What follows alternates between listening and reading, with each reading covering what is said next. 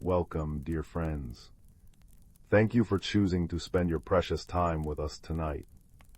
If you wish to enjoy these stories without interruptions, you can find them ads-free on our Patreon.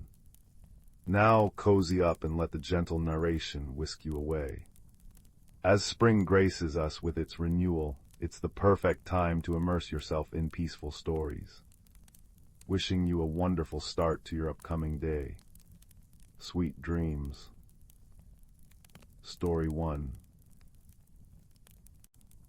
Deep in the heart of the ancient Whisperwood, where moonlight pooled like liquid silver and tree roots cradled secrets older than memory, the forest breathed in perfect harmony.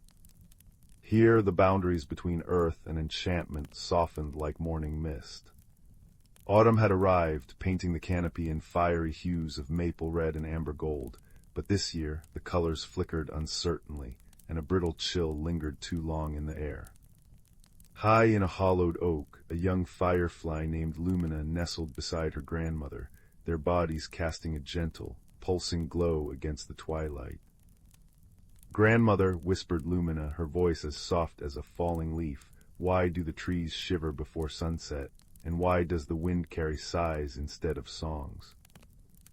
Old Seraphina, her wings dusted with the wisdom of countless seasons, hummed a low, soothing note. "The forest remembers, little one. It remembers when the balance wavers." She pointed a delicate antenna toward a carpet of moss below, where dew-kissed spiderwebs glistened like scattered diamonds. "Watch the weaver Iraq and see how her threads tremble. She feels the shift too. The season of shifting light is upon us, a time when the magic woven into every root and rivulet grows restless." As Lumina observed, she noticed more signs: squirrels burying nuts too frantically, their tiny paws scattering soil with uncharacteristic haste, brooks babbling in dissonant rhythms, and firefly dances that sputtered like candle flames in a draught. The forest's heartbeat, usually a steady thrum of rustling leaves and owl hoots, now stuttered with unease. Determined to understand, Lumina fluttered down to seek Bramble, a hedgehog whose spines held fragments of forgotten tales. She found him near a creek where water once chuckled merrily, but now slid past in silent, sluggish ribbons. Bramble's nose twitched as he sniffed a cluster of late-blooming moonflowers, their petals edged with frost. "Lumina, you feel it too. The earth's warmth is fading too fast. Even the stones weep with cold." His voice, usually bright as berry juice, was thick with worry.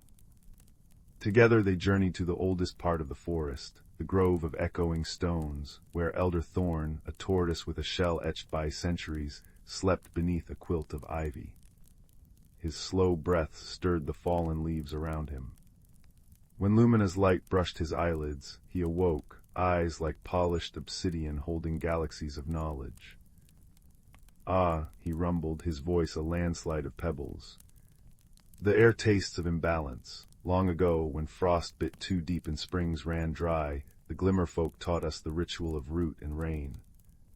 He described ethereal beings no larger than acorns, woven from starlight and dewdrops, who tended the forest's hidden veins of magic. "They slumber in the crystal glade where the first seed took root, but their dreams grow thin when seasons clash. To wake them, we must mend what's broken." Elder Thorn revealed that the shifting light occurred when human hearts forgot their bond with nature, when distant machines gnawed at mountains and smokestacks smudged the skies. "Their disconnection weakens the threads that bind our world," he sighed. "But remember, little ones, harmony blooms from small acts of kindness, like wildflowers in cracks of stone." Guided by starlight and resolve, Lumina and Bramble set off toward the crystal glade.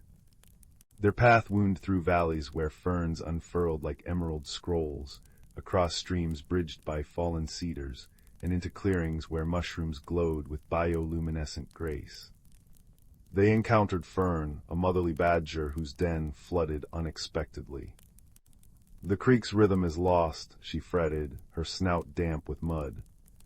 Lumina and Bramble gathered stones to redirect the water, their teamwork a silent symphony of paws and wings. As the creek's song returned, a gurgling lullaby, Fern gifted them a tuft of her fur, imbued with earth magic for protection. Deeper in, they found a family of field mice trembling as an unseasonal blizzard threatened their burrow.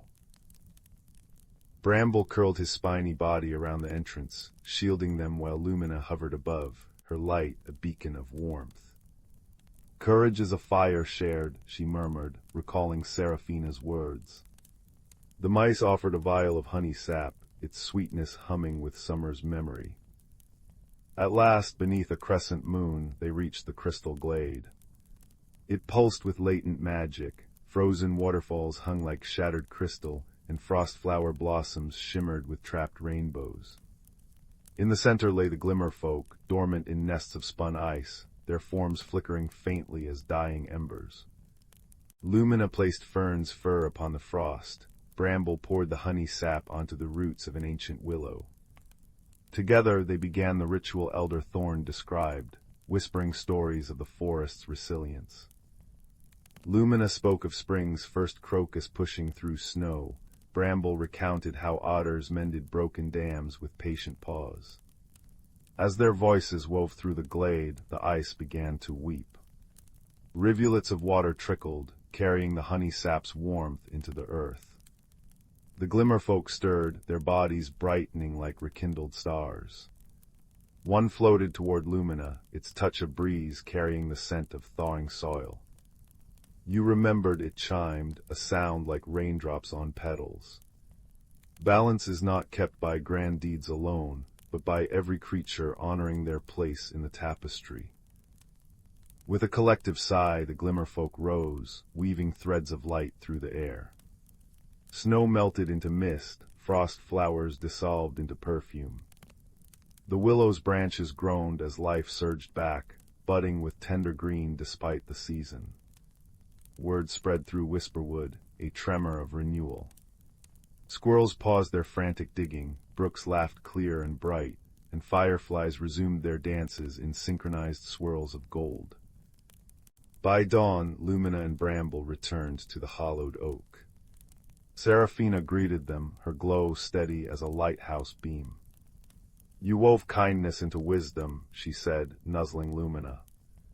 Below, Elder Thorn nodded, his shell warmed by the rising sun. "The forest breathes easy again. Remember this, little guardians. When the world feels fractured, mend it stitch by stitch, just as roots hold the earth." As autumn settled into its true rhythm, crisp but gentle, fiery yet forgiving, Lumina watched the Whisperwood thrive.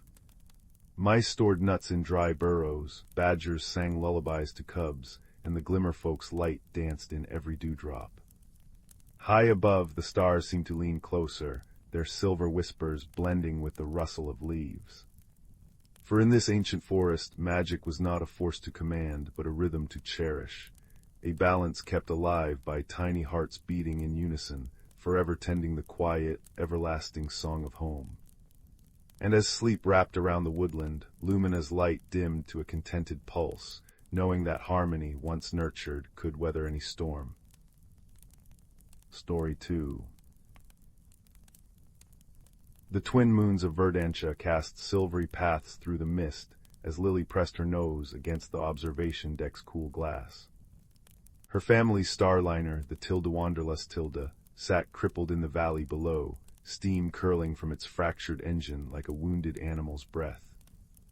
Just a minor detour, Papa had said with forced cheer, but 12-year-old Lily knew stranded when she saw it.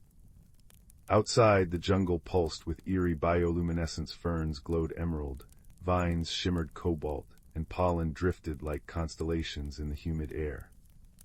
While her parents worked on repairs, Lily slipped into her Envira suit. "Stay within beacon range," Mama called, worry etching her face. Lily promised, but the whispering forest pulled her deeper. She followed a creek where water sang over rainbow stones, until a flickering light caught her eye. Not plant glow, but shifting patterns, lavender spirals, then amber zigzags dancing behind a waterfall's veil. Curiosity overcoming caution, Lily waded through the curtain of water. There, in a moss-draped cavern, hovered a creature like nothing in her xenobiology books. Its body resembled iridescent soap bubbles, constantly reshaping, while its skin projected those mesmerizing colors. When it noticed Lily, its patterns exploded into frantic crimson starbursts. "Hello," Lily whispered. The being recoiled, flashing warning oranges. Lily remembered her universal translator earpiece. "I mean no harm," she said slowly. The translator emitted garbled chimes. The creature's colors dimmed to confused gray swirls. Lily knelt, making herself small. She pointed to her chest. "Lily," then gestured toward the being. Its surface rippled, forming a single symbol, a shimmering blue circle. "Krrr." Lily attempted. The circle brightened the first spark of understanding. Over days, they met at the waterfall. Lily brought nutrient wafers. Krrr shared glowing berries that burst with honey light on her tongue. They developed a language. Lily drew in the moist earth. Krrr responded with color stories. She learned his people, the Lumen, communicated through emotional hues. Crimson meant fear, gold was joy, and deep indigo, loneliness. Krrr's indigo streaks deepened whenever Lily mentioned fixing the tilde wanderlust tilde. One evening, a harmonic tremor shook the valley. Krrr's bubbles compressed anxiously. "Danger," Lily signed. Krrr projected an image, jagged purple lightning cracking the sky. "Ion storm," Lily breathed. Her parents' repairs couldn't withstand that. Krrr swirled storm gray. He knew where the ship lay. They raced through the jungle as winds howled. Bioluminescent fungi dimmed under gathering violet clouds. When Lily's boot snagged on a root, Krrr caught her with a surprisingly solid bubble tendril. "Thank you," she gasped. He glowed warm gold. At the tilde wanderlust tilde, chaos reigned. Papa wrestled with sparking cables, while Mama monitored screaming sensors. The primary stabilizer crystal shattered. Mama cried. "Without it, the storm will tear us apart." Krrr hovered at the cargo bay entrance, projecting hesitant turquoise question marks. Papa started. "What's that?" "A friend," Lily insisted. "He can't help." Krrr pulsed indigo again, then projected an image. A cavern deep in the mountains, filled with jagged violet crystals. "Stabilizer geodes," Papa gasped. "But that's in Sheerwind Gorge, impassable before the storm hits." Krrr expanded, glowing fierce emerald. He projected a route through underground rivers where Lumen traveled. "You'd guide us?" Lily asked. Krrr formed a brilliant gold circle, tilde s tilde. Their journey through subterranean tunnels was a symphony of fear and trust. When rapids threatened to capsize their inflatable raft, Krrr dove underwater, his light revealing safe channels. When phosphorescent cave eels lunged, Lily used her suit's sonic repellent while Krrr flashed disorienting strobes. At a vertical shaft, Krrr buoyed Lily up with his body, straining as his bubbles flattened under her weight. Almost there. Lily panted, grabbing a ledge. Below, Krrr dimmed to exhausted pewter. The geode cavern took their breath away. Crystals jutted like amethyst swords, humming with energy. Krrr glided to the smallest one, perfect resonance. Papa marveled. But as Papa reached for it, Krrr flared scarlet. He projected an image, crystals crumbling, the mountain collapsing. They're structural, Lily realized. Removing one destabilizes everything. Thunder boomed above ground. Time was running out. Krrr spun slowly, projecting complex equations onto the crystal facets. Lily's eyes widened. He's calculating load distribution. Papa, cut here, here, and here. Guided by KRRR's light, Papa made precise laser incisions. The crystal came free just as the cavern groaned. Run. Lily screamed. KRRRR led them through shuddering tunnels, his light their only compass. Rocks tumbled around them until they burst into storm-lashed daylight. The Wanderlust's engines flared to life as they tumbled aboard. Strap in, Papa yelled. As the ship lurched skyward, Lily watched KRRR shrink below, his light a solitary gold star against the tempest. 2 months later, the Tilde Wanderlust Tilde returned to Verdantia, bearing a gift, a communication satellite designed by Lily and Papa. Lily stood once more by the waterfall, holding a projector. KRRR appeared, his colors swirling joyful topaz. Lily activated the device. KRRR's patterns now translated into soft chimes. Friend, safe, happy. Lily touched her screen, sending back the first human story about a girl and a bubble being who taught each other that friendship isn't about speaking the same words, but listening to the same heart. As KRRR's light washed over her in understanding gold, the waterfall sang its ancient song, and the glowing forest cradled them both in its gentle, everlasting embrace. Story 3. The village of Meadows Rest nestled between rolling hills and a forest known as the Whispering Woods. In this quiet place lived a thoughtful boy named Finn, who often felt overlooked in the bustling rhythm of village life. His solace was his grandmother's attic, a treasure trove of dusty books, forgotten trinkets, and the comforting scent of aged wood. One rainy afternoon, while organizing a box of mismatched buttons, Finn's fingers brushed against something cold and smooth hidden beneath the clutter. It was an ordinary-looking teacup, porcelain white with a single painted forget-me-not on its side. But when Finn lifted it, a faint melody hummed from within, like wind chimes dancing in a summer breeze. That night, as moonlight pooled on his windowsill, Finn placed the cup beside his bed. To his astonishment, the melody swelled into a soft, shimmering voice. "I am melody," it whispered. "I remember every song ever poured into me, joy, sorrow, courage, but my last song is fading. To save me, you must find the well of echoes in the Whispering Woods." Finn's heart fluttered, not with fear, but with a gentle curiosity that unfurled like a fern in spring. At dawn, Finn tucked the cup into a satchel padded with wool and ventured into the woods. The trees greeted him with rustling leaves that sounded like hushed secrets. Soon he met Thistle, a hedgehog whose quills shimmered like dewdrops. Thistle spoke in soft, staccato bursts. "Lost your way, follow the ferns," they leaned toward wonder. Finn noticed how the ferns arched like green bridges toward a sun-dappled path. "The well is guarded by the keeper of whispers," Thistle added.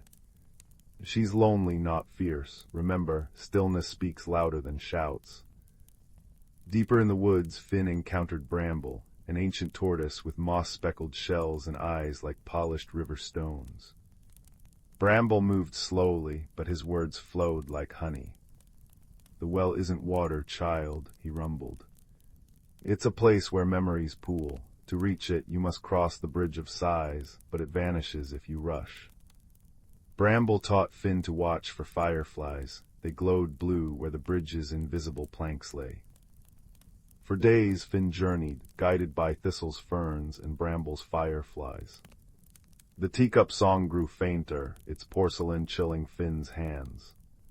When they reached a clearing veiled in mist, the bridge of sighs materialized, a fragile arc of light. At its end stood the keeper, a tall figure woven from willow branches and twilight, her eyes hollow as abandoned nests. "Why do you disturb my solitude?" she sighed, her voice echoing with forgotten lullabies. Finn's helpers tensed, but Finn knelt and placed the teacup on the moss. "Melody needs your well," he said softly. "Her songs are memories like yours." He described the village baker humming to his bread dough, children giggling in rain puddles, his grandmother's voice singing him to sleep. As he spoke, the keeper's twiggy fingers trembled.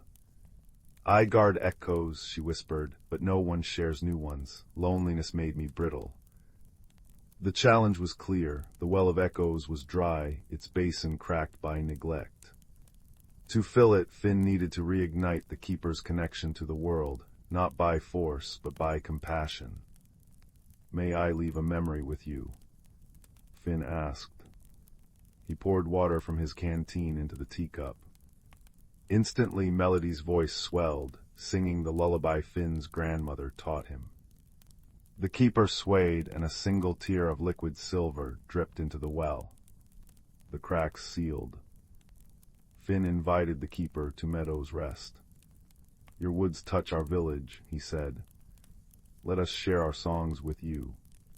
Hesitant but hopeful, she followed. When they returned, Finn placed Melody on the village square's old oak stump. As the sun set, the cup glowed, spinning melodies into the air, songs of harvest feasts, whispered secrets, and comforting hums. Villagers gathered, eyes wide. The baker brought his dough-kneading tune, children hummed skipping rhymes. The keeper, hidden in the shadows, absorbed every note, her form softening into something less like branches, more like starlight. Finn's journey changed him. Where once he felt invisible, he now saw how listening, truly listening, could weave connections stronger than rope. The teacup remained in the square, a vessel for shared stories. Thistle visited often, curling beneath the oak stump, while Bramble basked nearby, murmuring tales to patient fireflies. And the keeper. She became the gentle breeze carrying laughter from the village into the woods, no longer a guardian of echoes, but a weaver of them. That night, as Finn lay in bed, the scent of damp earth and distant melodies drifted through his window. He understood now that magic wasn't in grand spells or roaring triumphs. It lived in quiet moments, a teacup's hum, a hedgehog's guidance, a tortoise's wisdom, and the courage to offer kindness to a lonely soul. The whispering woods sighed contentedly, and Finn slept, wrapped in the warmth of a world where ordinary things held extraordinary secrets, and every heart's song mattered. Story 4. The village of Starlight Hollow nestled in the crook of Whispering Willow Valley, a place where cobblestones shone like polished moonstones underfoot, and the air always carried the faint scent of cinnamon and damp earth. Fireflies, known locally as starlight sprites, usually danced in the velvet dusk, their tiny lanterns casting constellations across the mossy rooftops and fragrant lavender fields. But for 3 nights now, an unsettling quiet had fallen. The sprites had vanished. Young Finn, whose curiosity was as bright as the missing lights, noticed it first. He sat by his window, carved with whorls like river currents, his chin resting on folded arms. The familiar, comforting hum of the sprites was absent, replaced by an eerie stillness. "Where have they gone?" he murmured to Bramble, his sturdy, ginger-furred badger companion. Bramble, ever practical, nudged Finn's knee with his cool nose and gave a soft chuff that meant, "Let's find out." The next morning, Finn found Old Man Hemlock, who kept the Sunbeam Orchard, scratching his head in dismay. "My prize peaches, Finn, half-ripe and falling off the trees. They need the sprite's gentle glow to finish sweetening, you see. Without their light, well, it's all gone sour." Further down the lane, Mistress Willow the baker sighed as she pulled pale, flat loaves from her enormous clay oven. "The dough just won't rise proper without the sprites humming near the yeast starter at twilight. Something's terribly amiss." Finn felt a knot of worry tighten in his chest. He shared his observations with Bramble as they walked towards the heart of the village, the magnificent living library tree known as the Grand Oak. Its branches held countless books nestled in hollows, tended by Thistlewick, the ancient, bespectacled hedgehog librarian. Thistlewick was known for his wisdom and his ability to decipher even the faintest whispers of the natural world. "Ah, young Finn," Thistlewick greeted, polishing his tiny spectacles with a leaf. And Bramble, come about the sprites, I presume, a most perplexing mystery. He gestured with a quill towards a large, leather-bound book titled Luminescent Lore and Light-Related Lamentations. Vanishing sprites, rare but not unheard of. Usually it indicates a disruption. Something has frightened them or perhaps dimmed their source of joy. But what could frighten starlight sprites? Finn asked, kneeling beside the wise hedgehog. Bramble sniffed curiously at the book's pages. Fear often stems from the unknown, Finn, Thistlewick replied sagely. Perhaps something new has arrived in the valley, or something old has changed its habits. Observation is key. Tell me, what did the nights feel like before they vanished, and what have you noticed since? Finn thought hard. Well, the last night they were here, the air felt thicker, warmer than usual, like a blanket, and since they've gone, I've heard gulping sounds down by the moon mirror pond, like big stones being dropped into deep water, but only at night. Thistlewick's spectacles glinted. Gulping sounds and unusual warmth, intriguing, moon mirror pond. The sprites gather near its reeds to drink the starlight reflected on the water, their favorite spot. He tapped the book. Perhaps a visit to the pond is in order, but remember, Finn, approach with quiet eyes and open ears. Fear makes creatures hide, even magical ones. That evening, as the last streaks of apricot faded from the sky, Finn and Bramble crept towards Moon Mirror Pond. The air was unusually warm and humid, clinging to their skin. The pond, usually a perfect, still circle reflecting the emerging stars, seemed disturbed. Gentle ripples lapped at the banks, though there was no wind. And then they heard it, a deep, resonant gloop. Gloop like a giant taking slow, deliberate sips. Hiding behind a cluster of fragrant catmint, Finn peered across the water. Bramble's nose twitched furiously. In the center of the pond, where the moonlight pooled brightest, a large, dark shape broke the surface. It wasn't menacing, but large. Smooth, obsidian scales gleamed wetly. A pair of enormous, mournful eyes, the color of deep-sea pearls, blinked slowly. Then with another soft gloop, it sank back beneath the surface, leaving only expanding rings of water. A dragonfish. Finn whispered, remembering a picture in Thistlewick's library. But they live in deep mountain lakes, not our little pond, and they eat, oh. His eyes widened. They eat moonbeams and starlight. Suddenly, it all made sense. The warmth dragonfish radiate gentle heat. The gulping sounds it was sipping the concentrated starlight from the pond's surface. The missing sprites, they weren't gone, they were hiding. Terrified of the large, unfamiliar creature slurping up their precious light near their drinking spot. They'd fled deep into the reeds and the roots of the weeping willows, their lights dimmed with fear.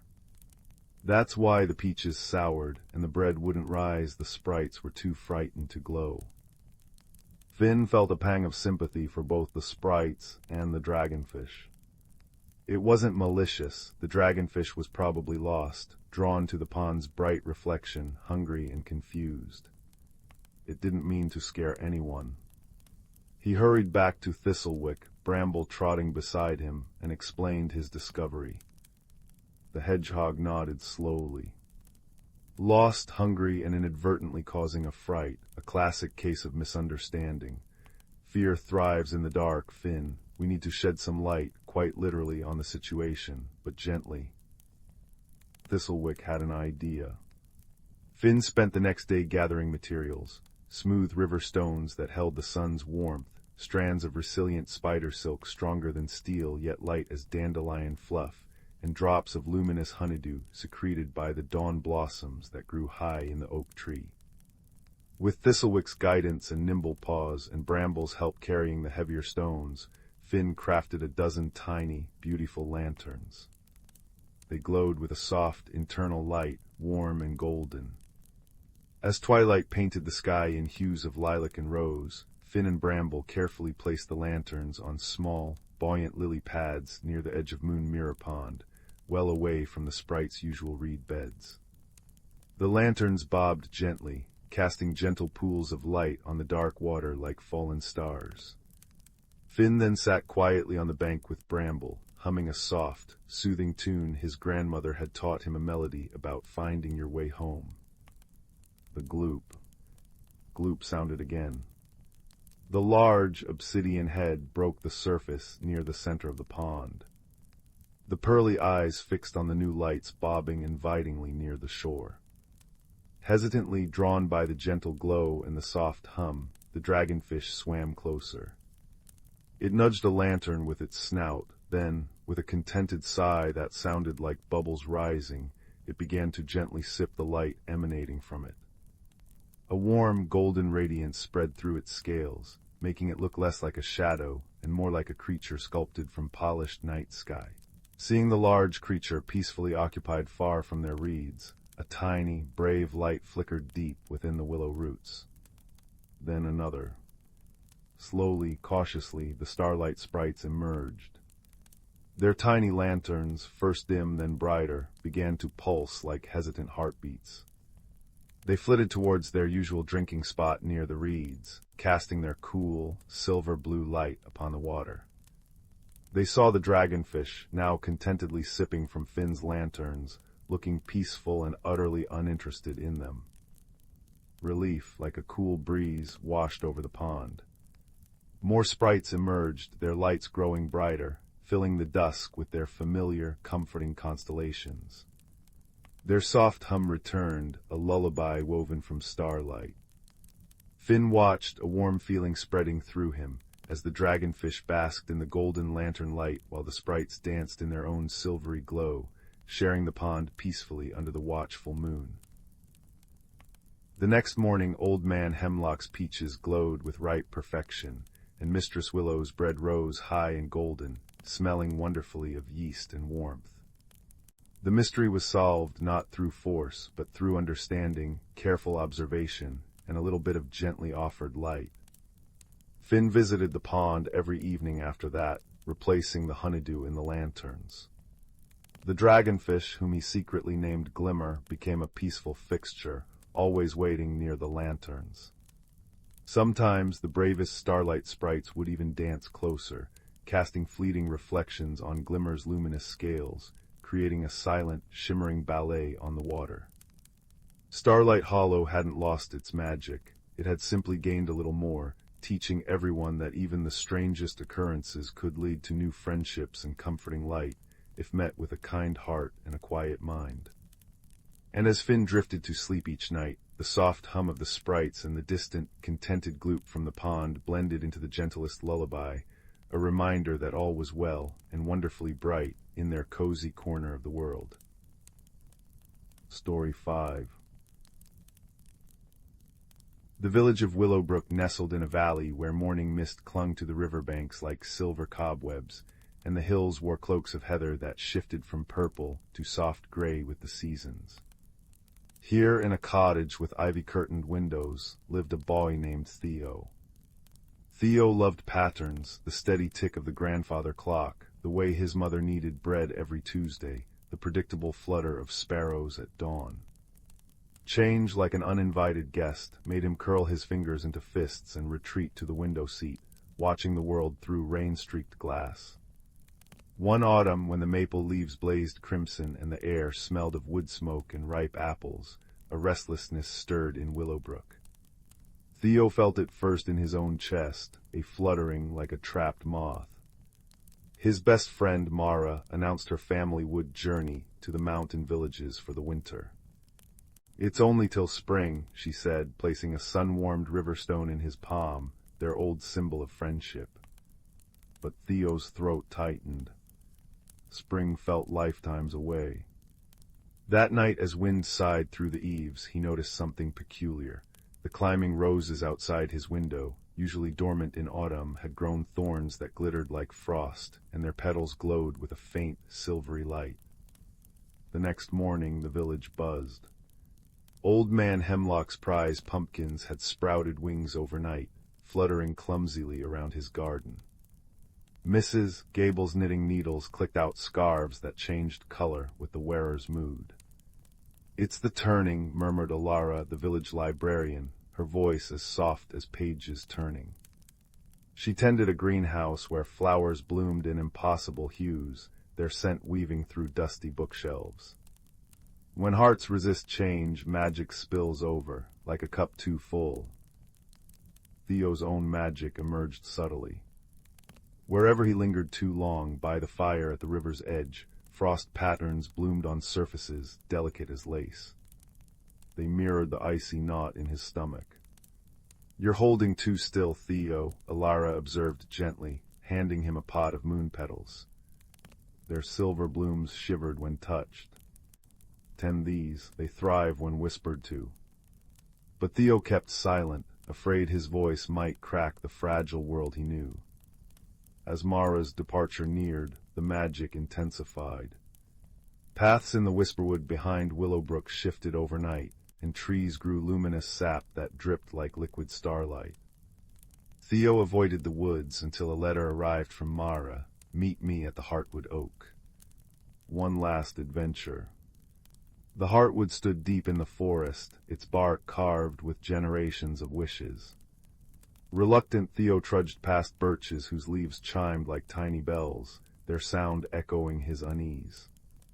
He found Mara beneath the great oak, its branches heavy with acorns that pulsed with soft amber light.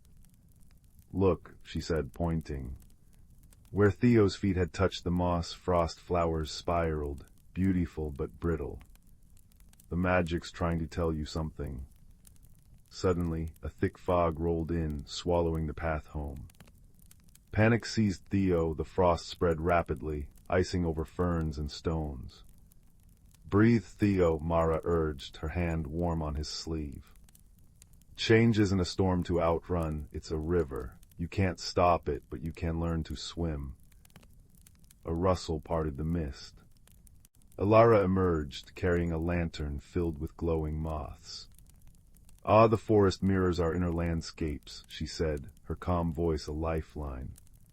She explained that the Heartwood Oak absorbed the village's emotions, transforming them into tangible magic. Theo's resistance had crystallized into cold, just as Mara's excitement for her journey had given wings to pumpkins. "To find your way," Alara said, "you must understand what your magic needs to become." For days, Theo returned to the oak with Mara and Alara. Alara taught him to listen, to the wind stories in the pines, to the underground rivers singing beneath their feet. Mara showed him how to find joy in small shifts, the way clouds reshaped themselves, how fireflies blinked new patterns each night. Slowly, Theo began speaking to the moon petals. At first his voice trembled, but as he shared his fears, "I'm scared of forgetting Mara's laugh, of the silence without her," the frost on his palms softened into dewdrops. One afternoon, as he described the constancy of the North Star, the moon petals unfurled into luminous butterflies that settled on his shoulders like living starlight. The eve of Mara's journey arrived. Willowbrook gathered under a sky streaked with lavender and gold. Theo approached the Heartwood Oak alone. Placing his palm on its trunk, he whispered, "Change is lonely, but it makes room for new wonders." The tree shuddered. Where frost had once spread, warm golden sap welled up, spilling over his hand and sinking into the earth. Roots glowed beneath the soil, spreading light through the forest floor. The fog lifted, revealing paths paved with glowing mushrooms, leading home. At dawn, Theo met Mara by the river. She hugged him tight, then pressed the sun-warmed stone back into his hand. "Keep this safe," she smiled. "When you miss me, hold it. It'll remember us both." As her family's cart rolled away, Theo didn't feel the icy knot anymore. Instead, a gentle warmth bloomed in his chest. Back home, he placed Mara's stone on his windowsill beside the moon petals. The climbing roses had transformed, their thorns now softened into velvety stems, and their petals radiated a steady, buttery light that bathed his room in comfort. Winter settled over Willowbrook, hushed and deep. Theo visited Alara often, learning to weave river reeds into baskets that held whispers of summer, or stir herbal teas that steamed with memories of autumn bonfires. His magic, once a shield of ice, now flowed like the river, sometimes quiet, sometimes lively, but always moving. He wrote letters to Mara, sealing them with wax that shimmered with forest green light, each one carrying stories of frost ferns and owl song. One crisp morning, as the first snow dusted the hills, a package arrived from the mountains. Inside lay a scarf knit by Mara, deep blue like twilight, and stitched with constellations that glimmered when Theo smiled. Wrapped within it was a mountain crystal, humming with the energy of high, wild places. Theo placed it beside Mara's river stone. Together they pulsed, a soft, synchronized glow, like two hearts bridging the distance. That night Theo sat by his window, the roses casting buttery light on his hands. Outside, the snow fell in fat, silent flakes, covering the world in a clean, new beginning. He breathed in the peace, the tick of the clock, the scent of baking bread, the sparrows' drowsy chirps, all familiar, yet now cradled in the gentle understanding that endings were just doorways, and growth, however tender, was the quiet magic that turned fear into wonder. And as he drifted to sleep, the moon petals butterflies fluttered around him, weaving dreams of rivers and mountains, and a friendship as constant as the stars. Story 6. Deep within the Whisperwood, where ancient oaks stood sentinel and moss padded the forest floor like a velvet quilt, the boundaries between the seen and unseen world grew delightfully thin.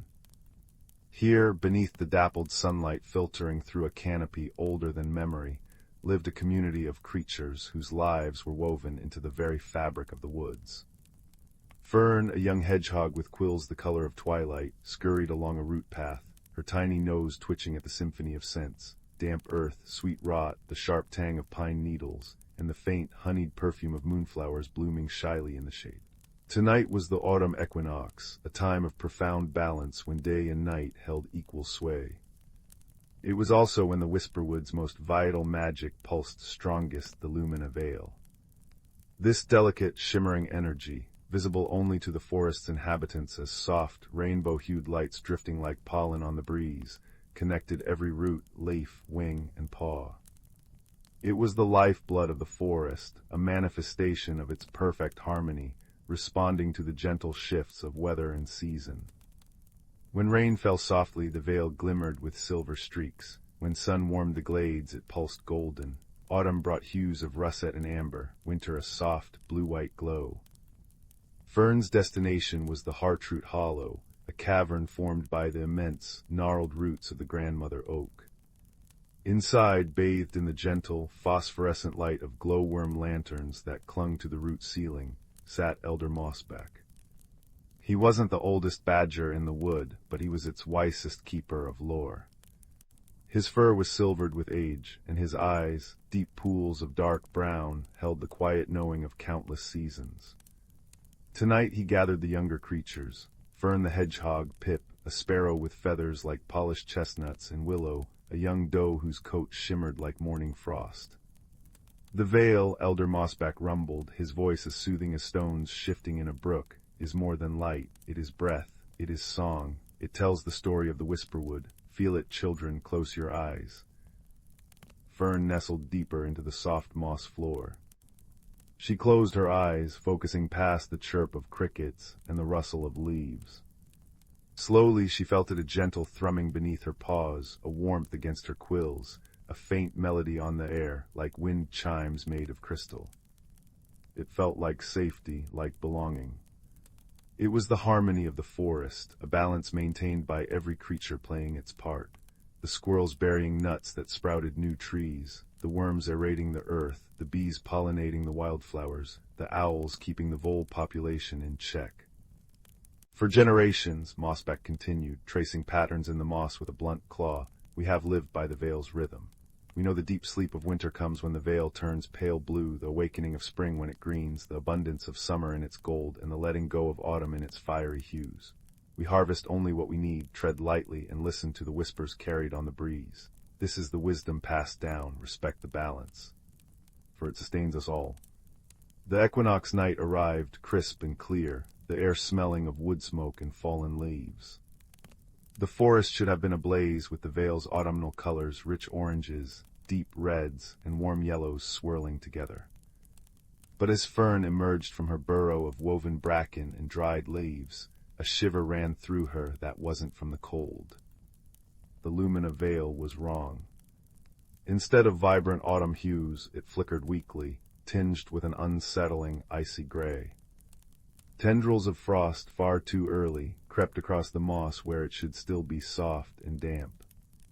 The air felt brittle, unnaturally still. The comforting thrum beneath her paws was faint and discordant. Panic, small and sharp, pricked at Fern. She scurried towards the heartroot hollow, her small heart pounding like a trapped moth. She found Pip already there, feathers fluffed anxiously, and Willow pacing nervously, her breath misting in the unnaturally cold air. Elder Mossback stood at the entrance, his wise face etched with deep concern as he gazed at the sickly veil. "The balance is disturbed," Mossback murmured, his voice heavy. "This frost, it is not the season's gentle kiss, but a harsh bite. The veil weakens, the forest holds its breath." "But why, Elder?" chirped Pip, hopping closer. "What happened?" Mossback closed his eyes, inhaling deeply. "The veil responds to the forest's health, to the weather's true nature. This cold, it feels forced, unnatural, as if something is pulling the winter's chill too soon, disrupting the natural flow." He opened his eyes, filled with quiet resolve. "We must find the source. We must listen, truly listen, to the whispers now." Fern felt fear coil in her belly. She was small, often hesitant. How could she help fix something that troubled even Elder Mossback? Yet the discordant hum of the veil felt like a physical ache. The forest, her home, needed her. They set out into the unnaturally silent woods. The usual night sounds were muted. No owls hooted, no foxes barked. The frost crunched under Willow's delicate hooves. Fern focused on the veil, trying to sense its distress. She closed her eyes again, concentrating past her fear. The discordant hum, it seemed stronger near the crystal brook, a stream whose clear waters usually sang merrily over smooth stones. Now it flowed sluggishly, thin sheets of ice forming at its edges. Following the brook upstream, the unnatural cold intensified. Fern felt it seep through her quills. Pip flew ahead, scouting. "Over here," he called, his voice strained. "Near the Moonstone Falls." They arrived at a small waterfall cascading over smooth, dark rocks. Usually it sparkled under the moon, feeding the crystal brook. But now, just above the falls, nestled precariously in the roots of a lightning-struck cedar, lay something utterly out of place. It was a large, jagged shard of ice-blue crystal, radiating an intense, unnatural cold. Tendrils of frost spread from it like icy spiderwebs, coating the rocks and nearby ferns. This was the source, a fragment of glacial ice, perhaps flung far from its mountain home by some violent storm, now leaching the warmth and disrupting the seasonal flow. It was draining the life and magic from the immediate area, causing the veil to falter. "It's so cold." Willow breathed, stepping back. "How can we move it? Touching it might freeze us solid." Pip fluttered near it, then quickly retreated. "It burns with cold. It's like winter's heart fallen here." Fern looked at the shard, then at the struggling veil nearby, its colors dim and gray. She remembered Elder Mossback's words, "Respect the balance. Listen to the whispers." The forest wasn't just the animals, it was the plants, the water, the stones, the weather. This shard was part of the world, but it was out of place, like a wrong note in the forest's song. It needed to be returned to its own rhythm. "Elder," Fern said, her voice small but steady, "the veil, it's weak here, but it's still trying. Maybe it needs help, not to fight the cold, but to guide it home, like the squirrels guide acorns to grow. Mossback's eyes gleamed with pride. Wisely spoken, little fern, force would shatter it or us. We must work with the forest, not against it. We need warmth, gentle warmth, to persuade the winter shard to release its grip, to remind it that this is not its season nor its place. A plan formed, born of cooperation and the forest's own resources. Pip flew swiftly to the glimmer-capped glade, home to a large colony of fireflies. He explained the plight of the vale. The fireflies, understanding the threat to their luminous home, agreed without hesitation. Willow used her strong legs and careful hooves to gather armfuls of dry, sun-warmed moss and fallen leaves from sunlit clearings, untouched by the frost. Fern, remembering the deep, slow warmth of the earth, began to dig a shallow pit near the shard, but not too close, using her strong front claws. Under the moon's watchful eye, they worked. Willow piled the sun-warmed moss and leaves into the pit Fern had dug. The fireflies, hundreds of them, gathered above the pit.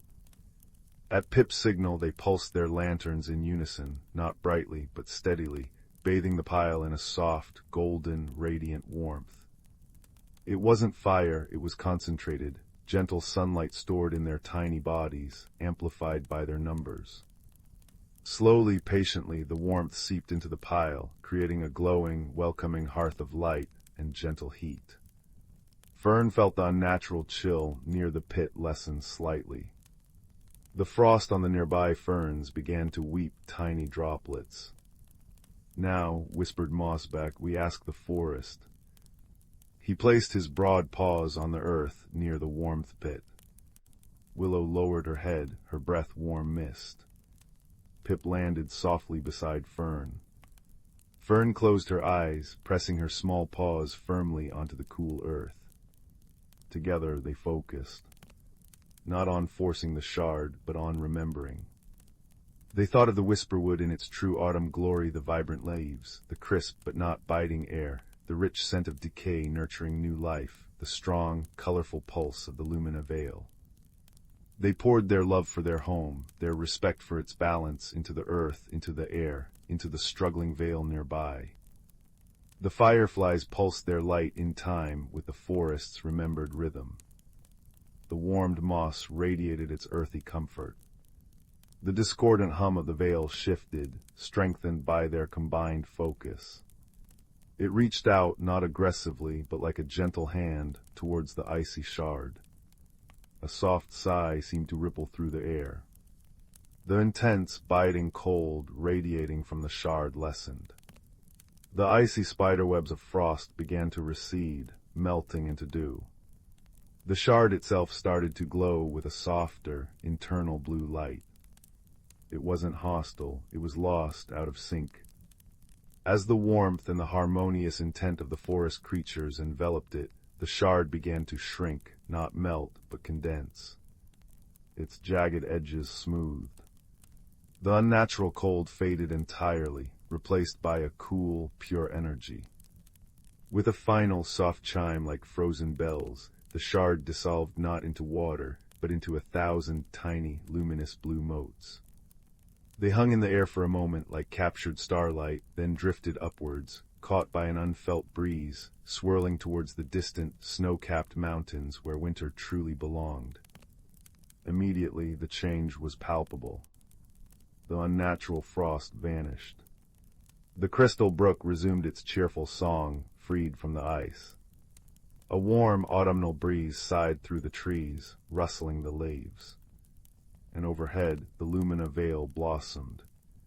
Weak gray light vanished, replaced by a glorious cascade of color, deep ruby reds, vibrant pumpkin oranges, shimmering golden yellows, and soft amber glows, swirling and dancing in the moonlight like a celestial celebration. The discordant hum transformed into a strong, harmonious thrum that vibrated through the earth and filled the air with a sense of profound peace and rightness. The forest exhaled. Back at the Heartroot Hollow, bathed in the restored warm glow of the vale filtering through the roots and the steady light of the glowworms, the creatures gathered. Fern felt exhaustion, but it was a good exhaustion, warmed from within by accomplishment and relief. The unnatural cold was gone, replaced by the comfortable chill of a true autumn night. Elder Mossback looked at them all, his eyes reflecting the vale's beautiful colors. "You have done more than move a shard of ice," he said softly. "You have listened to the forest's whisper. You remember the wisdom. Harmony is not the absence of challenge, but the strength found in cooperation and respect. You worked with the world, not against it. The cold wasn't evil, it was misplaced. You helped it find its true season." He settled deeper into the moss. "Tonight we learned that balance is delicate, but the forest is resilient. It remembers its song, and when its children lend their voices, even the deepest chill can be warmed, even the loudest discord can find harmony again. Remember this feeling, little ones. Remember the warmth of shared purpose, the strength in listening, and the enduring song of the vale. It is the song of home, of balance, and of generations caring for each other and their world." Outside the hollow, the Whisperwood settled into its true autumn equinox slumber. The Lumina veil pulsed gently, painting the forest floor in shifting patterns of warm light. Owls hooted softly in the distance. The crystal brook murmured its ancient lullaby. The scent of damp earth, wood smoke, and ripe berries filled the air. High above, the luminous blue motes, tiny fragments of winter guided home, winked out one by one against the vast, star-strewn sky, leaving the forest wrapped in the peaceful, harmonious embrace of its own perfect, balanced night. The hearth fire of the world, tended by countless small hearts, burned warm and bright once more. "Sleep, little ones," the forest whispered. "All is well. All is in balance. Dream beneath the veil." Story 7. Deep within the Whisperwood, where ancient oaks stretched moss-draped branches toward a sky often veiled in mist, magic hummed just beneath the surface of reality. Here the seasons didn't merely change, they danced. Spring arrived on the breath of warm zephyrs, carrying pollen-gold promises. Summer unfurled in emerald canopies that shimmered with firefly constellations. Autumn descended in a cascade of amber and crimson, each leaf a whispered secret. Winter wrapped the forest in a crystalline hush, where frost painted stories on frozen ponds. And in this realm the creatures lived not as mere inhabitants, but as guardians of an intricate, singing balance. Young Bramble, a hedgehog with spines like dewdrop-tipped thistles, lived in a cozy burrow lined with dried lavender and owl feathers. His grandmother, a badger named Sorrel with fur like storm-cloud silver, often spoke of the forest's hidden pulse. "Listen beyond the rustle," she'd murmur, her voice as comforting as the crackle of their hearth moss fire. "Hear the wind's lullaby, that's the breath of seasons, carrying dreams from the roots to the stars." Bramble would nestle into Sorrel's warmth, inhaling the scent of rain-soaked earth and wood smoke, feeling the forest's heartbeat thrum through the soil beneath them. One late summer evening, as crickets wove melodies into the twilight, an unnatural stillness settled. The breath of seasons faltered. No cooling breeze carried the scent of ripening blackberries or the distant promise of autumn's spice. Instead, the air grew thick and heavy, clinging like damp wool. Flowers drooped, their petals losing luster. Even the creek's usual chuckle faded to a listless sigh. Bramble watched a weary bluebird, feathers dulled, struggle to lift itself onto a wilting elderberry branch. "Grandmother," he whispered, his nose twitching at the stale air, "why does the forest hold its breath?" Sorrel's eyes, deep as mossy pools, grew solemn. She led Bramble to the heartstone glade, a clearing where moonlight pooled like liquid silver on a flat, moss-cushioned rock etched with spirals. "Long ago," Sorrel began, her paw tracing the carvings, "when the seasons tangled, the first guardians sang to the whispering winds.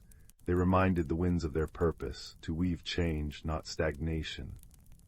She described how generations past had faced such silences, always restoring harmony by understanding the connections. How the squirrel's buried nuts fed the soil, how the beaver's dam nurtured reeds where dragonflies hatched, how even the tiniest spider's web caught morning dew to quench thirsty ferns. the imbalance deepened. Without the wind's guidance, autumn's vibrant palette refused to awaken.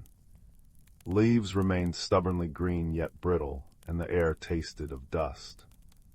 Bramble noticed the forest's distress in every detail, the frantic scrabble of mice searching for water, the drooping caps of mushrooms that usually glowed with bioluminescent hope at dusk. A family of foxes, their coats patchy and thin, huddled miserably in their den. "We must help," Bramble declared, his small voice trembling but resolute. Sorrel nuzzled him. "Wisdom is the compass, little one. We listen, then act." They journeyed to the elder tree, a colossal oak where hollows glowed with the soft light of glowworms. There they convened with Fern, an ancient owl whose feathers held the patterns of frost and starlight, and Pip, a quick-witted dormouse who knew every route path in the forest. "The winds are lost," Fern hooted softly, her amber eyes reflecting the dimming moon. "Trapped in the high peaks where echoes confuse their song." Pip twitched his whiskers. "But why? The peaks have always sung back." Sorrel nodded. "Something silences the echo, something unnatural." Bramble remembered Sorrel's stories, how balance required every voice. He crept to the forest's edge where human artifacts sometimes drifted, a tattered kite, a smooth glass bottle. There, half buried in ferns, lay a shard of mirrored metal, reflecting the stagnant sky. It wasn't part of the forest's song. When sunlight hit it, the glare shot upward, blinding and harsh. "This," Bramble gasped.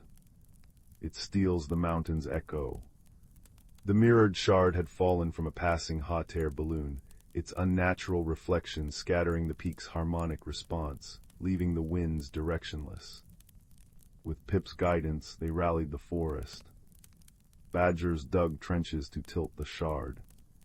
Squirrels wove vines into a net. Fireflies lit their path as night deepened, their glow a constellation of determination. Bramble, heart pounding like a woodpecker's drum, climbed onto Sorrel's back as she nudged the shard into the net. Together they hauled it away from the peaks, burying it deep in clay where its reflection could harm no one. As the last clod of earth settled, a sigh rippled through the trees. Then a whisper. A gentle, cool caress brushed Bramble's spines. It carried the scent of wood smoke and fallen apples. The breath of seasons returned. It swirled through the Whisperwood, rustling leaves into bursts of gold and scarlet.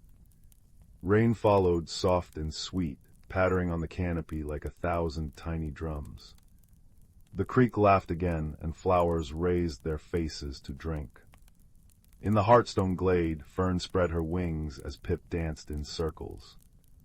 "You listened," Sorrel murmured to Bramble, her eyes crinkling with pride.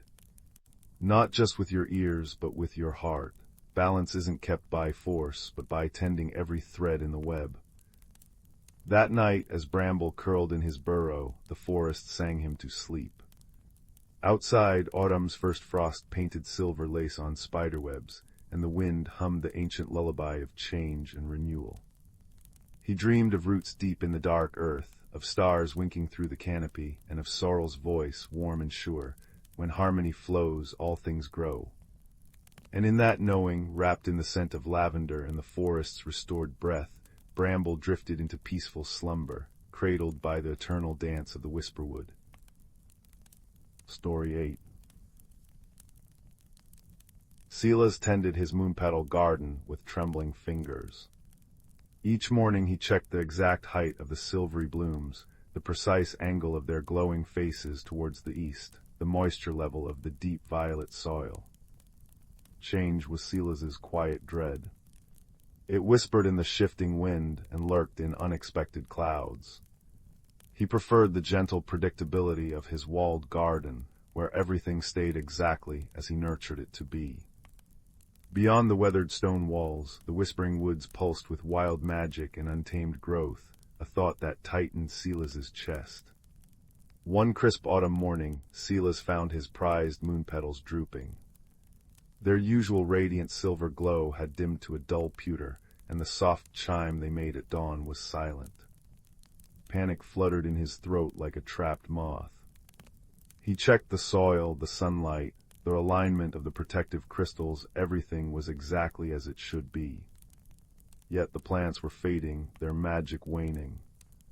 The fear of losing them, the fear of this unwanted change, felt like a cold stone in his stomach. His friend Bryn, whose cottage nestled at the very edge of the whispering woods, found him staring helplessly at the wilting flowers. Bryn's hair was perpetually tangled with leaves, and her eyes held the deep green wisdom of the forest. "They feel your fear, Silas," she said softly, her voice like rustling parchment. "Moon petals thrive on gentle acceptance, not rigid control. They sense the storm inside you." "But I haven't changed anything," Silas protested, his voice tight. "Everything is perfect." Bryn knelt, brushing a fingertip against a drooping petal. It shivered faintly. "Perhaps perfect isn't what they need anymore. Perhaps they need to change, and you need to let them. The woods might hold an answer. The Heartstone Glade is stirring." The Heartstone Glade.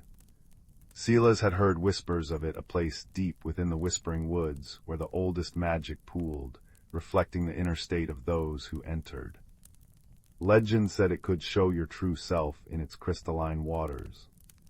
The thought of venturing so deep into the unknown, where paths shifted and shadows danced, filled him with icy dread. Yet the sight of his beloved moon petals, their light flickering like a dying candle, pushed him. He couldn't lose them. With a deep, shuddering breath, he agreed. Bryn led the way, her steps sure and silent on the mossy path. Silas followed, his heart pounding against his ribs like a trapped bird. The air in the woods smelled rich and ancient damp earth, decaying leaves, and the sweet tang of unseen berries. Sunlight dappled through the canopy in shifting patterns, illuminating vibrant emerald ferns and clusters of luminous blue mushrooms. Every rustle, every creak of a branch felt amplified. Silas flinched when a squirrel chattered overhead, scattering acorns. "Breathe, Silas," Bryn murmured, pausing by a stream where water chuckled over smooth, gray stones. The woods sense tension, they respond to openness. She dipped her hand into the cool water, and tiny, phosphorescent fish darted around her fingers, leaving trails of soft light. See, no harm, only curiosity. As they walked deeper, the path became less defined. Silas stumbled over a hidden root, catching himself on the rough bark of an ancient oak. He felt a gentle thrum beneath his palm, a slow, steady pulse that echoed the beat of his own heart, calming him slightly. He looked up. High in the branches, a figure made of woven twigs and autumn leaves watched him with eyes like polished amber. Kalen, the forest guardian, rarely seen but always present. "You carry winter in your spring," Kalen's voice whispered, not from the figure but from the rustling leaves all around. "The garden fears the wild, yet the wild nourishes the garden. Let the walls down, little caretaker. Let the light find its new shape." Silas shivered, the words resonating deep within his fear. Was his own rigidity, his terror of change, what was truly harming the moon petals? Was he the walls stifling their light? Finally, they reached the Heartstone Glade. It was a small clearing bathed in ethereal light that seemed to emanate from the very air. In its center lay a pool of water so clear it was almost invisible, reflecting the vibrant canopy above like a perfect mirror. Ringing the pool were smooth, milky white stones that pulsed with a soft, internal light. The air hummed with a deep, resonant energy, peaceful yet profoundly alive. "Look into the waters, Silas," Bryn said, her voice barely a breath. "See what the Heartstone shows you." Trembling, Silas stepped to the edge of the pool. He saw his own reflection first, pale face etched with worry lines, eyes wide with apprehension. But as he focused, the image shimmered. He saw his walled garden, but the walls were impossibly high, thick with thorns, casting deep shadows over the moon petals within. He saw himself frantically measuring, pruning, trying to force the plants into unchanging forms, while their light dimmed under his anxious touch.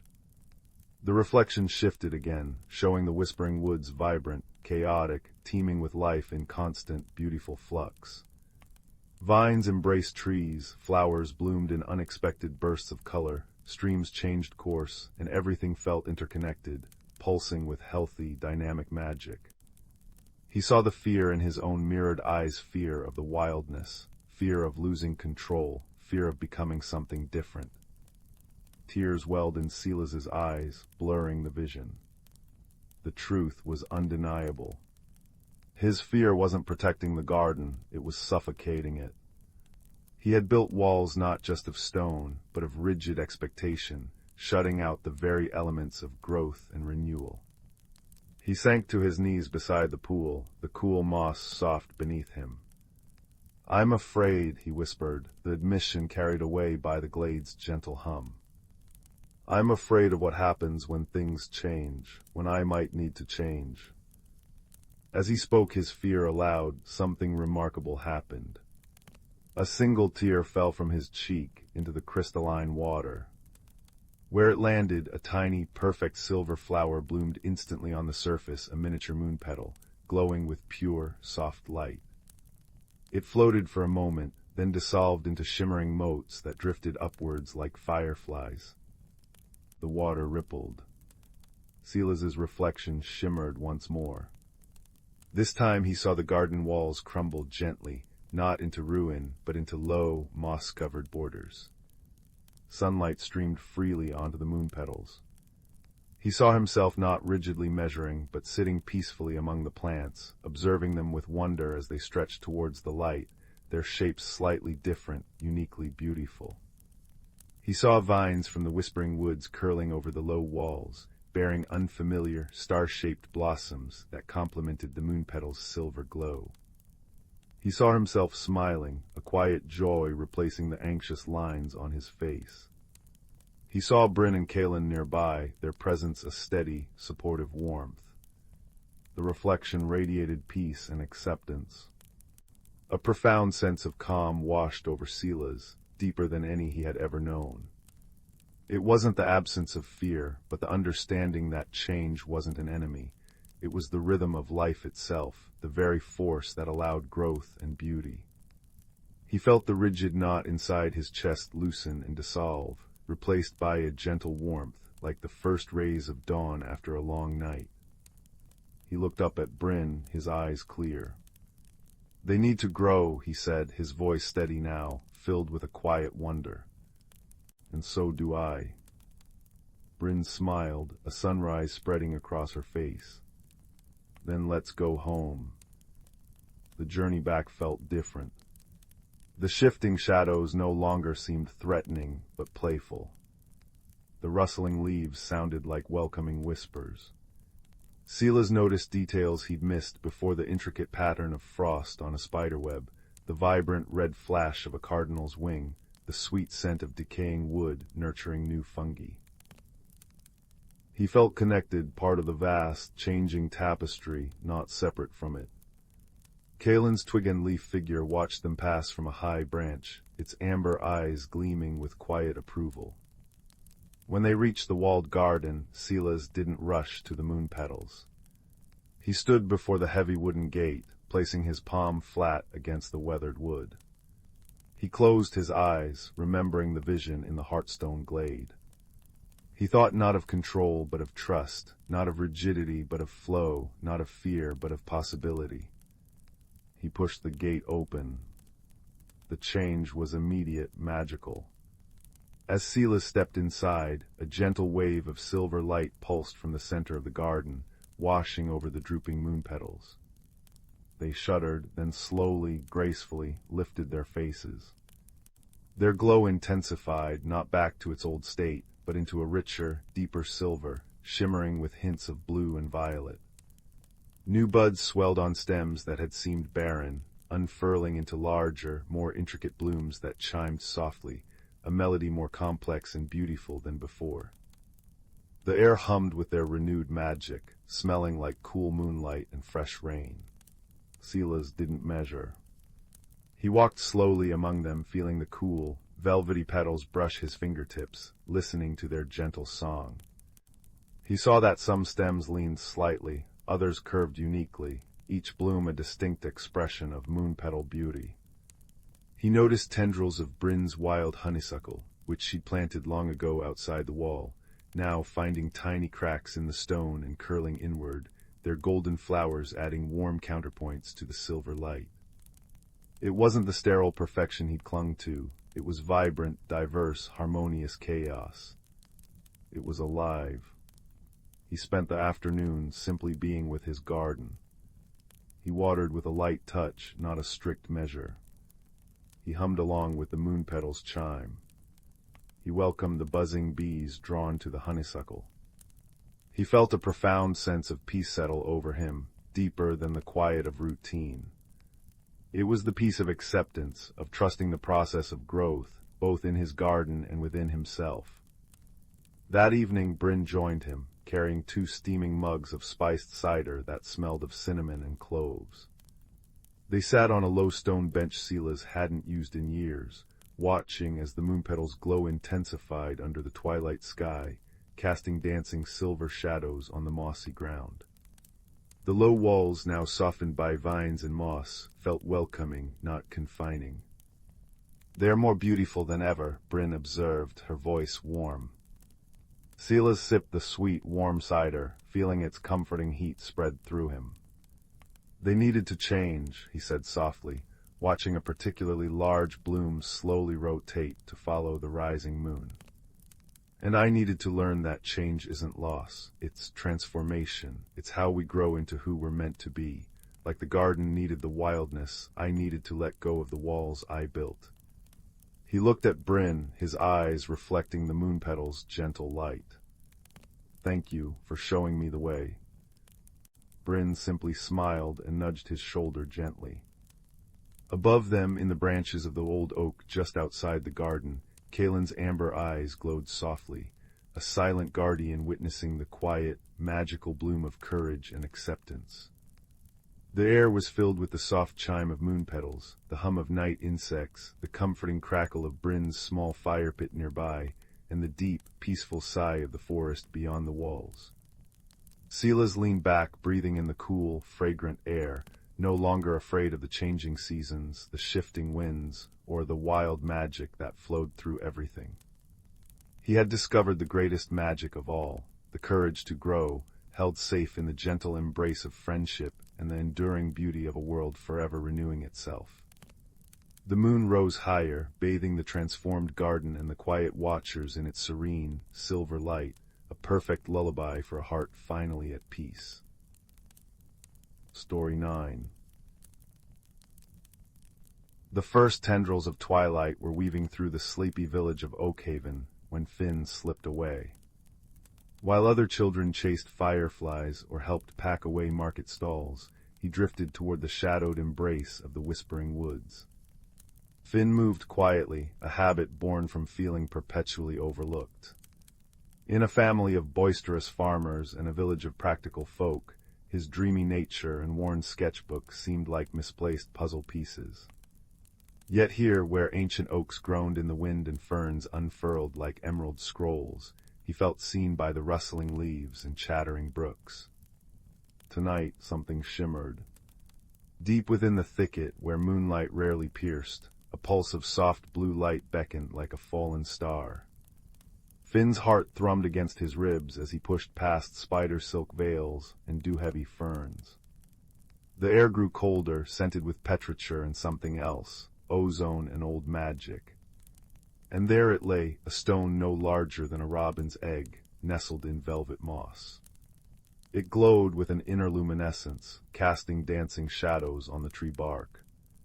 When Finn's fingers brushed its surface, warmth flooded his palm and the forest erupted in sound, not noise but voices. "Lost, so lost," sighed the wind through pine needles. "Danger comes," gurgled the creek over polished stones. And then a whimper, sharp and close. Finn whirled around to find a creature huddled beneath a toadstool. It resembled a cross between a hedgehog and a dandelion puff, tiny, quivering, with fur like spun moonlight and eyes like liquid amber, wide with terror. You understand me," the creature whispered, its voice like chimes in a breeze. "The stone, you hold the glimmer stone." Finn knelt, the stone's heat pulsing against his skin. "I'm Finn, what's wrong?" "I am Tyndall," the creature quavered. "Guardian of the veil, the glimmerstone anchors the magic between your world and ours, the sylvan hollow, but it cracked when the shadow root poisoned the elder tree." Tyndall pointed a trembling paw toward the wood's heart. "Without its light the hollow fades, the whispers grow fearful, the moss grays, even the river's song weakens." Tears like dewdrops welled in Tyndall's eyes. "If the stone isn't healed by the full moon's peak 3 nights hence, our world will vanish, and yours the blight will spread." Finn's breath caught. He saw it now, the sickly yellow tinge on nearby ferns, the brittle silence where crickets should sing. The glimmerstone in his hand flickered, a hairline fracture splitting its light. "How do we heal it?" "Only the elder tree's roots can mend it," Tyndall said. "But the way is perilous. Shadowroot's minions hunt the light, and—" Tyndall shrank back. "Your kind hasn't walked our paths for generations. They fear you. I fear." Finn's fingers tightened around the stone. Fear was familiar, but so was loneliness. He saw it mirrored in Tyndall's gaze. "I'll help," he said softly. "Show me the way." Their journey began at dawn. The whispering woods transformed. Sunlight filtered through a canopy of jewel-toned leaves, painted the path in dappled gold. Giant moths with stained glass wings fluttered past, and trees hummed with hidden life. Finn sketched furiously, a glowing mushroom ring, a family of moss-furred squirrels, while Tyndall perched on his shoulder whispering names. "That's a lumen bloom. Those are bark scuttlers." Yet beneath the wonder, unease lingered. The air tasted metallic and distant howls echoed, thin, hungry sounds. The first trial came at the River of Murmurs. Its waters, usually clear as crystal, ran sluggish and murky. The bridge, a single moss-slicked log, was guarded. A troll, all knotted muscle and lichen-covered skin, blocked their path. He grumbled, shaking the ground with each step. "No passage, stone feels wrong, water's sick." Finn's sketchbook fell open. Without thinking, he tore out a page, a detailed drawing of the troll himself, majestic against a backdrop of healthy, rushing water. "For you," Finn offered. "The river as it should be." The troll blinked, tracing a thick finger over the lines. A low rumble, like stones tumbling, escaped him. Pretty remembers. He stepped aside, his eyes unexpectedly soft. "Hurry, dark things stir." They hurried, but the forest grew stranger. Mist coiled around their ankles in the hollow of echoes, thickening until shapes writhed. A towering figure with Finn's father's disappointed frown, voices sneering useless dreamer. Finn froze, the old ache of invisibility crushing him. The glimmerstone dimmed. "No," Tyndall's voice pierced the fog, sharp as a bell. He pressed his small, warm body against Finn's cheek. "You see what others miss. You drew the troll's loneliness. You found me. That is strength." Finn focused on Tyndall's amber eyes, the stone's faint pulse, his own sketches of beauty in the margins. The mist dissolved, revealing a path lit by bioluminescent flowers. Their respite was brief. Shadowroot's minions found them, creatures of knotted thorns and shifting darkness, drawn to the glimmerstone's waning light. Finn and Tyndall fled, crashing through thorny thickets until they tumbled into a cavern. Moonlight streamed through a crack above, illuminating a massive, ancient owl perched on a quartz column. Her feathers held the colors of twilight. "Seekers of the glimmer," she hooted, her voice layered like wind through reeds. "I am Orla. You bear the stone and its sorrow." She studied the fracture. The crack is not just in the stone, young ones. It mirrors a rift between worlds. Humans forgot the hollow. Fear became a wall. Shadowroot festers in that forgetting. Finn remembered the village warnings. Stay out of the whispering woods, cursed place. How do we heal the rift? He asked. By mending what was broken, Orla intoned. The elder tree requires a sacrifice, a treasure freely given from each world, woven into its roots with the stone, but choose wisely. The heart knows true value. Dawn of the third day found them at the forest's heart. The elder tree was a tragedy. Once a towering giant, its bark was now cracked and oozing black sap. Leaves, silver-edged and usually luminous, lay brittle on the ground. The air hung heavy and silent. At its base a hollow pulsed with faint, sickly light, the tree's wounded heart. Tyndall trembled. The stone, it's almost time. The glimmerstone's light was a feeble flicker, the crack spiderwebbing dangerously. Finn opened his sketchbook, every page a testament to his journey. The troll's bridge, the glowing moths, Tyndall's hopeful eyes. His most precious possession. The record of a world he'd grown to love. He tore out the final, pristine page, a blank canvas for new wonders, and placed it gently beside the hollow. I offer my memories, he whispered. The beauty I witnessed, the hope that humans can remember. Tyndall gazed at him, then at his own shimmering fur, the essence of his spirit light. With a soft cry, he plucked a tuft from his chest. It glowed like captured starlight. I offer my light, he said, voice trembling but clear. A piece of my home, freely given. Together they placed the fractured glimmerstone, Finn's drawing, and Tyndall's glowing fur into the hollow. Finn pressed his hands against the sickly bark. We remember you, he whispered fiercely. We see you. The ground shuddered. A groan, deep and ancient, rolled through the woods. Light, pure, blinding, golden light, erupted from the hollow, shooting up the elder tree's trunk like liquid sun. The black sap evaporated. Bark knitted itself whole, stronger than before. Silver leaves burst forth, shimmering with renewed vigor. The light pulsed outward in waves, washing over the forest. Gray moss blushed vibrant green. Withered flowers bloomed in explosions of color. The river's song returned, loud and joyous. Above, the full moon seemed to blaze brighter. The sylvan hollow revealed itself in its true glory. Spirits like living starlight danced on the breeze. Trees walked on gnarled roots, nodding in gratitude. Luminescent butterflies formed constellations above their heads. Tyndall, though slightly dimmer, glowed with pure joy. You did it, Finn, you healed us all. Finn felt the change within himself, too, a quiet confidence, a sense of belonging that warmed him deeper than any fire.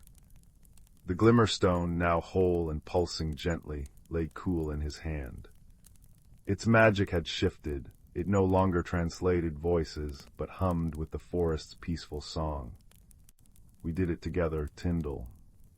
Returning to Oakhaven felt like stepping into a faded painting. The air smelled only of dust and livestock, not magic. But Finn carried the forest within him. He showed the villagers his sketches, not just the mundane market scenes, but the luminous moths, the wise owl, the majestic elder tree. He pointed to the woods, now visibly greener, vibrantly alive. It's not cursed, it's waiting. Old Granny Marn, the village storyteller, gasped, tracing a gnarled finger over his drawing of the glimmerstone. The heart of the woods from the old tales, I thought it just a story. Her voice, raspy with age, wove a forgotten legend for the gathered crowd, of friendship between humans and forest spirits, of shared magic and a stone that bound them. Fear, faced with wonder and tangible proof, began to crumble. Finn became the bridge. He guided hesitant villagers to the wood's edge, where fireflies now danced in patterns, and the wind carried the scent of lumen blooms. Tyndall, visible only to those with open hearts, sometimes shimmered beside him, a silent testament to the mended bond. Children left honey cakes for the bark scuttlers. Farmers consulted the rustling leaves about the weather. The blight receded, replaced by abundant harvests and a newfound respect. One crisp autumn evening, Finn sat beneath the great oak at the village border, sketchbook open. Tyndall nestled in the crook of his arm, a warm, soft weight. The glimmerstone, now set in a simple leather cord around Finn's neck, pulsed softly, a steady, comforting rhythm. Below them, Oakhaven's lanterns twinkled like fallen stars. Above, the whispering woods rustled contentedly, a symphony of life restored. Finn sketched the peaceful scene, the village lights, the dark, friendly woods, the tiny, luminous spirit beside him. He no longer felt invisible. He felt woven into the fabric of both worlds, a quiet guardian of the mended veil. The fireflies danced, the wind sighed through silver leaves, and the deep, resonant peace of the forest settled over him like a warm blanket, whispering that all was truly, finally, well. The journey had changed the woods, the village, and the boy who dared to listen, proving that even the smallest spark of kindness, nurtured by friendship, could rekindle the light of worlds. And as the moon rose, full and benevolent, bathing everything in its silvery glow, Finn closed his sketchbook, leaned back against the ancient oak, and simply breathed in the perfect, quiet joy of belonging. Story 10. Deep in the ancient forest of Mosswood, where sunlight dripped like liquid gold through emerald leaves and the air hummed with unseen life, the boundaries between the ordinary and the magical were as thin as a spider's silk. Here, beneath towering oaks older than kingdoms and moss-covered stones whispering forgotten tales, lived a vibrant community of creatures unseen by passing human eyes. Among them was a young squirrel named Pip, his fur the warm brown of autumn acorns and his eyes bright with curiosity. Pip lived in a cozy dray woven into the crook of a grandfather oak named Old Barkheart. Each dawn Pip would scamper down, his tiny paws barely whispering on the thick carpet of moss that cushioned the forest floor. He'd greet the industrious badger family, their dark stripes gleaming in the dappled light as they tended their intricate set near a babbling brook. He'd watch the flitting dance of the firefly fairies, their tiny lanterns casting fleeting constellations in the twilight undergrowth. And he'd always pause to listen to the deep, resonant hum of the ancient stone circle, known as the Whispering Stones, where the oldest creatures gathered to feel the pulse of the forest. Mosswood thrived on harmony. The gentle rain nurtured the ferns, whose unfurling fronds provided shelter for shy wood mice. The bees, guided by the sun's warm touch, pollinated the wildflowers, whose nectar sustained butterflies painted like stained glass. The badger's careful digging aerated the soil, helping the roots of the mighty trees drink deep. It was a dance intricate and perfect, guided by the subtle magic woven into the seasons. This magic was most palpable in the Heartstone Glade. Hidden deep within the forest, accessible only by following the scent of moon-blooming lilies on a midsummer night, the glade held a single, smooth stone the size of a badger. It pulsed with a soft, warm light that changed with the season's verdant green in spring, golden amber in summer, fiery russet in autumn, and a deep, tranquil blue in winter. The Heartstone was the forest's anchor, its magic ensuring the gentle transition of seasons and the well-being of all who called Mosswood home. Its keeper was Elder Hemlock, a venerable tortoise whose shell was etched with patterns like ancient maps, and whose eyes held the deep patience of centuries. Pip, like all young creatures of Mosswood, was taught reverence for the Heartstone and the delicate balance. Elder Hemlock's voice, slow and steady as flowing sap, would often recount tales beside the stone. "Remember, little Pip," he'd rumble, "the forest breathes as one. The rain sighs into the earth, the sun sighs upon the leaves, and the wind sighs through the branches. We are but notes in its great, sighing song. Disturb one note, and the melody falters." One unusually crisp autumn, as Pip gathered the last of the hazelnuts, he felt a strange shiver in the air. It wasn't the usual invigorating chill that heralded the turn towards winter. This cold felt sharp, brittle, and carried a faint scent of frostbite where none should bloom yet. The vibrant tapestry of autumn leaves seemed muted, their fiery reds and oranges dulled, clinging to the branches with a brittle fragility. Worse, the brook near the badger set began to gurgle less merrily. Its flow seemed sluggish, choked by unseen fingers of ice forming too early at its edges. Pip scampered to the whispering stones, his heart pounding like a tiny drum against his ribs. He found Elder Hemlock there, his head raised, nostrils flaring as he tasted the air. Around him gathered others, Willow, a wise old doe with eyes like deep pools, Thistle, a sharp-eyed hawk whose feathers ruffled uneasily, and Bracken, the eldest badger, his snout wrinkled in concern. "The rhythm is wrong," Elder Hemlock stated, his voice grave. "The heartstone's pulse, it's weak. The blue of winter comes too soon, too harshly. The forest shivers." Willow lowered her graceful head. "The earth feels hard beneath my hooves, Elder. The roots struggle to draw warmth." Thistle shifted on his perch, the wind whispers of ice spreading from the north faster than it should. A deep unease settled over the gathering. The delicate dance was faltering.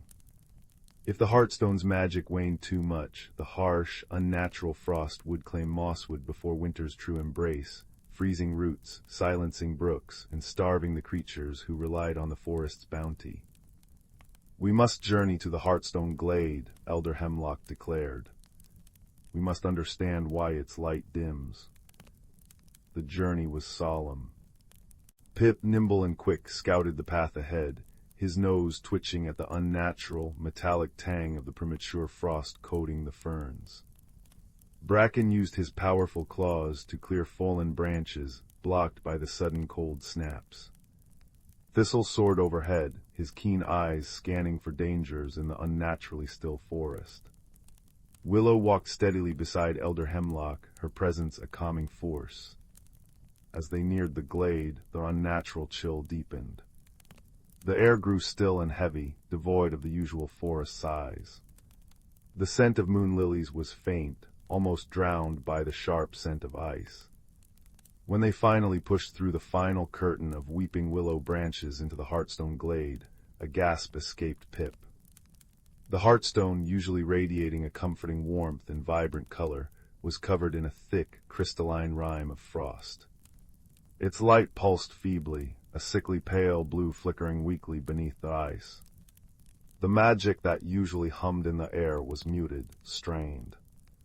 Tendrils of unnatural frost crept outwards from the stone, leaching the life and color from the surrounding moss and flowers. "The frost magic, it's overwhelming the Heartstone," Bracken rumbled, his voice thick with worry. "It cannot breathe." Elder Hemlock moved closer, his ancient legs slow on the icy ground. He placed a weathered forepaw gently on the frozen surface of the Heartstone. A profound sadness filled his eyes. "It is not just the cold," he murmured, his voice barely a whisper yet carrying through the silent glade. "It is sorrow, a deep ancient sorrow has settled upon the stone, feeding the frost. Something has been lost." Pip, shivering despite his thick fur, looked around desperately. What could be lost? Then his sharp eyes caught something near the base of the stone, half buried under the encroaching frost. It was a small, smooth pebble, pure white like quartz, but radiating a faint, gentle warmth he could feel even from a distance. It looked familiar. He remembered Elder Hemlock's stories tales of the Sunstone, a small companion to the Heartstone, gifted by the first dawn and embodying the promise of renewal and hope. It was always nestled near the Heartstone, its warmth balancing the Heartstone's deeper, seasonal magic. "The Sunstone," Pip cried, pointing with a trembling paw. "It's fallen, it's buried." All eyes turned. Sure enough, the Sunstone lay dislodged, its warmth smothered by frost and frozen earth. Without its gentle counterpoint, the Heartstone's deeper, colder winter magic had surged unchecked, amplified by the sorrow of separation. "Quickly, little one," Elder Hemlock urged, hope sparking in his old eyes. "It must be returned, its warmth can melt this sorrowful frost." But the frost around the sunstone was thickest, a hard, glassy barrier. Pip scampered forward, but his tiny claws could barely scratch the surface. Bracken lumbered over, his powerful claws scraping furiously, but the unnatural ice was stubborn, seeming to reform almost as quickly as he broke it. Willow lowered her head, breathing warm air onto the spot, but her breath misted and froze instantly. Thistle swooped down, talons scraping, but to little avail. Despair threatened to freeze them all as solidly as the stone. The feeble pulse of the heartstone grew fainter. The cold deepened, stealing their breath. Then Pip remembered. He remembered the Firefly fairies, their tiny lanterns warm and bright. "Thistle," he squeaked, an idea sparking. "Can you call the Fireflies, their light, their warmth?" Understanding dawned in the hawk's eyes. He tilted his head back and let out a series of sharp, piercing cries, a call Mosswood's creatures knew well as a summons to gather. From the surrounding undergrowth, from beneath leaves and within hollow logs, tiny points of light began to emerge. Dozens, then hundreds of Firefly fairies answered the call. They streamed into the glade, a river of living stars, their gentle humming filling the frigid air. They saw the plight immediately. Without hesitation, the Fireflies descended upon the frozen patch where the sunstone lay.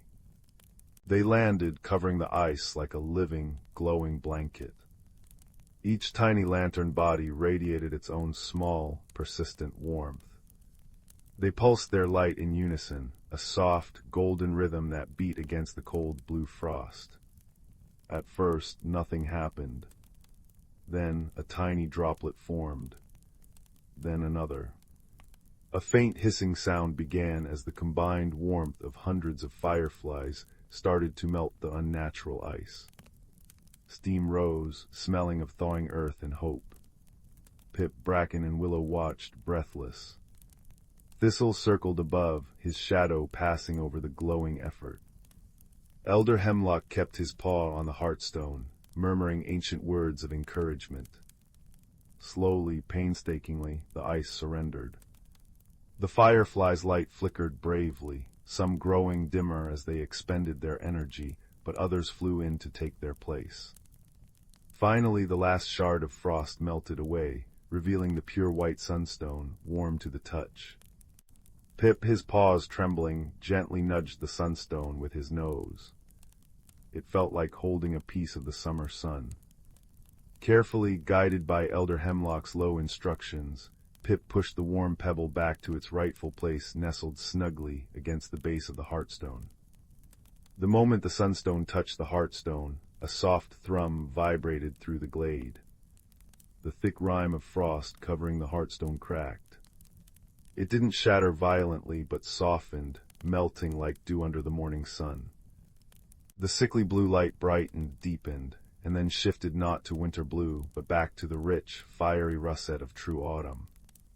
Warmth pure and life-giving radiated outwards in a visible wave. The unnatural frost retreated like a living thing recoiling from the light. Color flooded back into the moss, vibrant green replacing deathly white. The frozen tendrils creeping across the glade dissolved into mist that rose and vanished. The scent of moon lilies returned, sweet and strong. The forest sighed the rustle of leaves, the gurgle of the unseen brook, the chirp of a waking cricket returned, a symphony of life swelling back to its full, harmonious volume. The fireflies lifted from the ground, their lanterns glowing brighter than ever, swirling in a joyful dance around the restored stones. Pip felt the deep, unnatural chill leave his bones, replaced by the comforting warmth of the forest's true autumn. He looked at Elder Hemlock, whose eyes shone with relief and pride. "You see, young Pip," the tortoise rumbled, his voice resonating with the restored magic of the glade, "balance is fragile, but the forest is resilient. A single note lost can silence the song, but many voices, working together with hope and kindness, can restore the melody. The sunstone holds the promise of dawn, the heartstone holds the wisdom of the seasons. Together they remind us that even in the deepest cold, warmth remains. Even in sorrow, hope endures. The journey back was filled with quiet joy. The air tasted crisp and clean, the true crispness of autumn, carrying the scent of damp earth and decaying leaves, a natural, healthy scent. The brook babbled merrily again. The leaves, though still falling, glowed with their proper fiery hues. News of the restoration spread through Mosswood on the wind and in the whispers of the trees. The badger family emerged from their set, sniffing the renewed air. The wood mice peeked from under the vibrant ferns. The firefly fairies, their task done, returned to their twilight dances, their lights now seeming even brighter against the deepening dusk. That night, nestled back in his dray within old Barkheart, Pip looked out at the starlit forest. The Heartstone glade pulsed with a soft, steady russet light visible even from afar. The whispering stones hummed their deep, contented song. The gentle symphony of the forest, the owl's soft hoot, the rustle of nocturnal creatures, the sigh of the wind in the leaves, was a lullaby of perfect balance restored. He thought of the firefly's bravery, of bracken's strength, of willow's calm, of thistle's keen sight, and of elder hemlock's ancient wisdom. He thought of the tiny sunstone, holding the warmth of hope. The lesson settled deep within him, as warm and comforting as the moss beneath his paws.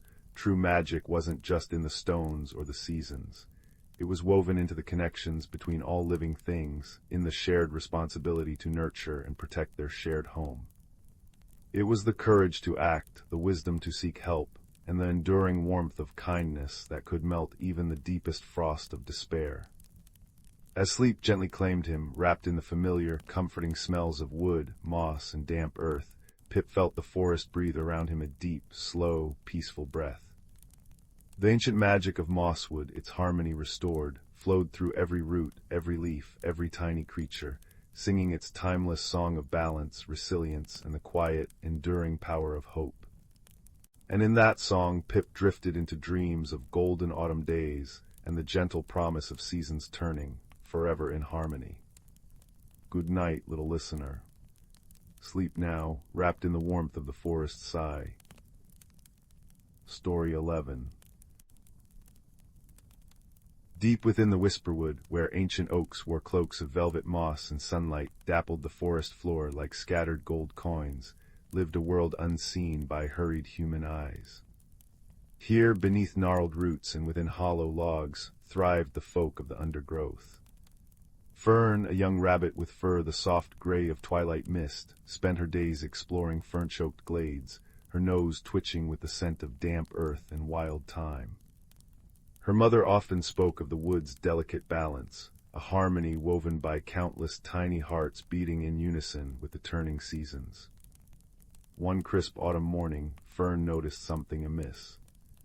The air, usually spiced with the tang of fallen leaves and wood smoke from distant, unseen hearths, felt strangely stagnant. The vibrant tapestry of red, gold, and amber leaves clung limply to the branches, refusing their graceful descent. Worse still, the nightly frosts, which usually painted intricate silver lace upon the spiderwebs and crisped the fallen acorns, failed to arrive. The forest felt suspended, holding its breath. The brook of murmurs, usually chuckling over smooth stones, flowed sluggishly, its song reduced to a weary sigh. Fern's friend Pip, a sparrow whose feathers held the warm brown of toasted breadcrumbs, fluttered down beside her. "The wind dancers are late," Pip chirped, his voice unusually subdued. "They always bring the frost-kissed air to shake the leaves free. Without them—" He trailed off, peering nervously at the heavy, unmoving canopy. Further into the heartwood, where the trees grew so thick their branches intertwined like clasped hands, lived Elder Thicket.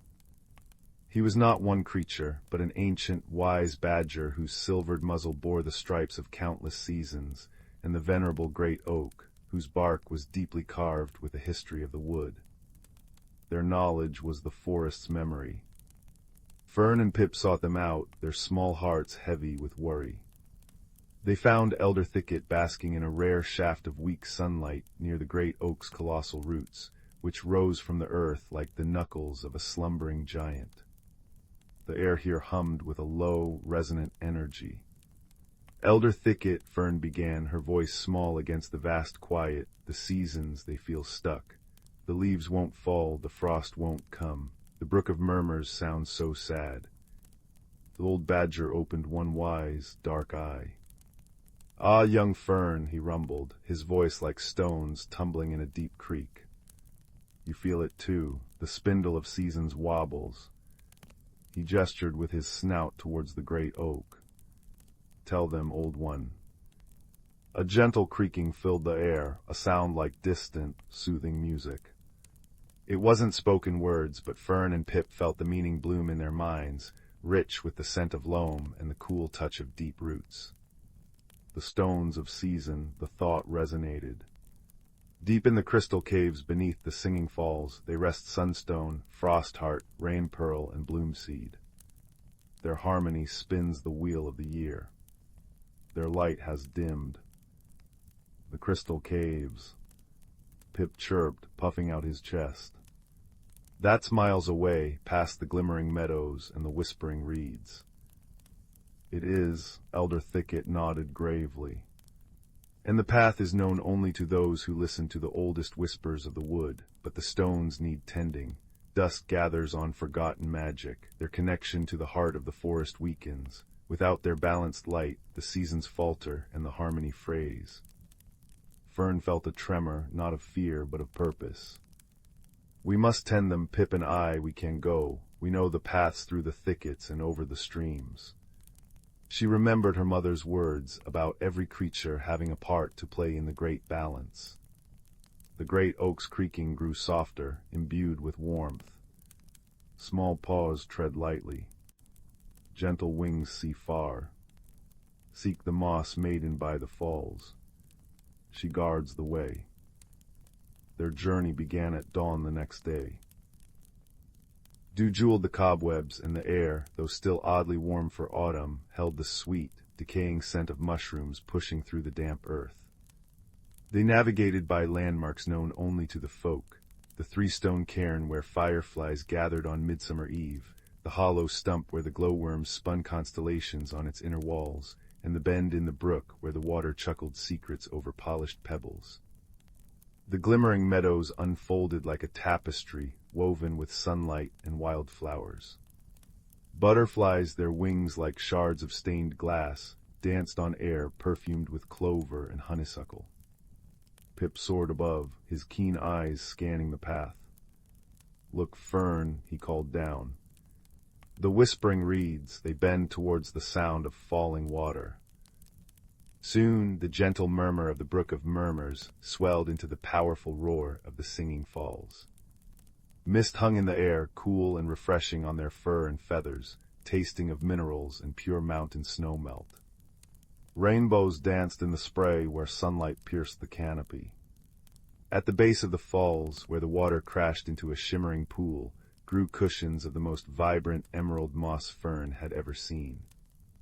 And there, seemingly woven from the moss itself, sat the Moss Maiden. Her form was delicate, human-like, but small as Fern, her hair a cascade of soft green fronds, her eyes the deep, clear green of forest pools. She hummed a tune that harmonized perfectly with the fall's roar. Little travelers, her voice was like the rustle of leaves in a gentle breeze. You seek the caves. The old oak's roots run deep, and its thoughts touch mine. The way is hidden, but open to those who serve the balance. She pointed a slender finger, tipped with tiny, star-shaped lichen, towards a curtain of water cascading over smooth rock. Behind the veil of mist, where the rainbow sleeps, tread softly, for the crystals dream. Taking a deep breath, Fern and Pip slipped behind the thundering curtain of water. The roar became a muffled thunder, and they found themselves in a cavern mouth glittering with dampness.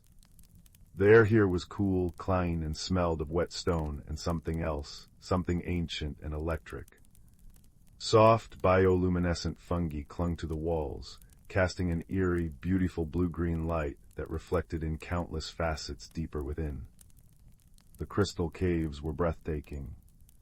Stalactites and stalagmites met like frozen dancers, glistening with moisture. But the true marvels were the stones of season. Set within natural alcoves, each pulsed with a faint, struggling light. Sunstone, a warm, golden crystal the size of Fern's head, nestled in an alcove shimmering with flecks of mica like captured starlight. Its light should have been a strong, buttery glow, but it flickered weakly. Frostheart, a cluster of perfectly clear, hexagonal crystals near the cavern floor, where the air felt coldest. A delicate tracery of ice usually spread from it, but now only a faint chill emanated, and its light was a dim, pale blue. Rain Pearl, a smooth, milky white orb suspended near a trickle of water that ran down the wall. It should have pulsed with a soft, rhythmic light like a heartbeat, but its glow was dull and irregular. Bloomseed, a complex formation of rose quartz and deep green crystals, nestled amongst actual ferns growing from the cave floor. Its light, usually a vibrant mix of pink and green, was muted and slow. "They're tired," Pip whispered, landing softly near Frostheart. He could feel the faint vibration of its energy, like a tiny, frozen hum. Elder Thicket's instructions echoed, "Tend them. Dust gathers on forgotten magic." Fern understood. It wasn't about force, but care. She approached Sunstone first. Using her softest paw, she gently brushed away the fine layer of cave dust that had settled on its warm facets. As she did, she thought of the joy of basking in a sunbeam, of the taste of sweet clover warmed by the sun, of the buzz of happy bees. Sunstone responded. Its light strengthened, bathing the alcove in a comforting, golden warmth that chased away the cave's deep chill. The scent of sun-warmed earth filled the air around it. Pip hopped closer to Frostheart.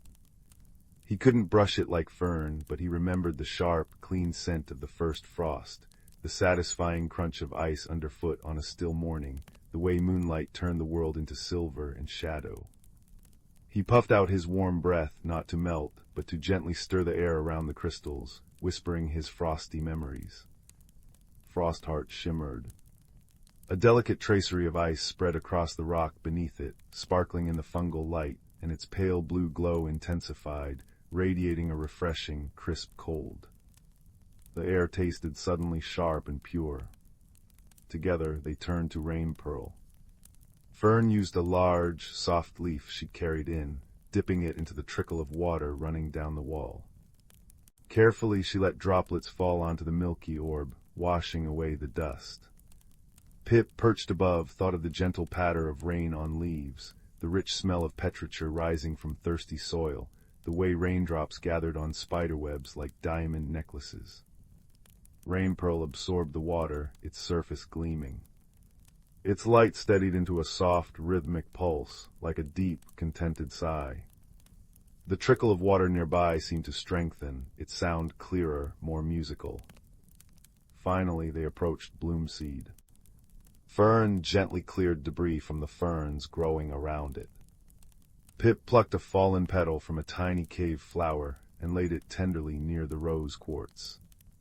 They thought of the first brave crocus pushing through snow, the heady perfume of wild roses, the vibrant green explosion of new leaves unfurling. Bloomseed seemed to sigh.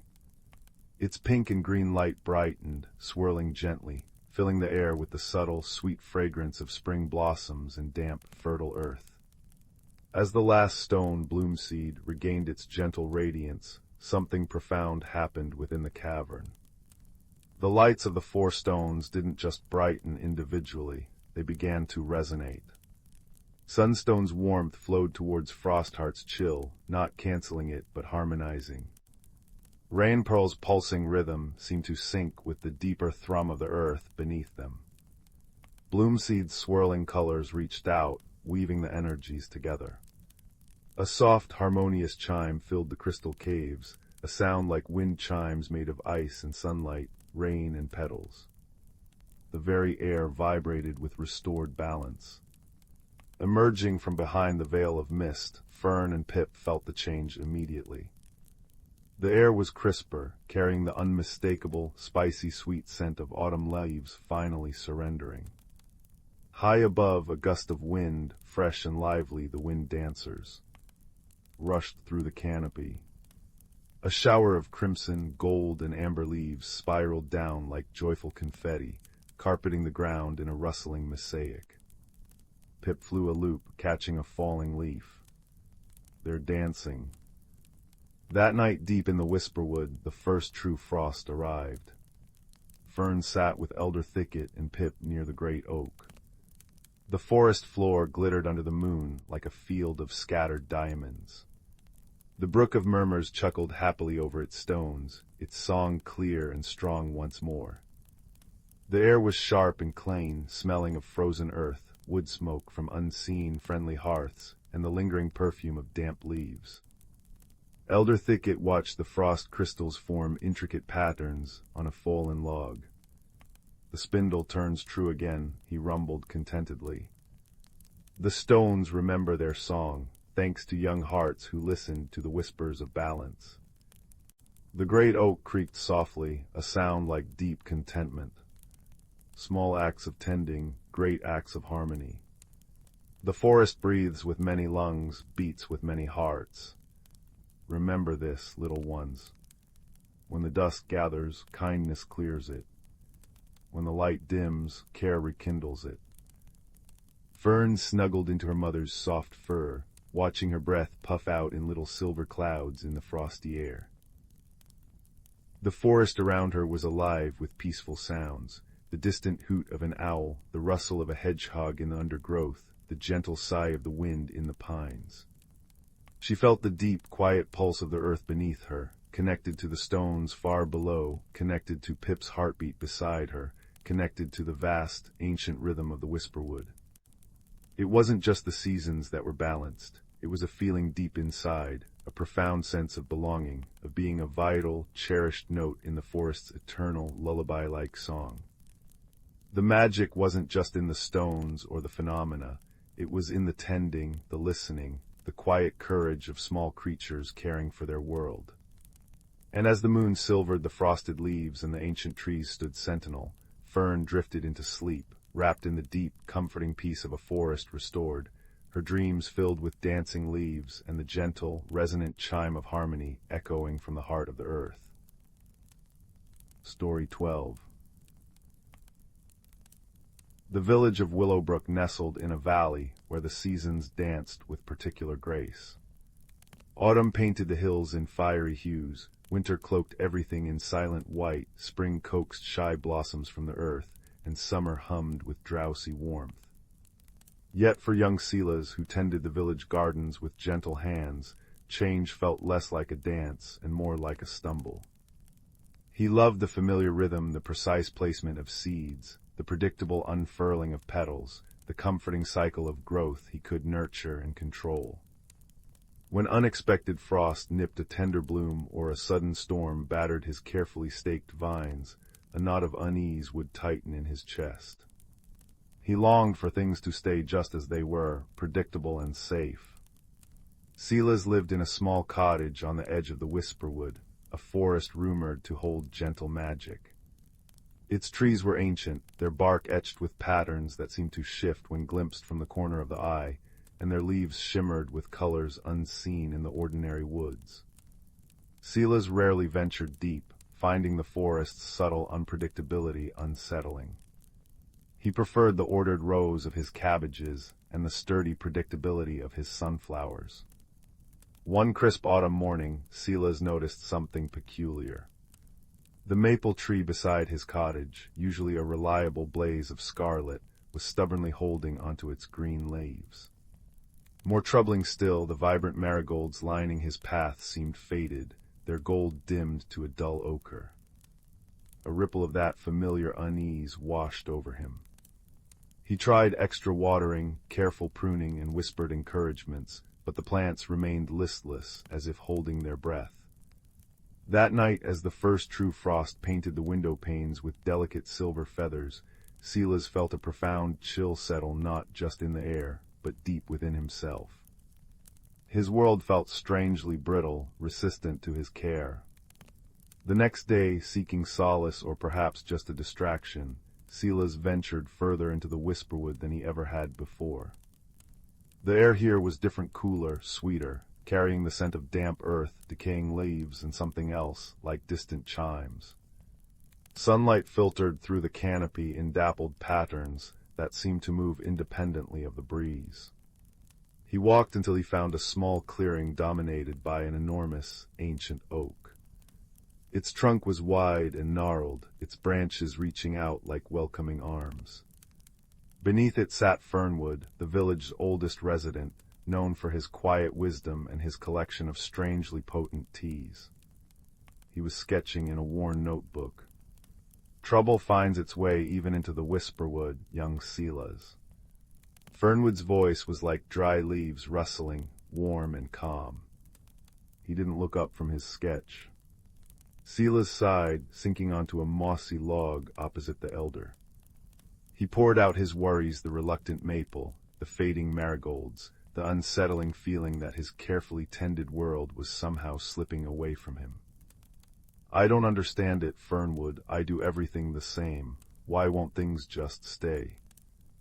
Fernwood closed his notebook, his kind eyes crinkling at the corners. He gestured around the clearing. "Look closely, Silas. What do you see?" Silas looked. He saw trees shedding leaves, others holding fast. He saw mushrooms pushing through the moss in vibrant clusters, while nearby ferns were beginning to brown at the edges.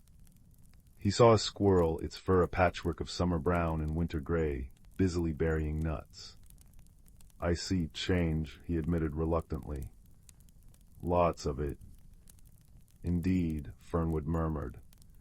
"The Whisperwood thrives on it. Its magic is change, Silas, gentle, constant transformation. It mirrors the world within us and the world around us if we let it." He pointed a gnarled finger towards a cluster of ferns near the oak's base. Unlike the others, they shimmered with a soft, internal silver light. Those ferns, they began to glow the day young Alara finally mastered her fear of the deep pool. Her courage sparked something here. Silas stared, fascinated. "You mean the forest changes because we change inside?" "Not just because, Silas," Fernwood corrected gently, pouring steaming amber tea from a small pot into 2 acorn cups. "Alongside, it reflects, it resonates. When we resist our own growth, when we cling too tightly to what was, it can, well, sometimes it causes a little hiccup, like a maple forgetting its scarlet or marigolds losing their fire." He handed Silas a cup. The tea smelled of cinnamon and sunlight. "Drink, it helps one see the flow." Silas sipped the warm tea. It spread a comforting warmth through him, loosening the knot in his chest just a little. "But how do I not resist? Change feels scary, messy." "Ah," Fernwood smiled. "That's where friends come in and simply beginning." He nodded towards a rustling in the undergrowth. A bright-eyed squirrel with unusually iridescent fur scampered out. It was Bramble, known for her boundless energy and cheerful chatter. Bramble here, Fernwood said, once spent an entire autumn trying to build a nest that wouldn't lose a single leaf in the wind, drove herself quite frantic.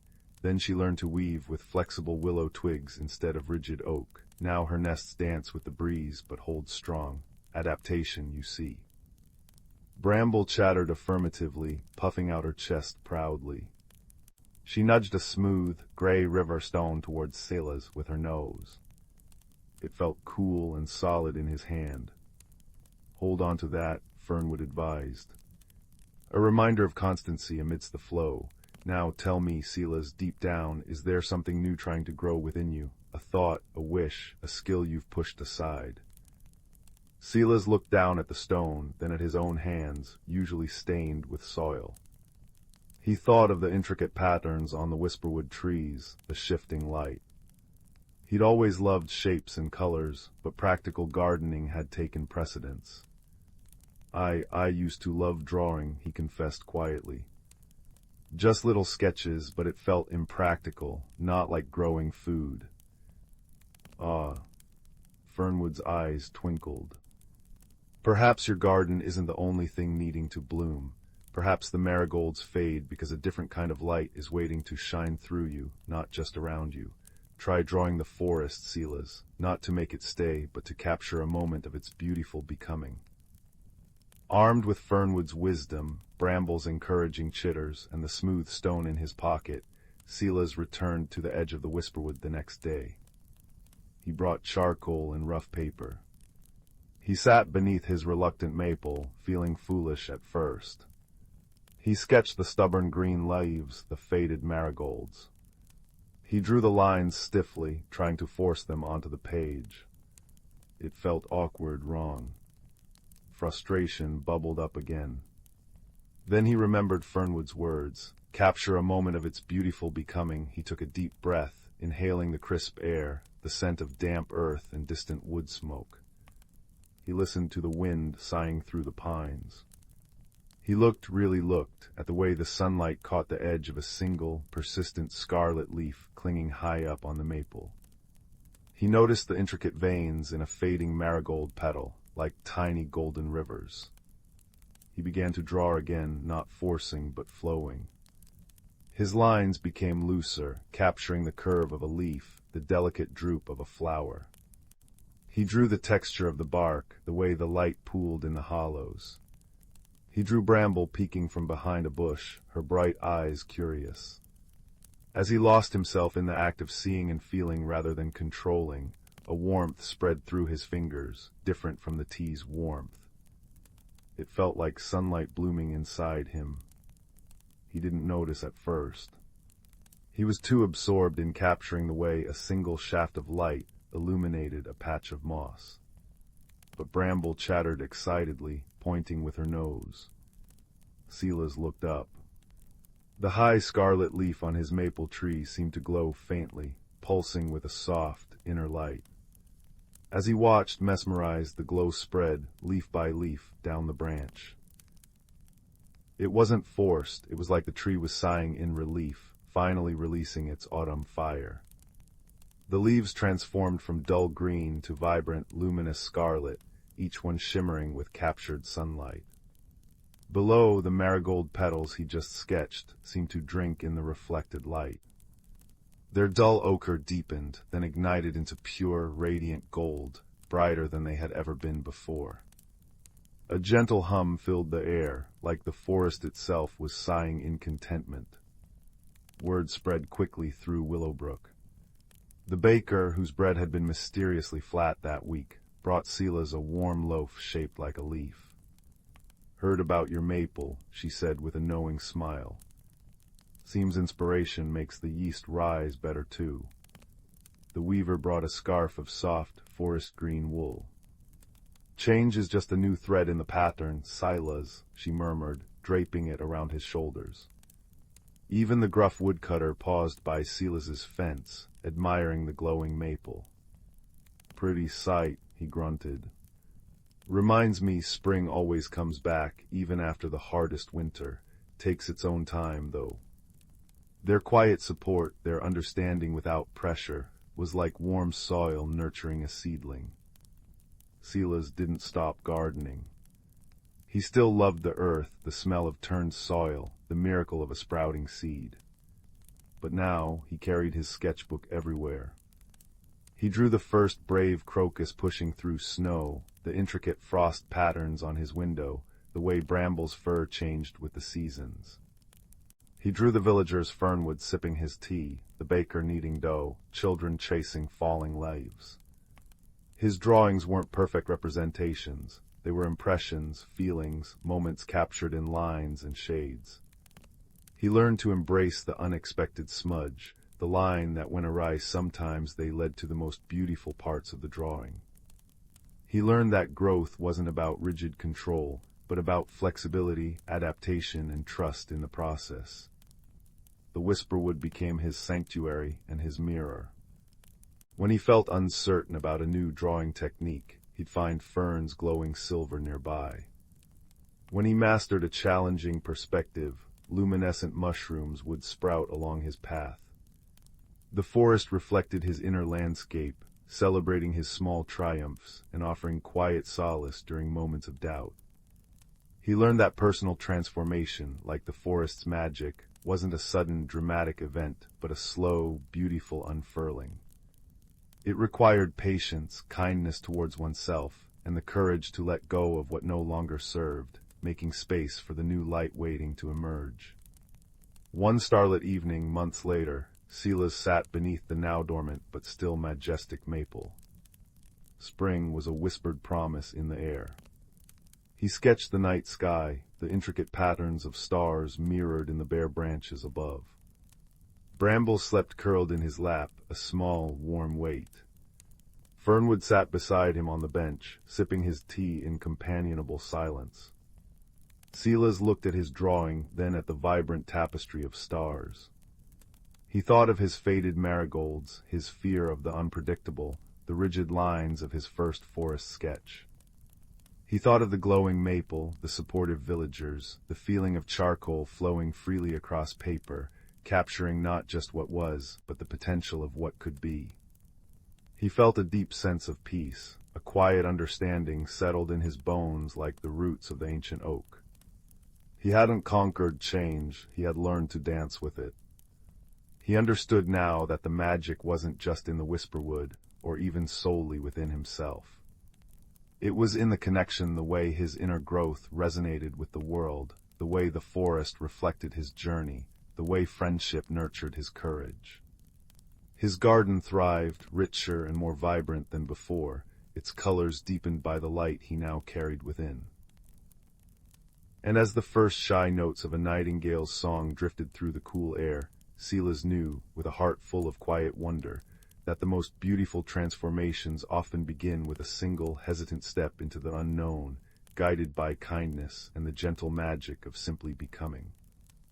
The stars seemed to twinkle a little brighter overhead, and the world, in all its beautiful, ever-changing mystery, felt perfectly, peacefully right. Story 13. The old oak tree at the edge of Bramble Meadow had always whispered secrets on windy nights.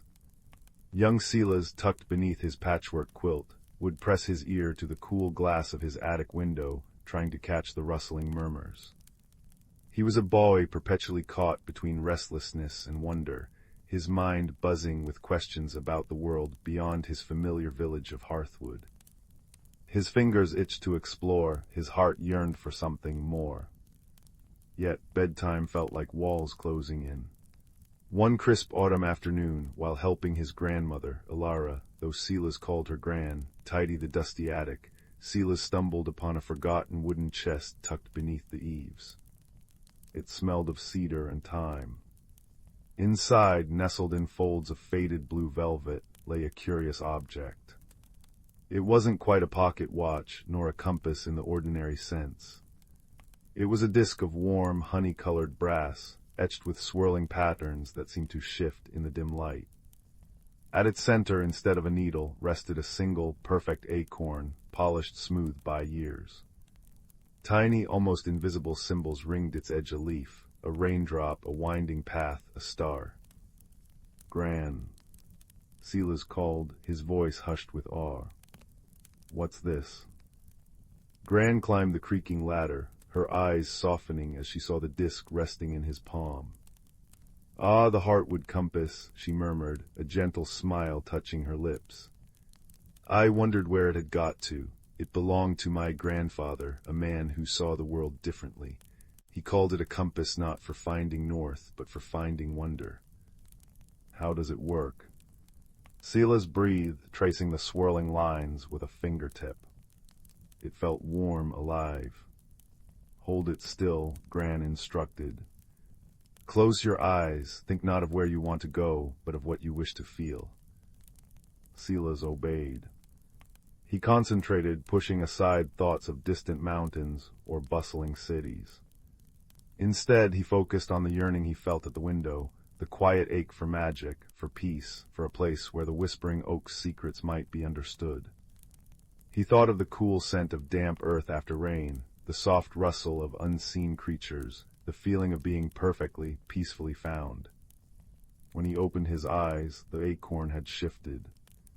It no longer pointed randomly. It quivered, orienting itself firmly towards the whispering oak tree outside his window. A faint, warm glow pulsed from the etched leaf symbol. Gran chuckled softly. Seems it's found something for you, but remember, Silas, the compass points the way.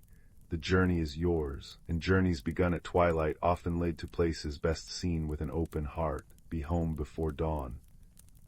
Heart pounding with a mixture of trepidation and exhilaration, Silas slipped the heartwood compass into his pocket.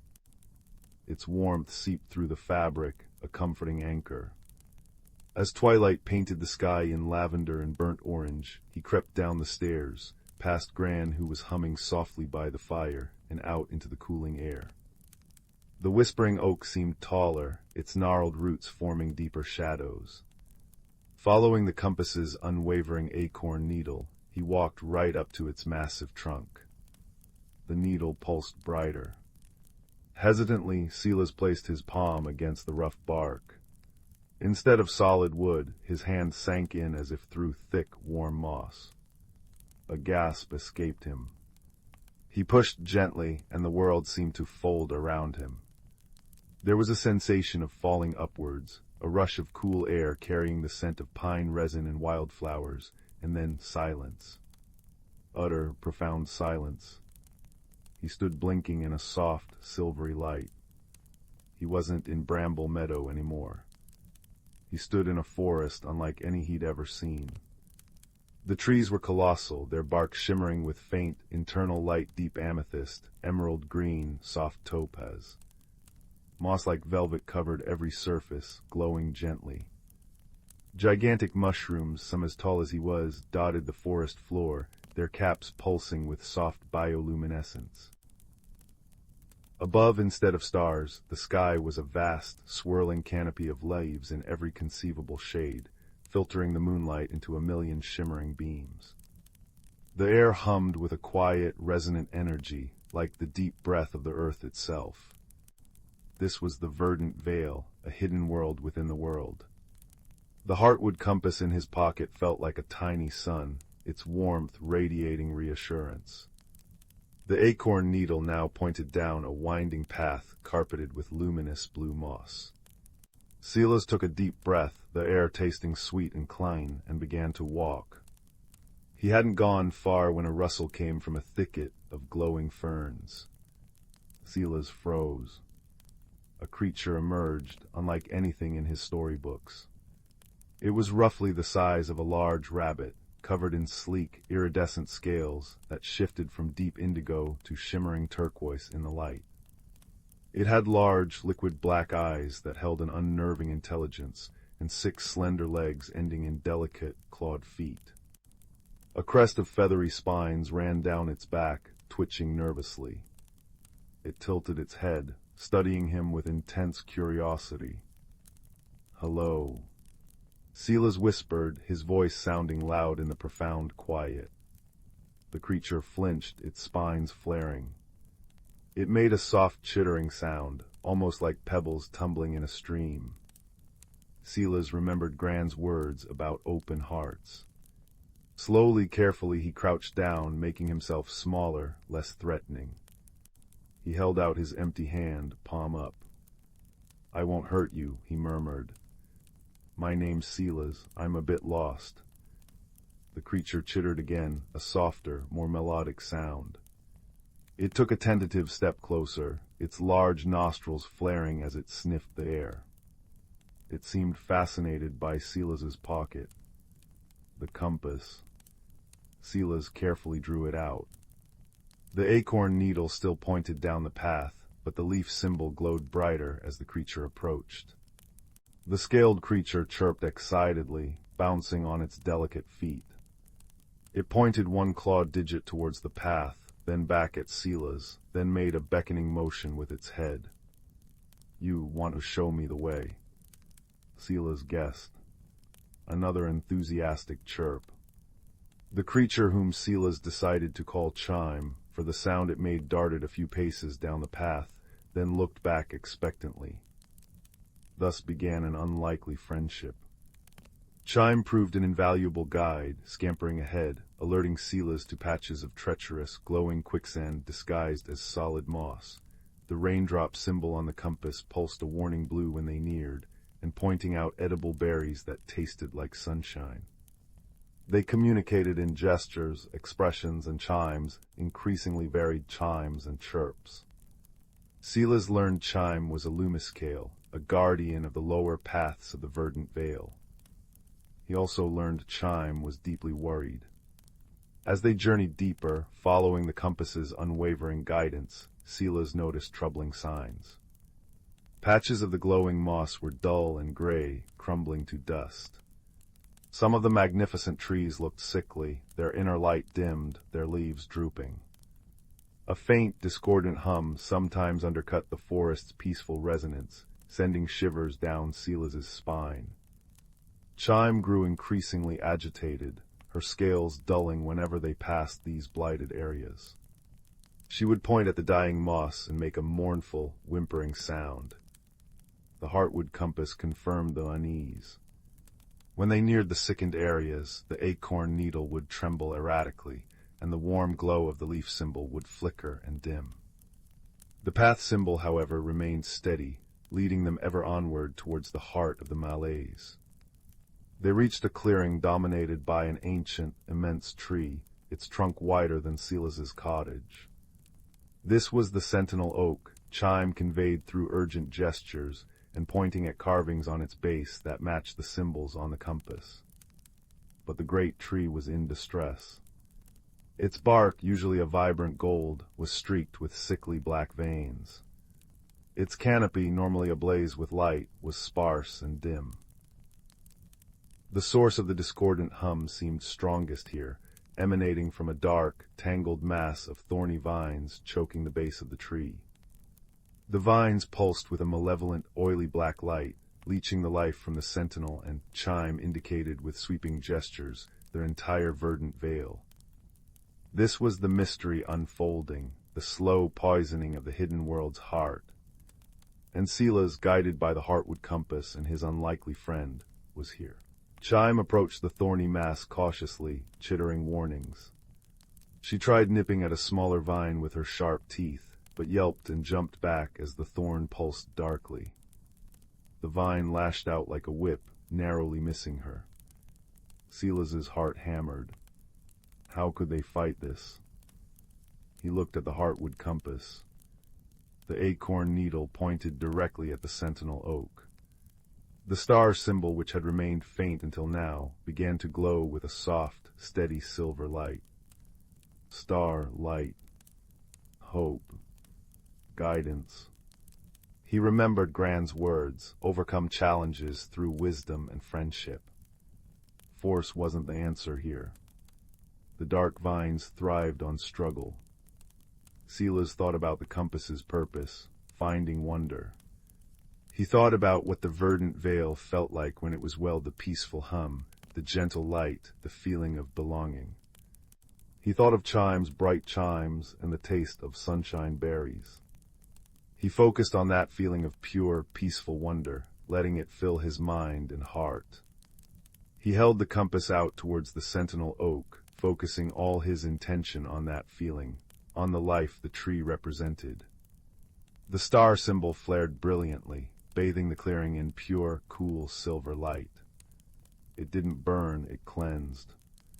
Where the light touched the oily black vines, the malevolent glow sputtered and dimmed. The vines recoiled, shrinking back slightly, as if repelled by the sheer force of positive feeling Silas was channeling through the compass. Chime saw it. Her large eyes widened. She tilted her head back and began to sing.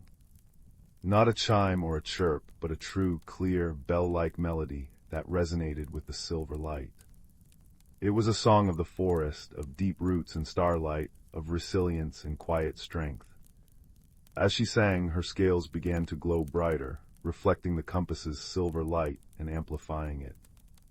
Silas joined her not with a song, but with his intention, pouring his yearning for peace, his newfound love for this hidden world, and his gratitude for Chime's friendship into the heartwood compass. He focused on the wonder of life, of growth, of connection. The silver light intensified, becoming a tangible beam connecting the compass to the heart of the sentinel oak. The dark vines writhed. The discordant hum rose to a shriek, then faltered. Where the concentrated light of wonder and friendship touched the black veins on the oak, they faded, replaced by faint traces of healthy gold. The thorny mass loosened its grip, shrinking back into the shadows from whence it came, repelled not by force, but by the overwhelming power of restored harmony. It wasn't instantaneous. Silas and Chime stood there for what felt like hours, Silas focusing until his head ached, Chime singing until her voice grew hoarse, both pouring their combined hope into the ancient tree through the conduit of the heartwood compass. Slowly, painstakingly, the sentinel oak began to heal. The black veins receded, replaced by pulsing gold light. New bright leaves unfurled in its canopy, shimmering like captured stars. The discordant hum faded completely, replaced by the deep, resonant, peaceful hum of the forest restored. Exhausted but elated, Silas lowered the compass. The star symbol dimmed, but the leaf symbol now glowed with a healthy, vibrant green light. Chime bounded over, nuzzling his hand with her cool, scaled head, her chimes soft in content. The verdant vale sighed, a sound of profound relief, and the very air seemed to sparkle with renewed vitality. The journey back felt different. The path glowed brighter. The sickly patches they passed already showed signs of recovery, tiny shoots of luminous moss pushing through the gray dust. Chime led him not just as a guide now, but as a friend. They stopped by a crystal-clear stream, reflecting the glowing canopy. Silas cupped the cool water, it tasted like pure joy. He shared more berries with Chime, their simple sweetness a celebration. The heartwood compass guided them unerringly back towards the whispering oak. As they neared the boundary, a soft dawn light began to filter through the vale's canopy. Silas felt a pang of sadness. He knelt beside Chime. "I have to go," he whispered. Chime understood. She chittered softly, a sound of farewell, but not of ending. She nudged his pocket where the compass lay. Then with startling gentleness, she touched her cool snout to his forehead. A wave of pure, peaceful understanding flowed through him, a silent promise that the verdant vale was always there, and so was their friendship. Standing before the massive trunk of the whispering oak, Silas placed his palm against it. The bark felt warm and vibrant. He stepped through, the sensation like passing through a curtain of warm mist. He stumbled back into Bramble Meadow just as the first rays of the true dawn painted the sky pink and gold. The ordinary oak tree stood tall and strong, its leaves rustling softly in the morning breeze. Was it his imagination, or did the rustling sound like a contented sigh? He crept back into the quiet cottage. Gran was already up, tending the hearth. She turned, her wise eyes taking in his rumpled clothes, the faint smudge of glowing moss on his sleeve, and the profound peace radiating from him. She didn't ask where he'd been. She simply smiled, a knowing, gentle smile, and held out a steaming mug of spiced milk. "Find what you were looking for, my heart?" she asked softly. Silas sank into his favorite chair by the fireplace, the heartwood compass warm and heavy in his pocket. He took the mug, its warmth seeping into his bones. He looked out the window at the now familiar oak tree, seeing not just a tree but a gateway, seeing not just a meadow but a world brimming with hidden layers. The restless ache was gone, replaced by a deep, quiet contentment. He had journeyed to a hidden world, solved a mystery threatening its heart, forged a friendship beyond imagination, and discovered a strength within himself he never knew he had, the strength of wonder, kindness, and quiet connection. "Yes, Gran," he murmured, his voice thick with emotion and the residue of magic. "I found wonder, and I think I found home too, everywhere. He pulled out the compass. The acorn needle pointed steadily towards his own heart. That night, as Silas lay in bed, the whispering of the oak tree wasn't a mystery to be solved, but a lullaby. It spoke of deep roots and starlight, of resilient forests and scaled friends singing songs of healing. He held the heartwood compass loosely in his hand. It was cool now, its symbols faint. But he knew its magic wasn't gone, it had settled deep within him. He no longer needed a brass disc to find wonder. He carried it in his own transformed heart. He saw the magic in the dancing firelight shadows on his wall, heard it in the wind's gentle song, felt it in the warmth of his quilt. The journey had changed him, not into someone different, but into a more complete version of himself, a boy who understood that the greatest adventures often begin with stillness and an open heart, that true strength lies in kindness and connection, and that wonder isn't just found in hidden worlds, but woven into the very fabric of the familiar, waiting only to be seen. He fell asleep not with restless yearning, but with a profound sense of peace, the gentle rustling of the oak outside his window, a comforting reminder of the verdant vale breathing softly just beyond the edge of sight, and the quiet pulse of the heartwood compass echoing the steady, hopeful beat of his own, forever changed heart. The world was vast, layered, and infinitely magical, and he was exactly where he belonged, cradled in the quiet comfort of home, forever touched by the journey that had led him back to himself. The embers in the fireplace crackled softly, casting dancing shadows that seemed to tell their own silent stories of hidden paths and enduring friendship, lulling him into a deep, dreamless sleep filled only with the quiet resonance of peace. Story 14. The forest behind young Clara's cottage had always whispered secrets. Its ancient oaks groaned like old rocking chairs in the wind, and ferns unfurled velvet fronds over moss-cushioned stones. But tonight, as the full moon painted silver streaks across Clara's quilt, a different kind of whisper tugged at her, a melody woven from starlight and shadow. Nestled beneath her pillow lay the reason, a small, tarnished locket left by her grandmother, its surface etched with constellations Clara had traced 1,000 times with her thumb. Tonight it pulsed with a warmth like captured moonlight. Clara slipped from bed, her bare feet silent on the creaky wooden floor. She fastened the locket around her neck, its gentle heat spreading through her bones. Outside, the garden gate swung open on its own, revealing a path she'd never seen before, a ribbon of iridescent moss glowing beneath the trees. With a deep breath smelling of damp earth and night-blooming jasmine, Clara stepped into the forest's embrace. The path spiraled downward into a hidden ravine, where the air thickened with the scent of petrichor and wild honeysuckle. Moonbeams filtered through the canopy, illuminating waterfalls that cascaded like liquid silver over obsidian rocks. Here, the rules of the ordinary world dissolved.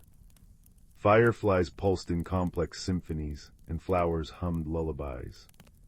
Yet a melancholy hung in the air. The colors seemed muted at the edges, like a painting left in the sun.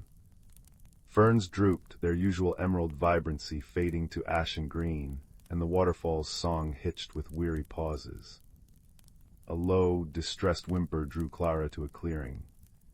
There, tangled in thorny vines that glinted like onyx, lay a creature both magnificent and sorrowful. He had the sleek, powerful body of a midnight black panther, but wings, once surely as vast and star-flecked as the night sky, lay crumpled and torn, their feathers dull as dust. His golden eyes, intelligent but clouded with pain, fixed on Clara. She froze, heart drumming. Grandmother's tales spoke of shadow stalkers, creatures of teeth and terror. But this being radiated only exhaustion and grief. "Please," the creature rasped, his voice a deep rumble like distant thunder. "The thorns, they bite with cold." Clara's fear dissolved like sugar in tea. She knelt, her small fingers working carefully. The thorns resisted, coated in frost that numbed her skin. "Why are you trapped?" she asked softly, snapping a stubborn vine. "I am Soren," he sighed. Guardian of the Whispering Vale, this place, it fades. The heartstone weakens and shadows grow bold. He nudged his broken wing. They ambushed me, the veil's light dims, and with it my strength. As the last thorn snapped, Soren shuddered, free but still grounded. Clara touched the locket, now glowing fiercely. My grandmother gave me this, it pulled me here. Soren's eyes widened, reflecting the locket's light like twin moons. The Moonkeeper's charm, your grandmother was Lyra then. She visited long ago when the veil sang with color. His voice softened. The charm responds to the heartstone, its fading weakens both. He explained the heartstone, a crystal as large as Clara's cottage, pulsing deep within the veil, anchored the realm's magic. Without its light, the Whispering Vale would crumble into silence, and shadows would devour the forest above. But why is it failing? Clara pressed, helping Soren limp toward a cluster of glowing mushrooms. Balance, Soren murmured. The heartstone draws power from joy, courage, and connection, things growing scarce in your world above. Fear and loneliness feed the shadows instead. He nodded at the locket. That charm holds a spark of the heartstone itself. Only a true-hearted bearer can reignite it at the source. Their journey began at dawn, though time flowed strangely in the vale. Sunlight filtered like liquid gold through the canopy, dappling paths paved with amethyst geodes. They followed the locket's pull, its warmth intensifying as they ventured deeper. Yet the vale's decay deepened too. They passed crystalline pools where water sprites listlessly skimmed murky surfaces, their iridescent scales gone dull. A grove of singing willows wept amber sap, their melodies reduced to broken whispers. Clara's heart ached. She shared her oatcake with a family of moss-furred hedgehogs whose lantern-like eyes flickered weakly. Their tiny paws clung to her fingers, radiating gratitude like sun-warmed stones. The first true challenge came at the chasm of echoing doubt. A canyon split their path, its depths swirling with cold, purple mist that whispered cruelly, "Turn back, little girl, you're too small, too weak," Soren growled, his fur bristling. The mist feeds on fear. It will thicken if we hesitate. Clara closed her eyes, focusing on the locket's warmth and Soren's steady presence beside her. She recalled her grandmother's voice. Courage isn't the absence of fear, Clara Dove. It's choosing kindness anyway. She knelt, gathering smooth, sun-warmed pebbles. "Sing with me, Soren," she called out, her voice trembling only slightly. She began a simple, cheerful tune her grandmother taught her, a song about bluebirds and berry pies. Soren joined in, his deep purr harmonizing. As they sang, Clara skipped the pebbles across the mist. Where they touched, the purple fog dissolved into harmless silver vapor, revealing stepping stones of pure moonlight. Hand in wing they crossed. Days blended into nights filled with bioluminescent blossoms, guiding their way. Soren shared stories of the Vale's glory, dragonfly parades with wings like stained glass, and libraries where books bloomed fragrant tales from their pages.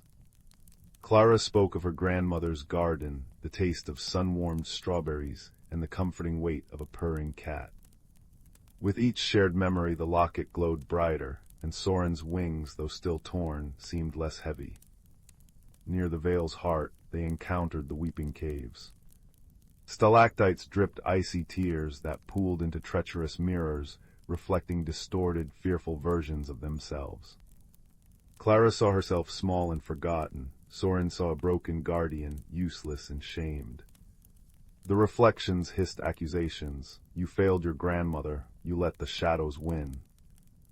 Soren snarled, tail lashing. "Lies, but they sting." Clara squeezed his shoulder, her fingers sinking into his thick, warm fur. "They're just echoes," she said firmly. "Look at what's real." She pointed to the locket, now radiating a steady, golden light. "This pulled me to you, that's real." She pointed to a tiny, brave shoot of glowing lichen pushing through the cave floor. That's real. We are real. Focusing on the locket's light, she poured her conviction into it. We are not our fears. The golden light surged, shattering the icy mirrors like glass. The cave walls shimmered, revealing veins of warm, amber crystal instead of cold stone. Finally, they reached the grotto of roots. Towering ancient trees formed a cathedral, their roots intertwining like colossal serpents guarding a central dais. There, upon a pedestal of living quartz, rested the Heartstone, or what remained of it. Once surely a blazing sun of crystal, it now flickered weakly, a dying ember. Its light, once encompassing the whole grotto, barely illuminated the dais. Deep cracks marred its surface, leaking wisps of shadow that coiled like smoke around the roots. The air hung heavy and silent, devoid of the veil's usual music. From the deepest shadows coalesced the Umbra, a shifting, formless entity woven from stolen fears and the veil's fading light. Its voice scraped like stones grinding together. Leave, bearer, this light is mine. The veil belongs to silence now. It lashed out with tendrils of pure cold that froze the vibrant moss beneath their feet. Soren positioned himself before Clara, a low growl rumbling. Clara, the ritual, focused the charm. The locket burned against Clara's skin, its light a beacon in the oppressive gloom. Grandmother's final words echoed, "Its true power isn't just light, little dove. It's love. Offer it freely." Clara understood. Reigniting the Heartstone wasn't about force, it was about reconnection. She closed her eyes, pouring into the locket not just her own courage, but the gratitude of the hedgehogs, the hopeful song of the water sprites, the resilience of the singing willows, and the steadfast loyalty of Soren. She felt the weight of her grandmother's love woven into the metal, the joy of sun-warmed strawberries, the comfort of shared stories under the moon. She poured it all into the Heartstone through the locket's blazing connection. The dying crystal flared, not with a blinding explosion, but with a warm, golden radiance that spread like liquid sunlight. It flowed into the cracks, sealing them with seams of pure gold. The light pulsed outward in a visible wave. Where it touched, the frozen moss thawed and sprouted star-shaped flowers. The weeping roots ceased their sorrow, budding luminous new leaves. The shadows recoiled from the light, the umbra letting out a shriek that dissolved into harmless mist as the radiance engulfed it. The whispering veil awoke. Flowers burst into chorus, their petals vibrating with harmonious color. Waterfalls resumed their silver song, clearer and more joyful than before. Above, the canopy shimmered with renewed bioluminescence, painting constellations on the grotto floor. Soren gasped. His torn wings shimmered, feathers regrowing with impossible speed, now gleaming like polished obsidian inlaid with flecks of starlight. He stretched them powerful and whole, catching the restored light. Clara sagged, drained but radiant. The locket still glowed warmly, but softly now, like a contented ember. Soren nuzzled her hair, his purr a deep, resonant vibration. "You healed more than the Heartstone, little bearer. You healed us all." Their return journey was a celebration. Water sprites danced in revitalized pools, their scales flashing rainbows. The singing willows bowed as they passed, their melodies now strong and sweet. At the hidden ravine entrance, dawn painted the sky peach and lavender. Soren touched the locket gently with his beak. "The veil remembers you now. The path will open when your heart calls, or when the veil needs its bearer again." He nudged her toward the glowing moss path leading home. "Go with the veil's light in your pocket, Clara." Clara stepped back into her moonlit garden, the forest gate clicking softly shut behind her. The scent of honeysuckle lingered on her skin. Inside her quiet room, she touched the locket. It was warm, pulsing gently, a tiny, steady heartbeat against her own. Through her window, she saw a single, impossibly bright star wink near the moon. A familiar, deep purr vibrated faintly in her mind, a comforting rumble only she could hear. She climbed into bed, the quilt welcoming and soft. The forest's whispers outside were no longer secrets, but gentle, familiar murmurs, a lullaby woven from moonlight, friendship, and the quiet, unshakable light within. As sleep claimed her, Clara smiled, her hand resting over the locket, a hidden world of color and song beating softly against her heart, forever close. And in the deepest roots of the whispering vale, a great panther with wings of starlight rested by the blazing hearthstone, his golden eyes watching over a bond that spanned worlds, a silent promise glowing in the eternal dawn. Story 15. The twin moons of Zephyria cast silver and amethyst light across the whispering peaks, painting the jagged crystal formations in ethereal hues. High in a secluded valley, nestled beneath an overhang shimmering with bioluminescent moss, sat Kalen. He was a Groomian, a species covered in dense, rust-colored fur, with wide, gentle eyes that reflected the starlight, and hands like soft, padded paws. Tonight, however, his usual calm was replaced by a low, worried hum. His communication device, a smooth obsidian stone warmed by his touch, showed only static. The promised supply shuttle from the orbital station was overdue. Suddenly, a sharp, high-pitched whine cut through the mountain silence. A streak of crimson light traced across the sky, followed by a muffled crump echoing from the valley floor below. Kalen's large ears twitched. Trouble. Descending the treacherous paths with surprising agility for his sturdy frame, Kalen reached the crash site just as dawn's first blush kissed the highest peaks. Amidst scattered debris of sleek, unfamiliar metal lay a small, angular craft, its hull steaming. Inside, slumped against the cracked viewport, was a figure unlike any Kalen had seen. Sleek, silver-gray skin covered a slender frame. 4 long, delicate fingers rested on the console. The being's large, dark eyes, devoid of whites, blinked open, filled with pain and confusion. It was an Alarian, Kalen realized, a species known for their technological brilliance and notorious emotional reserve. "Are you injured, Sky Friend?" Kalen rumbled, his voice a deep, comforting vibration. He approached slowly, palms open and visible in the universal Groomian gesture of peace. The Alarian flinched, pulling back.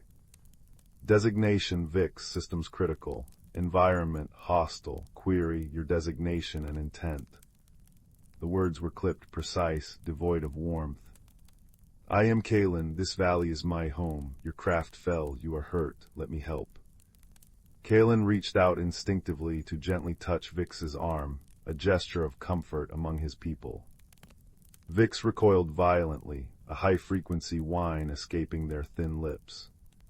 Unsanctioned physical contact, threat detected, maintain distance. Kalen froze, his paw hand hovering awkwardly. Hurt flickered in his warm eyes. He hadn't meant to frighten. I apologize, I meant only comfort, on Groomi's touches, kindness." He stepped back, giving Vix space. "Your leg is damaged, I have shelter, warmth." Vix regarded Kalen with wary intensity, their dark eyes scanning the massive, furry being.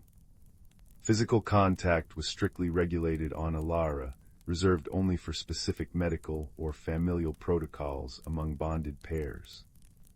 This creature's impulsive touch felt like a violation. Yet the sharp pain in their leg and the rapidly dropping temperature were undeniable threats. Logic dictated accepting aid. Affirmative, assistance required. Directive, proceed to shelter. Maintain non-contact protocol. Kalen nodded solemnly.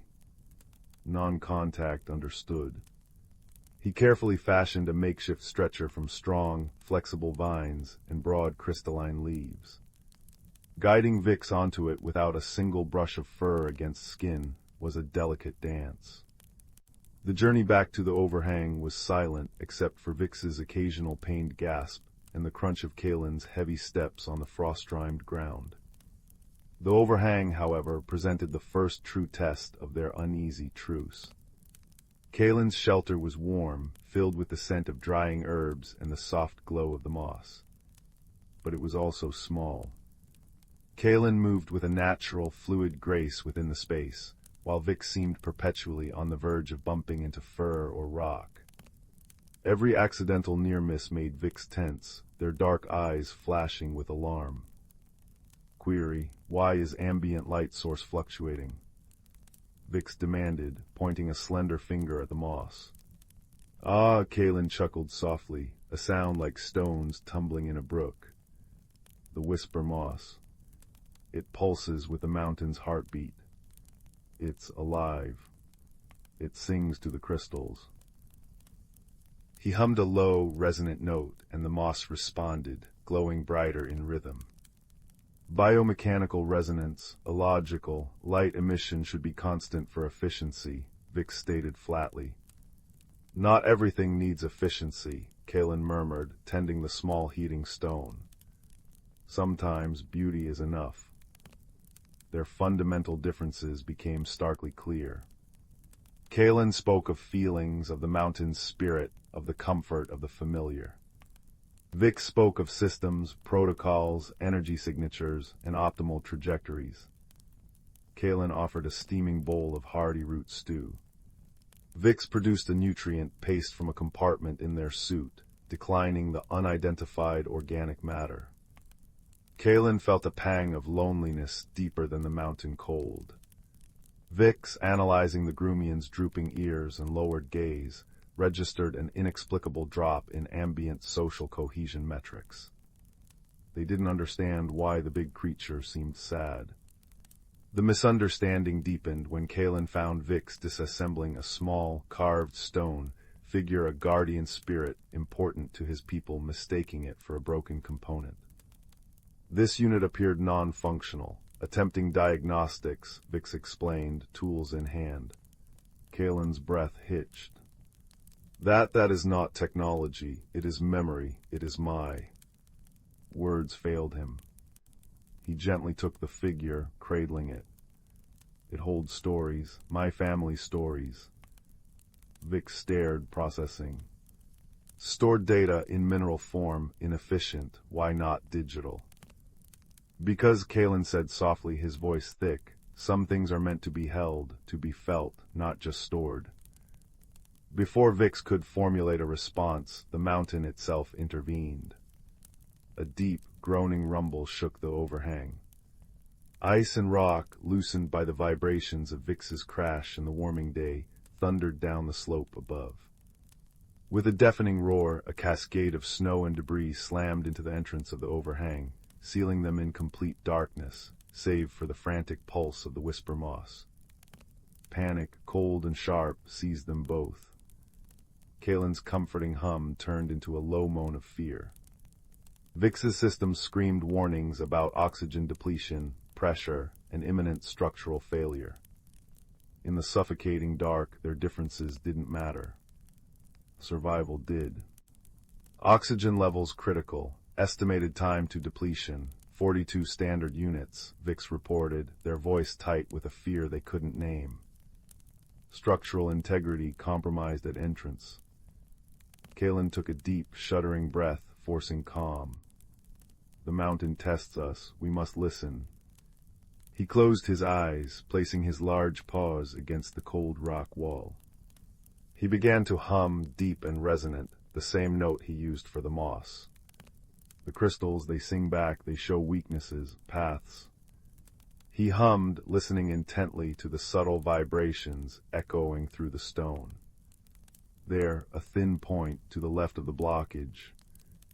Vix activated a low-light scanner built into their wrist unit, confirming a fracture Kalen had sensed. Affirmative, structural weakness detected, however manual excavation required, tools insufficient. Despair threatened to overwhelm Vix. Logic offered no solution. Kalen moved towards the blocked entrance, feeling the rock. My people are miners, tunnelers, our hands. He placed his large, padded paws against the rubble. They are strong but slow. He started pulling away smaller rocks, grunting with effort. Vix watched the massive creature strain, understanding dawning. Strength alone wasn't enough. They needed combined strength. Their own hands were slender but incredibly precise. Proposal cooperative effort. This unit possesses fine manipulator capability, can target key load-bearing fragments identified by your resonance sensing. You provide macro force removal. Kalen paused, breathing heavily. A spark of hope lit his eyes. Yes, together, show me where. In the pulsing gloom, illuminated only by the moss and Vix's wrist light, an extraordinary partnership unfolded. Kalen closed his eyes, humming, feeling the mountain's song, guiding Vix's slender fingers to critical pressure points. There, that one vibrates wrong, it holds the rest. Vix, setting aside protocol, used delicate tools and surprising strength to loosen the keystone Kalen indicated. Then, with a mighty heave, Kalen would pull it free. Rock by rock, crystal shard by crystal shard, they worked. Sweat matted Kalen's fur. Dust coated Vix's silver skin. Communication was reduced to grunts, gestures, and the shared language of urgent need. Now, careful, that one, pull. Hours bled together. Exhaustion weighed heavy, but so did the shared purpose. As Kalen strained against a particularly stubborn boulder, his paw slipped on loose scree. He stumbled, a sharp cry escaping him as his shoulder scraped against jagged rock. Immediately, Vix was there. Not touching, but close. Their dark eyes were wide with concern that transcended protocol. Kalen, status report, injury assessment. Kalen winced, clutching his shoulder. Just scraped, I'm all right. He managed a weak smile. Keep going. Vix hesitated for a fraction of a second, then did something utterly un-Alarian. They reached into a pouch and pulled out a small, self-adhering med patch. For dermal abrasion, standard issue, efficient. They held it out, not offering to apply it, but making it available. An offering. Kalen took it, warmth spreading through him that had nothing to do with the patch. Thank you, Vix. He applied it himself. The simple act that offered help bridged a chasm wider than the stars. Finally, with a last coordinated effort, Vix dislodging a final pinning crystal, Kalen throwing his full weight against the loosened debris, a shaft of glorious, late afternoon sunlight pierced the gloom. Fresh, icy air rushed in. They staggered out, blinking into the dazzling, snow-covered valley, free. They stood side by side, catching their breath, looking at the path they had carved together through the mountain's wrath. The silence was different now. Comfortable. Understood. Your resonance sensing, it was statistically improbable, yet effective, Vix stated, their voice softer than before. Your precision, it was like watching starlight carve stone, Kalen rumbled. He looked at Vix, then slowly, deliberately, held out his large paw, palm up, an open invitation. Not a demand, but an offering. Friends. Vix looked at the furry paw, then up into Kalen's warm, hopeful eyes. They remembered the fear in the dark, the shared effort, the offered med patch, the scraped shoulder. They remembered the stone figure holding stories. Slowly, deliberately, Vix placed their slender, four-fingered hand onto Kalen's massive palm. The contact was brief, gentle, a deliberate choice. It didn't feel like a violation. It felt like connection, like trust. Affirmative, Vix said, a strange warmth blooming in their chest, unfamiliar but not unwelcome. Friends. Later, under the returning twin moons, they sat near the repaired entrance of the overhang. Kalen shared a bowl of stew. Vix accepted a small portion, finding the warmth and complex flavors unexpectedly pleasing. Vix projected a star map onto the rock wall, pointing out Alara's distant gleam. Kalen told stories of groomies, his deep voice weaving tales of ice forests and singing caves. Vix listened, truly listened, not just to the words, but to the feeling beneath them. They even attempted a low hum mimicking Kalen's resonance, making the whisper moss pulse erratically, which made Kalen laugh, a sound like rolling thunder that Vix found they rather liked. The rescue shuttle arrived the next morning, its engines whining against the mountain silence. As Vix prepared to board, they paused. They walked back to Kalen and without a word, carefully placed the small, carved stone figure back into his paw. Then, in a gesture that felt both foreign and perfectly right, they gently rested their slender hand over Kalen's furry one for a long moment. No protocols, no designations. Just understanding. Stories, Vix said simply. Important, will remember. Kalen nodded, his eyes bright. As will I, Sky Friend, always. As the shuttle ascended, leaving the whispering peaks below, Vix looked down at the diminishing figure waving from the valley. They touched the spot on their wrist where the med patch had been. The cold efficiency of space felt different now. Less empty. They understood now that friendship wasn't just shared data or proximity. It was resonance in the dark. It was strength offered where one was weak. It was the courage to reach out, even when touch felt alien, and the wisdom to accept the hand offered in return.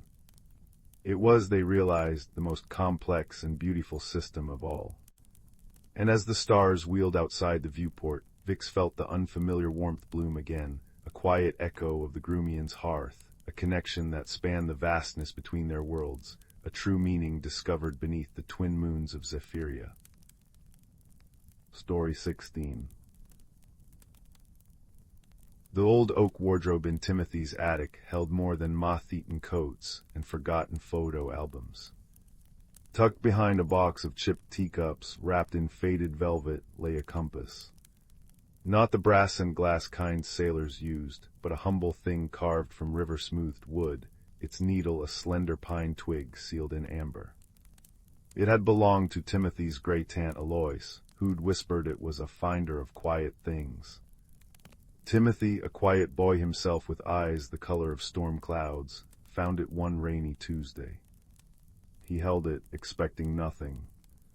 But the pine needle stirred, not pointing north but toward the wall. And the wall shimmered.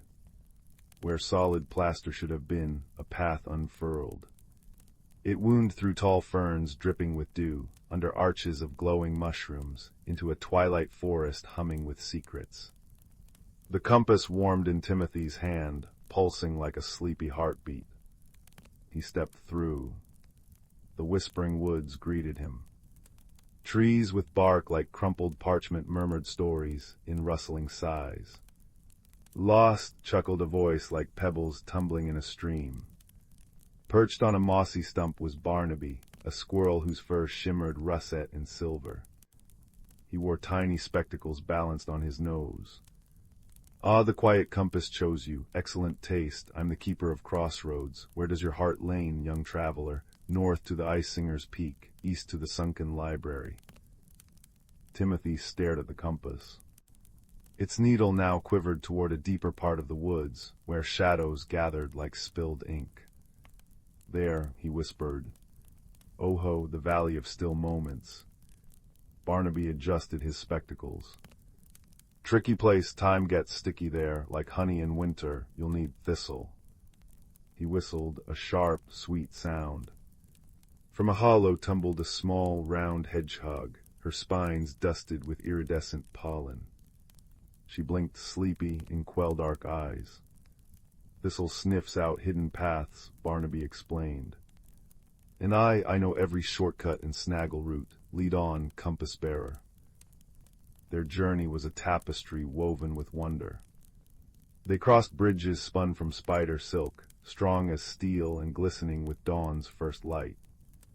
They drank from springs where water bubbled like liquid crystal, tasting of wild mint and memories of summer rain. Thistle, trundling ahead, would suddenly stop, sniff the air, and veer off the visible path, revealing stepping stones hidden under carpets of moss or tunnels behind cascading ivy.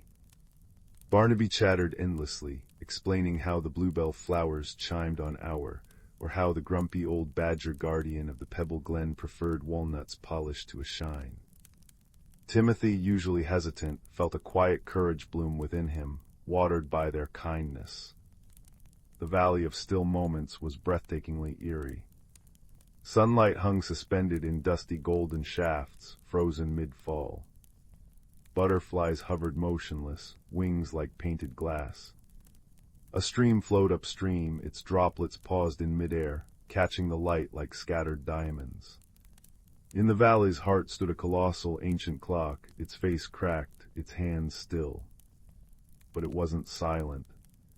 A low, sorrowful hum vibrated through the air, the sound of trapped time. The stillness deepens, Barnaby murmured, uncharacteristically solemn. See those shadows? He pointed to creeping patches of utter darkness spreading beneath the frozen ferns. Voids, they feed on unmoving time, if they cover the clock entirely. He shivered. The valley, maybe even the whispering woods, could unravel. Timothy felt the compass pulse urgently. He approached the great clock. Its gears, visible through the cracked casing, were clogged with thick, silvery strands, cobwebs spun from frozen seconds.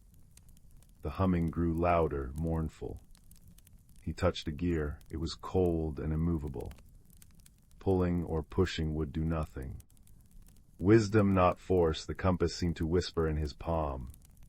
Remembering Barnaby's tales, Timothy asked the grumpy badger his walnuts. He prized things polished by time, right, not frozen but cherished. Barnaby's eyes lit up. Exactly. Time needs flow, not stoppage, but how? Thistle nudged Timothy's ankle, then snuffled toward the frozen stream. Among the suspended droplets, one glowed faintly blue. Thistle sneezed, a tiny puff of pollen landing on the droplet. It trembled, then fell, a single, musical plink into the stream below. Where it landed, the water flowed normally for a brief second before freezing again. The tears of the first dawn. Barnaby gasped. Scattered here when the clock first broke, they hold pure time, but they're trapped too. Timothy understood. The challenge wasn't to restart the clock by force, but to free the tiny fragments of flowing time trapped within the stillness. The compass warmed. He held it near a glowing droplet. The pine needle inside spun, and the amber casing glowed softly. The droplet quivered. Timothy gently blew on it, like coaxing a dandelion seed. With a soft sigh, it melted from its prison and fell. Plink. Another small patch of stream flowed. Hope flickered. We need to find them all, Timothy said. Thistle, invigorated, began snuffling fiercely, her pollen-dusted spines glowing as she detected the hidden tears, caught in a spiderweb, nestled in a frozen bird's nest, clinging to a motionless dragonfly wing. Barnaby scrambled up the clock tower, spotting tears gleaming high in the frozen sunlight shafts. One by the cloud-caught branch, another near the moon moth's wing. Timothy, guided by the compass, reached each one. Sometimes he blew.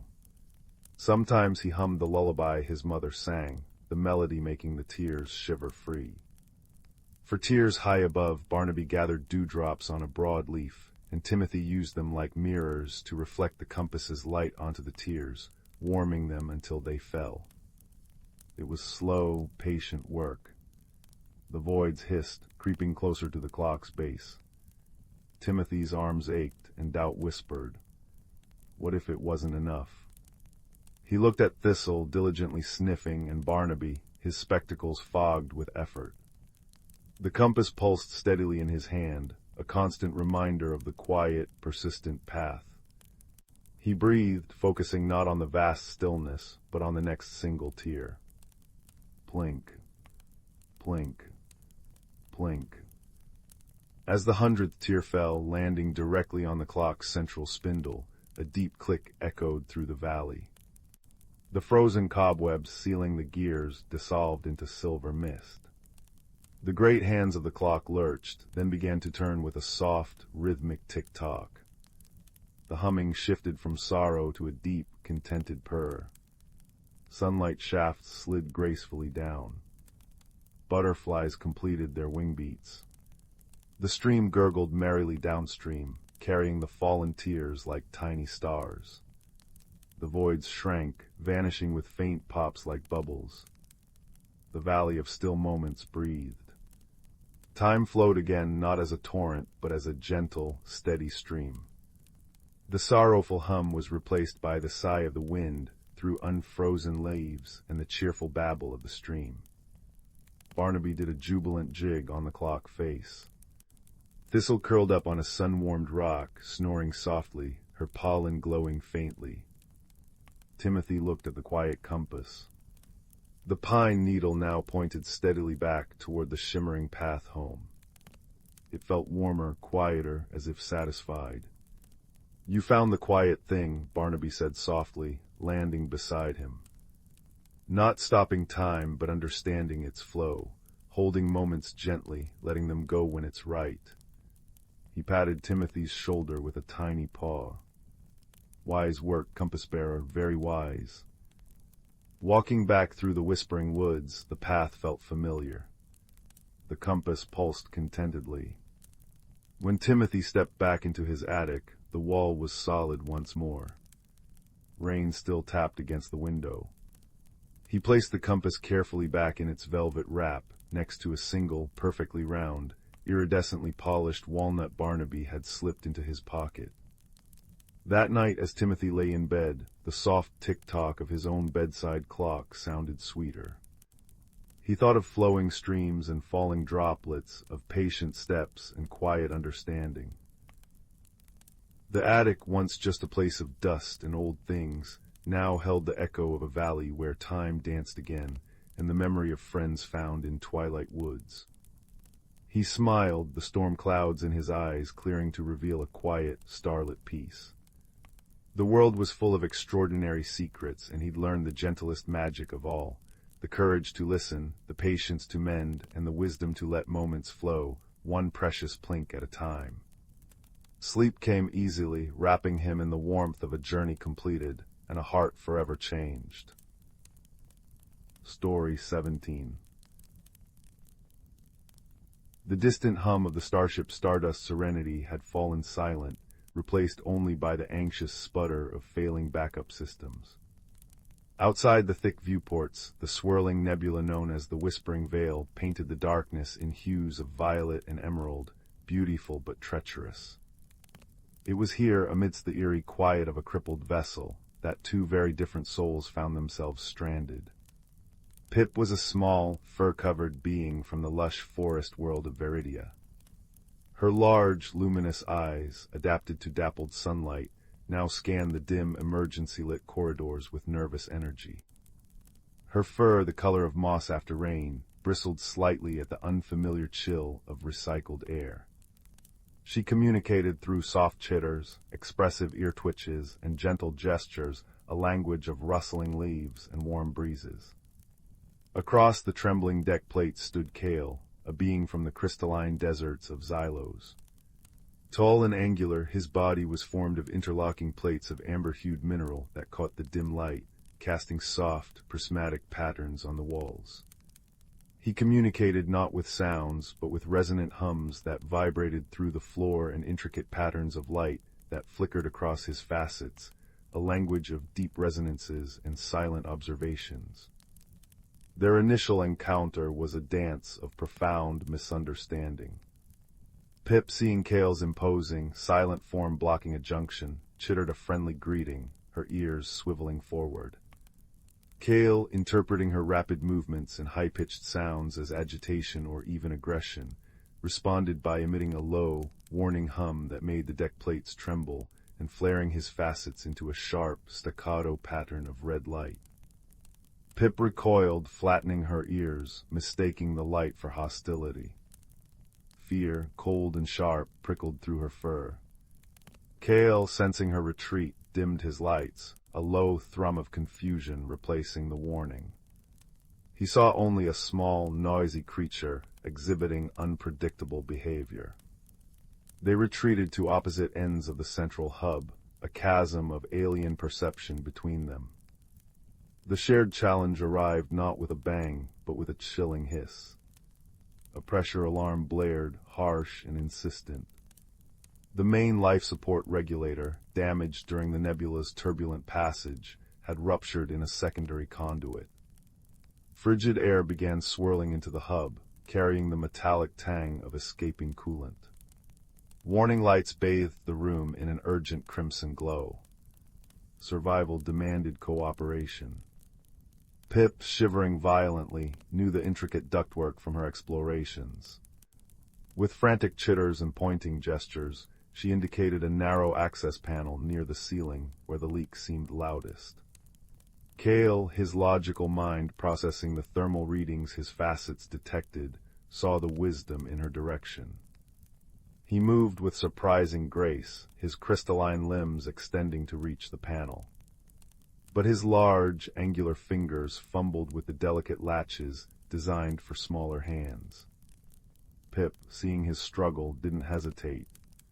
She scampered up his arm, her tiny claws finding purchase on the smooth mineral, and deftly manipulated the latches with surprising precision. The panel popped open, revealing the frozen, fractured pipe. Kale's light patterns shifted to a steady, calming blue as he assessed the damage. He needed a specific polymer sealant from the engineering locker, a locker sealed by a complex magnetic lock. Kale's resonances could manipulate magnetic fields, but the lock's frequency was erratic. Pip, recalling a maintenance drone she'd seen earlier, chittered urgently and darted down a side corridor. She returned moments later, dragging a small, inert drone.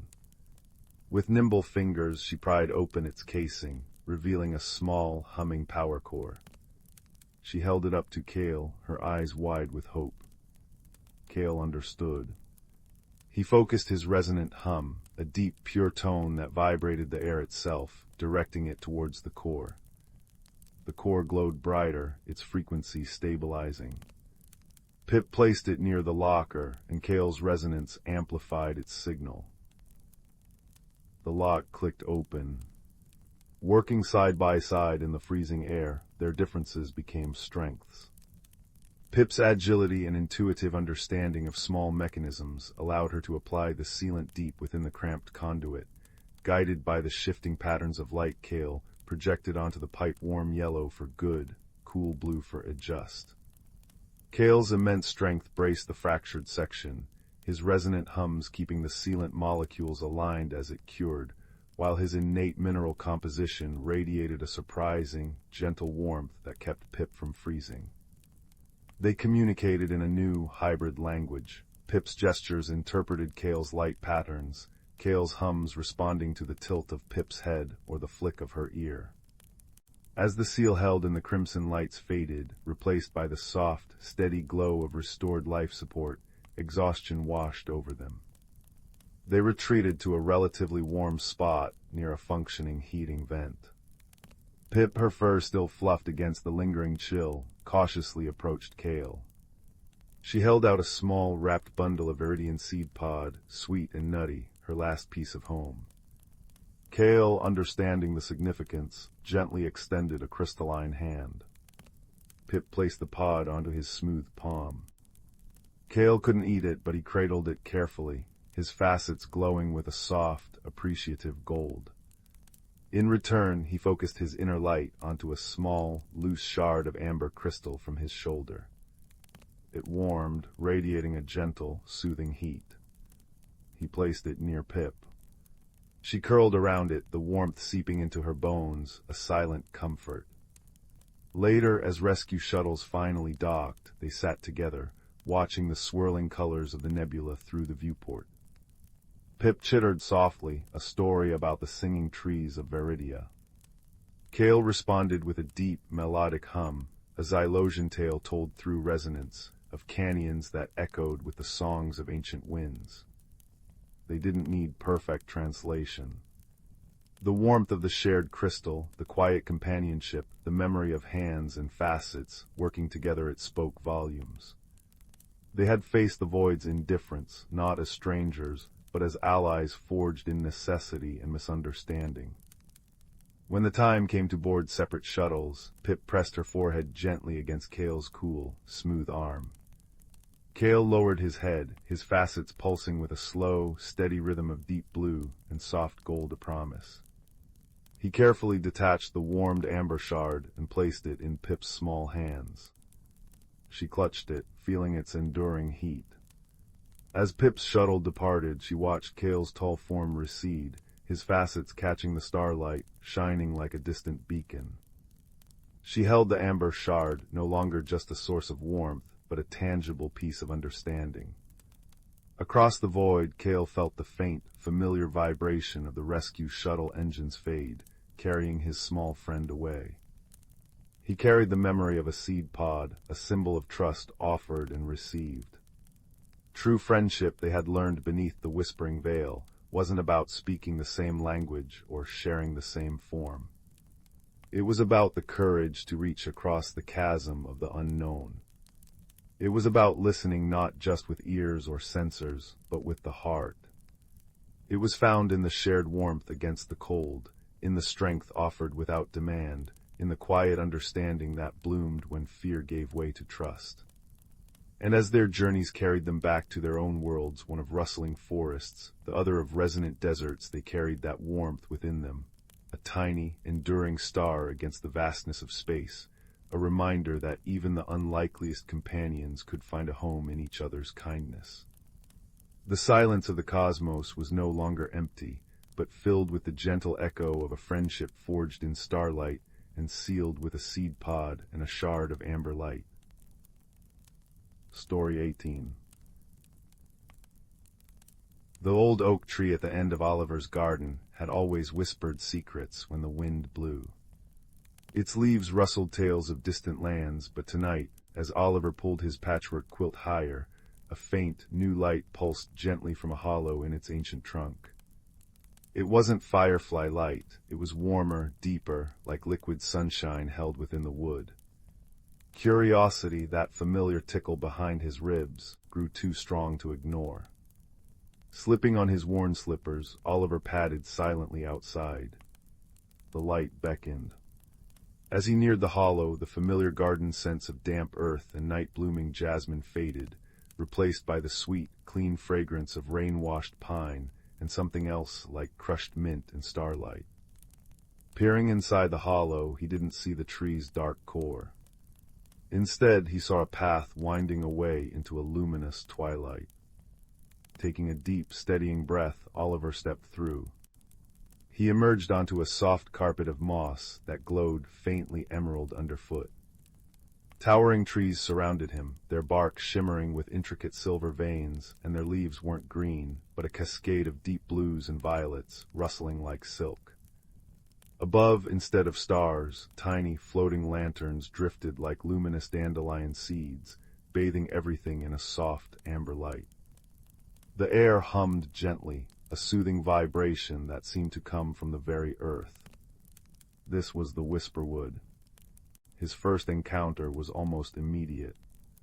A creature no bigger than his hand, with fur like spun moonlight and enormous, liquid black eyes, peered at him from behind a cluster of luminous blue ferns. It had delicate, translucent wings that shimmered like soap bubbles. It tilted its head, making a soft chirping sound, like tiny bells tinkling. "Hello," Oliver whispered, crouching slowly. "I'm Oliver." The creature, a glimmerkin he somehow knew, blinked, then darted forward. It wasn't scared. It hovered before his face, its tiny wings creating a cool breeze. Then, with a playful flick, it zipped towards a curtain of thick, velvet purple vines hanging between two enormous trees. It chirped again, insistently. Oliver followed. Pushing aside the surprisingly soft vines, he found himself on the bank of a river. but this was no ordinary river. The water flowed in ribbons of pure light shimmering gold, soft rose, and cool silver weaving together like liquid rainbows. It made no sound as it moved, yet Oliver felt its gentle energy against his skin. On the opposite bank stood a grove of trees whose leaves were shaped like tiny harps. As a soft breeze sighed through them, they played a melody so pure and sweet it made Oliver's heart feel light as air. The Glimmerkin danced above the river, pointing urgently towards a series of smooth, flat stones that jutted just above the glowing current, forming a path across. This was the first gentle challenge. The stones looked slippery, and the silent, powerful flow of light water beneath was intimidating. Oliver's stomach fluttered. He'd never been the bravest boy, often preferring the safety of his books. But the Glimmerkin chirped encouragingly, and the harp leaves played a calming, steady rhythm. Taking a deep breath, Oliver placed one slippered foot on the first stone. It was warm and stable. Step by careful step, focusing only on the next stone, guided by the gentle hum of the wood and the Glimmerkin's soft light dancing ahead, he crossed the river of light. Reaching the other side, a wave of quiet pride washed over him. He hadn't needed roaring courage, just careful steps and trust. The harpleaf grove was even more enchanting up close. The air vibrated with their music. As Oliver walked beneath them, a larger creature emerged from behind a tree trunk woven with glowing, amber-colored moss. It resembled a badger, but its fur was a deep, velvety blue, speckled with points of light like a miniature night sky. Its eyes held ancient kindness. "Greetings, young traveler," its voice rumbled softly, like stones tumbling in a gentle brook. "The Whisperwood welcomes those who listen." "I am Stargazer." Oliver bowed slightly, feeling strangely formal. "Thank you, it's incredible here." Stargazer nodded. "The wood sings for those who venture beyond the known, but the path ahead holds a small puzzle for you. The moon-petal glade awaits, but the bridge of roots is hidden. Listen not just with your ears, but with your heart." With that, Stargazer ambled back into the glowing moss, leaving Oliver thoughtful. The path narrowed, winding upwards. The harp music faded, replaced by the sighing of the wind through the violet leaves. Oliver remembered Stargazer's words, "Listen with your heart." He paused, closing his eyes. He heard the wind, the soft hum of the earth, the distant chime of the Glimmerkin, who had stayed faithfully nearby. And then beneath it all, a faint, rhythmic thump-thump like a slow, steady heartbeat. He followed the sound. It led him off the main path, through whispering ferns that brushed his arms like cool feathers, to the base of the largest tree yet. Its roots, thick as castle walls, sprawled outwards. And there, where two massive roots arched high above the ground, intertwined like loving hands, was the bridge. The thump-thump was strongest here, the heartbeat of the great tree itself. Crossing the bridge of roots felt like stepping into a hug. Warmth radiated from the ancient wood. On the other side, Oliver gasped. The moon-petal glade was a wide clearing carpeted in flowers that looked like they were woven from pure moonlight. Each petal glowed softly, casting a silvery radiance. In the center stood a small, clear pool, reflecting the drifting lantern lights above. As Oliver stepped into the glade, the moon petals reacted. They gently turned on their stems, orienting towards him, their glow pulsing softly in welcome. He sat by the pool, the Glimmerkin settling on his knee. Peace deep and profound settled over him like his favorite quilt. He hadn't fought dragons or solved impossible riddles. His courage had been the quiet kind, stepping into the unknown, crossing the shimmering river, listening deeply to find his way. The Whisperwood hadn't demanded heroics, it had rewarded curiosity and a gentle heart. He watched the lantern lights drift, mirrored perfectly in the still pool. He understood the subtle message now, woven into the luminous leaves and the silent river. true exploration begins with a single step into the unfamiliar, and the greatest discoveries often come from listening, trusting, and moving forward with care. Fear was natural, but it didn't have to be the master. After a timeless while filled with peaceful contemplation and the company of the glowing flowers and the loyal glimmerkin, Oliver felt a gentle tug, not on his body, but on his spirit. It was time. The glimmerkin led him back across the bridge of roots, past the harp trees, and carefully over the stepping stones of the river of light. The path through the violet-leafed trees seemed shorter now, bathed in the familiar amber glow. The hollow in the old oak tree pulsed warmly before him. Oliver turned to the glimmerkin. "Thank you," he whispered. The tiny creature chirped, a sound full of warmth, and nudged something towards his foot. It was a small, perfectly smooth acorn, but instead of brown it glowed with the same soft, inner light as the whisperwood. A keepsake. Stepping back through the hollow felt like stepping through a curtain of warm air. He was back in his own garden, the familiar scents and sounds greeting him. Above, real stars twinkled in the velvet sky. He clutched the glowing acorn in his palm, its gentle light spilling through his fingers like captured moonlight. Back in his bed, the patchwork quilt pulled up to his chin, Oliver placed the glowing acorn on his bedside table. It cast a soft, comforting radiance, a tiny piece of the Whisperwood's wonder. The old oak tree rustled softly outside, a sound full of understanding. Oliver smiled, the quiet pride of his gentle adventure warming him more than any quilt. He had ventured into the enchanting unknown, faced its soft challenges with listening ears and careful steps, and returned carrying not treasure, but a heart full of peaceful light and the comforting knowledge that courage, like the Whisperwood itself, could be found in the quietest steps and the most curious hearts. And as the glowing acorn pulsed softly beside him, he drifted into a sleep filled with dreams of luminous leaves and silent rivers of light, knowing the world held wonders just waiting for a gentle step forward. Story 19. The attic smelled of dust and forgotten summers. Lena traced her finger along the trunk's worn leather, the scent of cedar and old lavender tickling her nose. It belonged to her great aunt Sylvie, a woman whispered about for her peculiar collection of buttons. Lena, feeling a little lost since moving to the quiet village, sought solace in these quiet corners of her grandmother's old house. With a soft creak, the trunk lid opened, releasing a puff of glittering dust motes dancing in the single sunbeam slicing through the small window. Inside, nestled in velvet-lined trays, lay hundreds of buttons. Pearly discs, carved wooden toggles, tiny enameled flowers, and gleaming jet beads. But one caught Lena's eye immediately.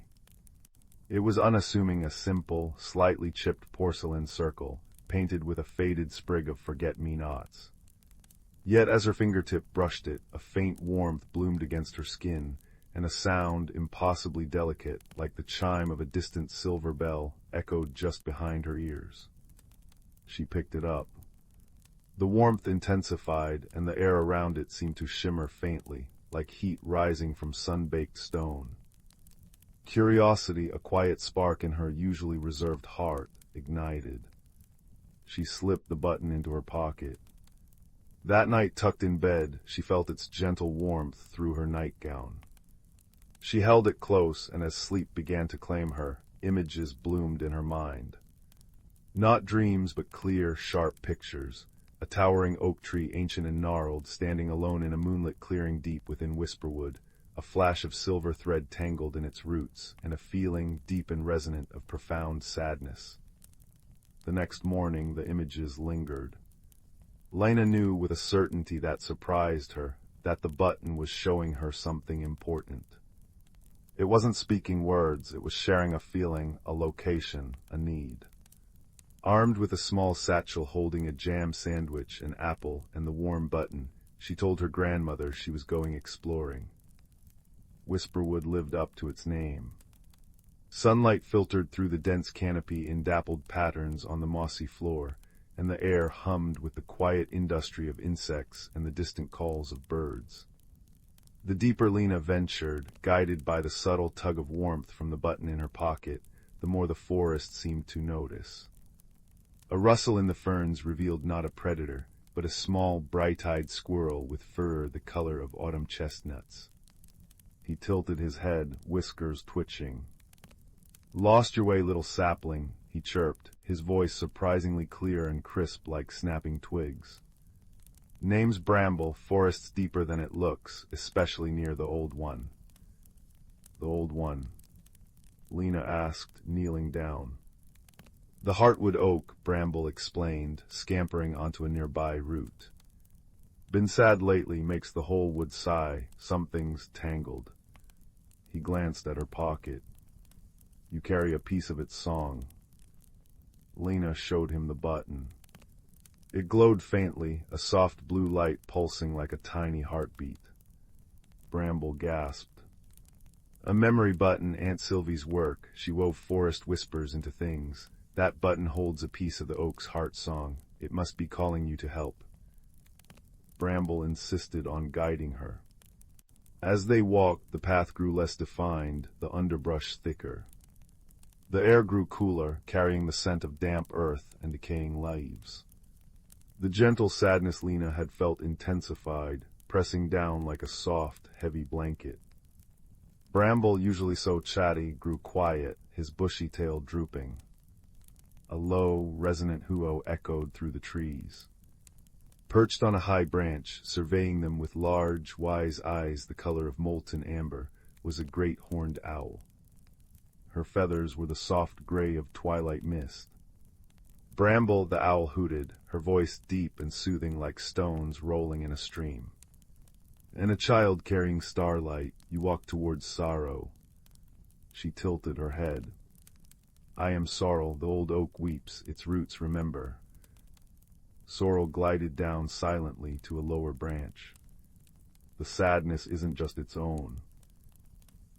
Long ago, a storm tore a precious quilt from Sylvie's hands as she sat beneath the oak, mending. It was woven with threads spun from moonlight and spider silk, a gift for her sister. A silver thread snagged deep in the oak's roots, carrying a piece of Sylvie's grief and the quilt's lost purpose. It festers like a splinter in the heartwood. Lena understood. The button wasn't just showing her the oak. It was showing her the source of its pain, a lost piece of Sylvie's own heart, tangled and forgotten. "How do we mend it?" Lena asked, the button pulsing warmly against her palm. "We can't just pull it out. The roots are too deep, too old." "Force would wound it further," Sorrel agreed solemnly. "Wisdom untangles knots, not strength. You carry Sylvie's memory, speak to the oak, reminded of the whole story, not just the loss. The thread holds sorrow, but it also holds love." The final stretch was the hardest. The ground sloped downwards, thick with tangled roots and fallen branches. Bramble chattered nervously about shadowy nooks. As Lena struggled over a particularly large, moss-covered log, a low grunt sounded nearby. A stout badger with a distinctive white stripe blinked sleepily at them from the entrance to his set. He yawned, revealing impressive teeth, but his eyes were kind. "Bit far from the sunny paths, aren't ye?" he rumbled, his voice like gravel rolling downhill. He sniffed the air. "Ah, carrying a bit of Sylvie's magic, I smell, and heading towards the lake. Name's Tumble." He heaved his sturdy body out. "Ground's tricky here, roots like hidden snares. I know the safe path to the clearing. Follow my stripes."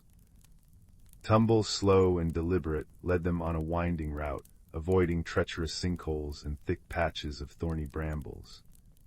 His presence was solid and reassuring, a steady anchor against the growing melancholy emanating from the heartwood oak.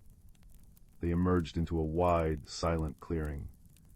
Moonlight seemed to linger here even during the day, casting everything in soft silver and deep green. In the center stood the heartwood oak. It was magnificent, ancient beyond measure, its bark deeply furrowed like wise wrinkles. But Lena felt it immediately, a profound, weary sadness that seemed to seep from its massive trunk into the very air, making the vibrant moss at its base look dull. Tangled amidst the thick, gnarled roots near the base was a single, impossibly fine strand of silver thread, almost invisible but pulsing with a faint, discordant light.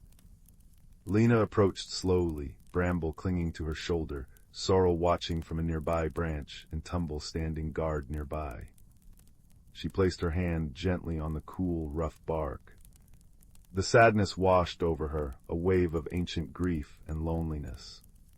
She closed her eyes and focused on the warm button in her pocket, thinking of great-aunt Sylvie, her grandmother's stories of Sylvie's laughter like wind chimes, her deft fingers sewing, her love for the forest. "The thread remembers the storm," Lena whispered, her voice small but clear in the hushed clearing. "It remembers being torn away. It remembers the sadness." She pressed her palm flat against the bark, pouring her thoughts towards the great tree. "But it also remembers the hands that held it, Sylvie's hands. It remembers the love stitched into every inch of the quilt, the warmth it was meant to bring. It remembers sitting here under your branches, safe and cherished before the wind came. The sadness is real, old one, but it's only a piece. Don't let the loss make you forget the love that came before, the love that was in the thread." She poured her thoughts into the tree, picturing Sylvie smiling as she sewed, the softness of the moonlight quilt, the comfort it was meant to give. She pictured the quilt not as lost, but as a memory held safe, its purpose carried forward in Sylvie's kindness and the stories told about her. She focused on the love woven into the thread, not just the sorrow of its loss. A deep sigh seemed to ripple through the clearing, not a sound of wind, but a feeling in the earth. The discordant pulse of the silver thread softened, shifting from a sharp ache to a gentle, melancholic glow. The oppressive sadness in the air began to lift, like mist burning off under the morning sun. The moss seemed to brighten, regaining its vibrant emerald hue. Lena carefully knelt by the roots. The silver thread was no longer tangled tight. It lay loosely, glowing softly and warmly now. Gently, so gently, she eased the thread free. It felt impossibly light in her fingers, cool and smooth, humming with a quiet, peaceful energy. As it left the roots, the heartwood oak gave another, softer sigh. The air in the clearing felt lighter, clearer, filled with the ordinary, comforting sounds of the forest, rustling leaves, distant birdsong, the chirp of insects. Bramble chattered in delight, doing a little jig on the moss. Sorrel gave a soft, approving hoo-oh. Tumble grunted, a sound of deep satisfaction. "Wisdom untangles," he rumbled. Lena held the silver thread. It felt complete now, its story whole once more. The porcelain button in her pocket pulsed one last time, a warm, contented thrum, then settled into a gentle, constant warmth, like a small sun held close. The journey back felt different. The forest seemed brighter, friendlier. Bramble led the way with renewed energy, chattering about hidden nut stashes. Sorrel glided silently above, a watchful guardian. Tumble ambled beside Lena, a comforting presence. When they reached the edge of Whisperwood, near her grandmother's garden, the helpers paused. "Remember, little sapling," Bramble chirped, "even small things hold deep songs." "Listen to the quiet stories," Sorrel hooted softly. "Wisdom roots deeper than strength," Tumble grunted. With nods and soft sounds, they melted back into the green embrace of the trees. Lena walked into the warm, familiar kitchen, where her grandmother was kneading dough. Sunlight streamed through the window, catching the dust motes dancing in the air, smelling of yeast and cinnamon. Without a word, Lena placed the silver thread on the worn wooden table. Her grandmother paused, flour dusting her hands. She picked up the thread, her eyes widening as she felt its familiar, impossible coolness, and saw its soft glow. Tears welled in her eyes, not of sadness, but of wonder. "Sylvie's moonlight thread," she breathed. "Lost for 50 years, how?" Lena placed the porcelain button beside it. It remembered, and it wanted to come home. The oak needed to remember the love, not just the loss. Her grandmother held the thread and the button, her hands trembling slightly. Then she smiled, a smile that crinkled her eyes and filled the room with warmth. She pulled Lena into a hug that smelled of flower and lavender and home. Later, sitting by the crackling fireplace, Lena told her grandmother the whole story of the button's warmth, the sad oak, the wise helpers, and the power of remembering the whole story, especially the love woven through it. Her grandmother listened, her eyes soft. Sylvie always said her best magic was in helping things remember their joy, she murmured. She carefully placed the silver thread and the memory button into a small, carved wooden box. Now they're home and the story is whole again, just like the forest, just like us. That night, as Lena lay in bed, the porcelain button resting safely in its box on her nightstand, she felt a deep sense of peace. The ordinary world now held an extraordinary secret that even the smallest, most forgotten things could hold deep songs, that sadness could be untangled with gentle words and remembered love, and that wisdom, kindness, and friendship could light the way through the deepest woods. The forest outside her window sighed softly, a sound no longer of sorrow, but of deep, contented rest. And Lena drifted into sleep, wrapped in the warmth of discovery and the comforting glow of a story beautifully mended.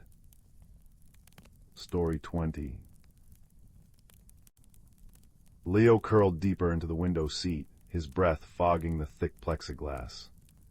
Outside, the vast velvet blanket of space glittered with icy stars, and below, the swirling blues and greens of the planet Verdantia filled the view. Inside Starlight Station, the air hummed with the gentle thrum of life support and the distant murmur of scientists. It was cozy with warm amber lighting and plush carpets, but Leo felt a hollow ache. Earth, with its noisy playgrounds and chattering friends, felt light years away. His parents were brilliant xenobiologists, but their work left little time for a lonely 10-year-old. One evening, while exploring the station's vast hydroponic gardens, a lush jungle of ferns, glowing mosses, and sweet-scented starblooms under a domed ceiling, Leo heard a soft, metallic clink. Behind a cluster of luminous purple ferns, something small and trembling was half buried in the nutrient-rich soil. It wasn't human. About the size of a large rabbit, it was covered in dense, iridescent fur that shimmered from deep indigo to anxious silver as it noticed him. 6 delicate, multi-jointed legs tucked close to its body, and 2 large, liquid black eyes, wide with fear, blinked up at him. Instead of a mouth, a cluster of fine, whisker-like filaments vibrated, producing a sound like wind chimes caught in a nervous breeze. Ting-a-ling-ling-ling. "Hello," Leo whispered, crouching slowly. "I won't hurt you." He extended a hand, palm open. The creature flinched, its fur flashing warning crimson. Ting-ting-ting. It tried to burrow deeper, dislodging a small, silver tool, a sonic calibrator used by the station's engineers. Leo remembered the grumbles in the mess hall, tools vanishing again. Must be those pesky void weavers nesting in the vents. Void weavers were considered pests, blamed for minor malfunctions and thefts. But this creature didn't look like a thief. It looked terrified and lost. Leo saw a faint, jagged scar on its shoulder, and one leg seemed crooked. "You're hurt," he murmured. "And you're not a void weaver, are you?" The creature's fur softened to a hesitant lavender. Ling. Leo fetched a clean cloth, dampened with sterile water from a nearby maintenance kit. Moving inch by inch, he offered it. The creature sniffed the cloth with its filaments, chiming softly, then pressed its injured leg against the cool fabric, sighing a sound like tiny bells settling. Leo named it Pip, for the gentle chimes it made. Their friendship began in stolen moments. Leo brought soft fruits from the mess hall. Pip's filaments would hum with pleasure, ling-a-lu, turning its fur a joyful sunflower yellow. Pip showed Leo hidden nooks where bioluminescent fungi painted the walls with soft light. but misunderstandings bloomed like thorny weeds. When Pip, fascinated by a blinking console light, accidentally triggered a minor oxygen alarm with a curious tap of its leg, station security blamed those destructive void weavers. Leo tried to explain Pip was different, but the adults dismissed him. All unknowns are risks, Leo, his father said gently. Especially ones found near missing equipment. Pip, sensing the distrust, hid for days, its fur dull gray. Leo felt the sting of injustice. Pip was gentle, curious, and clearly stranded.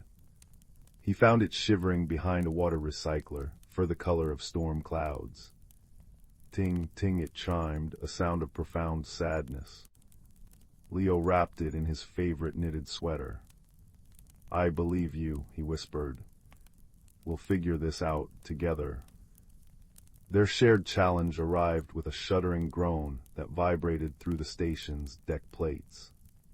Alarms blared sharp, red pulses of light cutting through the garden's serenity.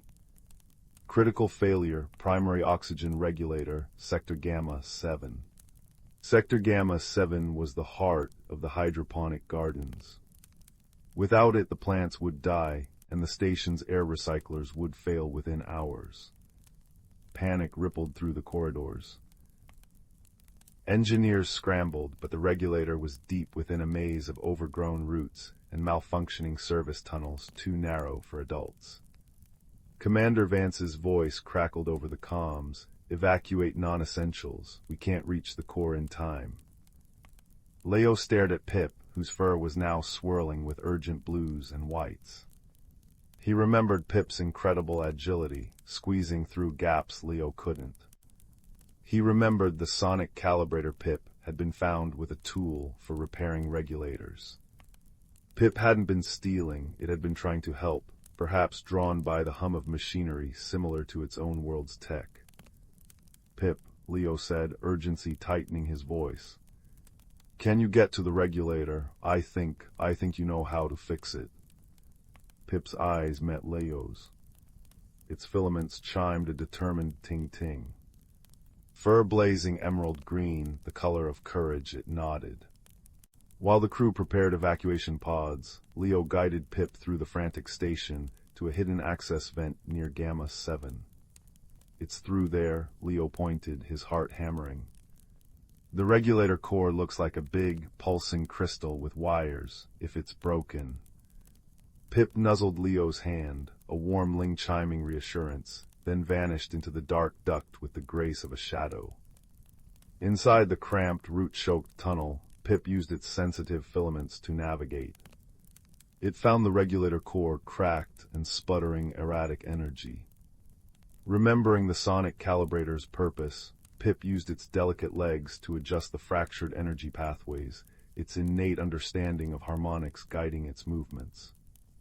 Ting, chime, hum, it worked meticulously, the sounds echoing softly in the confined space. Outside, Leo pressed his ear to the vent, sweat beading on his forehead. He heard the frantic shouts, the hiss of pressure seals testing. Time was running out. Suddenly, the station lights flickered violently. A terrible grinding noise erupted from the vent. Pip's frightened chime, ting, ting, ting, echoed out. Leo didn't hesitate. He wrenched the vent cover wider and scrambled inside, ignoring the scrape of metal on his arms.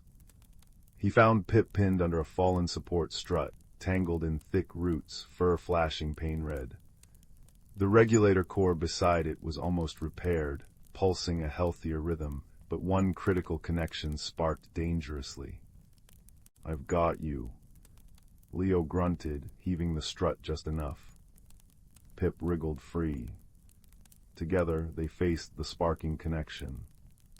Pip pointed a trembling leg.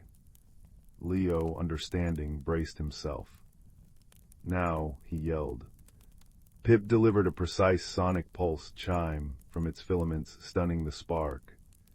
Leo, using a discarded piece of shielding, slammed it into place, sealing the connection. Silence. Then a deep, steady hum resonated through the station. The pulsing red lights faded, replaced by the calm, soft blue of normal operations. The grinding stopped. Oxygen levels stabilized. Leo slumped against the tunnel wall, pulling Pip close. Pip's fur glowed a soft, radiant gold, pure relief and gratitude as it nuzzled Leo's cheek, chiming a melody like a lullaby made of starlight. Ling-a-lulu. Rescue teams found them moments later, covered in soil but triumphant. The station crew stared in awe as Leo explained Pip's bravery and skill. Commander Vance examined the perfectly repaired regulator, then looked at the small, golden-furred creature in Leo's arms. You saved us all, he breathed, his voice thick with emotion. And we called your kind pests. He knelt, offering a hand. Pip, after a glance at Leo, gently touched the commander's finger with a filament, chiming a soft greeting. Ling. The truth unfolded. Pip belonged to the Luminari, a peaceful species from a crystalline world, known for their innate harmony with energy and sound. Their ship had been damaged passing near the station. Pip, separated during an emergency evacuation, had crash-landed in the garden. The stolen tools. Pip had been trying to signal for help or repair its own escape pod beacon. The Void Weavers, shy fungus gatherers, were exonerated too. Communication arrays were adjusted, allowing the Luminari's melodic language to be translated. Pip's family, searching desperately, arrived in a ship like a cluster of glowing geodes. The reunion was a symphony of joyous chimes and swirling rainbows of fur. Months later, Leo wasn't lonely anymore. Pip chose to stay on Starlight Station as an ambassador, its family visiting often. The gardens became a meeting place, filled with the soft chimes of Luminari and the gentle rustle of Void Weavers tending their fungi. Leo and Pip spent evenings in their favorite window seat, sharing stories, Leo with words, Pip with colors and chimes. They watched the stars wheel past Verdantia, the vastness of space feeling not cold and empty, but warm and full of possibility. Leo understood now. Friendship wasn't about speaking the same language or looking the same. It was about listening with your heart, offering warmth in the dark, and finding courage together.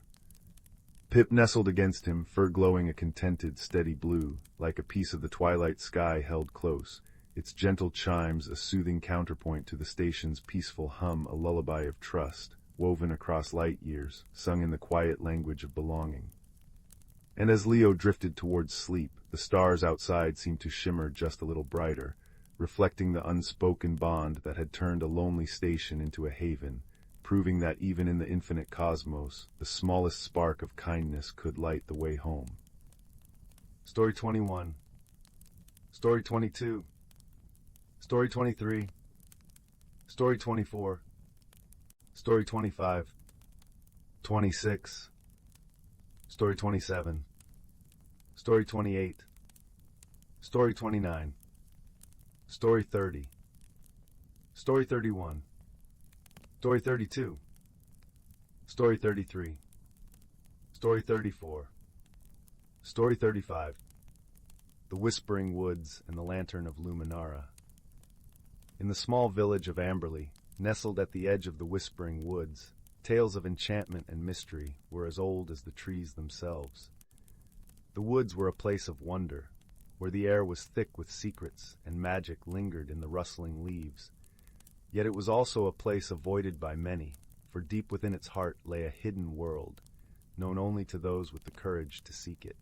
The village was a cozy cluster of thatched roof cottages, surrounded by fields of lavender that swayed gently in the breeze, filling the air with a soothing fragrance. The villagers were kind and simple folk, their days marked by the rhythm of the seasons and the quiet pleasures of rural life. In one such cottage lived a young girl named Leora. She had hair the color of autumn leaves and eyes that sparkled with curiosity. Leora was known for her gentle nature and the way she seemed to understand the whispers of the wind and the songs of the birds. She often spent her afternoons wandering the edges of the Whispering Woods, listening to the stories the forest had to tell. One cool autumn evening, as the setting sun painted the sky in hues of orange and pink, Leora sat at her window, gazing out at the woods. Her heart longed for adventure, and she felt a pull towards the trees, as though they were calling her name. "Leora," her mother called from the kitchen, "come help me with supper." Leora reluctantly tore her gaze from the window and joined her mother. As they prepared the meal, her mother spoke of the coming winter and the preparations they must make. But Leora's mind drifted back to the woods, to the stories of hidden worlds and magical beings that her grandmother used to tell. That night, as the village lay quiet under a blanket of stars, Leora lay awake in her bed, listening to the gentle rustle of the leaves outside. Unable to resist the call of adventure any longer, she quietly slipped out of bed, wrapped a warm cloak around her shoulders, and tiptoed out of the cottage. The moon cast a silvery glow over the landscape as Leora made her way towards the whispering woods. The air was crisp and carried the scent of pine and earth. As she entered the woods, the trees seemed to lean in, welcoming her into their embrace. The deeper she ventured, the more the forest came alive. The leaves whispered secrets, and the branches formed intricate patterns against the sky. Leora felt a sense of wonder and awe, as though she were stepping into a dream. After walking for what felt like hours, Leora came upon a clearing bathed in moonlight. In the center stood an ancient oak tree, its twisted branches reaching towards the heavens. Beneath the tree lay a small, flickering light, like a star fallen to earth. Curious, Leora approached the light and discovered it was a lantern, crafted from delicate glass and metal, its surface etched with intricate patterns. The lantern glowed with a soft, warm light that seemed to pulse with life. As she reached out to touch it, a voice, gentle and melodic, echoed through the clearing. "The Lantern of Luminara," it said, "a beacon for those who seek the hidden world." Leora looked around, but saw no one. "Who are you?" she asked, her voice barely a whisper. The voice replied, "I am the spirit of the forest, and I have watched over these woods for centuries. The lantern is a gift for those with pure hearts and the courage to seek the truth." Leora felt a thrill of excitement mixed with apprehension. She had heard of the Lantern of Luminara in her grandmother's tales, a magical object that could reveal the hidden world within the whispering woods. "Will you accept the lantern and embark on a journey of discovery?" the voice asked. Leora nodded, her heart pounding with anticipation.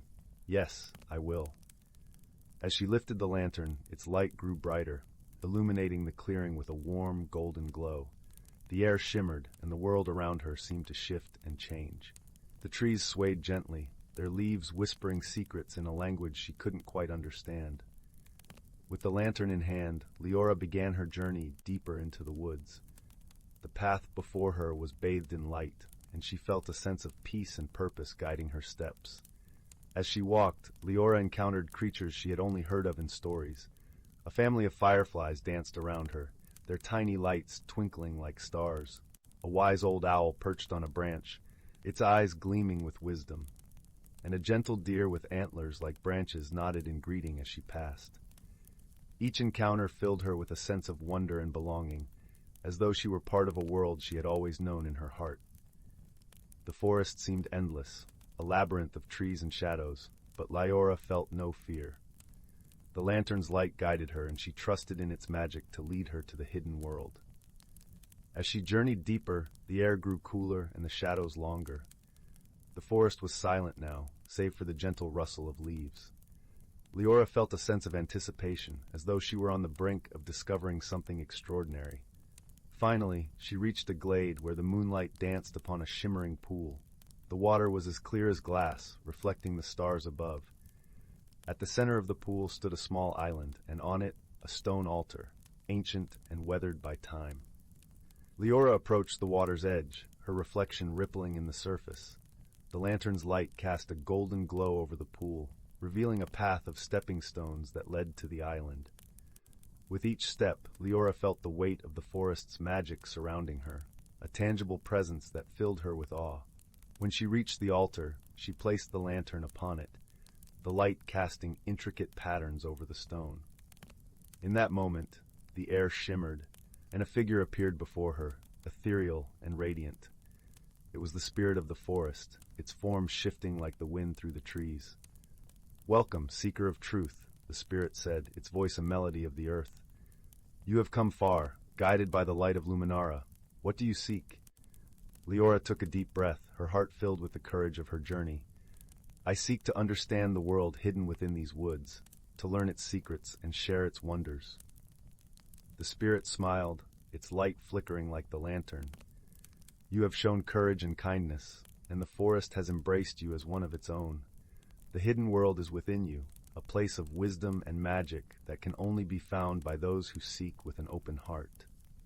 As the spirit spoke, Leora felt a warmth spreading through her, a connection to the forest and all its creatures. She understood now that the hidden world was not a place to be found, but a state of being, a way of seeing the world with wonder and love.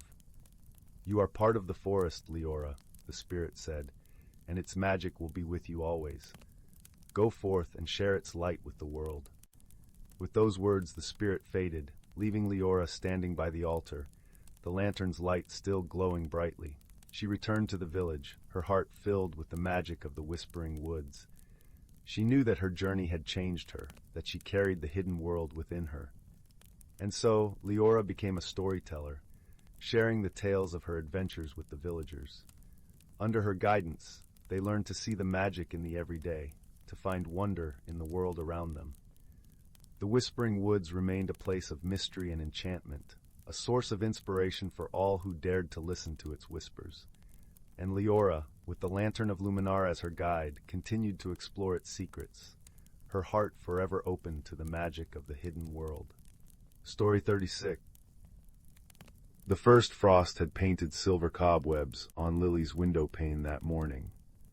Now, as twilight deepened into a velvety indigo outside, the familiar shapes of her room, the sturdy oak wardrobe, the bookshelf crammed with well-loved tales, the rocking chair draped with a worn quilt seemed to hold their breath, waiting for the night's story to unfold. Lily burrowed deeper under her patchwork duvet, the scent of lavender sachets mingling with the faint wood smoke drifting from the hearth downstairs. Her gaze drifted to the small, smooth stone resting on her bedside table. It wasn't much to look at by daylight, just a gray river pebble.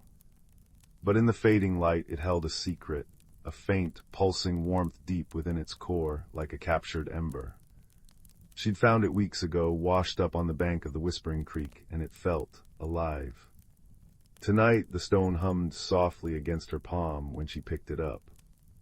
A gentle vibration, almost a purr, resonated through her fingers. Lily closed her eyes, breathing in the quiet. That's when she heard it, a sound woven into the silence itself. Not the creak of the house settling, nor the distant hoot of an owl. This was a melody, faint and ethereal, drifting on the cool night air like the scent of moonflowers. It seemed to come from inside the stone, a song of longing and forgotten paths. Curiosity, a familiar friend, nudged Lily. Slipping out of bed, the polished wood floor cool beneath her bare feet, she padded to the window. The melody grew clearer, not from the stone now, but seemingly from the ancient oak tree that stood sentinel at the bottom of her garden. Its gnarled branches, silhouetted against the star-strewn sky, seemed to beckon. The stone pulsed warmly in her hand, its inner light flaring briefly, illuminating tiny veins of gold and amber within its gray surface. It felt like an answer, a key. Pulling on her thickest woolen socks and wrapping her faded dressing gown tightly around her, Lily slipped out of her room. The house was quiet, filled only with the rhythmic ticking of the grandfather clock in the hall. The cool night air kissed her face as she opened the back door, the scent of damp earth and decaying leaves sharp and inviting.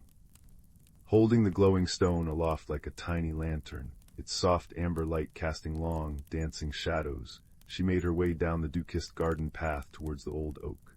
As she approached, the melody swelled, no longer faint but rich and complex, the sound of wind through crystalline leaves, of water trickling over ancient stones, of laughter echoing down long corridors of time. It emanated from the massive, moss-covered roots that erupted from the earth like petrified serpents.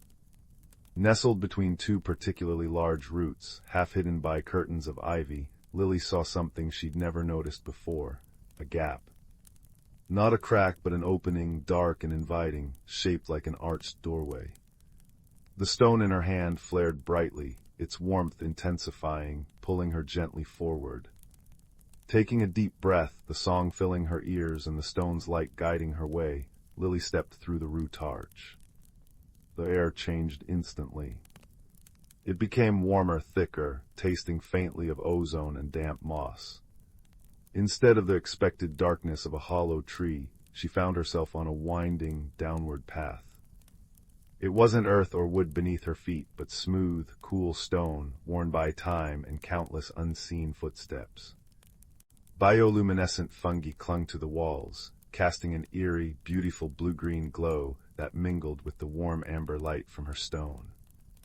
Giant luminous mushrooms like parasols spun from moonlight dotted the path. The air hummed with unseen life, a soft chorus of chirps and rustles accompanying the haunting melody. She had stepped into the gloaming. The path descended gently, spiraling deeper. Strange, luminous flowers unfurled petals like spun glass. Tiny winged creatures, no larger than fireflies but shaped like miniature birds with iridescent scales, darted through the air, leaving trails of shimmering dust. Lily walked in wide-eyed wonder, the stone clutched tightly, her heart pounding not with fear but with a thrilling sense of discovery. She was in a hidden world, a secret heart beating beneath her own garden. The path opened into a vast, subterranean cavern. It took Lily's breath away. Above, the ceiling shimmered with constellations of embedded crystals, reflecting the soft light below. Below, a network of canals wound through the cavern floor, filled not with water, but with liquid light, a shimmering, golden substance that flowed silently, illuminating everything with a warm, buttery radiance. Buildings, if you could call them that, were carved directly into the cavern walls, or built from luminous fungi and woven vines. They looked like giant, intricate bird nests or clusters of glowing gourds. Bridges made of woven light spanned the canals, and everywhere moved the inhabitants of the gloaming. They were small, perhaps knee-high to Lily, with skin the color of polished walnut or smooth river stones. Large, luminous eyes, like pools of liquid moonlight, dominated their gentle faces. Some had delicate, moth-like wings shimmering on their backs, others had fur like soft moss, and still others seemed woven from shadow and starlight. They moved with a quiet grace, tending luminous gardens, weaving strands of light on intricate looms, or simply sitting by the canals, their reflections shimmering in the golden flow. The melody Lily had followed was everywhere here, woven into the very air, sung by the people and echoed by the cavern itself. Lily stood frozen at the cavern's edge, a giant in this miniature world. Her presence hadn't gone unnoticed. The gentle activities ceased. Hundreds of luminous eyes turned towards her, wide with shock, and Lily feared suspicion. A ripple of silence spread outwards from her. She felt enormous, clumsy, and utterly alien. Then a small figure detached itself from the shadows near a cluster of giant, glowing toadstools. It moved towards her with surprising speed, not flying, but skittering on quick, tiny legs. It was roughly the size of a hedgehog, covered in short, velvety fur the deep blue of twilight. Large, intelligent eyes, the color of periwinkles, regarded her intently from beneath tufted brows. Instead of wings, it had delicate, feathery antennae that twitched constantly. It stopped a few feet away, puffing itself up slightly, and let out a series of high-pitched chirps and clicks that sounded remarkably like a question. "Hello," Lily whispered, crouching down slowly, trying to make herself less imposing. "My name is Lily. I followed the song." The little creature tilted its head, antennae quivering. It took a cautious step closer, sniffing the air. Its eyes fixed on the stone in Lily's hand. With another series of rapid clicks, it pointed a tiny clawed finger at the stone, then at Lily, then back at the stone. You know this stone?" Lily asked, holding it out carefully. The stone pulsed warmly, and its inner light seemed to brighten in response to the creature's proximity. The blue-furred being let out a soft trill, its posture relaxing. It skittered closer, reaching out a tentative paw to touch the stone. As its tiny claws brushed the surface, the stone flared brilliantly, bathing both of them in warm, amber light. A wave of understanding, wordless but profound, washed over Lily. She felt the creature's surprise, its curiosity, and beneath it, a deep, resonant sadness. She also felt its name, Pip.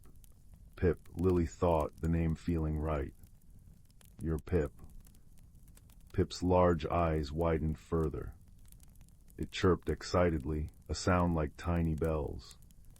It touched the stone again, then pointed urgently towards the center of the cavern, where a magnificent structure rose, a towering spire, seemingly grown from a single, colossal crystal, pulsating with a soft, internal light. Pip's clicks and chirps grew frantic, laced with unmistakable worry. It pointed to the crystal spire, then made a gesture like something breaking, accompanied by a mournful whine. It then mimed holding something precious and looking around desperately. The song. Lily breathed, understanding dawning. "The melody I heard, it came from there, and it's fading, something's wrong." Pip nodded vigorously, antennae drooping. The beautiful melody that filled the cavern was changing.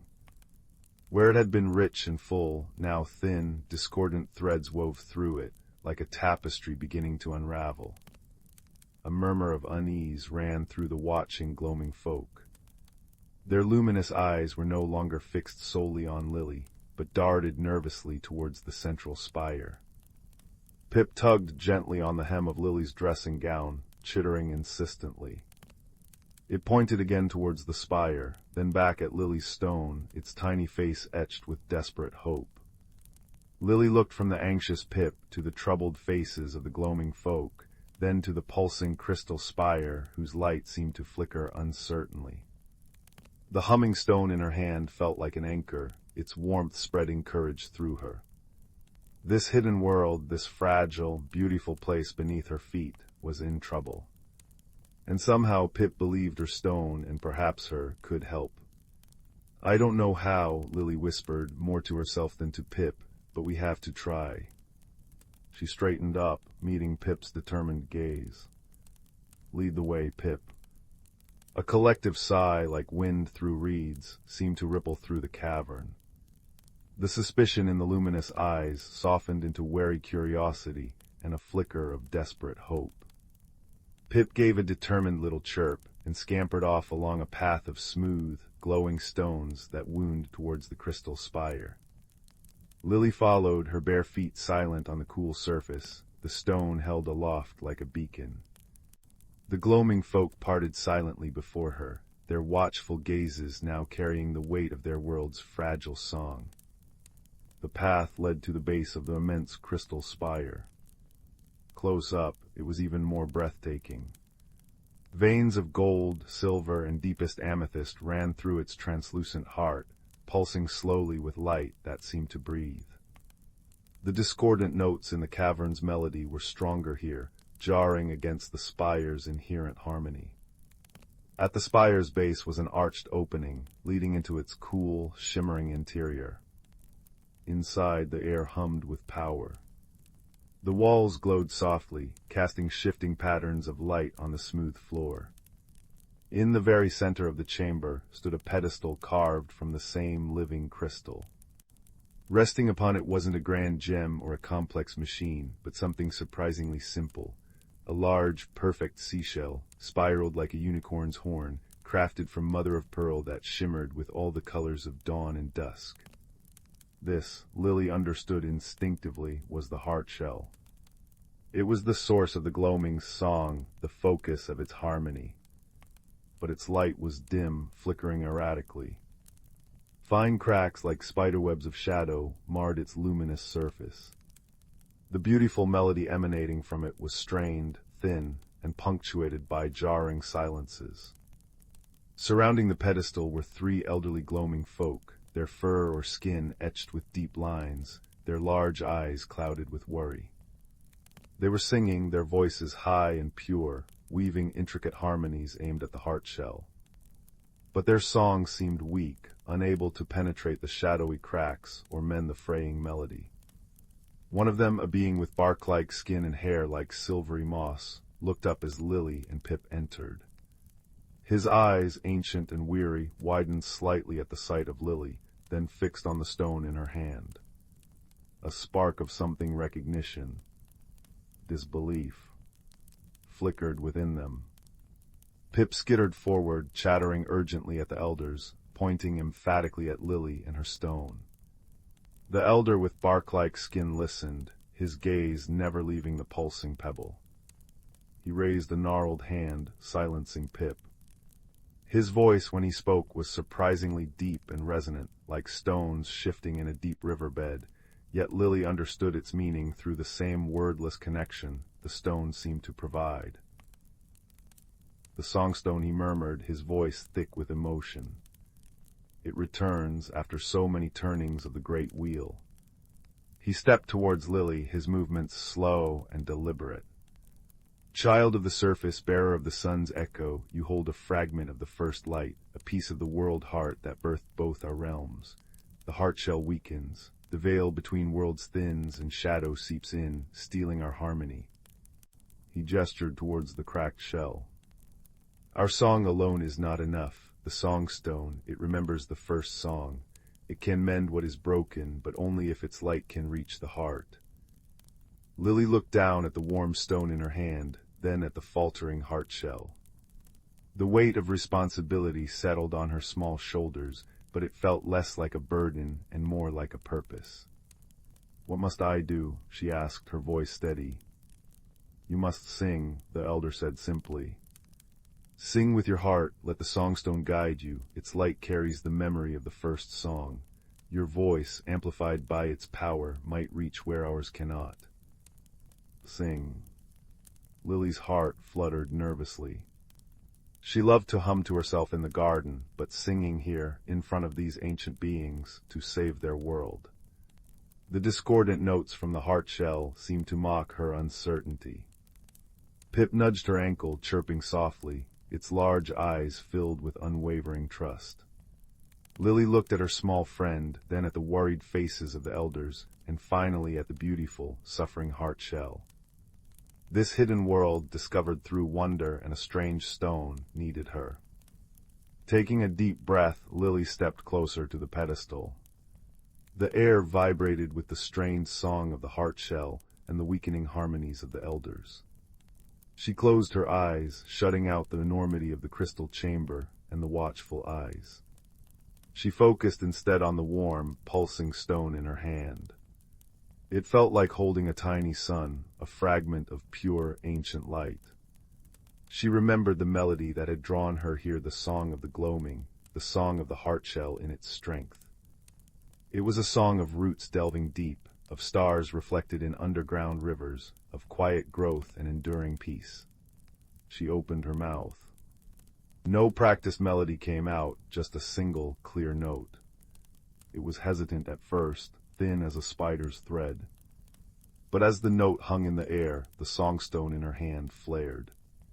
Its warm amber light intensified, bathing her and the pedestal in its glow. The light didn't just illuminate, it seemed to resonate with her voice, amplifying it, enriching it, weaving threads of golden sound around her simple note. Encouraged, Lily sang another note, then another. She didn't think about words or complex tunes. She poured her feelings into the sound, her awe for this hidden world, her worry for Pip and the gloaming folk, her hope for the heart shell.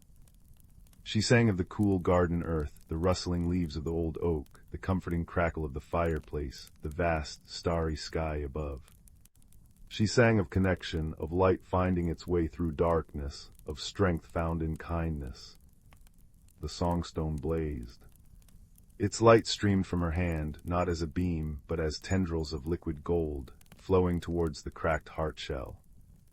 Where the light touched the shadowy cracks, they hissed faintly, like ice meeting fire. The darkness recoiled.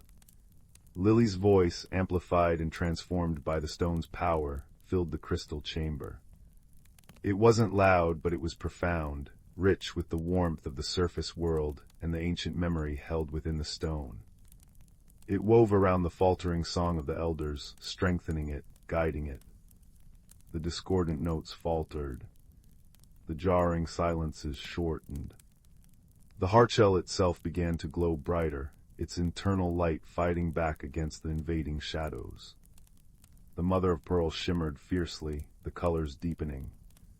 Lily felt the resistance, a cold, clinging darkness that fought the warm light pouring from the songstone and her voice.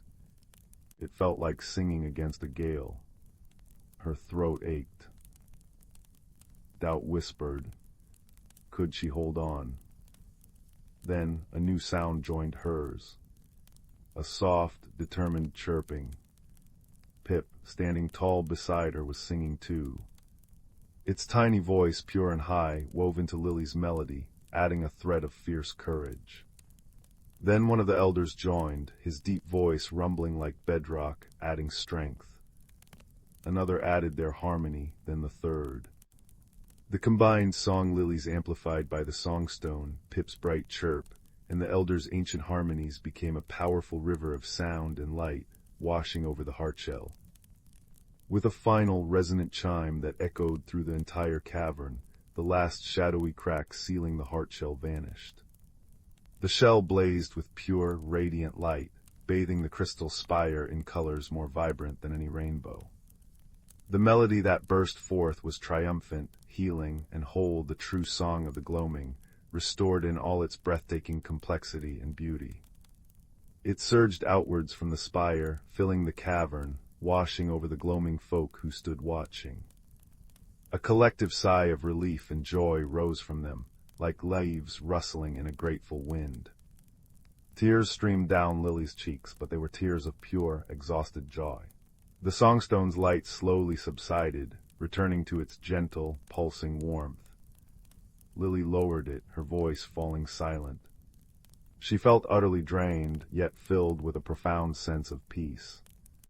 Pip leaped up, chattering excitedly, doing a little jig of pure happiness. The elder with bark-like skin approached Lily. He placed a gnarled hand over his heart and bowed deeply. "Bearer of the sun's echo," he said, his voice thick with gratitude, "you have restored the heart song. You have saved the gloaming. Our harmony is your harmony now. You will always find welcome here." Lily smiled, a tired but radiant smile. "I just sang," she whispered. "The stone and Pip and all of you, we did it together." She looked around the now brilliantly lit chamber, the restored heart-shell pulsing steadily. The fear and suspicion in the luminous eyes had vanished, replaced by warmth, gratitude, and wonder. She had come seeking the source of a song and found a hidden world and a friend. She had faced the darkness she didn't understand and found the courage to sing against it. The timid girl who had crept from her bed felt different, stronger, connected. The journey back through the luminous cavern felt like a dream. Gloaming folk bowed or waved as she passed, their faces alight with smiles. Pip scampered proudly beside her, occasionally darting off to excitedly chirp the news to others.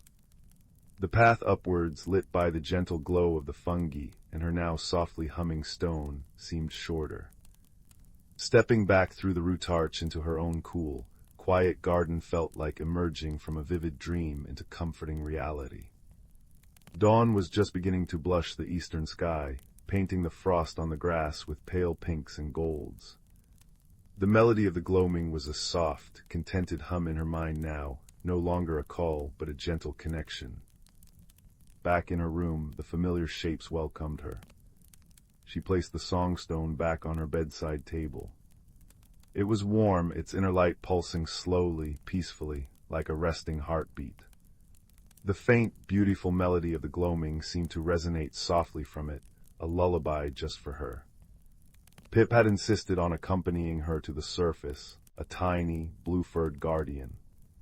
It now curled up contentedly on Lily's pillow, its feathery antennae twitching softly in sleep. Lily climbed back into bed, pulling the patchwork duvet up to her chin. The scent of lavender and wood smoke was sweeter than ever. She felt the cool sheets, heard the first tentative chirps of waking birds outside. She looked at the stone, then at the sleeping Pip, a small, miraculous friend from a world beneath the roots.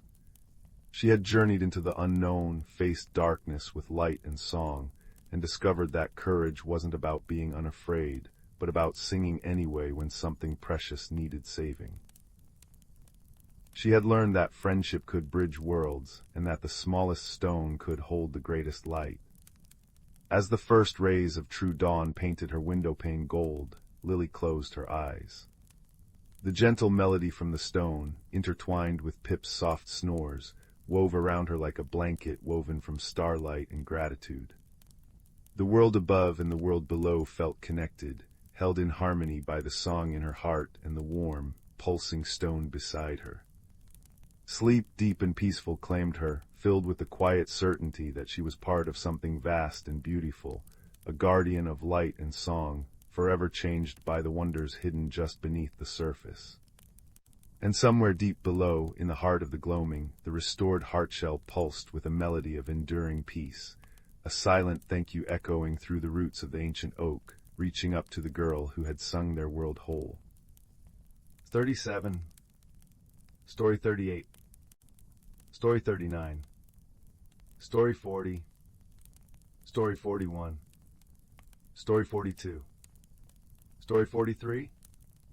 Story 44. Story 45. Story 46. Story 47. Story 48. Story 49. Story 50. Story 51. Story 52. Story 53. Story 54. Story 55. Story 56. Story 50.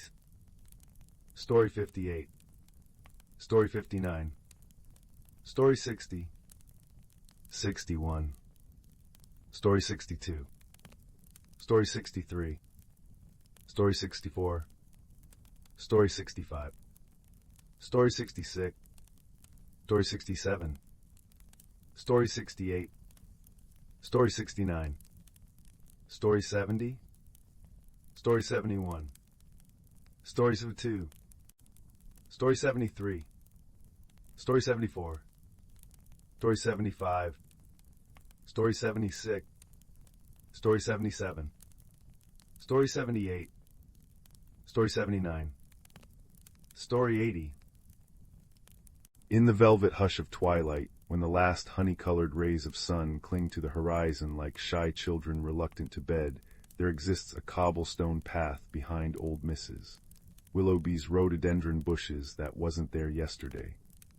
This is where we find our protagonist, a girl with a lantern of curiosity always lit behind her eyes, standing at the edge of what sensible folk called the ordinary woods. But the stones beneath her boots shimmered like dragonfly wings, and the air carried the faintest whisper of a melody no earthly instrument could play. The girl, let's call her Mira, stepped onto the path. At once, the world softened around the edges. Trees stretched taller, their bark patterned with silvery spirals that pulsed gently, as if breathing. The ground became springy with moss the color of limes dipped in moonlight, and fireflies the size of apricots bobbed lazily, their light shifting between gold and violet. It was the Glimmerwood, though Mira didn't know its name yet. All she knew was the scent of cinnamon and rain, and the feeling that the very air was welcoming her. Her first companion appeared as she crossed a bridge made of interwoven roots, arching over a stream where the water sang in glassy notes. A creature no taller than her knee perched on the rail, its fur a cascade of autumn leaves, crimson maple, amber oak, russet elm, all rustling softly even without wind. It had eyes like twin hearth fires, and a tail that flickered like a candle flame. "You're the leaf ox," Mira breathed, recalling a half-forgotten tale her grandmother once told. The creature inclined its head, leaves chiming like distant bells. "And you're the girl who's forgotten her mittens," it replied, voice crackling pleasantly. Mira looked down at her hands, suddenly aware of the evening chill. Before she could speak, the leaf ox shook itself, sending a single golden leaf spinning into her palms. It grew warm, soft as rabbit fur, and shaped itself into perfect mittens. "Every wanderer needs protection," said the leaf ox. "Even from small discomforts. Follow the singing stones when the path forks, and mind the ink-bloom flowers, their dreadful gossips." With that, it dissolved into a swirl of leaves, scattering into the darkening wood. Mira walked on, the mittens humming with gentle warmth. Soon the path split around a hillock crowned with flowers whose petals were deepest indigo, their centers glowing like bottled starlight. As she approached, they began to quiver. "She's wearing fox gifts," one bloom trilled. "No hat, though," sighed another. "Her ears must be chilly." "Do you think she knows about the thistle key?" piped a third. Mira knelt. "What's a thistle key?" The flowers stilled. Then in unison they turned toward a nearby oak, where a single silver thistle hung from a low branch, its surface etched with tiny, swirling symbols. "Opens the chamber of whispers," the largest flower confided. "But it's ever so tricky to reach. The ivy argues with strangers." True enough, the oak's trunk was wrapped in thick ivy, each leaf edged in copper. As Mira reached for the thistle, the vines shifted like a nest of snakes, hissing, "No admittance, no bare ears." Remembering the flower's chatter, Mira untied her scarf, patterned with embroidered owls, and fashioned it into a makeshift hat. The ivy rustled approvingly and parted. The thistle key fit snugly in her palm. At the hill's peak, she found a door carved into the side of an ancient stump, no taller than her shoulder. The key slid into a knot hole, and with a sound like a sighing cello, the door opened. Inside, the chamber of whispers was neither large nor small, but exactly the size of a held breath. Floating orbs of light drifted like dandelion seeds, each containing a voice, some laughing, some murmuring, one reciting a recipe for mushroom pie. In the center sat a stone basin filled with liquid moonlight. "Look inward," the chamber seemed to whisper. Mira gazed into the basin. The moonlight rippled, showing not her reflection, but a winding path through a valley of crystalline trees, their branches chiming in an unfelt breeze. At the valley's heart stood a tower woven from living vines where something glimmered, a figurine of a fox, a thistle, and a flower, all forged in gleaming silver. The vision faded, leaving the taste of peppermint on her tongue. A map, she realized. The basin's moonlight had imprinted the route onto her mind, crisp as ink on parchment. The journey through the crystal valley tested her in gentle ways. Narrow bridges of frozen mist required careful steps.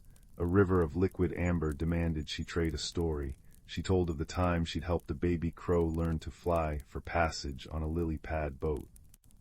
She met a hedgehog knitting socks from spider silk, who gifted her a pair for the stones ahead. They're fond of ticklish toes, and a family of moths who mended a tear in her coat with threads pulled from dawn's first light. At the vine tower, Mira found the figurine, but also a surprise. The leaf ox waited beside it, along with the ink-bloom flowers, now tucked into tiny flower pots carried by chipmunks and the moth family. "Every guardian of the Glimmerwood comes to greet those who pass the valley," the leaf ox explained. "The silver totem is yours, but it asks a question first. Will you keep our secrets?" Mira hesitated. "I'll share the wonder, but not the paths. Some magic needs quiet to grow." The totem glowed, warm in her hands. As it did, the Glimmerwood itself seemed to hum in approval. The leaf ox nudged her elbow. "Come, dawn's approaching, time for wanderers to return." They walked back together, the creatures sharing tales of the wood, how the stars dipped down to drink from the singing stream, how the northern lights are actually the ghosts of forgotten songs. At the cobblestone path's end, the leaf ox pressed a paw to Mira's chest. Carry the glimmer here, and when the world feels too heavy. It plucked a maple seed from its tail, now a perfect, tiny whirligig. Plant this where shadows gather. It'll remember the light. Mira stepped back into her world as the first birds began their morning chorus. In her pocket, the silver totem nestled close, and in her heart, the certainty that wonder never truly leaves us. It waits in the corners of our gaze, patient as moonlight. That night, she planted the seed by her window box. It grew into a sapling with leaves that glowed softly when she hummed, and though no one else ever found the cobblestone path again, Mira knew it was there. And sometimes, on the edge of sleep, she'd hear a familiar crackle of autumn leaves, and know her friends in the Glimmerwood were wishing her sweet dreams. Story 81. Story 82. Story 83. Story 84. Story 85. Story 86. Story 87. Story 88. Story 89. Story 90. Story 91. The evening mist curled around the cottage like a contented cat, silvering the cobblestone path and muffling the distant chime of the village clock. Inside, young Clara traced the frost feathers on her window pane, her breath fogging the glass. 10 years old, with hair the color of chestnuts and eyes holding the quiet depth of a forest pool, she felt a familiar restlessness stir. Her world, nestled between the whispering pines of Eldergrove Forest and the sleepy village of Willowbrook, felt too small, too known. She longed for the rustle of unseen leaves, the scent of unfamiliar earth. Beneath her bed, tucked inside a worn wooden box beside a smooth river stone and a robin's blue eggshell, lay her most precious secret, the Whisperwood acorn. It wasn't like any other acorn. Larger than her fist, its cap was etched with swirling silver patterns that seemed to shift in the lamplight, and the nut itself pulsed with a deep, warm amber light like captured sunset.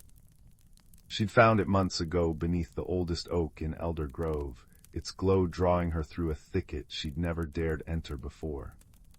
Since then, its gentle thrum against her palm was a constant, silent companion, a promise of something more. That night, unable to sleep, the acorn's pulse felt stronger, almost urgent. Slipping on her softest woolen cloak, she crept downstairs, past the snoring form of her grandfather in his armchair by the dying embers. The front door opened with a sigh, releasing her into the cool, pine-scented embrace of the night. The full moon hung low, a luminous pearl bathing the world in silvery light. Instinctively, Clara drew the Whisperwood acorn from her pocket. As moonlight touched its silver-etched cap, the swirling patterns ignited. They spun faster, glowing brighter, casting dancing shadows on the mossy ground. Then, with a soft chime like distant windbells, a beam of pure amber light shot from the acorn's tip, striking the gnarled trunk of the ancient oak. Where the light touched, the bark shimmered and dissolved, revealing not wood, but an archway woven from living moonlight and tangled roots, leading into profound, inviting darkness. Hesitation flickered, then dissolved under the acorn's warm pulse and the archway's silent call. Clara stepped through. The air changed instantly. It was warmer, thicker, laden with the perfume of 1,000 unknown blossoms and the rich, damp scent of ancient soil. Moonlight here wasn't silver, but liquid gold, filtering through a canopy of leaves shaped like stars and teardrops. Giant luminous mushrooms, glowing softly in blues and violets, lined a path of velvety moss. She stood in the Whisperwood, a hidden world nestled within the heart of Elder Grove, revealed only by the key she held. Awed, Clara walked the glowing path. Fireflies larger than sparrows and shimmering with opalescent light drifted past. Trees whispered secrets in rustling tongues, and unseen creatures chirped melodies that felt like laughter. The peace was profound, yet beneath it, Clara sensed a tremor, a faint, discordant note. The golden light seemed thinner in places, the vibrant colors of the giant flowers slightly faded. The joyful chirping held an undercurrent of worry. Rounding a bend where luminous vines cascaded like waterfalls, Clara stumbled upon a sight that made her gasp.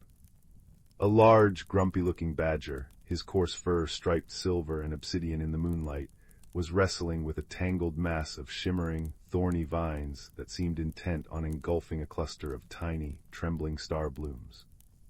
He huffed and grumbled, snapping at the vines with surprising ferocity, but his paws were clumsy against the stubborn growth. "Blasted bindweed," he muttered, his voice a low, gravelly rumble. "Always snatching the prettiest things. Hold on, little sparks, thorns got you, oof." A thorny tendril whipped back, catching his snout. "Maybe I can help." Clara's voice was soft, hesitant. The badger thorn spun around, eyes wide with shock, then narrowed with suspicion. "A sproutling. Here. How did you?"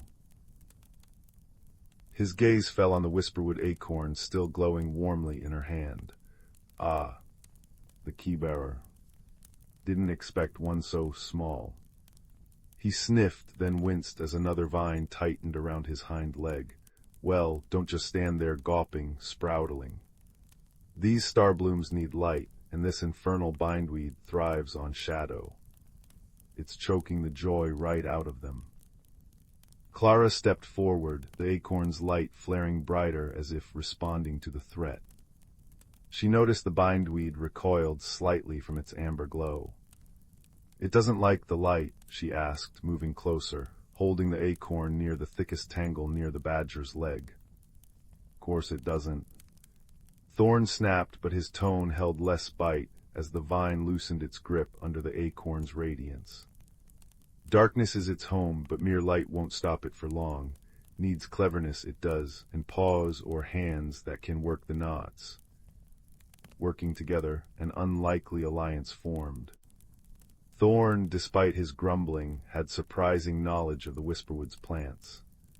He directed Clara where to shine the acorn's light most effectively, weakening the bindweed's grasp. Clara, with her nimble fingers, carefully untangled the complex knots the vines had formed around the star bloom's delicate stems, using the acorn's light as a guide and shield. Thorn used his strong claws and teeth on the tougher roots. It was slow, careful work. Clara learned the bindweed wasn't inherently evil. It was just growing wild, unchecked, drawn to the fading light of the blooms. Thorn learned the sproutling wasn't useless. Her patience and dexterity were invaluable. Finally, the last vine fell away. The star blooms trembled, then unfurled fully, releasing a shower of sparkling golden pollen that filled the air with the scent of honey and sunshine. Their light strengthened, pushing back the lingering shadows. Thorn sat back, panting, wiping a paw across his snout. He looked at Clara, then the rescued blooms, then back at Clara. A gruff sound, almost like a purr, rumbled in his chest. "HMPH not bad for a sproutling. Name's Thorn, keeper of the Glimmer Glade, or what's left of it." His voice held a deep sorrow now, replacing the grumpiness. "What's wrong?" Clara asked, sensing the tremor in the world again, stronger now. "The light, it feels thin." Thorn nodded heavily. "Aye, it's fading, the heart of the Whisperwood, it's gone missing." He gestured towards the heart of the forest, where the golden light seemed dimmest. Deep within the crystal caverns, a great crystal, warm as summer sun, bright as 1,000 fireflies, it's the source of all light and life here. Without it. He looked at the struggling bindweed they just pushed back, already sending out tentative feelers again. Without it, the Whisperwood dims, the bindweed spreads, the songs grow sad. Winter will come, a winter with no end. A cold dread washed over Clara. Gone missing, how, who would take it? "Don't know," Thorn admitted, his shoulders slumping. "Happened under the last dark moon. No creature of the Whisperwood would harm the heart. It sustains us all." He looked at the Whisperwood acorn glowing in Clara's hand. The Kibar always appears when the Whisperwood is in peril. Legend says they bring hope. He fixed her with his dark, intelligent eyes. Will you help me find it, Keybearer? Help me save my home. Clara's restlessness transformed into a fierce, warm resolve. She looked at the fading star blooms, listened to the worried chirps in the trees, felt the acorn's steady pulse against her skin, a pulse that echoed the missing heart. Yes, Thorn, I will. Their journey began under the watchful gaze of the golden moon. The Whisperwood acorn was their compass and guide. As they ventured deeper, the signs of decay grew clearer. Luminous mosses turned gray and brittle. Flowers drooped, their colors muted. The air grew colder, the joyful sounds replaced by an anxious silence. The path led them through groves of singing reeds, their melodies now mournful dirges, across bridges woven from living willow branches, which creaked ominously, and past pools where water sprites usually danced, now huddled together, their light dim. The acorn's light was crucial. It revealed hidden paths etched in faint silver on the moss, paths Thorn admitted he hadn't known existed. It calmed agitated creatures, like a family of luminescent hedgehogs whose quills flashed erratically with fear. One night, as a creeping chill mist threatened to swallow them, the acorn's glow flared, burning the mist away like sunlight on frost. They weren't alone for long. Their first companion joined them near the Sighing Falls. A young stag, his coat the color of twilight, his eyes wide and fearful, emerged from the gloom. He was trembling, barely more than a fawn. The shadows, he whispered, his voice like rustling leaves. They grow teeth in the dark places, they chased me. My herd I got lost. His name was Fern. Thorn grumbled about skittish saplings, but Clara knelt, offering a reassuring touch and sharing a piece of sweet root from her pocket. The Whisperwood acorn's light seemed to soothe Fern's terror. He knew the lay of the land near the crystal caverns, and his keen senses could detect subtle shifts in the air and earth. He joined them, finding paths through dense thickets where Thorn's sturdy form would have struggled. Later, navigating a treacherous slope of loose, glowing shale near the cavern's entrance, they encountered the Flicker clan. These weren't ordinary fireflies. They were tiny, winged sprites woven from living light, barely larger than Clara's thumb. Normally playful, they now darted in erratic, panicked patterns. Their elder, a sprite named Glimmer with wings like stained glass, explained in a voice like tinkling bells, "The heart's song is gone, our light weakens. We saw something huge moving towards the deep dark." Clara held the Whisperwood acorn high. Its warm, steady amber light seemed to resonate with the sprite's own flickering forms, calming their frantic dance. "We're going to find the heart," Clara promised. "Can you show us the way you saw the huge thing go?" Glimmer's light brightened. "Yes, Keybearer, we remember. We will light your path." The Flicker clan became their living lanterns, zipping ahead, illuminating crevices and pitfalls within the vast, echoing entrance of the crystal caverns. Their collective light, guided by the acorn's steady pulse, pushed back the oppressive darkness that seemed to press in from all sides. The crystal caverns were breathtakingly beautiful and deeply unsettling. Geodes taller than houses pulsed with faint internal light amethyst, citrine, aquamarine, but their glow was sickly, intermittent. Stalactites and stalagmites, usually gleaming like polished ivory, were dull and streaked with gray. The air was cold and still, heavy with the scent of damp stone and an underlying tang of sorrow. The path Glimmer showed them led downwards, deeper into the mountain, away from the faint moonlight filtering through high crevices, into a realm of near-total darkness only held at bay by the Flicker clan and the Whisperwood acorn. Strange, echoing drips replaced the forest sounds. The weight of the mountain pressed down.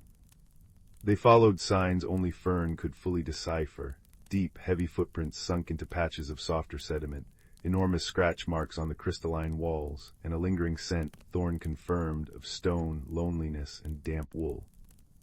The deeper they went, the colder it became, and the more the Flicker clan's lights dimmed, huddling closer to the comforting warmth of Clara's acorn. Finally, they entered a vast, low-ceilinged chamber deep within the earth. It was utterly dark except for a faint, sickly green phosphorescence emanating from patches of lichen on the walls. The chamber felt desolate, hollow. And there, in the very center, hunched on a floor of cold, dark stone, sat the source of the footprints. It was a giant. Not a monster from a scary tale, but a being of living rock and moss. He was easily 3 times Thorn's height when sitting, his body craggy and uneven, like a small hill given life. Patches of grayish lichen grew on his stony shoulders. His head, resting on massive knees, was formed from rough-hewn granite, and his eyes, when he slowly lifted his head at their approach, were 2 deep, dark pools reflecting the faint light from the acorn and sprites. They held an ocean of sadness. In his enormous, stone-knuckled hands, he cradled something that pulsed with a weak, struggling light, the heart of the Whisperwood. It was a large, multifaceted crystal, its usual vibrant gold now a dim, flickering amber, its light barely illuminating the giant's sorrowful face. Thorn bristled, a low growl starting in his chest. You stole the heart, you're killing the Whisperwood." Fern trembled behind Clara, and the Flicker clan dimmed their lights fearfully. The giant flinched at Thorn's accusation, his stony features crumpling further. He didn't speak, but a deep, resonant sound emanated from him, like boulders grinding together under immense pressure. It wasn't words, but Clara felt its meaning resonate in her bones. Loneliness. Cold. Darkness. Wanting light. Clara's anger at the fading forest melted away, replaced by a wave of profound understanding. She stepped forward, placing a hand on Thorn's head, calming his growl. She held the Whisperwood acorn high, its light steady and warm. "Hello," she said softly, her voice echoing gently in the vast chamber. "My name is Clara. This is Thorn, Fern, and the Flicker clan. We came from the Whisperwood." The giant's dark eyes fixed on her, then on the acorn. He made the grinding sound again, softer this time. "Lost. Cold. Found light. Took it. Didn't know." His massive finger, rough as uncut stone, gently touched the fading heart in his hands. "You didn't know it needed to stay in its place?" Clara asked gently, moving closer.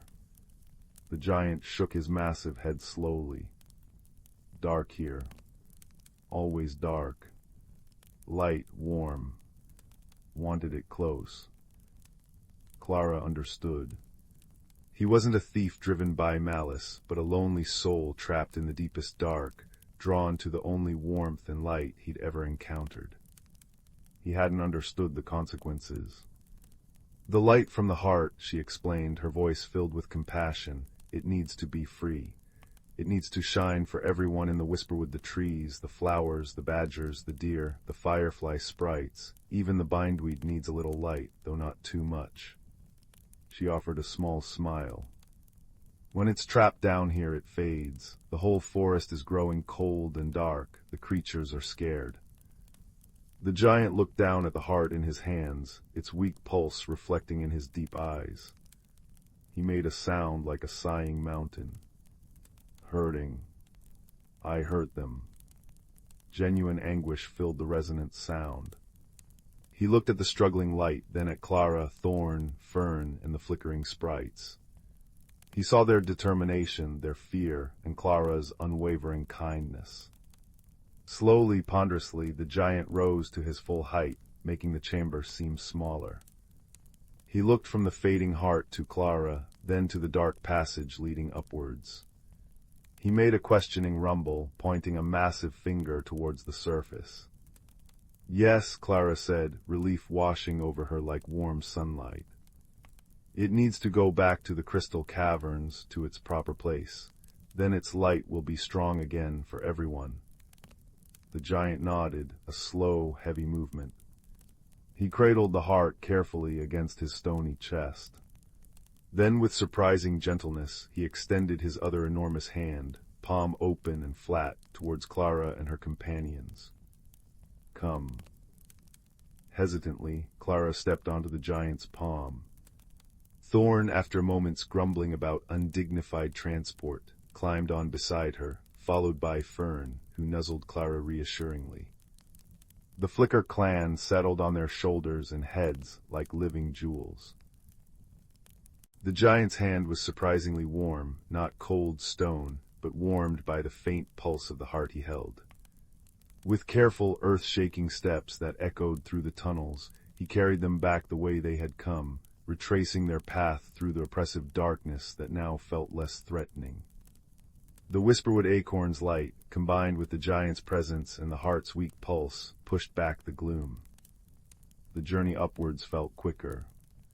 As they neared the upper caverns, the giant's steps grew lighter, less burdened.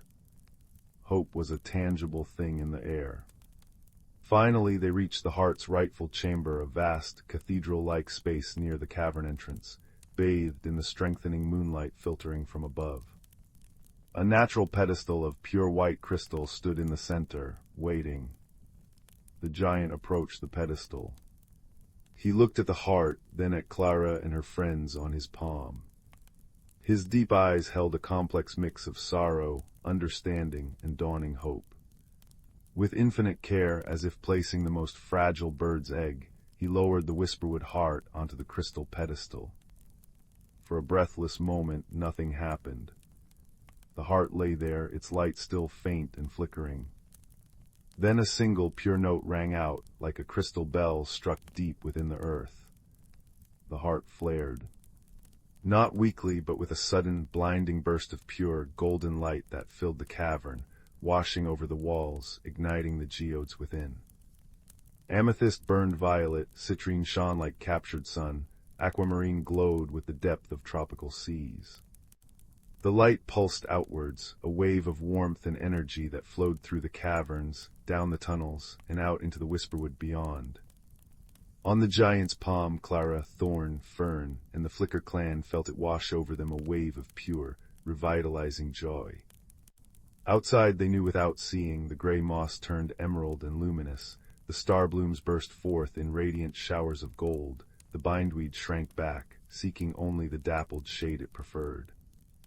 The trees sighed with relief, their rustling now a chorus of pure delight. The songs of unseen creatures rose, not in worry, but in exultant harmony. The giant stood bathed in the heart's restored golden light. He looked different. The patches of gray lichen on his shoulders seemed greener, more vibrant. The deep sorrow in his eyes hadn't vanished, but it was softened, overlaid with wonder and a profound sense of peace. He carefully lowered his hand, allowing his passengers to step off onto the warm, glowing floor of the cavern. The Flicker clan zipped joyfully around the chamber, their lights now blazing like tiny stars. He looked at Clara, then pointed towards the Whisperwood beyond the cavern entrance, bathed in the restored golden moonlight. He made a soft, questioning rumble. Go back. Clara understood.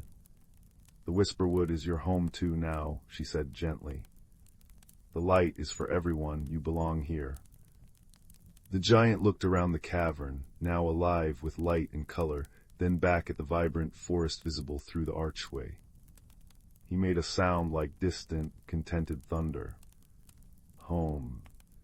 He slowly settled himself near the pedestal, his massive form seeming less like a lonely hill and more like a protective mountain basking in the sun.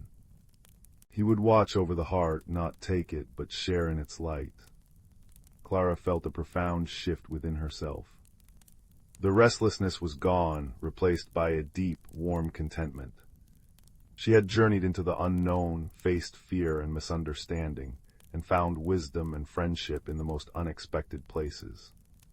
She had learned that light, to be truly strong, needed to be shared, not hoarded. That kindness could unlock even the hardest heart. That home wasn't just a place, but a feeling of belonging, woven from connection.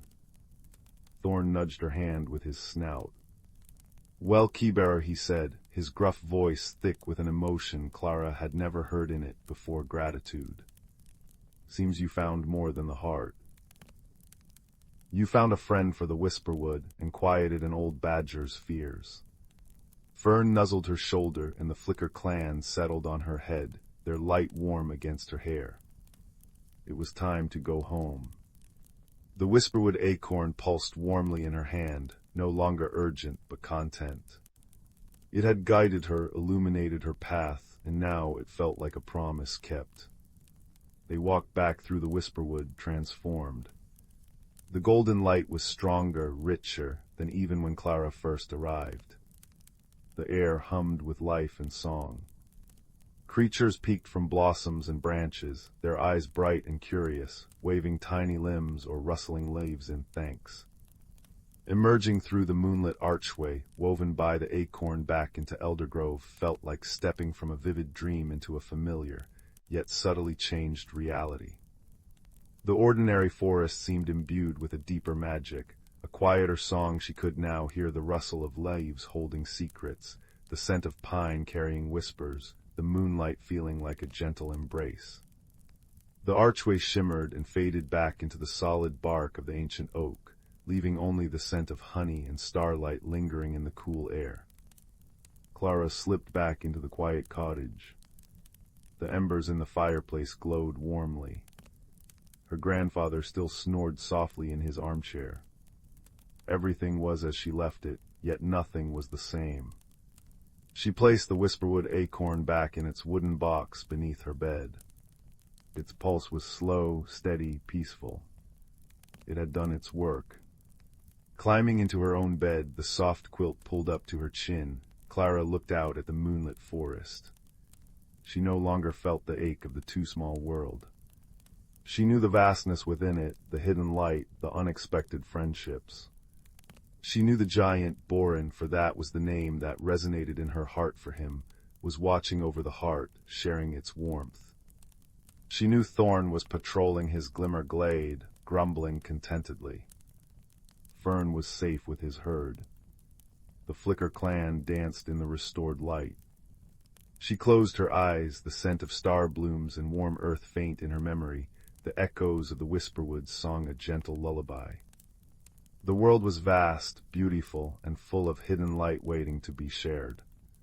And she, Clara, with a heart full of wonder and a small, glowing acorn beneath her bed, belonged to it all. Sleep came swiftly, deep and peaceful, carrying her into dreams woven with golden light and the gentle rumble of a mountain finding its home. Outside, the first true dawn of the restored Whisperwood began to blush on the horizon, promising a day filled with the quiet, enduring magic of connection. Story 92. Story 93. Story 94. Story 95. Story 96. Story 97. Story 98. Story 99. The soft hum of the Stardust Weaver's engines was the only sound in the vastness of Sector Nebula 7. Aboard the small scout vessel, Tick, a small, furry mammal from the lush forests of Felnar, adjusted her navigation console with nervous paws. Her large, dark eyes scanned the unfamiliar star patterns. She was on a simple botanical survey mission, collecting samples of resilient space moss, when an unexpected gravity surge sent the Weaver careening off course, its systems flickering. Emergency protocols kicked in, jettisoning her towards the nearest habitable zone, the uncharted moon, Lyra's Tear. Her landing was rough, the pod skidding through silvery blue grass that shimmered like liquid metal under the twin moons. Tick stumbled out, her thick brown fur ruffled, clutching her precious sample case. The air was cool and crisp, smelling faintly of ozone and something sweet, like crushed mint. Towering crystalline formations, glowing with internal light, dotted the landscape. It was eerily beautiful and utterly silent.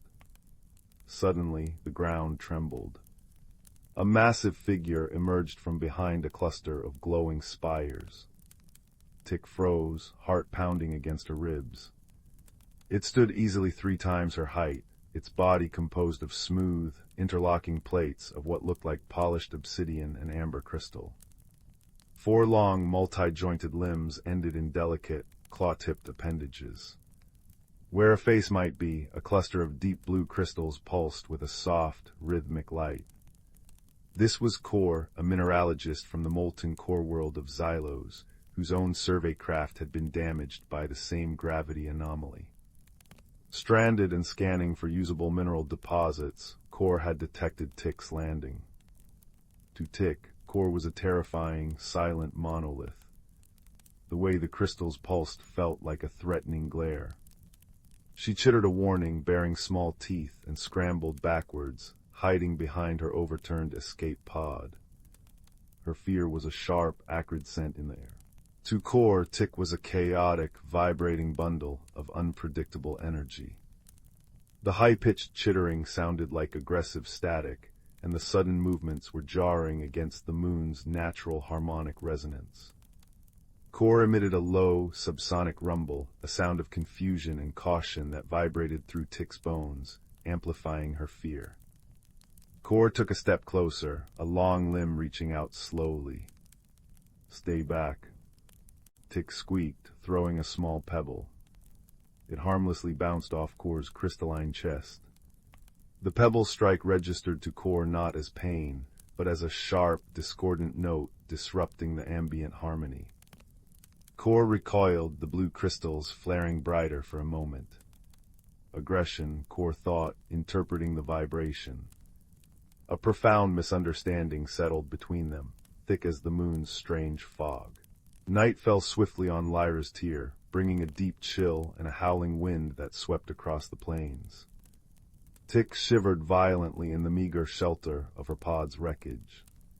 Her fur was good for Felnar's humidity, not this biting cold. Across the clearing, Core stood motionless near a large crystal formation, seemingly unaffected.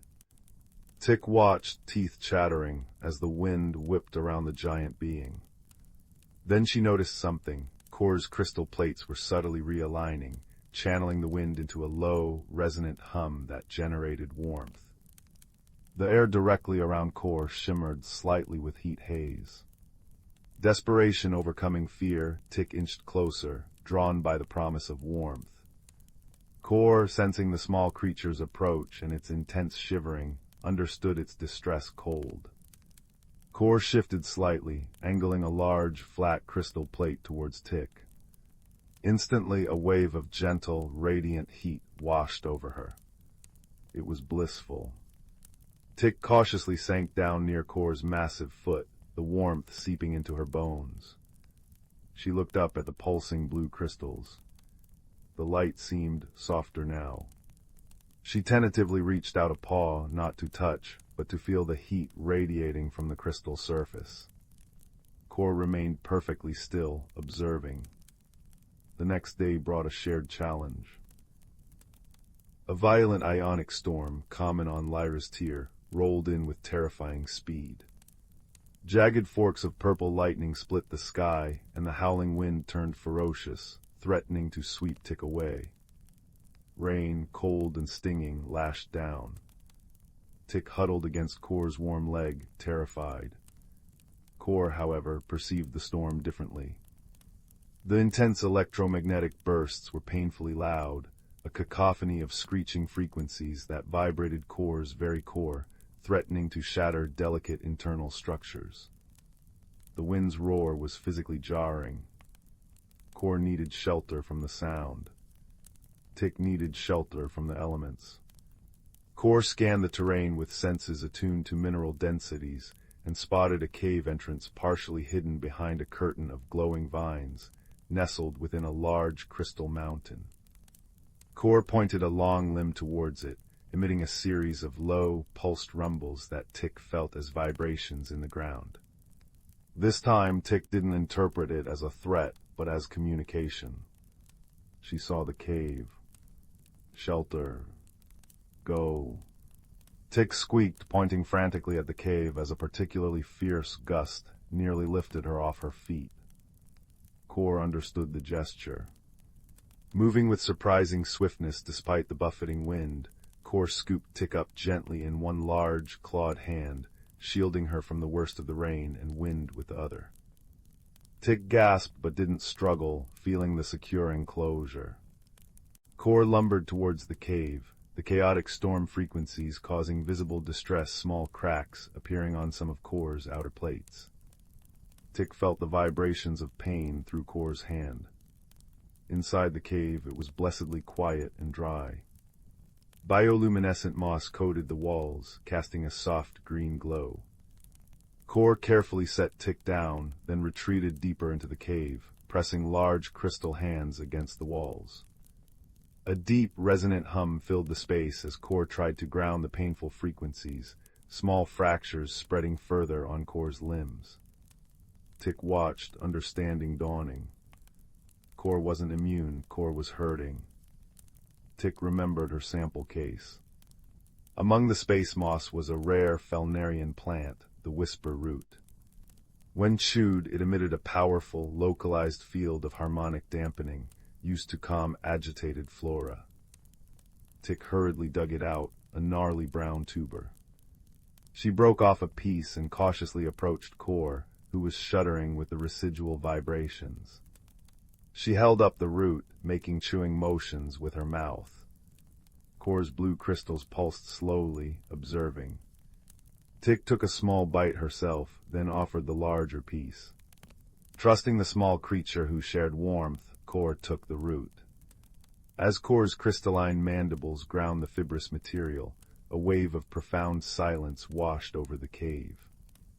The painful resonance of the storm faded to a distant murmur.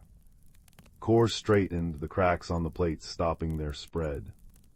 The blue crystals pulsed with a warm, steady light relief, gratitude. Kor looked down at Tick and emitted a soft, harmonious chime, like glass bells underwater. It was the first sound Kor had made that wasn't a rumble or a vibration felt through the ground. It was beautiful. In the quiet sanctuary of the cave, warmed by Kor's presence and the soft moss light, the barriers dissolved. Tick, emboldened, pointed to herself. "Tick," she said clearly. She then pointed at her furry arm, then at the cave wall, mimicking digging. Felnar plants. Kor watched intently. Then Kor pointed a claw tip at Tick. A soft, complex harmonic resonated, like two notes played simultaneously. Tick.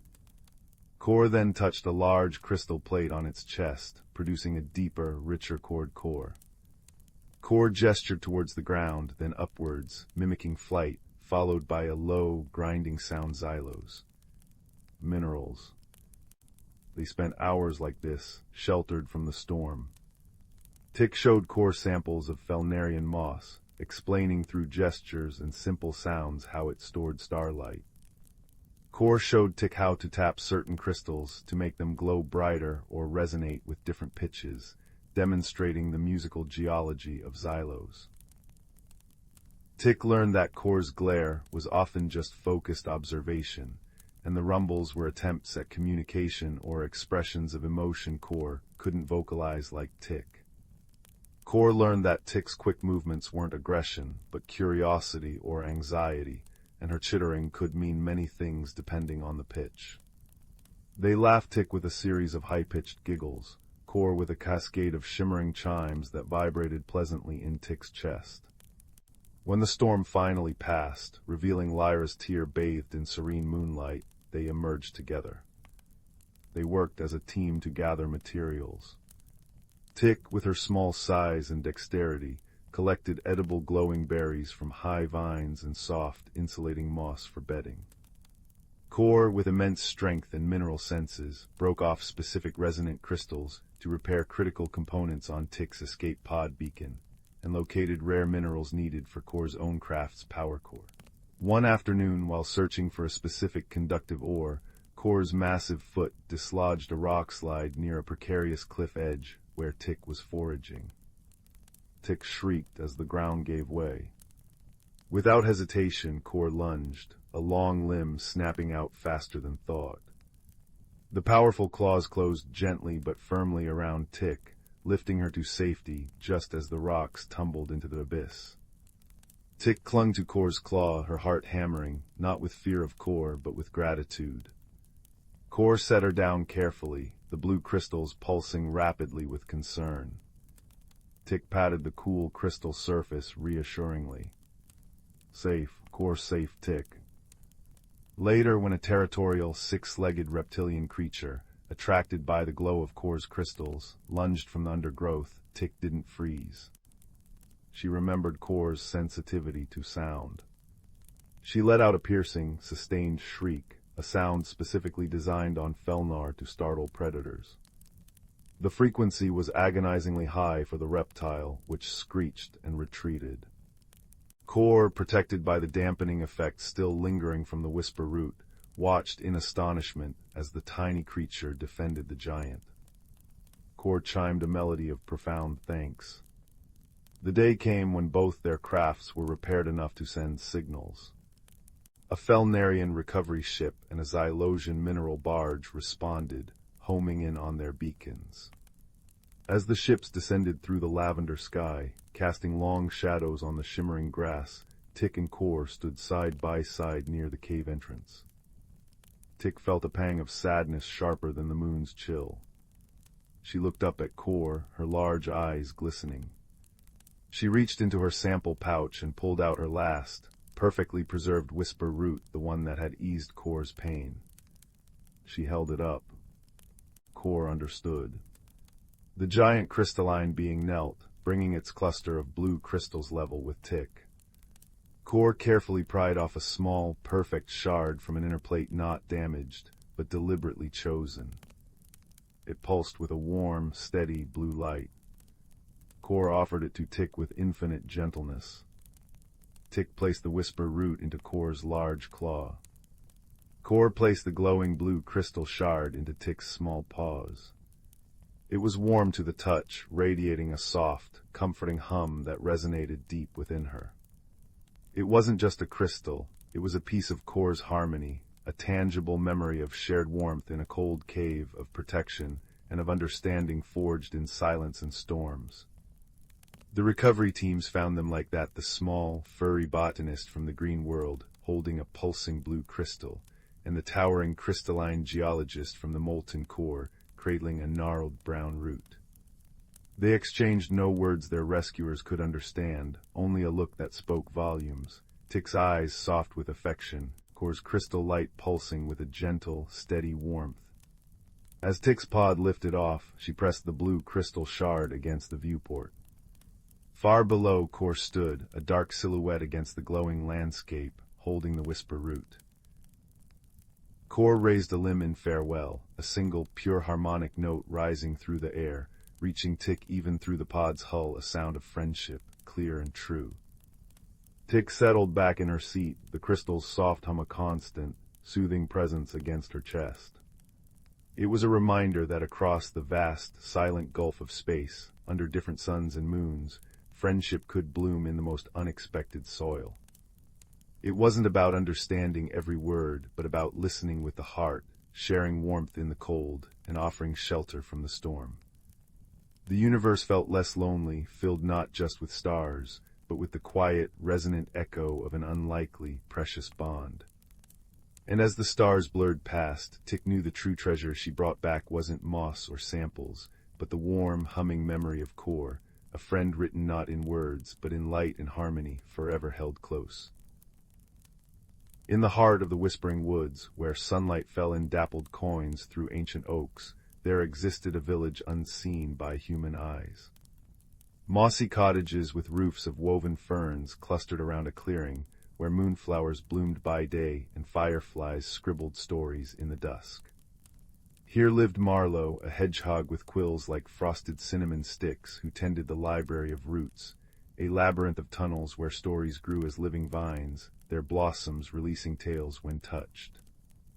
One crisp autumn morning, Marlowe noticed the amber leaves falling too fast, piling knee-high before their time. The forest's breath, a breeze that usually carried the scent of pine and petrichor, now tasted metallic like a storm with no rain. High in the cedar spire, an old badger named Thistle stirred from her slumber, her silvered muzzle twitching. "The season threads are fraying," she murmured, recalling legends whispered by her grandmother. Long ago, elemental sprites had woven the fabric of the seasons on looms of starlight, but now their magic waned, neglected by creatures who'd forgotten the old songs. Marlowe approached Thistle, acorn cap clutched in his paws.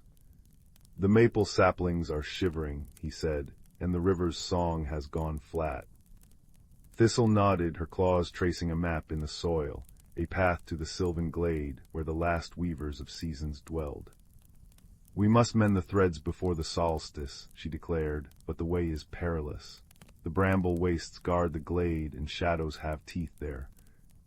Their journey began at the hour of dewfall, when spiderwebs glimmered like constellations.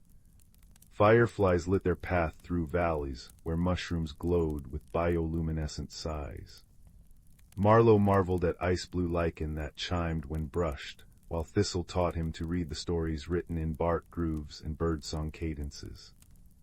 "Every creature holds a verse in the forest's poem," she said, her voice blending with the creak of ancient trees.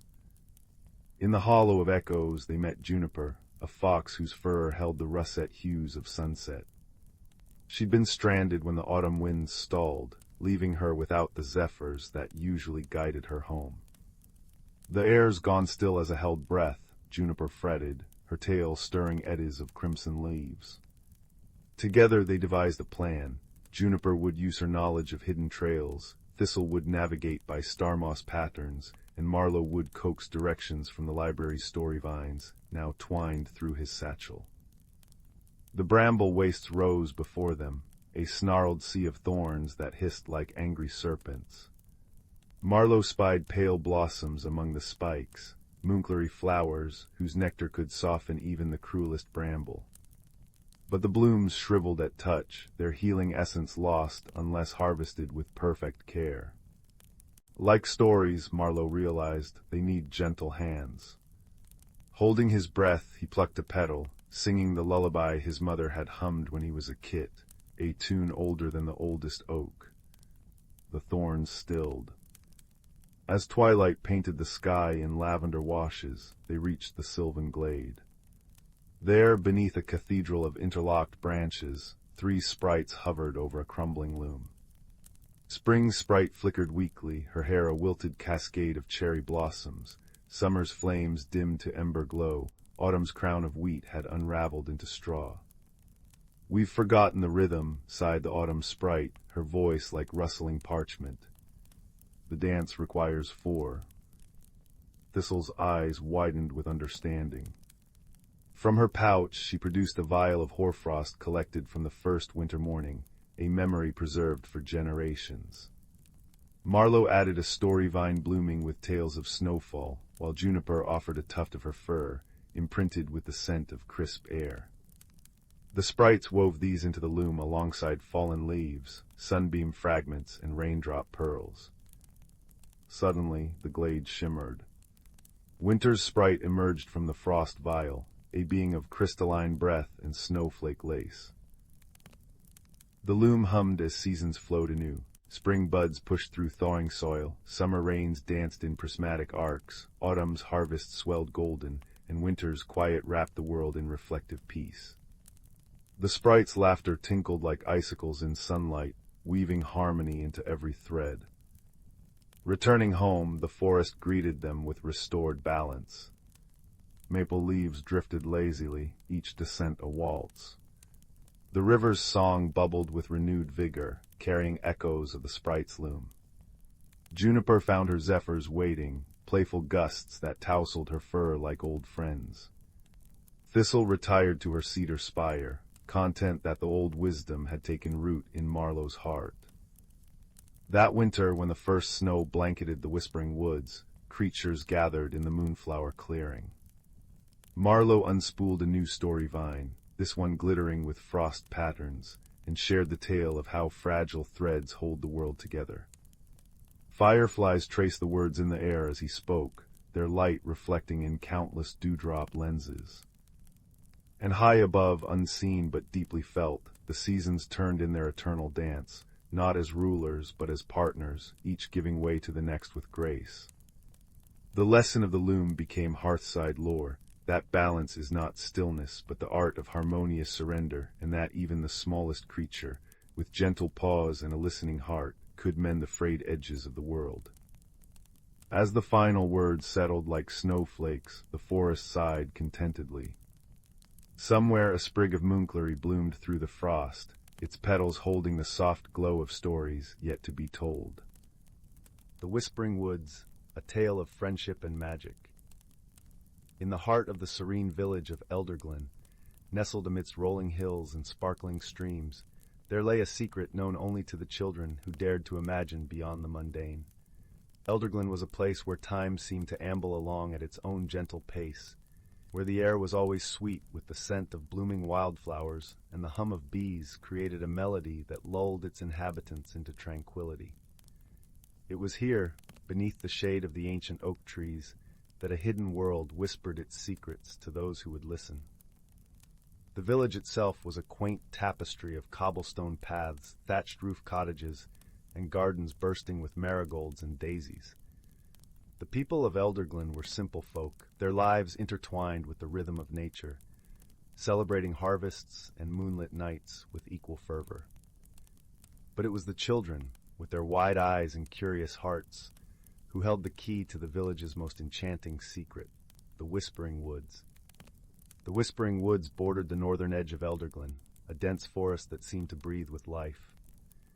The trees were ancient sentinels, their trunks twisted with time, their branches forming a canopy that filtered sunlight into a mosaic of greens and golds. It was said that the woods were alive with magic, a place where the mundane and the mystical danced in harmony. Among the children of Elderglen was a boy named Finn, whose heart was as boundless as the sky.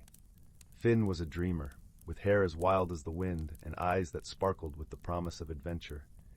His best friend, Lila, was his opposite in many ways, her demeanor calm and her laughter a gentle melody. Lila's kindness was like a warm embrace, her wisdom often far beyond her years. Their friendship was a tapestry woven with shared secrets and whispered dreams, and together they spent countless hours exploring the hidden nooks of the Whispering Woods. They would lie on the soft forest floor, listening to the rustle of leaves and the crooning of the breeze through the branches, imagining stories of mythical creatures and daring quests. One afternoon, as the sun dipped low in the sky, painting the woods in hues of amber and rose, Finn and Lila stumbled upon something extraordinary. They had ventured deeper into the forest than ever before, drawn by a faint melodic chiming that seemed to beckon them forward. As they pushed through a thicket of ferns, they found themselves in a small clearing, bathed in the soft glow of twilight. In the center of the clearing stood an ancient stone archway, its surface etched with intricate runes that glimmered faintly in the fading light. Hanging from the archway was a small, delicate bell, crafted from a metal that shimmered like the stars. It was this bell that sang the enchanting melody, a sound so pure it seemed to resonate within their very souls. "What do you think it is?" Lila whispered, her voice tinged with awe. Finn stepped closer, his eyes wide with wonder. "I think it's magic," he replied, reaching out to gently touch the bell. As his fingers brushed against it, the bell rang out with a clear, sweet note that echoed through the clearing. In that moment, the air around them shimmered, and the forest seemed to hold its breath. The runes on the archway glowed brighter, casting a warm light that enveloped Finn and Lila. They could feel the magic of the woods coursing through them, a sensation both exhilarating and comforting. "Do you feel that?"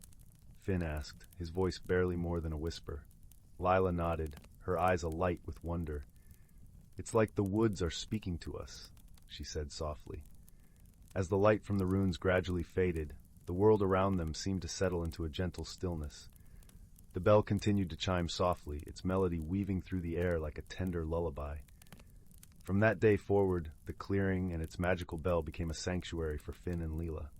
They visited it often, sharing their hopes and dreams, their laughter and their silence. The bell seemed to understand them in a way words could not, its song a soothing balm that eased their worries and fears. One crisp autumn morning, as the leaves turned to gold and crimson, Finn and Lila made their way to the clearing. The air was cool and invigorating, carrying the earthy scent of fallen leaves. As they approached the archway, they noticed something different. The bell's melody was tinged with a note of urgency, as if calling out to them.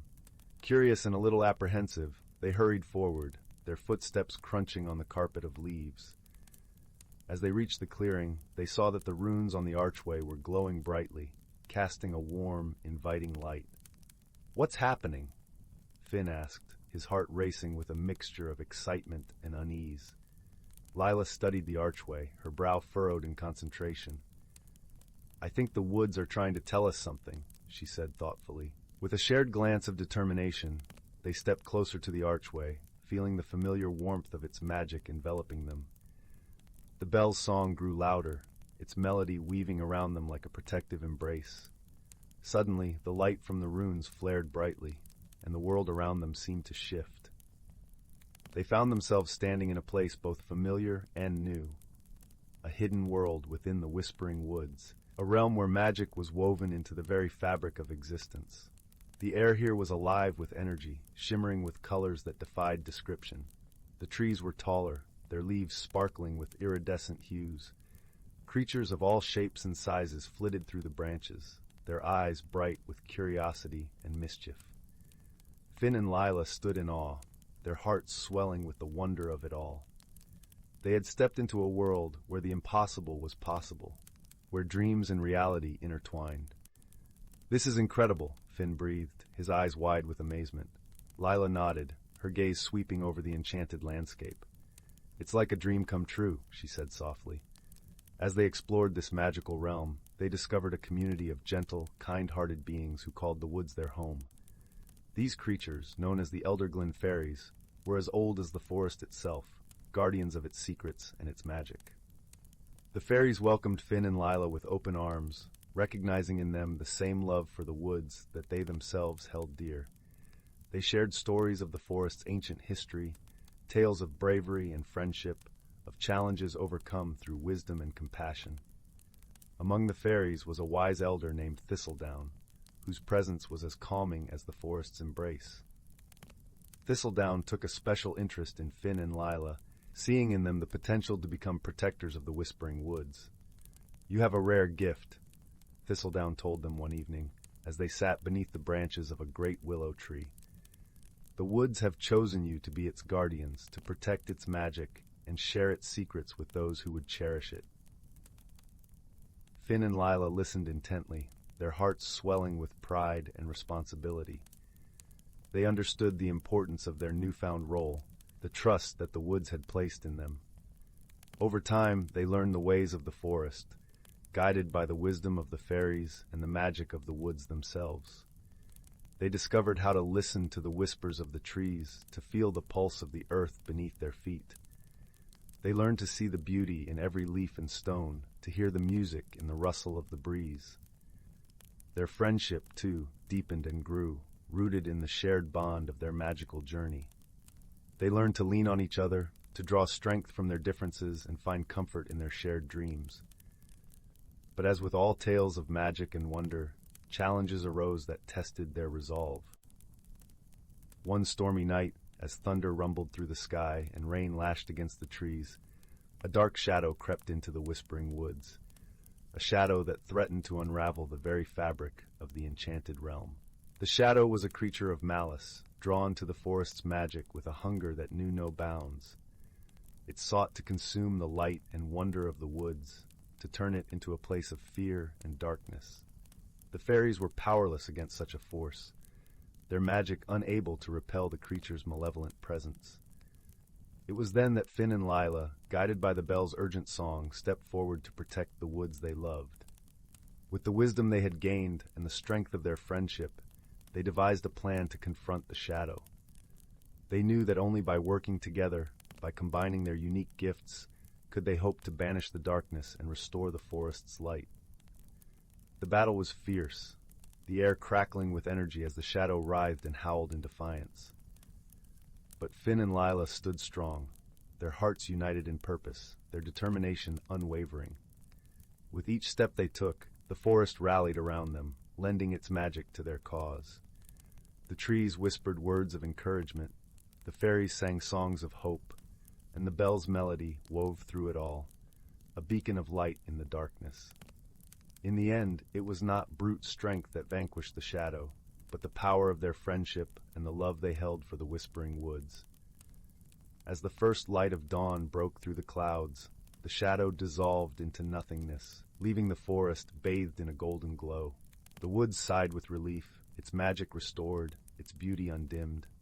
The fairies rejoiced, their songs filling the air with joy and gratitude. And Finn and Lila, though weary from their ordeal, felt a deep sense of fulfillment, a knowledge that they had done something truly meaningful. From that day forward, they continued to protect the Whispering Woods, their bond with the forest and its inhabitants unbreakable.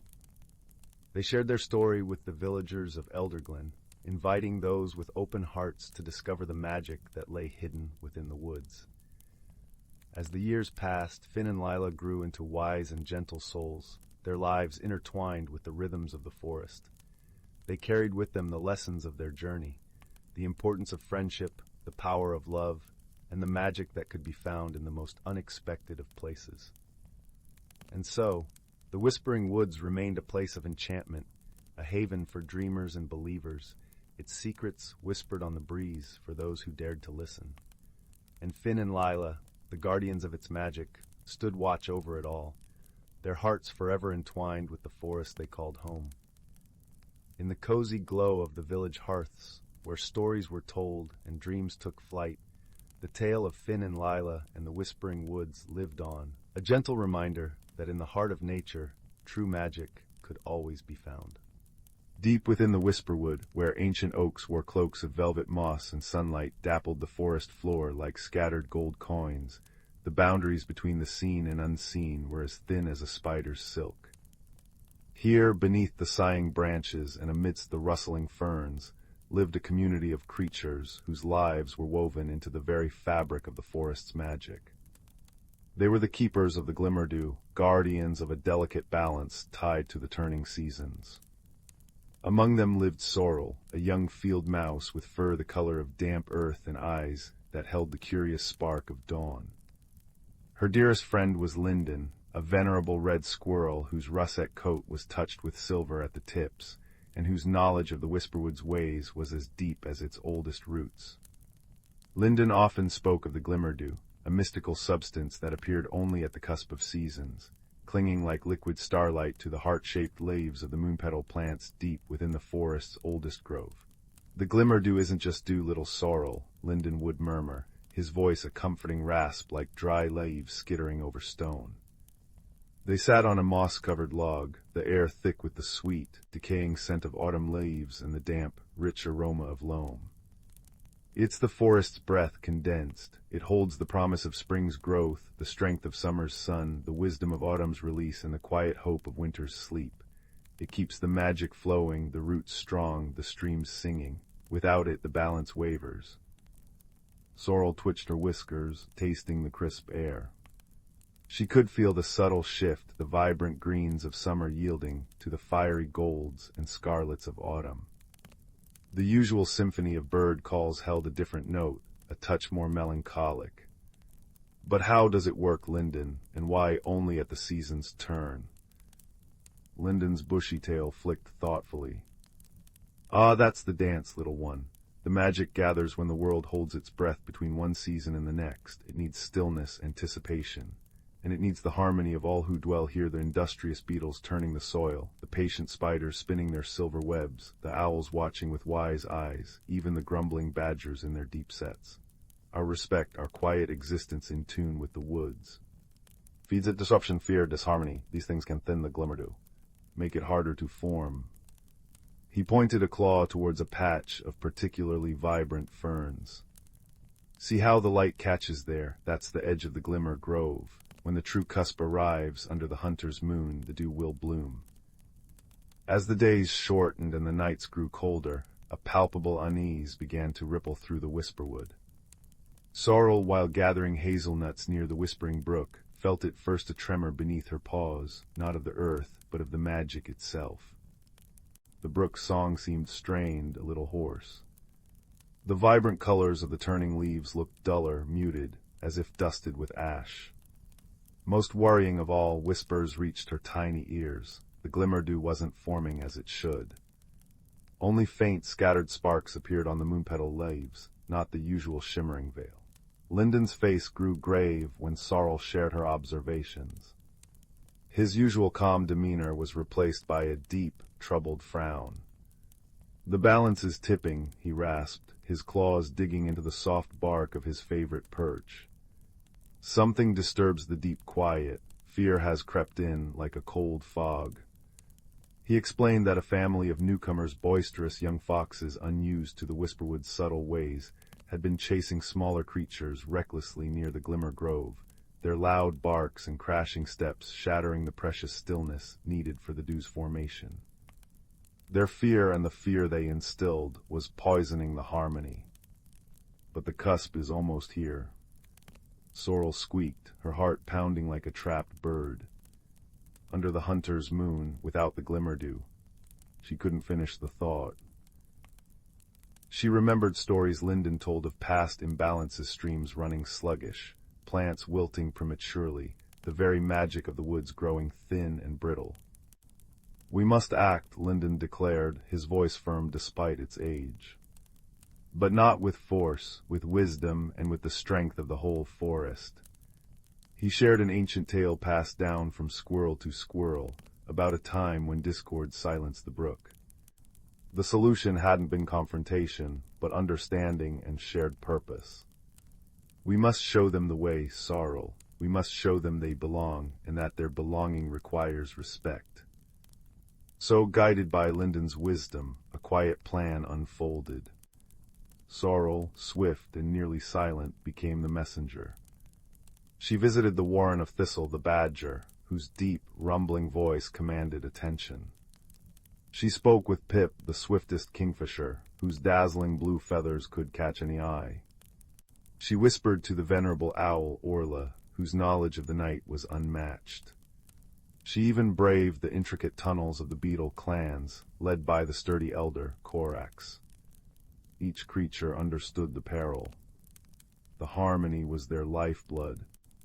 On the eve of the hunter's moon, as the great silver orb rose, bathing the Whisperwood in an ethereal, cool light, the forest gathered at the edge of the Glimmer Grove. The young foxes, drawn by the unusual quiet and the gathering of so many creatures, watched from a distance, their eyes wide with a mix of curiosity and residual boisterousness.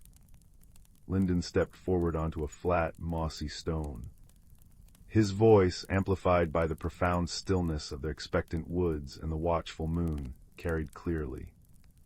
He spoke not of blame, but of connection. He spoke of the Whisperwood's heart, the Glimmerdew. He described how the fox's powerful paws, meant for swift running, also gently aerated the soil. How their keen noses could find hidden truffles that fed the roots of ancient trees. How their very presence was part of the forest's tapestry, if woven with care. He spoke of the deep, resonant silence needed now, the shared breath of anticipation. As he spoke, Sorrel scurried to the base of the oldest moonpetal plant. She closed her eyes, focusing not on fear, but on the feel of the cool moss beneath her paws, the scent of damp earth and decaying leaves, the distant, gentle hoot of Orla, the soft chirr of crickets. She poured her love for the woods, her trust in Linden, her hope for balance, into her quiet presence. Around her, the other creatures did the same. Thistle hummed a deep, grounding note. Pip perched silently, a jewel in the moonlight. Korax and his beetles stilled their ceaseless work. Even the wind seemed to hold its breath in the branches. The young foxes, sensing the profound shift, instinctively stilled.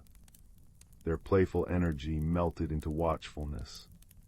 One, the boldest, took a tentative step closer, then another, his movements suddenly careful, aware of the delicate ferns underfoot.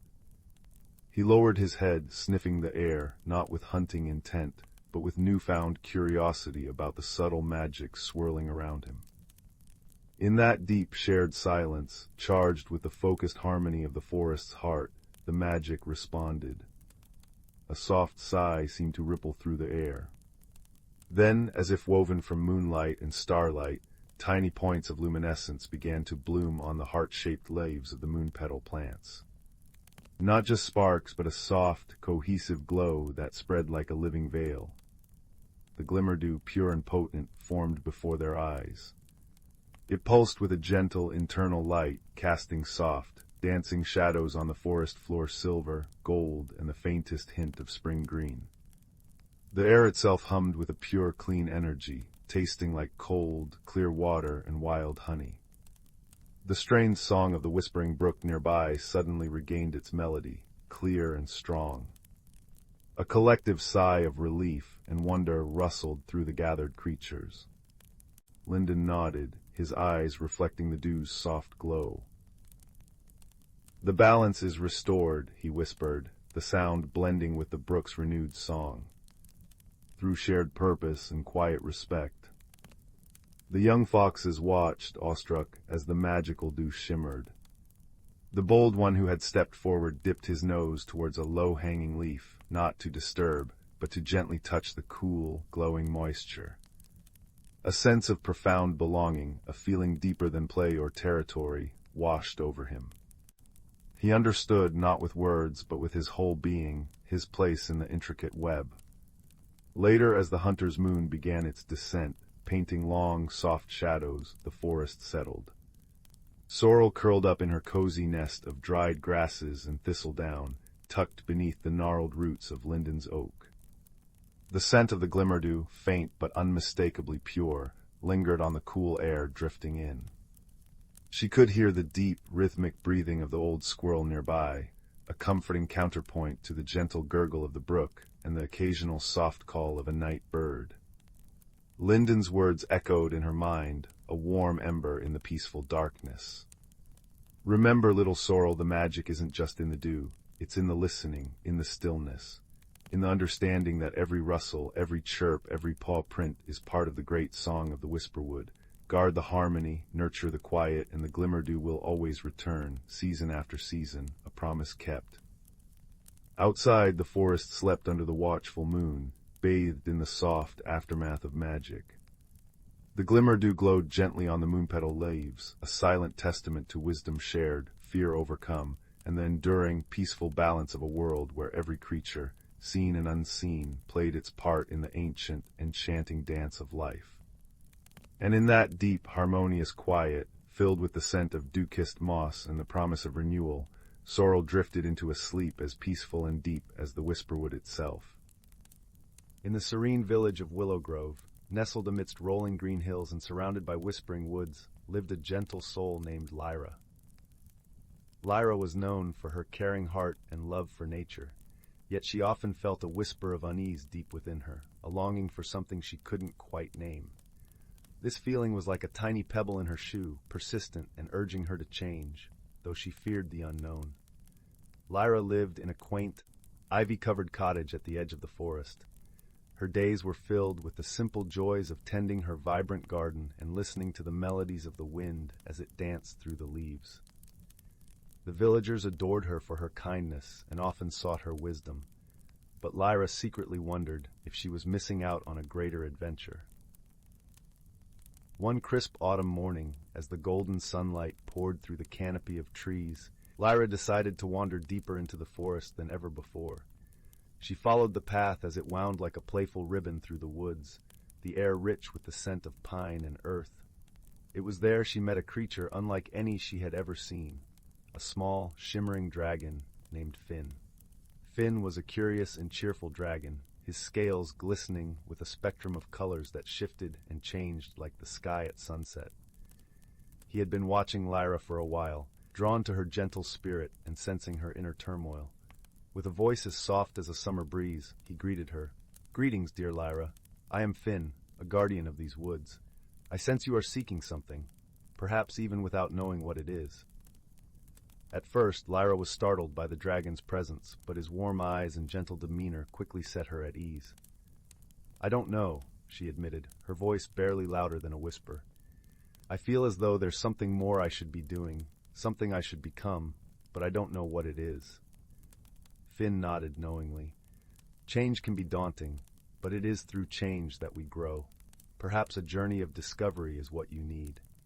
And with those words, Finn promised to accompany Lyra on a magical journey, one where she would learn not only about the world, but also about herself. Their journey began that very day. Finn led Lyra through hidden paths and enchanted glens, where the sunlight filtered through the leaves like golden rain. They visited the ancient oak with a trunk wide enough to hold secrets 1,000 years old, where Finn introduced her to the wise owls who nested there. The owls shared stories of the forest's history, tales of resilience and change, teaching Lyra the importance of embracing the unknown. As days turned into weeks, Lyra found herself growing more comfortable with the idea of change. Each new experience was like a brushstroke on the canvas of her life, adding depth and color. She learned from the playful brook that danced over stones, whispering secrets of adaptation and flow. She marveled at the caterpillars transforming into butterflies, their delicate wings a testament to the beauty of transformation. Throughout their travels, Lyra was never alone. Finn was a constant companion, always there to offer encouragement and wisdom. He taught her to see the magic in everyday moments, from the way the stars twinkled like diamonds in the night sky, to the way the morning dew coated the world in a shimmering veil. One day, as they rested by a serene lake under the silver glow of the moon, Lyra turned to Finn, her voice brimming with newfound understanding. "I've learned so much, yet I feel there's still more within me waiting to grow." Finn smiled, his scales reflecting the moonlight like 1,000 tiny mirrors. "You've discovered that growth is a journey, not a destination. You've learned to trust in the process, to embrace the changes that come your way." With Finn's guidance, Lyra realized that the unease she once felt was not a burden but a gift, a call to explore, to learn, to grow. She understood that change was not something to fear, but something to welcome, for it brought with it the promise of new beginnings and endless possibilities. As their journey came to a close, Lyra returned to Willowgrove, her heart full of peace and her spirit alight with the knowledge she had gained. The village welcomed her back with open arms, and she shared her experiences with them, inspiring others to embark on their own journeys of self-discovery. Lyra's garden flourished more than ever, a testament to her inner growth. Each bloom told a story of courage and transformation, a reminder of the beauty that lies in embracing change. And though Finn returned to his home in the forest, his presence lingered in Lyra's heart, a gentle reminder of the magic of friendship and the power of personal growth. Under the starlit sky, Lyra sat by her garden, feeling the warm embrace of the universe. She had found what she was seeking, not something outside of herself, but the courage to grow, to change, and to become the best version of who she was meant to be. And so, with a heart full of gratitude and a soul full of peace, she drifted into a restful sleep, her dreams guided by the gentle whispers of the forest and the shimmering presence of her dear friend, Finn. In a small, sleepy village nestled between rolling hills and whispering woods, where the air was always fragrant with the scent of wildflowers and the gentle hum of bees, lived a young girl named Ada. Her home, a quaint cottage with a thatched roof and weathered stone walls, stood at the edge of the village, where the forest began and secrets lingered in the shadows of ancient trees. Ada was known for her bright eyes and curious spirit, always eager to uncover the stories hidden in the rustle of leaves or the babbling of the brook that wound its way through the village. Yet, despite her love for tales of yore, Ada knew little of her own family's past. Her grandmother, the village's storyteller, had always hinted at a legacy rich with wonder, but Ada had never heard the full tale. One serene autumn afternoon, as the golden leaves danced in the crisp breeze and the sun dipped low in the sky, Ada found herself drawn towards the attic of her cottage, a place she seldom ventured. The attic was a realm of dust and shadows, filled with treasures and trinkets from generations past, each with its own story to tell. There, hidden beneath an old quilt, she discovered a wooden chest engraved with swirling patterns that seemed to shimmer in the dim light. The chest, she knew, had belonged to her grandmother's grandmother, a woman whispered to have been wise beyond her years. With a heart full of anticipation, Ada opened the chest and uncovered a collection of artifacts, a delicate amulet of silver and turquoise, a bundle of letters bound with a faded ribbon, and a small, intricately carved flute. Each item seemed to hum with a quiet magic, and Ada felt a strange warmth spreading through her fingers as she touched them. Her grandmother, hearing the gentle creak of the attic door, climbed the stairs and joined Ada, her eyes soft with memories. "Ah, you found it," she said, her voice a gentle melody. "Our family's legacy." As they sat together in the fading light, her grandmother began to weave the story of their ancestors. She spoke of a time long ago when their family had been the keepers of an ancient tradition, tasked with preserving the harmony between the village and the forest. The amulet, she explained, was a symbol of their bond with nature, its turquoise stone a gift from the river spirits. The letters written by their ancestors contained wisdom and tales of courage and kindness. The flute, with its sweet, haunting melody, was used to call upon the forest creatures in times of need. Ada listened, her heart swelling with pride and wonder. She realized that the legacy she had uncovered was not just a tale of the past, but a guiding light for her own journey. The artifacts were not merely relics. They were symbols of the values her family cherished: wisdom, harmony, and a deep connection to the natural world. With newfound understanding, Ada felt a sense of belonging she had never known before. She saw herself as part of a greater tapestry, woven with threads of love and tradition. The lessons from her ancestors resonated with her, teaching her that true strength lay in gentleness, and that the bonds we share with others and with the world around us are the greatest treasures of all. As the stars began to twinkle in the velvety night sky, casting a soft glow over the village, Ada and her grandmother descended the stairs from the attic. Together, they sat by the hearth, where the flames danced and crackled, casting a warm, comforting light. Ada took the flute in her hands and played a simple, sweet tune. The music flowed through the open window, mingling with the night breeze, and for a moment, it seemed as if the entire forest paused to listen. In that serene moment, Ada felt the presence of her ancestors, their love and wisdom enveloping her like a warm embrace. From that day forward, Ada cherished her family's legacy, not as a burden, but as a gift. She shared the stories and the music with the villagers, fostering a renewed appreciation for the bonds that connected them all. And as the seasons turned and the years passed, Ada became the village's storyteller, a gentle guardian of the tales that had shaped her life and the lives of those who came before. In the quiet of the night, as the village slumbered under a blanket of stars, Ada knew that she was exactly where she was meant to be, rooted in her heritage, enveloped in love, and forever connected to the ancient legacy that whispered through the leaves and sang in the heart of the forest. The fire crackled softly, its warm light dancing on the walls like shy sprites. Outside, the wind whispered secrets to the sleeping world.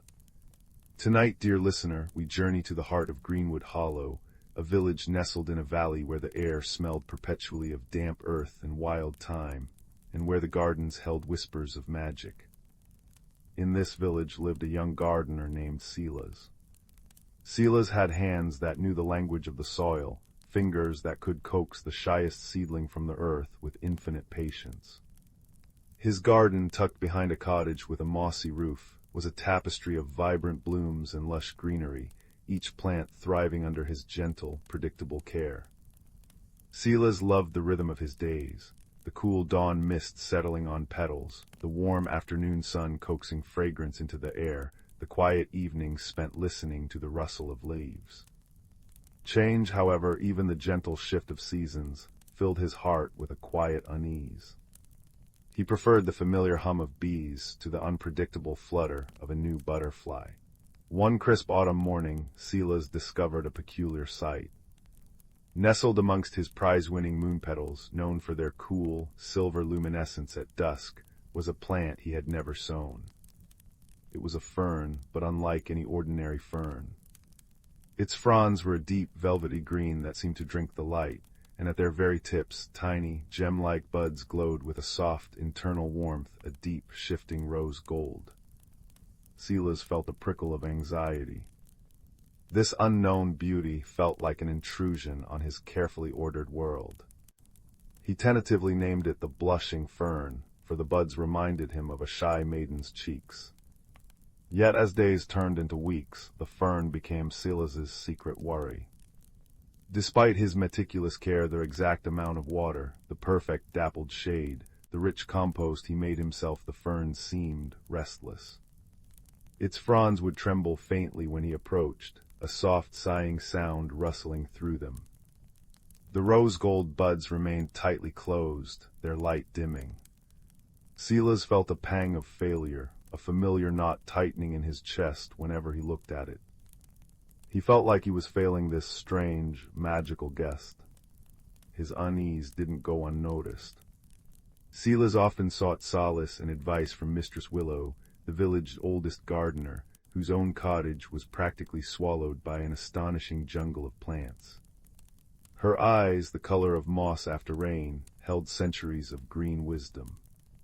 One afternoon, as Silas confided his worries over steaming mugs of chamomile tea, the fragrant steam curling around them like friendly ghosts, Mistress Willow listened patiently. "Ah, the blushing fern," she murmured, her voice like dry leaves skittering across stone. "A rare visitor indeed, a mirror fern, some call it. It doesn't just grow in the garden, young Silas. It grows with the gardener." "What does that mean?" Silas asked, perplexed, tracing the rim of his warm mug. "It reflects," Mistress Willow explained gently, "the inner state of the one who tends it most closely. Its restlessness, its reluctance to bloom, it speaks of a heart holding tightly to the banks of a stream, afraid of the current." She reached out a gnarled hand and patted his arm. "Change isn't a storm to be weathered, Silas. It's the soil turning, making way for new roots." Silas pondered her words, finding them both comforting and unsettling. He also found support in his cheerful friend, Briar. Briar, who ran the village bakery, was all laughter and flour-dusted aprons, embracing each new recipe and mishap with equal gusto. "Stuck, are you?"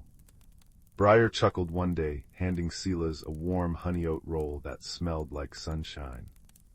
"Remember when I tried to make those star-shaped pastries? Looked more like grumpy badgers, but you know what? Some folks love the grumpy badgers. Maybe your fern just wants to be a grumpy badger for a while, or maybe," Briar added, his eyes twinkling, "it just needs to know it's okay to be something different." Silas carried Briar's words and Mistress Willow's wisdom back to his garden. He sat beside the blushing fern, not just to tend, but to listen. He felt the familiar knot of resistance in his own chest, the fear of disrupting his peaceful routine, the anxiety of the unknown. He realized the fern's trembling fronds mirrored his own nervous energy. Its closed buds reflected his own reluctance to open to possibilities beyond his carefully controlled world. One evening, as the first frost painted delicate lace on the cobwebs, Silas noticed the fern looked particularly sad. Its fronds drooped, the rose-gold light within the buds barely a flicker. Mistress Willow's words echoed, "It grows with the gardener." He knew what he had to do, though the thought sent a tremor through him more chilling than the frost. The fern needed pruning. Some of the oldest, outermost fronds, though still green, were overshadowing the heart of the plant, stifling the potential of the central buds. Pruning meant cutting away the familiar, the established, to make room for new growth. It meant embracing change, trusting that beauty could emerge from loss. Taking a deep breath of the crisp air, Silas selected his sharpest, cleanest shears. His hands shook slightly. Each snip felt like a tiny leap into the unknown. As he carefully removed the older fronds, a remarkable thing happened. The remaining fronds seemed to sigh, not in sorrow, but in profound relief. They lifted, stretching towards the fading light. And the rose-gold buds, they pulsed. A soft, warm light emanated from them, bathing the surrounding moon petals in a gentle, rosy glow. Silas felt a corresponding shift within himself. The knot of anxiety loosened, replaced by a warm, expanding sensation like the first unfurling of a new leaf. It wasn't reckless abandon, but a quiet courage, a trust in the natural cycle of growth and release. He hadn't destroyed his garden, he had helped it breathe. Winter settled over Greenwood Hollow, a blanket of quiet transformation. Silas continued his routines, but with a new awareness. He noticed the subtle shifts in light, the way the snow insulated the sleeping earth, protecting the promise beneath. He found himself experimenting, slightly planting a few early snowdrop bulbs in a sunnier spot, trying a new blend of compost. The blushing fern thrived. Its remaining fronds grew stronger, a deeper, richer green. The rose-gold buds swelled, their internal light growing steadier, warmer, casting a cozy aura in the winter-dim greenhouse Silas had built. One late winter afternoon, when the sun hung low and golden, Silas was tidying the greenhouse. Mistress Willow and Briar had come to share spiced cider. As they admired the fern, bathed in the golden sunlight streaming through the glass, it happened. With a soft, almost musical chime, the largest rose-gold bud began to unfurl. Layer after delicate layer peeled back, not to reveal a flower, but a cascade of pure, shimmering light. It wasn't harsh or blinding, but a warm, liquid radiance that flowed downwards, touching the soil around the fern's base. Where the light touched the earth, impossible things happened. Tiny, crystalline frost flowers bloomed instantly, sparkling like captured starlight. A patch of dormant moss turned a vibrant, glowing emerald green. Even the moon petals nearby, usually dormant in winter, perked up, their silver edges catching the rosy light and reflecting it in soft rainbows on the greenhouse walls. Silas gasped, tears pricking his eyes, not tears of sadness, but of awe and profound understanding. Mistress Willow smiled, a knowing glint in her mossy eyes. Briar clapped his hands softly. "Well, would you look at that, told you grumpy badgers have their charm." The magical light pulsed gently, a visible manifestation of the transformation both Silas and the fern had undergone. It wasn't about becoming something entirely different, but about embracing the fullness of potential within. The fern hadn't changed its nature, it had simply been allowed to express its true, radiant self. Silas hadn't abandoned his love for peace and care. He had deepened it by learning that true growth sometimes requires the courage to let go, to trust the unseen roots, and to welcome the light that comes after the pruning. As the last embers in the fireplace settled into a bed of warm ash, the tale of Silas and the blushing fern comes to a close. The garden in Greenwood Hollow still blooms with quiet magic, tended by hands that understand both the comfort of the known and the gentle necessity of change. The blushing fern continues to glow with its rose-gold light, a quiet beacon reminding all who see it that the most beautiful transformations often begin with a single brave step into the unknown, guided by wisdom, friendship, and the quiet courage to let your own inner light unfurl. Remember, dear listener, as you drift towards dreams, that your own heart holds seeds of wonder, waiting for the right moment, the right care, to blossom into something uniquely, beautifully yours. Sleep peacefully, wrapped in the warmth of growth and the quiet magic of becoming. Once upon a time, in a village nestled between rolling hills and whispering forests, there lived a curious young girl named Leela. Her eyes were the color of the morning sky, and her heart was as vast as the ocean. Lila spent her days exploring the meadows and woods around her home, but her dreams were filled with places she had yet to discover. One crisp autumn morning, as the leaves danced in the gentle breeze, Lila stumbled upon an ancient map tucked inside an old book in her grandmother's attic. The map was unlike any she had seen, with swirling lines and shimmering ink that seemed to change color in the light. At its center was a place called the Enchanted Hollow, a realm rumored to be filled with wonder and magic. With a spark of excitement in her heart, Lila decided she would find this mysterious place. She packed a small satchel with her favorite blanket, a loaf of bread, and a flask of warm tea. As she stepped outside, the morning sun painted the sky in hues of pink and gold, and she could feel the promise of adventure in the crisp air. Lila followed the map's winding path through towering trees and across babbling brooks. The forest was alive with the rustling of leaves and the songs of birds, creating a symphony that carried her forward. As she ventured deeper, she encountered a peculiar creature, a fox with fur as white as snow and eyes that gleamed like emeralds. The fox greeted her with a nod and, sensing her quest, offered to guide her through the forest. Together, they traversed paths cloaked in mist and fields carpeted with wildflowers, their colors vivid against the earth. The fox led Lila to a clearing where the air was sweet with the scent of honey, and a gentle stream sparkled under the sun's golden rays. Here, the fox pointed to a small, hidden trail that seemed to disappear into the earth itself. With a grateful heart, Lila thanked her new friend and ventured down the trail. The path led into a tunnel of vines and twinkling lights, and as she walked, the air shimmered with a gentle hum, like the whisper of a lullaby. The tunnel opened into the Enchanted Hollow, a place that seemed to exist just between a dream and reality. The hollow was a world of wonders. Trees with trunks of silver leaves stretched up to the sky, their branches swaying gently in the breeze. Flowers with petals of iridescent colors glowed softly, and the ground was covered in moss that felt like the plushest carpet beneath Lila's feet. Streams of crystal-clear water wound through the landscape, their gentle babble a soothing melody. As she explored, Lila met creatures she had only ever dreamed of. There were butterflies with wings like stained glass windows, glowing softly in the dim light. She watched as a family of gentle deer with antlers adorned in soft ferns grazed nearby, their presence serene and calming. But the most wondrous creature she encountered was a small, luminescent being called a starling.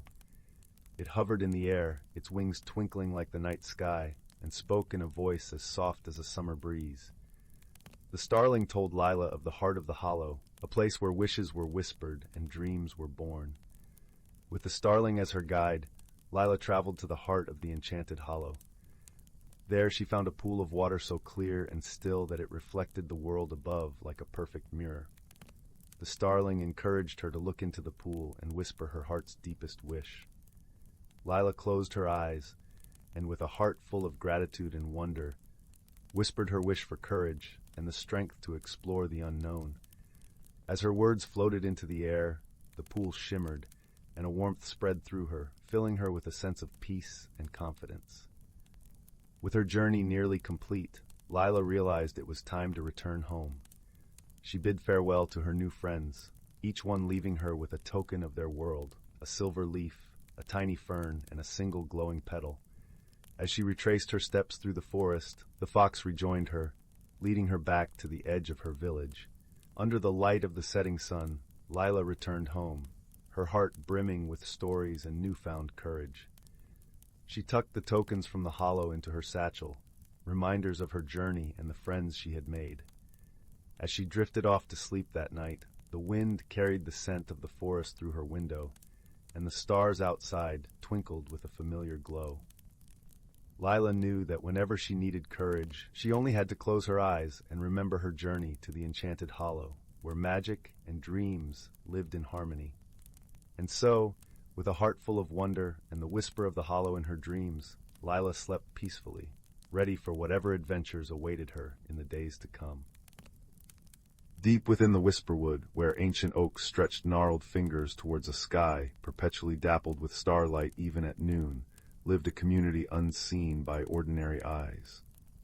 Here moss grew thick and soft as velvet, cradling tiny villages beneath fern fronds and within hollowed roots. The air hummed with a low, sweet resonance, the forest itself breathing in perfect harmony.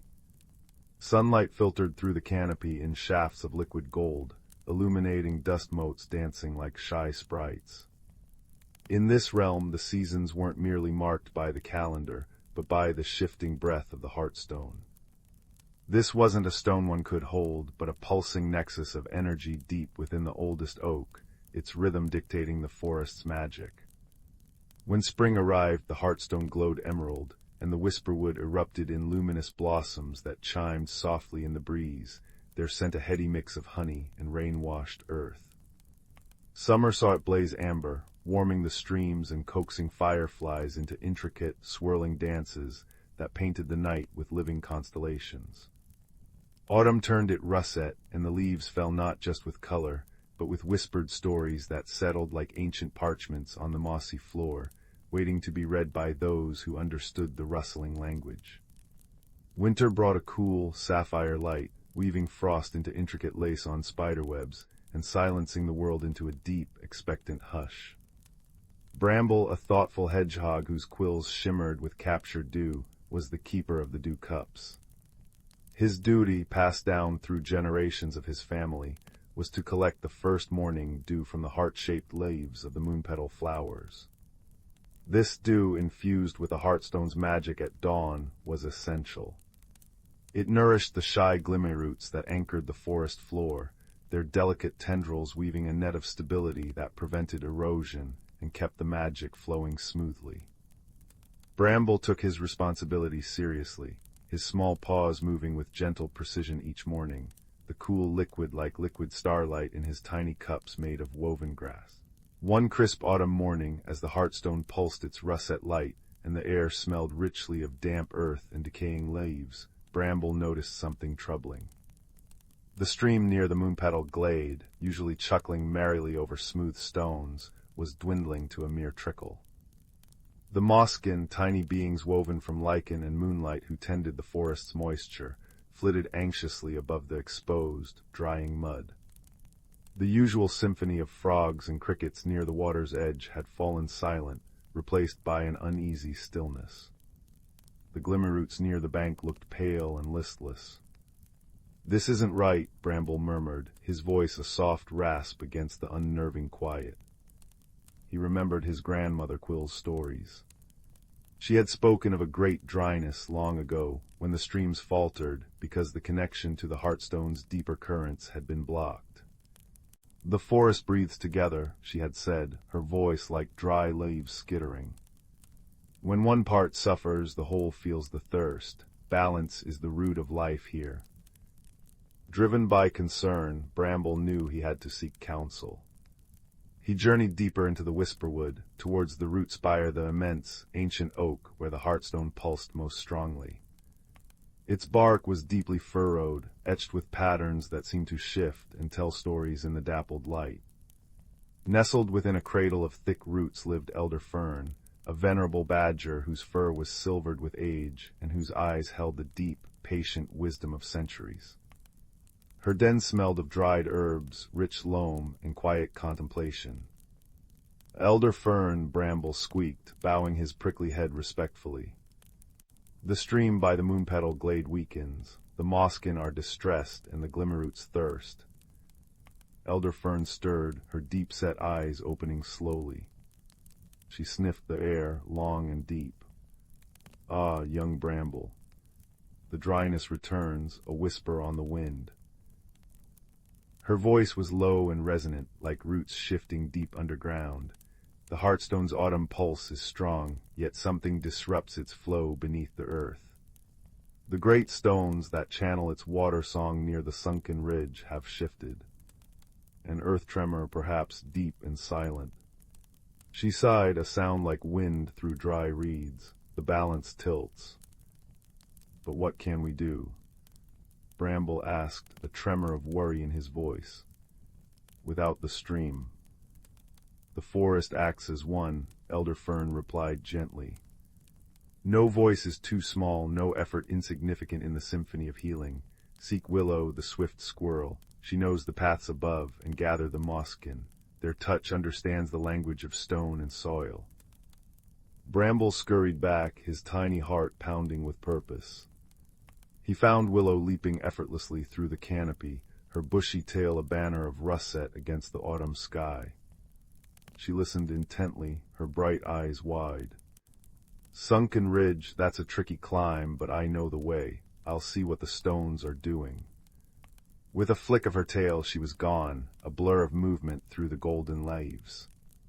Next, Bramble approached the shimmering cluster of mosskin, hovering anxiously near the dwindling stream.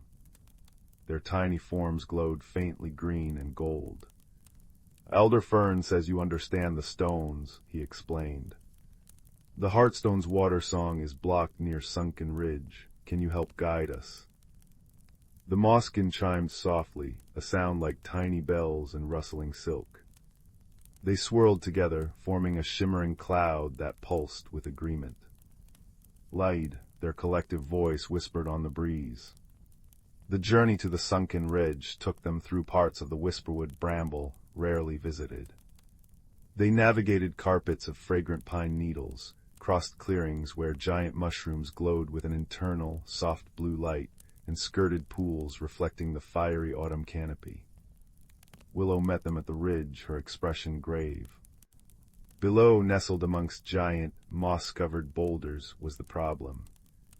A recent landslide, likely caused by heavy rains loosening the earth, had tumbled several enormous stones directly onto the mouth of a spring. The water, meant to bubble freely and feed the stream below, was now dammed, pooling uselessly behind the rockfall. The air here felt heavy and stagnant, devoid of the forest's usual vibrant hum. "The stones are too big," Willow chattered, her voice tight with dismay. Even the strongest badger couldn't move them. Bramble looked at the impassive stones, then at the shimmering moss-skin cloud, and then at the patient, wise eyes of Elder Fern who had quietly followed their progress. He remembered his grandmother's words, "Balance is the root of life." It wasn't about one strong force, but many working together. "The stones hold the water captive," Bramble said slowly, an idea forming. "But water seeks its own level and its own path. Mosskin, can you feel where the water wants to go, where the earth is softest, most yielding?" The mosskin pulsed brighter, swirling down to the base of the rockfall. They touched the damp earth, humming their soft, resonant song. Tiny points of light began to glow in the soil, tracing a faint, winding path around the largest stones, leading downhill towards the blocked stream's original course. "It wants to flow here," the mosskin whispered, their lights tracing the path. "But the way is narrow, choked with fallen earth." "Then we dig," Bramble declared. "We dig the channel the water yearns for. Willow, can you find others? The rabbits with their strong paws, the moles who know the earth." Willow bounded off instantly. Soon rabbits with powerful digging legs arrived, followed by several moles whose sensitive noses twitched as they assessed the mosskin's glowing path. Even a family of patient tortoises offered their sturdy shells to help shift smaller rocks. Guided by the mosskin's illuminating touch, showing exactly where the earth was softest and the water's pull strongest, the creatures worked together. Rabbits kicked loose soil, moles tunneled beneath roots, tortoises nudged debris, and Bramble used his strong snout to clear smaller stones. Willow directed from above, pointing out the clearest route. It was hard, muddy work. The scent of damp earth and crushed ferns filled the air, mingling with the tired but determined breaths of the workers. The sun began to dip, painting the sky in shades of lavender and tangerine. Finally, as the first stars began to prick the twilight, the new channel was complete, a narrow, winding trench following the path of least resistance, illuminated by the mosskin. Bramble, his quills matted with mud, gave a signal. The creatures carefully removed the last small stones, damming the new channel near the pooled water. With a soft, grateful gurgle, the pent-up spring water found the new path. It wasn't a roaring rush, but a gentle, persistent flow, like a sigh of relief. It trickled, then streamed, winding its way down the mosskin-lit channel, finding its way around the great fallen stones, singing softly as it went. Back towards the thirsty glade. They followed the water's journey back through the darkening woods. The sound of its return was the sweetest music, a gentle chuckle growing stronger with every step. When they reached the moon-petal glade, the mosskin were already rejoicing, flitting above the strengthening stream, their tiny lights reflecting like diamonds on the darkening water. The frogs tentatively began a croak, joined hesitantly by a cricket. Bramble rushed to the glimmerroots. Carefully he poured the precious dew he had collected that morning, now cool and starlit, onto their parched tendrils. Almost immediately, a faint, healthy glow began to pulse back through them, spreading like a soft green light across the forest floor. The forest's deep, resonant hum returned, stronger and more peaceful than before, vibrating softly under their paws and in the air they breathed. That night, as the hearthstone pulsed its deep sapphire light for winter's approach, the creatures of the Whisperwood gathered near the restored stream. Fireflies, drawn by the renewed magic, danced above the water, weaving constellations that mirrored the sky. Elder Fern rested near the bank, a gentle smile on her weathered snout. "You see, young Bramble," she murmured, her voice blending with the water's song, "harmony isn't stillness. It is the constant, gentle adjustment, the listening, the many small voices working together. The forest remembers its balance, guided by those who listen to its whispers and feel its needs." Bramble looked around at the rabbits, the moles, the tortoises, the shimmering mosskin, and swift willow. He felt the cool night air, smelled the clean scent of flowing water and the rich promise of frost, heard the contented symphony of the night creatures, and saw the soft glow of the revived Glimmyroots. The magic of the Whisperwood wasn't just in the hearthstone, it was in the interconnectedness, the shared effort, the quiet wisdom passed down and acted upon with kindness. As the first delicate snowflakes of winter began to drift down, silent and soft as thistledown, landing on his damp quills and melting into the singing stream, Bramble felt a deep, warm peace settle over him, as comforting as a moss-lined nest. The forest breathed easily once more, its ancient heart beating strong and steady in the starlit dark. Deep in the heart of the whispering woods, where ancient oaks stretched gnarled fingers towards a sky perpetually dappled with twilight, lived a world unseen by hurried human eyes. Here, beneath a canopy woven from centuries of leaves, the boundaries between reality and magic were as thin and shimmering as a spider's web at dawn. Moss, thick and velvety emerald, carpeted the ground, muffling footsteps, and holding the damp, earthy scent of life and decay in perfect balance. Sunlight filtered through the high leaves, fell in shifting golden pools, illuminating dust motes dancing like tiny, joyful spirits. This was the domain of Fern, a young squirrel with fur the color of sun-baked acorns and eyes that held the curiosity of the first spring bud. Fern's home was a cozy hollow high in the grandmother oak, a tree so old its bark resembled a map of forgotten mountains. From her doorway, Fern watched the intricate dance of the hidden folk. Glimmerwing moths, their wings dusted with moonlight, tended luminous night blooms that perfumed the air with vanilla and starlight. Tiny moss beetle, no taller than a pine cone, meticulously repaired dewdrop bridges strung between fern fronds. Old Bramble the badger, his fur striped with silver wisdom, would shuffle along well-worn paths, his low rumble a comforting counterpoint to the high, sweet songs of the sky-blue finches. Everything moved with a rhythm as old as the hills, a rhythm dictated by the turning wheel, the gentle, powerful cycle of seasons, woven with threads of subtle magic. One crisp autumn morning, as the air turned sharp with the scent of fallen leaves and ripe blackberries, Fern noticed something amiss. The crystal brook, a ribbon of water that usually sang with a pure, musical voice and shimmered with an inner light like captured moonlight, seemed dull. Its song was muted, a mere whisper, and its luminous glow had faded to a weary gray. The water plants lining its banks, usually vibrant with underwater rainbows, looked listless. A tremor of unease, cold as the first frost, prickled down Fern's spine. She scampered down the grandmother oak, her paws sinking into the soft moss. "Elder Bark," she called, her voice small against the vastness of the woods. She found the ancient tortoise basking in a rare shaft of sunlight near the brook, his shell etched with patterns like the rings of time itself. His eyes, deep and dark as forest pools, opened slowly. "Little Fern," he rasped, his voice like dry leaves rustling.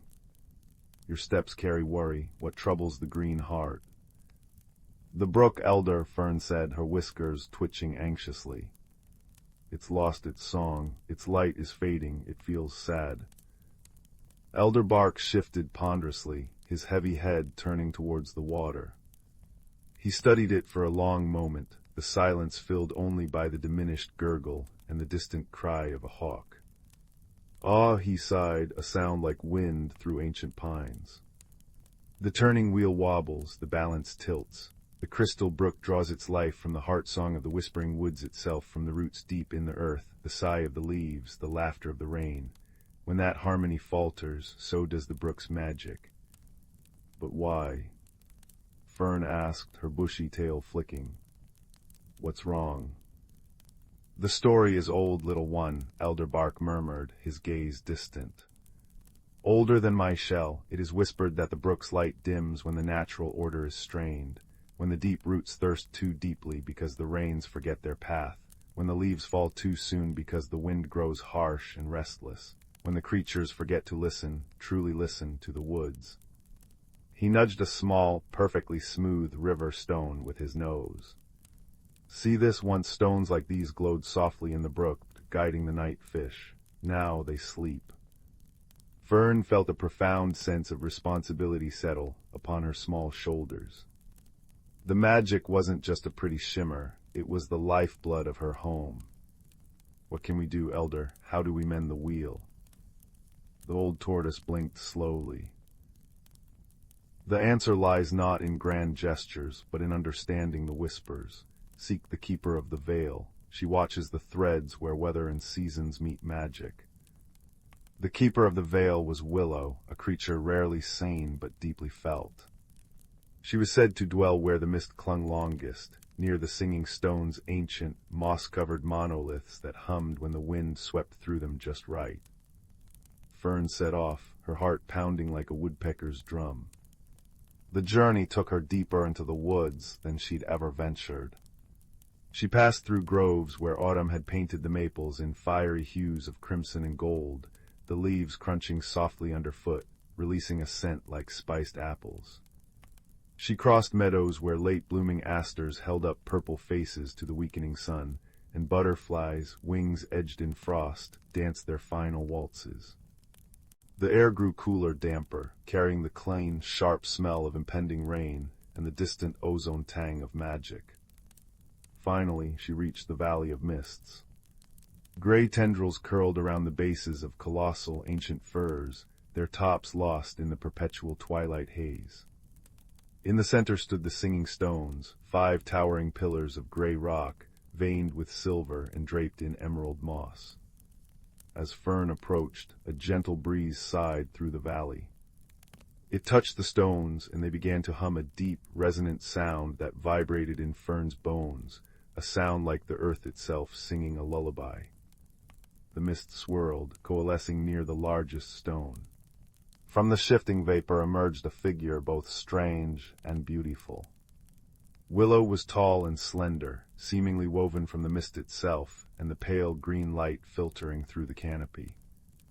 Her hair flowed like liquid silver, catching the dim light, and her eyes were the shifting color of storm clouds, gray, blue, and sometimes touched with violet. She wore a cloak that seemed spun from spider silk and starlight, shimmering with every movement. She didn't speak aloud, but her voice resonated directly in Fern's mind, soft as falling snow and clear as mountain water. Little guardian, the voice echoed. You feel the discord. You seek the harmony.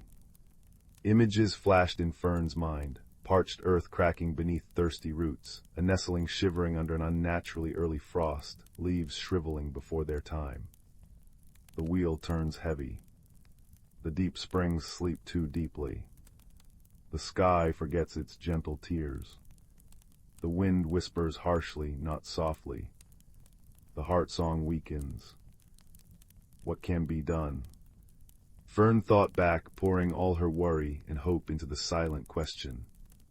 Willow extended a hand that seemed made of condensed mist. A single perfect dewdrop balanced on her fingertip, catching the light and refracting it into a tiny rainbow. Harmony is a chorus, not a solo. The magic flows where life flows truly. Listen to the wind's true song.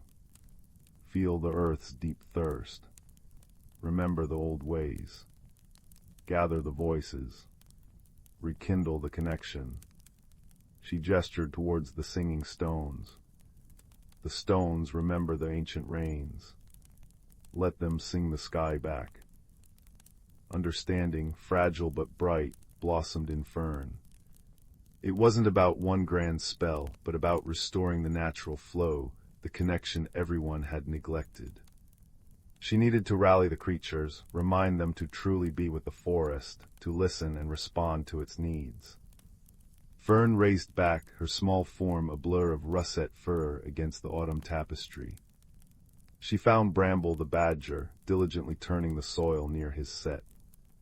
"Bramble, the earth is thirsty. We must remember to dig the channels towards the deep roots after the rains, like the old stories say."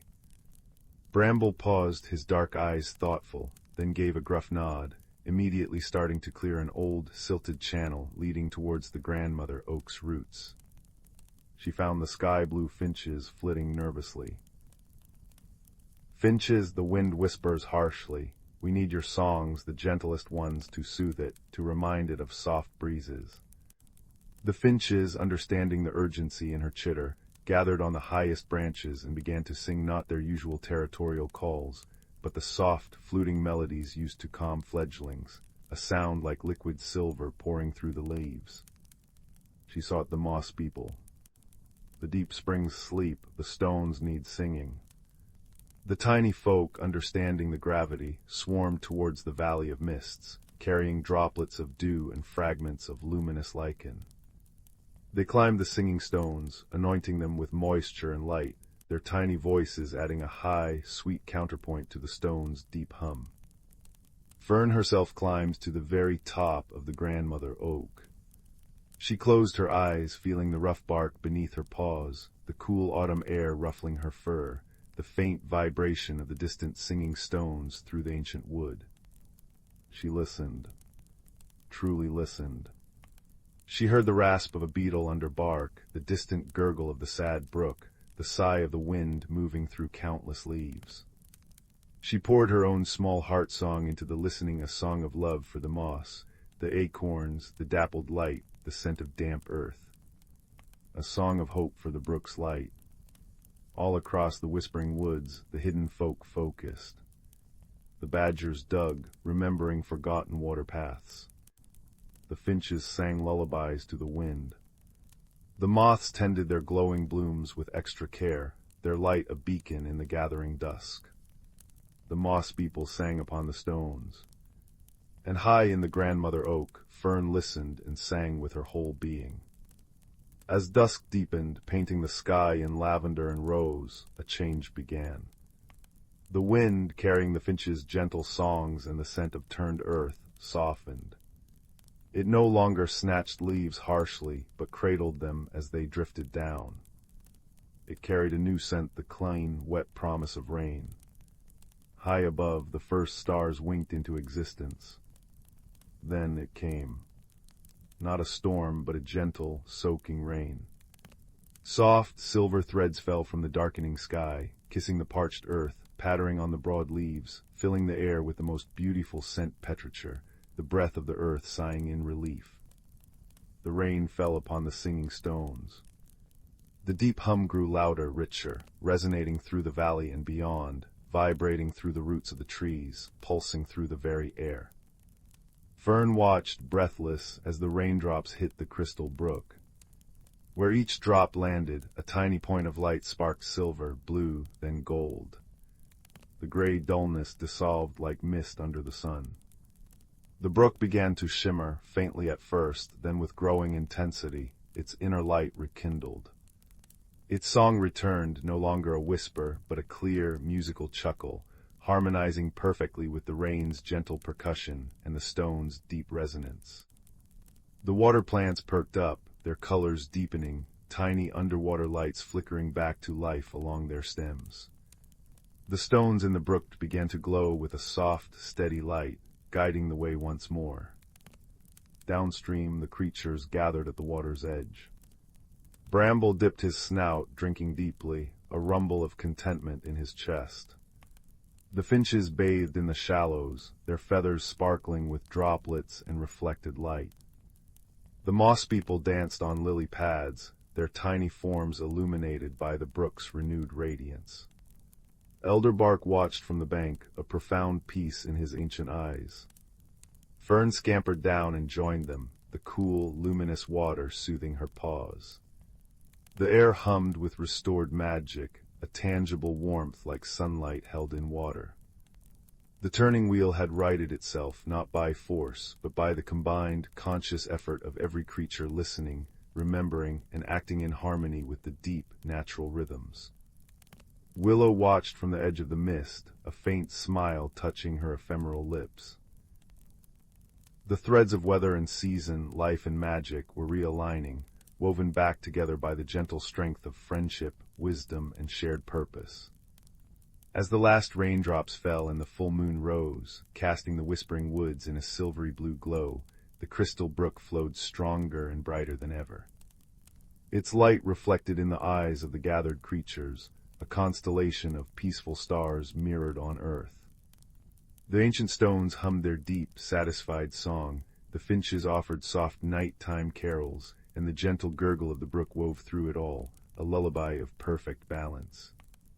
Fern curled up on a smooth, sun-warmed rock by the water's edge, lulled by the symphony of her restored home. She knew the stories Elder Bark told were true. Magic lived in the listening, in the caring, in the harmony of countless small hearts beating in time with the great, green heart of the world. And with that comforting knowledge, wrapped in the soft light of the brook and the gentle sounds of the harmonious night, she drifted into a deep, peaceful sleep, safe within the ancient, whispering embrace of the woods. The fireflies, drawn by the renewed magic, danced above the water like living embers, completing the perfect, peaceful picture under the watchful, star-strewn sky. In the heart of the whispering woods, where the trees hummed soft lullabies with every breeze, there lay a quaint village called Willowbrook. Nestled amidst blooming wildflowers and the gentle laughter of babbling brooks, Willowbrook was a place where time seemed to slow, and the world's worries melted away like morning mist. Every evening, as the sun dipped beneath the horizon, painting the sky in hues of lavender and rose, the villagers would gather around the great old oak in the village square. It was here that stories were shared, laughter echoed, and the bonds of community grew ever stronger. One such evening, as the villagers settled beneath the oak's sprawling branches, a peculiar thing happened. A series of soft, shimmering lights began to dance above them, weaving intricate patterns in the air. At first, they thought it might be fireflies, but these lights were different, more vibrant, more alive. Among the villagers was a gentle soul named Mira. With her chestnut curls and warm hazel eyes, Mira was known for her kindness and her curiosity. She watched the lights with fascination, noticing how they flickered and swirled as if they were trying to communicate something. Intrigued by the mysterious display, Mira decided to investigate. The next morning, she set out into the woods, where the lights seemed to have originated. The air was crisp and carried the scent of pine and earth. Birds sang cheerful tunes as she walked along the winding paths, their melodies mingling with the rustling leaves. As Mira wandered deeper into the forest, she stumbled upon a clearing she had never seen before. In the center stood a small, shimmering pond, its surface glistening like 1,000 diamonds in the sunlight. Surrounding the pond were delicate lilac flowers that swayed gently, as if dancing to a silent song. "Hello, young seeker," came a soft voice, as warm and inviting as a summer breeze. Startled, Mira turned to see a creature unlike any she had encountered. It was a luminal, a rare and magical being with wings that sparkled like the night sky. Its eyes were deep pools of wisdom, and its presence exuded a comforting aura. "I am Selwyn," the luminal introduced itself, its voice a gentle melody. "I see you are curious about the lights." Mira nodded, her curiosity piqued. "Yes, they were beautiful and unlike anything I've seen. Do you know what they are?" Selwyn nodded, its expression serene. "The lights are the whispers of the forest, messages from the heart of nature. They are meant to guide and protect, but lately they have been restless." "Why are they restless?" Mira asked, her brow furrowed with concern. "There is a disturbance in the balance of the woods," Selwyn explained, "a hidden sadness that needs healing. The lights seek someone with a pure heart to help restore harmony." Mira's eyes widened with determination. "I want to help. How can I do that?" Selwyn fluttered its wings gently, the air shimmering with stardust. "You must listen to the forest, feel its rhythm, and uncover the source of its sorrow. Trust in your heart, and you will find the way. Buoyed by Selwyn's words, Mira closed her eyes and allowed herself to attune to the forest around her. She listened to the rustle of leaves, the whisper of the wind, and the distant call of a lone owl. Slowly, a pattern emerged, a gentle thrum beneath the surface, a melody of life interwoven with a single discordant note. Following this faint trail of unease, Mira journeyed deeper into the woods, her footsteps guided by the forest's subtle cues. Along the way, she encountered various creatures, a family of rabbits who shared their burrow's warmth, an old tortoise who nodded sagely as she passed, and a mischievous squirrel who offered her an acorn as a token of friendship. Each encounter reinforced the sense of community and mutual care that thrived within the Whispering Woods. It was a reminder that even the smallest gesture of kindness could ripple outwards, touching lives in ways unseen.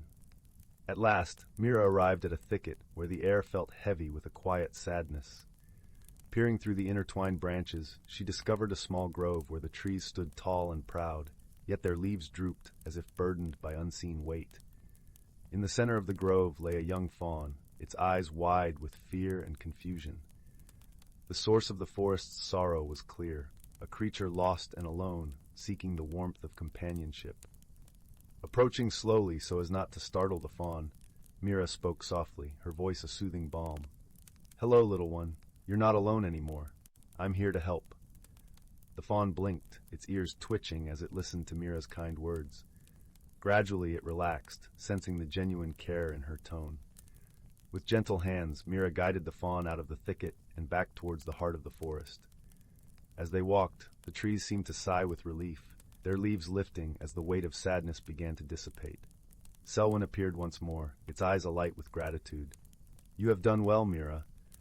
The forest thanks you for your kindness and courage." Mira smiled, feeling a warmth spread through her chest. "I only did what felt right. The forest is a magical place, full of life and wonder. I'm grateful to be part of it." Under the luminal's watchful gaze, the shimmering lights returned, dancing joyfully through the trees. They twirled around Mira and the fawn, a celebration of restored harmony and newfound friendship. As the sun began to set, casting golden rays across the forest floor, Mira made her way back to Willowbrook, the fawn trotting happily by her side. The villagers welcomed them with open arms, their hearts touched by the tale of the gentle mystery that had unfolded in their beloved woods. That night, as the stars twinkled above and the village settled into peaceful slumber, Mira lay beneath the great old oak, the fawn nestled beside her.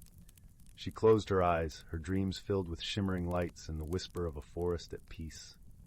And so, in the heart of the Whispering Woods, where the trees hummed soft lullabies with every breeze, the village of Willowbrook continued to thrive, its people bound by tales of wonder and the gentle magic that surrounded them. Here, under the watchful gaze of the luminal and the twinkling stars, harmony reigned, and the world felt just a little bit brighter. In the heart of the Whispering Woods, where the trees seemed to hum soft lullabies, and the ground was carpeted with a tapestry of moss and wildflowers, there lay a quaint little village called Moonhaven. This village, nestled under the gentle glow of a perpetually twinkling sky, was a place where magic flowed as naturally as the babbling brook that wound its way through the center of town. Moonhaven was known for its serene beauty and the warmth of its community. It was a place where the houses were made of smooth, rounded stones, with thatched roofs that looked like they had sprouted from the earth itself. Each window glowed with the soft light of candles, and the air was always scented with the comforting aromas of freshly baked bread and blooming lavender. One crisp autumn evening, as the golden leaves danced gently down from the trees, a peculiar event began to unfold. The village's beloved clock tower, which stood proudly in the village square for generations, had started to chime at odd hours. Instead of its usual melody marking the passage of time, it now played a strange, lilting tune that no one recognized. This curious phenomenon puzzled the villagers, for the clock tower was enchanted to ensure it kept perfect time and harmony with the natural world. The villagers gathered in small groups, whispering under the glow of the street lamps, their breath visible in the cool evening air. Among the villagers was a young girl named Leela, known for her keen sense of curiosity and her love for solving puzzles. Leela lived with her grandmother, Eleonora, in a cozy cottage at the edge of the woods. Eleonora was a wise and gentle soul, whose knowledge of the old ways and stories of the forest was unparalleled. After the clock tower's melody drifted through the night once more, Lila turned to her grandmother with eyes wide with wonder. "Grandmother, what do you think could be making the clock tower chime so strangely?" Eleonora smiled softly, her eyes twinkling with the light of 1,000 stories. "Ah, my dear, the world is full of mysteries, each waiting patiently for the right heart to uncover them. Perhaps it is time you seek the counsel of the forest's guardians." Encouraged by her grandmother's words, Lila set out the next morning, her heart light with excitement. She followed the winding path through the woods, where the sunlight filtered through the leaves like streams of golden syrup. The forest was alive with the sounds of rustling leaves and the distant call of birds. Lila soon arrived at the ancient oak tree known as the Heartwood. This tree was the oldest in the forest, its trunk wide enough to hide an entire family behind. It was said to be the dwelling of the forest's guardians, the elder tree sprites, who were wise creatures of gentle magic and deep understanding. As Lila approached, she noticed faintly glowing figures emerging from the bark of the tree. They were the elder tree sprites, their tiny forms shimmering with an ethereal light. Their eyes, like polished stones, watched her with curiosity and kindness. "Greetings, young Lila," they chorused in voices as soft as the rustle of leaves. "What brings you to the Heartwood today?" Lila curtsied politely, a gesture she had learned from her grandmother. "Wise sprites, the clock tower in our village has been playing a strange melody at odd hours, and we cannot understand why. I seek your guidance to unravel this mystery." The sprites exchanged thoughtful glances, their forms flickering like candle flames. "The clock tower's melody is the song of the wind harp," they explained. "It is an ancient instrument, once played by the winds themselves. It seems the melody is calling out for something lost." Intrigued, Lila asked, "What could be lost that the melody seeks?" "The wind harp song is woven with the essence of harmony and balance," the sprites continued. "Perhaps it seeks the return of something that has tipped the scales." Thanking the sprites for their wisdom, Lila made her way back to Moonhaven, her mind alight with possibilities. As she walked, she pondered what might be missing from their village that could upset such a delicate balance. Upon her return, Lila went to visit the clockmaker, a gentle old man named Mr. Thistle. His workshop was a treasure trove of gears and cogs, where the air was filled with the comforting tick-tock of timepieces. "Mr. Thistle," Lila began, "have you noticed anything unusual about the clock tower lately?" The clockmaker nodded, his expression thoughtful. "Indeed, young Lila, the clock's song is different, as if it sings of longing." "Do you recall anything that changed before the melody began?" Lila inquired.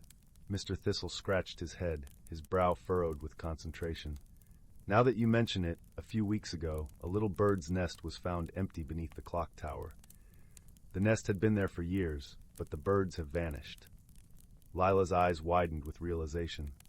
Perhaps the birds are what the wind harp song is calling for. They are part of the harmony that needs restoring. With newfound determination, Lila set out to find the missing birds. She followed the path that led deeper into the woods, listening closely for any sign of their song. The forest, with its tapestry of sounds, seemed to guide her steps. As she wandered, she came upon a clearing bathed in dappled sunlight. There, perched on the branches of a young maple tree, were the missing birds, their feathers shimmering like jewels in the sunlight. They chirped a sweet, melodious tune that seemed to echo the clock tower's strange melody. Lila approached gently, speaking softly to the birds. "Oh, little ones, the village misses your song. Won't you return to the clock tower and bring back the harmony?" The birds, understanding her gentle plea, fluttered their wings in agreement. With a joyful trill, they took flight, leading Lila back to Moonhaven. As the birds returned to their nest beneath the clock tower, the strange melody ceased, replaced by the familiar, comforting chimes that had marked the hours for generations. The villagers gathered to watch in awe as the birds settled in, their presence restoring the balance that had been missing. That evening, as the stars twinkled like diamonds in the sky, the village celebrated the return of their feathered friends. Lila, her heart full of contentment, sat by the fire with her grandmother, recounting her adventure. "You see, my dear," Eleonora said, wrapping an arm around Lila's shoulders, "sometimes the answers we seek are found by simply listening to the world around us. Balance and harmony are treasures worth nurturing." As the fire crackled softly and the night wrapped the village in its gentle embrace, Moonhaven drifted into a peaceful slumber, its harmony restored. And in the heart of the whispering woods, the clock tower stood tall, its melody a testament to the power of friendship and the wisdom of listening to the whispers of the world. Title: The Whispering Woods Secret. In the tranquil village of Elderglow, nestled within the embrace of a lush, ancient forest, there lived a young girl named Mabel. Elderglow was a place where the air was always sweet with the scent of blooming lilacs, and the gentle rustle of leaves in the whispering woods seemed to carry secrets from times long past. The village was small, with stone cottages dotting the landscape like scattered pebbles, each one warmed by the glow of hearth fires that never seemed to fade. Mabel, with her curious hazel eyes and a heart full of wonder, was no ordinary child. She had a penchant for exploring, often venturing to the edges of the village where the whispering wood began. The villagers spoke of the wood with a mixture of reverence and caution, for it was said to be alive with magic, a place where the boundary between the ordinary and the extraordinary was as thin as the morning mist. One crisp autumn afternoon, as the sun dipped low and painted the sky in hues of amber and rose, Mabel set out towards the forest.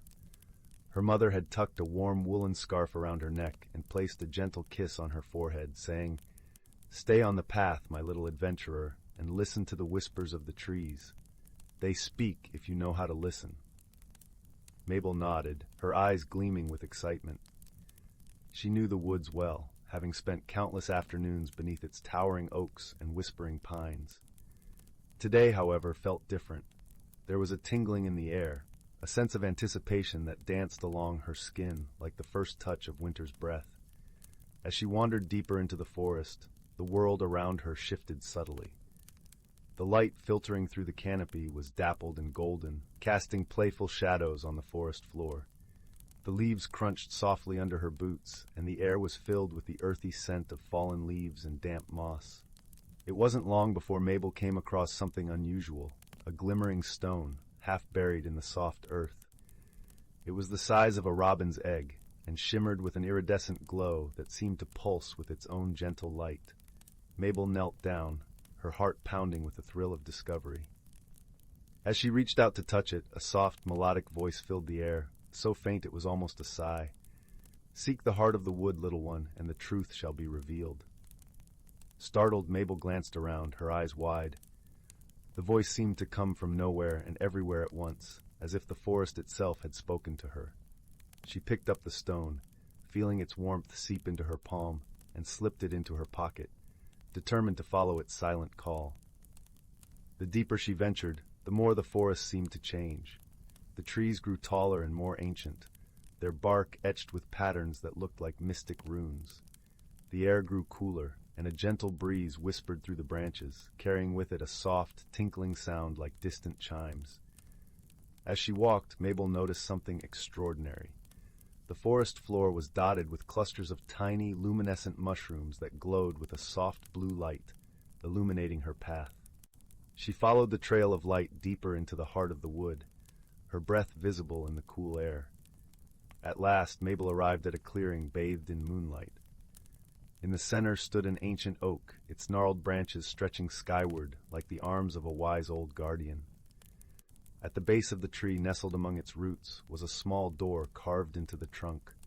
It was adorned with intricate carvings of woodland creatures and swirling vines. With a mixture of awe and trepidation, Mabel approached the door.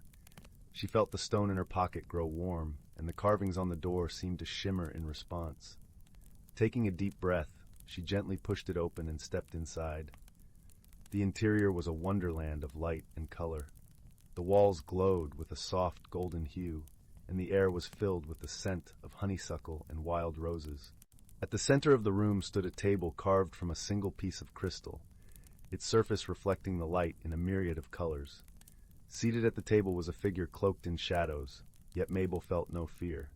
There was a kindness in the air, a sense of welcome that put her at ease. The figure gestured to a chair opposite, and Mabel sat, her eyes wide with curiosity. "Welcome, Mabel," the figure said, their voice as soothing as the murmur of a gentle stream. "I am the keeper of the Whispering Wood, and you have been chosen to receive a gift."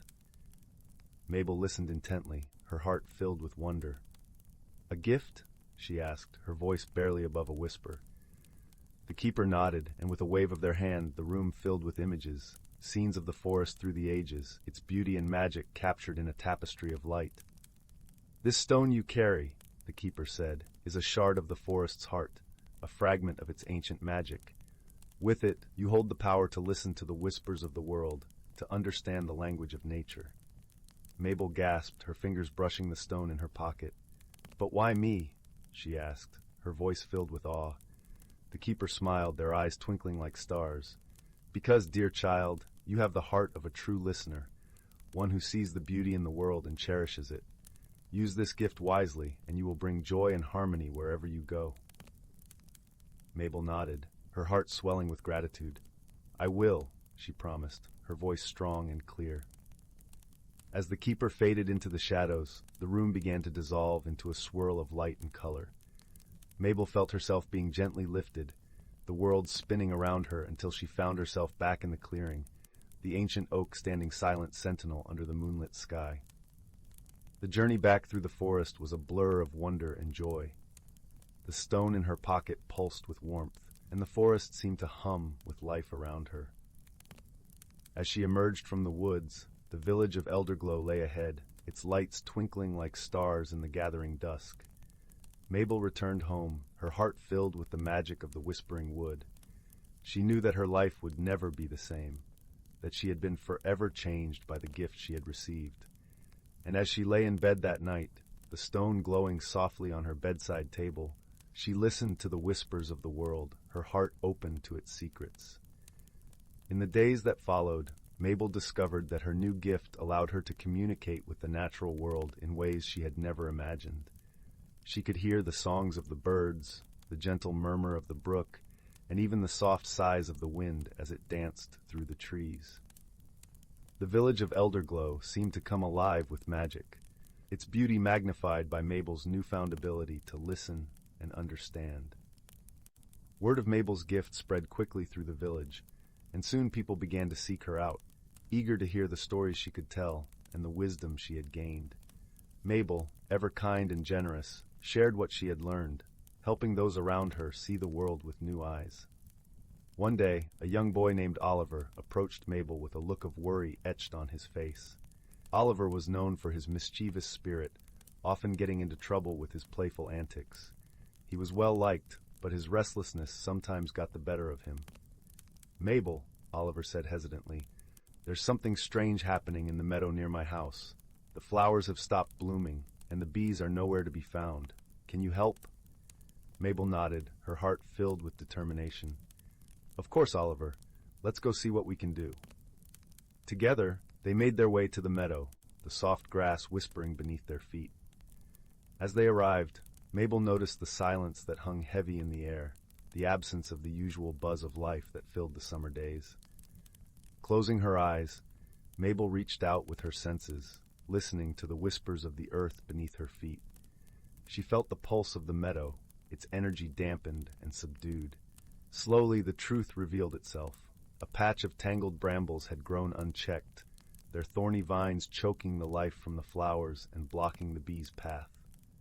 "We need to clear the brambles," Mabel said, her voice filled with certainty. "Once the flowers can breathe again, the bees will return." With Oliver's help, they carefully cleared away the brambles, their fingers working gently to free the delicate blooms hidden beneath. As they worked, Mabel could feel the meadow's energy shift, the life returning to the soil and the air. By the time they finished, the sun had begun to set, painting the sky in shades of pink and gold. Mabel and Oliver stood together, watching as the first bees returned, drawn by the sweet scent of the newly freed flowers. "You did it, Mabel," Oliver exclaimed, his eyes shining with gratitude. "We did it," Mabel corrected, smiling at her friend. Sometimes all it takes is a little listening and a lot of heart. As the days turned to weeks, Mabel's gift continued to bring joy and harmony to Elderglow. She helped the villagers understand their connection to the natural world, teaching them to listen to its whispers and cherish its beauty. One crisp morning, as the first hints of winter touched the air, Mabel was walking through the village when she noticed an elderly man sitting alone on a bench. His eyes were clouded with sorrow, and Mabel's heart went out to him. "Hello," Mabel said softly, sitting down beside him. "Is there something troubling you?" The man sighed, his voice tinged with sadness. "I used to play the violin," he said, his gaze distant, "but my hands are no longer steady, and the music has left me." Mabel reached out, her hand gently resting on his. "Maybe the music hasn't left," she said gently. "Perhaps it's just waiting for you to listen again."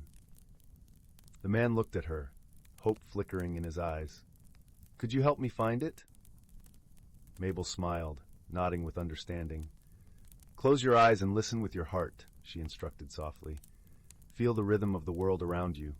Together they sat in silence, the sounds of the village weaving a gentle symphony. Gradually the man's expression softened, the lines of worry smoothing into a look of peace. "I can hear it," he whispered, his voice filled with wonder. "The music is still there." Mabel beamed at him, her heart warm with joy. "It's always there," she said softly. "Sometimes you just need to be still and listen." The man's eyes shone with gratitude as he looked at Mabel. "Thank you," he said, his voice choked with emotion. "You've given me back my music." As the first snowflakes began to fall, Elderglow was transformed into a winter wonderland, its rooftops blanketed in white and the air filled with the crisp scent of pine.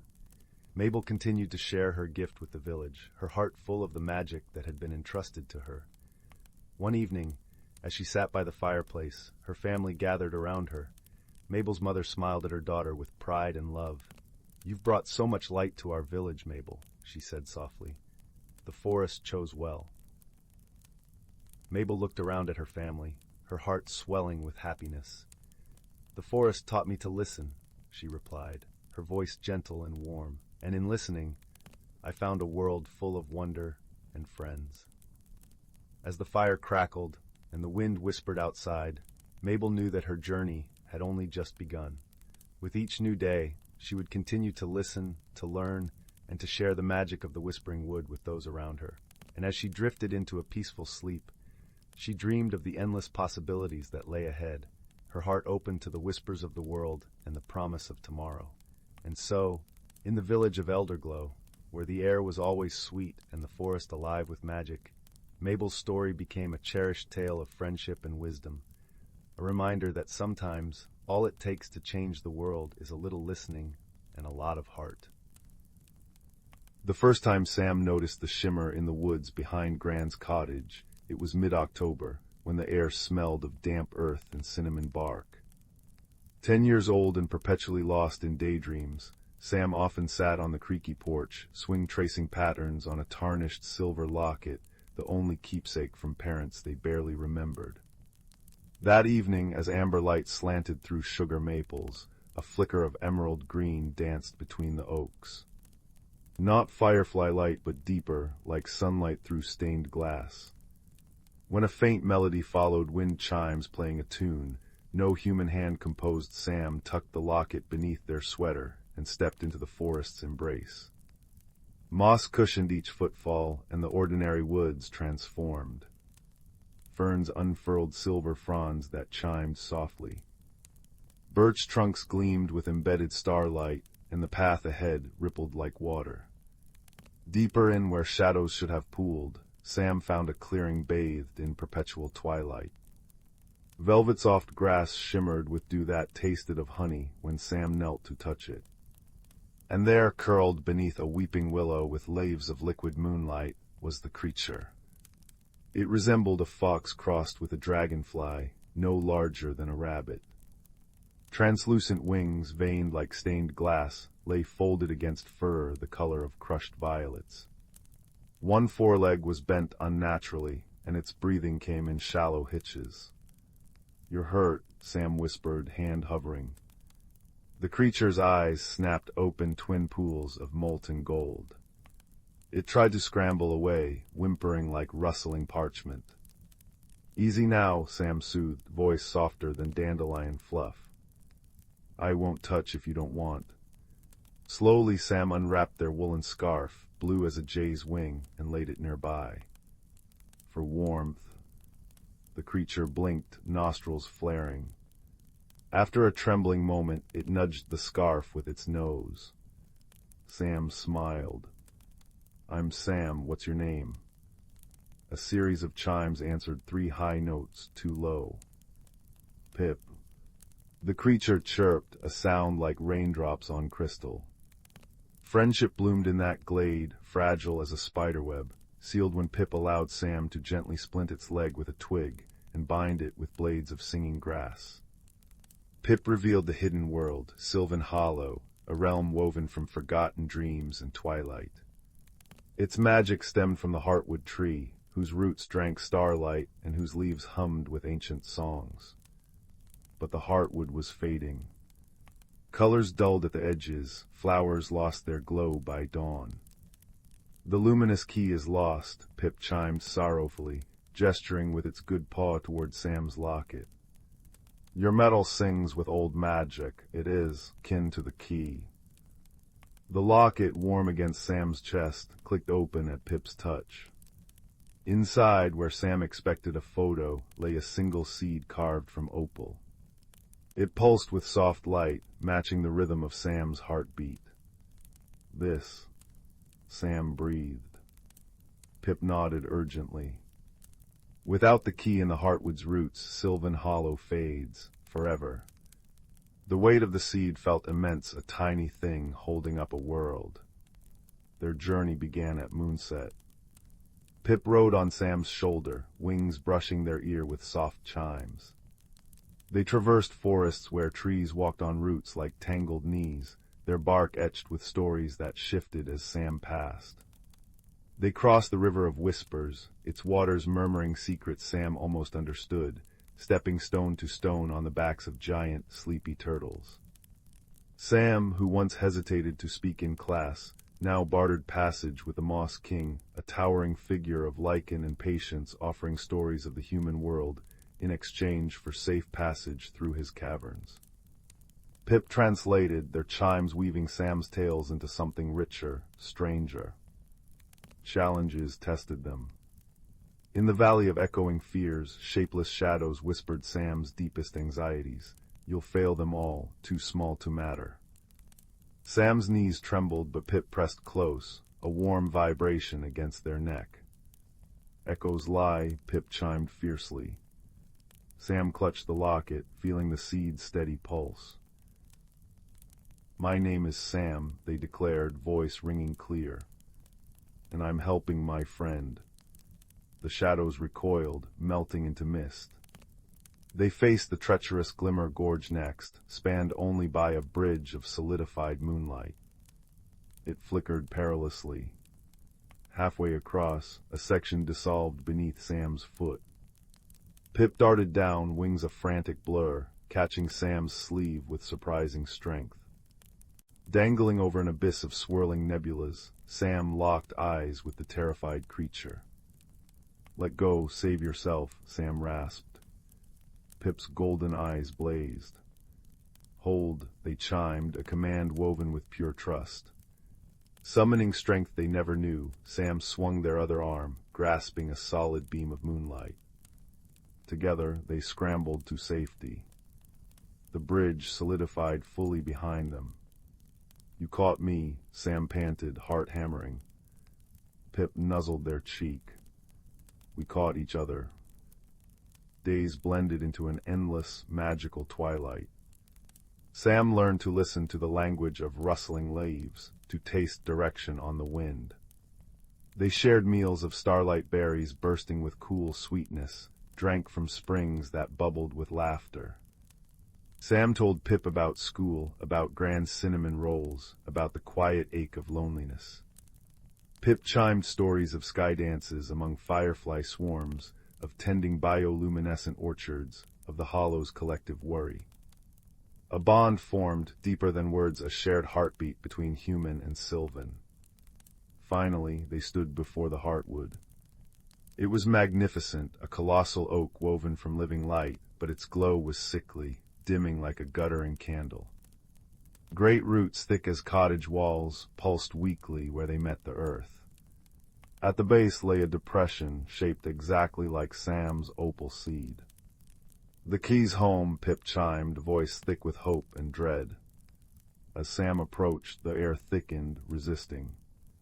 Thorned vines, dark and thorny, erupted from the ground, the last defense of the dying magic. One lashed out, snagging Sam's ankle. Pain shot up their leg. Pip darted forward, wings buzzing angrily, nipping at the vine. "Hurry, Sam." Sam gritted their teeth, pulling free. Another vine whipped towards Pip. Without thinking, Sam threw themselves in front of their tiny friend. The thorn grazed their arm, drawing blood like liquid starlight. Ignoring the sting, Sam lunged the final steps, the pulsing seed clutched tight. Kneeling at the heartwood's base, Sam pressed the opal seed into the waiting hollow. It fit perfectly. For a breathless moment, nothing happened. Then a tremor ran through the earth. Light erupted from the seed, pure and blinding, flowing up the heartwood's trunk like liquid sunshine. Leaves blazed emerald green, then sapphire, then gold. The thrumming song Sam had first heard in the woods swelled into a glorious symphony wind, water, leaf, and star singing as one. The dark vines crumbled to ash. Color flooded back into Sylvan Hollow, richer and more vibrant than before. Flowers unfurled in explosive rainbows, trees straightened with groans of relief, and the very air shimmered with renewed vitality. Pip soared, looping joyful spirals around the radiant heartwood, their chimes blending with the world's song. They landed gently before Sam, eyes glowing brighter than ever. "You saved us, Sam." Sam, cradling their stinging arm, looked around at the reborn paradise. "We saved us, Pip, together." The wound on Sam's arm, touched by the heartwood's new light, sealed instantly, leaving only a faint, star-shaped scar, a mark of courage given and received. The journey back felt different. Sylvan Hollow welcomed them. Walking trees bowed creakily. Fireflies formed glowing archways. The river of whispers sang a clear, grateful melody.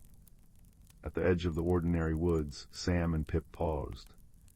The shimmering boundary pulsed steadily now.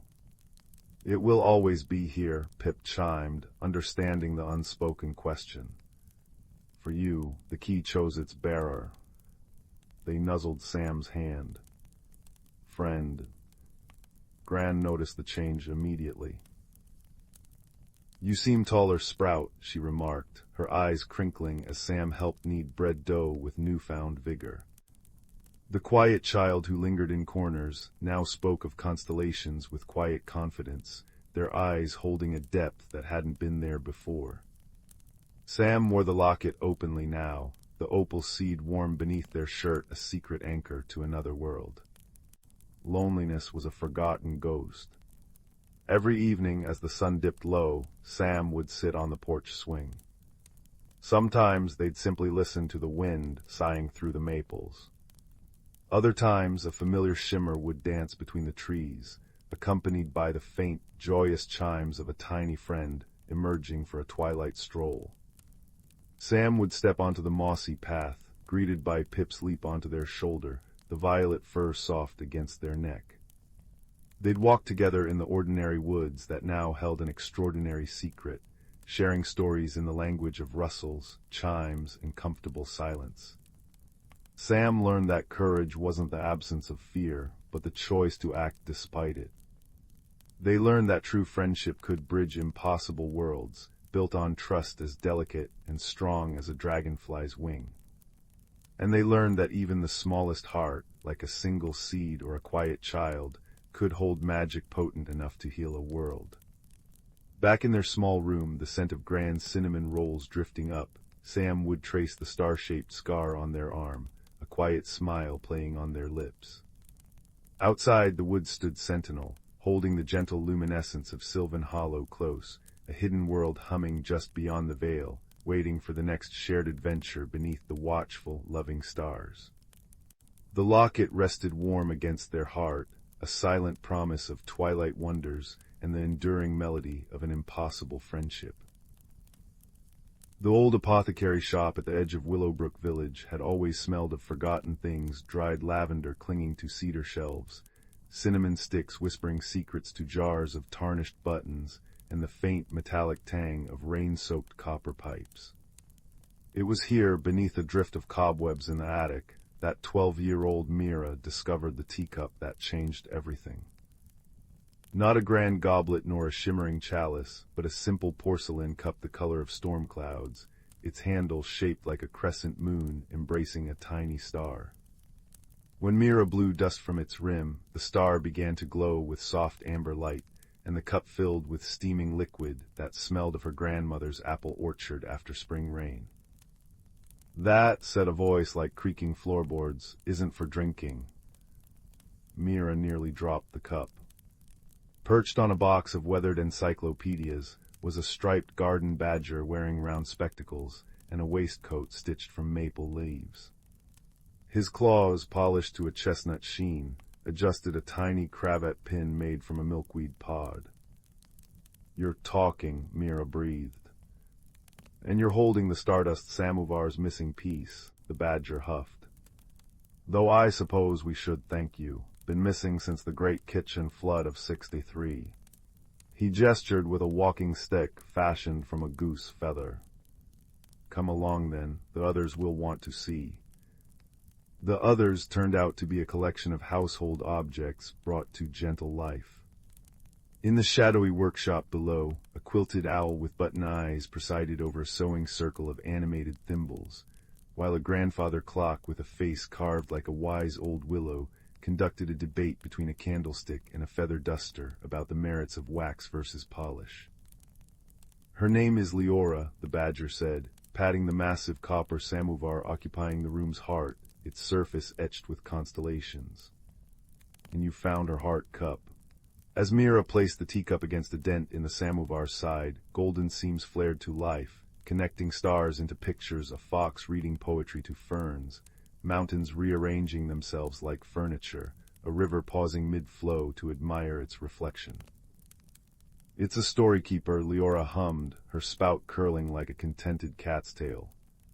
Steam billowed upward, forming shimmering scenes. "Every cup of starlight tea reveals memories too precious to lose, but the last memory—" Her voice dimmed. "The one that explains why we've been fading, it shattered when I fell. We need someone to walk the old paths and piece it together." Mira's journey began at dawn, the samovar's smallest teapot, a cheeky little thing with a whistle like a songbird, strapped to her pack. The badger, who introduced himself as Professor Thistlewick, led her to the Whisperwood's edge, where roots formed staircases and fireflies carried lanterns made of dewdrops. "Rule 1, Thistlewick grumbled as they entered the tree cathedral, "never accept directions from mushrooms. Rule 2, there she is." A spider descended on a thread of moonlight, her 8 legs weaving patterns that hung in the air like glowing lace. "Took your time," the spider chimed, her voice the sound of wind through crystal chimes. "I'm Nessa, you'll need my webs to read the memory fragments, also." She gestured to a patch of glowing moss where 3 translucent deer drank from a spring. "We're being followed." The shadow revealed itself at Moonmirror Lake, not a monster, but a girl formed of liquid night, her eyes twin pools of quiet. "I'm Kayla," she murmured, ripples spreading where her feet touched water. "The samovar's last memory, it's of my mistake." Piece by piece the story emerged. Kayla had been Leora's caretaker long ago, but in trying to preserve a painful memory of her lost family, she'd accidentally fractured it. The shards scattered a laugh caught in a maple seed spiral, a lullaby trapped in a turtle's shell, a farewell kiss preserved in the scent of crushed mint. "This isn't a quest for gathering," Nessa realized as they camped beneath a tree that bloomed glass flowers. "It's a journey of listening." Mira learned to hear memories in unexpected places, the way a brook's chuckle echoed a father's joke, how willow branches brushing stone replicated a mother's knitting needles. At the Starlight Gorge, they found the memory of farewell etched in bioluminescent snails' trails. In the cavern of echoing moss, Kayla's childhood laughter rang from ancient stones.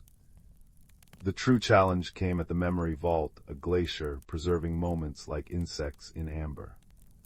The final fragment is here, Kayla trembled, but the vault only opens for those who understand its nature.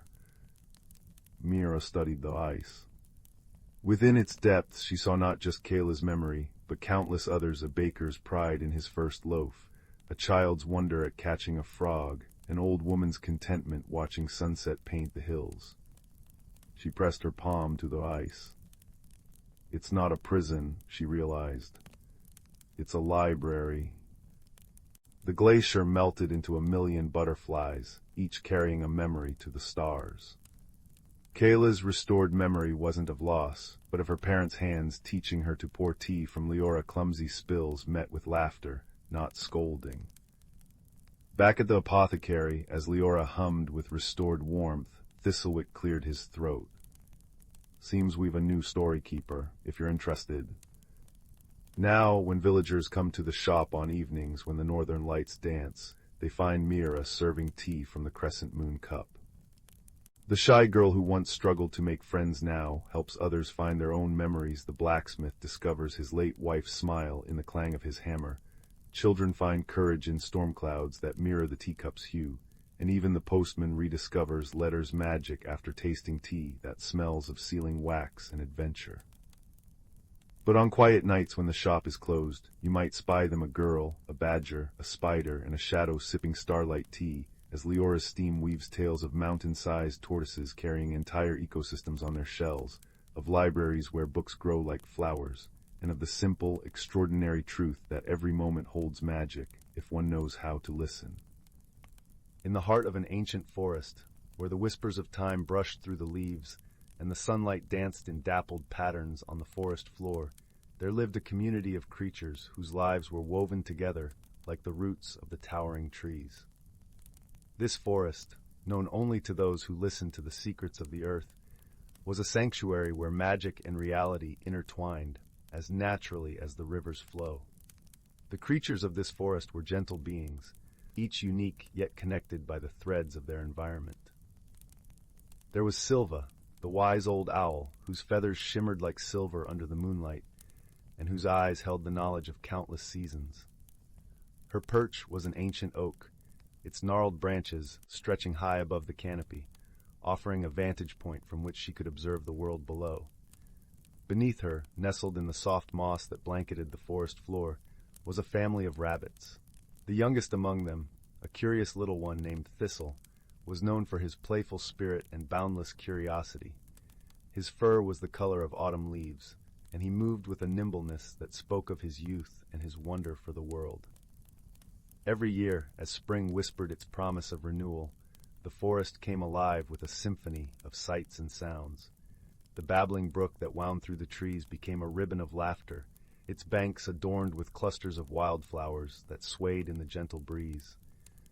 The air was sweet with the fragrance of blooming honeysuckle, and the sunlight, warm and golden, filtered through the canopy in soft beams that kissed the earth. This particular spring, however, brought with it a peculiar phenomenon. As the first rains of the season fell, their droplets seemed to glisten with an ethereal glow, casting a rainbow of colors across the forest. It was said among the creatures that these were not ordinary rains, but the tears of joy from the spirit of the forest, celebrating the harmony and balance that had been preserved through the ages. Silva, with her keen wisdom, gathered the creatures for a meeting beneath her oak. The air was filled with anticipation as they assembled, each eager to hear the owl's insights. Her voice, when she spoke, was soft yet resonant, like the rustle of leaves in a gentle wind. "Dear friends," she began, "these magical rains are a gift, a reminder of our bond with this forest, but they are also a call to action. We must ensure that our home remains in balance, that we nurture and protect the delicate harmony that sustains us all." The creatures nodded in understanding, their hearts swelling with a shared sense of purpose. Thistle, ever curious, tilted his head and asked, "But how do we do that, Silva?" With a kind smile, Silva replied, "By listening to the wisdom of our ancestors and the whispers of the forest. We must remember that every action has an echo. The way we care for our home today will shape the world for the generations to come." As the days passed, the creatures set about their tasks, each contributing in their own way to the health of their shared home. The squirrels, with their swift movements and keen eyes, gathered seeds and nuts, ensuring that new life would sprout in the coming seasons. The deer, graceful and watchful, pruned the underbrush, allowing sunlight to reach the seedlings, struggling towards the sky. Even the brook, with its ceaseless flow, played its part, carrying nutrients across the land and quenching the thirst of all who dwelled nearby. The forest thrived under the care of its inhabitants, the magic of the rain seeping into every root and branch, every feather and paw. One evening, as the sun dipped below the horizon and the sky blushed with the colors of twilight, Thistle sat beneath Silva's oak, his eyes wide with wonder at the day's events. The forest was a symphony of chirping crickets and croaking frogs, their melodies a lullaby that wrapped around him like a warm blanket. "Silva," he said, his voice soft yet filled with awe, "I've learned so much. The forest is full of stories, isn't it?" "Indeed it is, little one," Silva replied, her eyes twinkling like stars. "And you are a part of this story. Remember, wisdom is not just knowing the past, but nurturing the future." Thistle nodded, his heart filled with a sense of belonging. As he nestled against the soft moss, his eyes grew heavy with sleep. The forest, with its ancient magic and timeless wisdom, cradled him in its embrace, whispering promises of dreams yet to come. And so the ancient forest continued to thrive, its creatures living in harmony with the land and each other. Through their gentle care and shared wisdom, the balance was preserved, and the magical rains of spring became a cherished legend, passed down through the generations. As the moon rose high above, casting its silver glow across the land, the forest sighed in contentment. For in this hidden world where magic and reality danced together, the heart of nature beat strong and true, a testament to the power of friendship, wisdom, and the enduring beauty of life. In a quaint village nestled at the edge of the whispering woods, where the trees hummed soft lullabies and the air was sweet with the scent of blooming honeysuckle, there lived a young girl named Lila. Lila had chestnut curls that bounced as she walked and eyes like polished amber, always alight with curiosity. Her home was a snug little cottage with a thatched roof, surrounded by a garden that danced with wildflowers. Every evening, as the sun dipped below the horizon and painted the sky with hues of lavender and rose, Lila would sit by the fire with her grandmother, a wise woman renowned throughout the village for her knowledge of herbs and lore. The hearth crackled warmly, casting a golden glow over the room, where shadows played gently on the walls. One particular evening, as Lila and her grandmother were preparing to settle down with steaming mugs of chamomile tea, a soft but persistent tapping echoed through the room. It seemed to be coming from the window, which overlooked the garden now blanketed in twilight's embrace. Curious, Lila padded over to the window and pulled back the lace curtain. To her astonishment, she found a small, peculiar creature perched on the windowsill. It was a moonbeam sprite, its delicate wings shimmering faintly in the dim light. The sprite's eyes were wide with worry, its tiny hands clasped together as if in prayer. "Oh, dear Lila," the sprite fluttered its wings, causing a gentle flutter of silvery dust to cascade around it. "Something strange is afoot in the whispering woods. The songbirds have fallen silent, and the fireflies are nowhere to be seen." Lila's grandmother joined her at the window, her expression thoughtful. "These are indeed curious happenings," she murmured, her voice as soft and comforting as a woolen shawl. "Perhaps it is time for a visit to the woods. They have secrets to share if one knows how to listen." The next morning, with the sun barely peeking over the horizon, Lila set off toward the whispering woods. The air was crisp and cool, carrying the earthy scent of dew-kissed leaves. As she entered the woods, the familiar rustle of leaves underfoot welcomed her, though the absence of birdsong was unmistakable. Lila walked deeper into the forest, her senses attuned to the subtle whispers of the trees. She soon came upon a clearing where the ancient oak known as Grandfather Tree stood proudly. Its gnarled branches stretched toward the heavens, and its bark was etched with the wisdom of centuries. "Welcome, young Leela," a voice rumbled softly, resonating from the heart of the oak.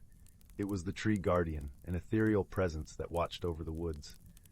"I sense you seek answers." Leela nodded, her voice barely more than a whisper. "The forest feels different. Can you tell me what has happened?" The tree guardian seemed to sigh, a gentle breeze rustling through its leaves. "There is a disturbance in the balance. The nightshade, a mischievous creature, has been playing tricks, drawing the magic away from the woods." Lila listened carefully, her mind already turning with possibilities. "How might we restore the balance?" she asked. The tree guardian's response was a soft rustle. "The nightshade is drawn to its reflection. You must craft a mirror of moonlight to capture its attention and coax it back into harmony." Thanking the tree guardian, Lila set about gathering what she needed. She collected a handful of silvery dew from the petals of moonflowers and a shard of smooth, reflective riverstone. With these, she fashioned a small mirror, its surface gleaming with a pale luminescence. As twilight descended, painting the woods in shades of blue and silver, Lila returned to the clearing. There, she placed the mirror upon a bed of moss, right where the moon's light would touch it. Then she waited, her heart steady and calm. Before long, a shadow flitted across the clearing, a dark, wispy shape that darted about with an impish energy. It was the nightshade, drawn irresistibly to the mirror's glow. The creature paused, entranced by its own reflection. Its antics momentarily ceased. With gentle words woven of kindness and understanding, Lila spoke to the nightshade.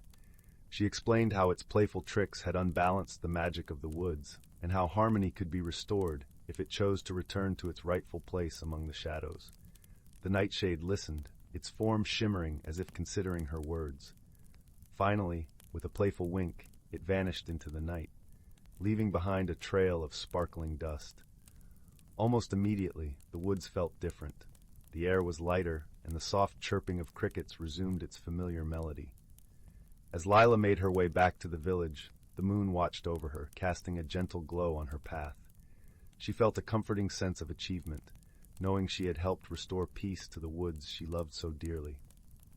Back at the cottage, her grandmother awaited her with open arms and a warm smile. "You have done well, dear heart," she said, her voice a balm to Lila's soul. "Remember, even the smallest creatures can teach us the greatest lessons." That night, as Leela lay in her cozy bed, she listened to the soft hum of the forest outside her window.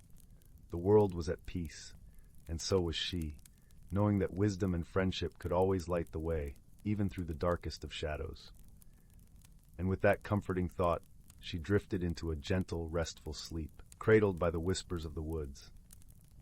Deep within the whispering woods, where ancient oaks wore cloaks of moss thicker than velvet and sunlight dappled the forest floor like scattered gold coins, the boundaries between what is and what could be shimmered like heat haze on a summer afternoon.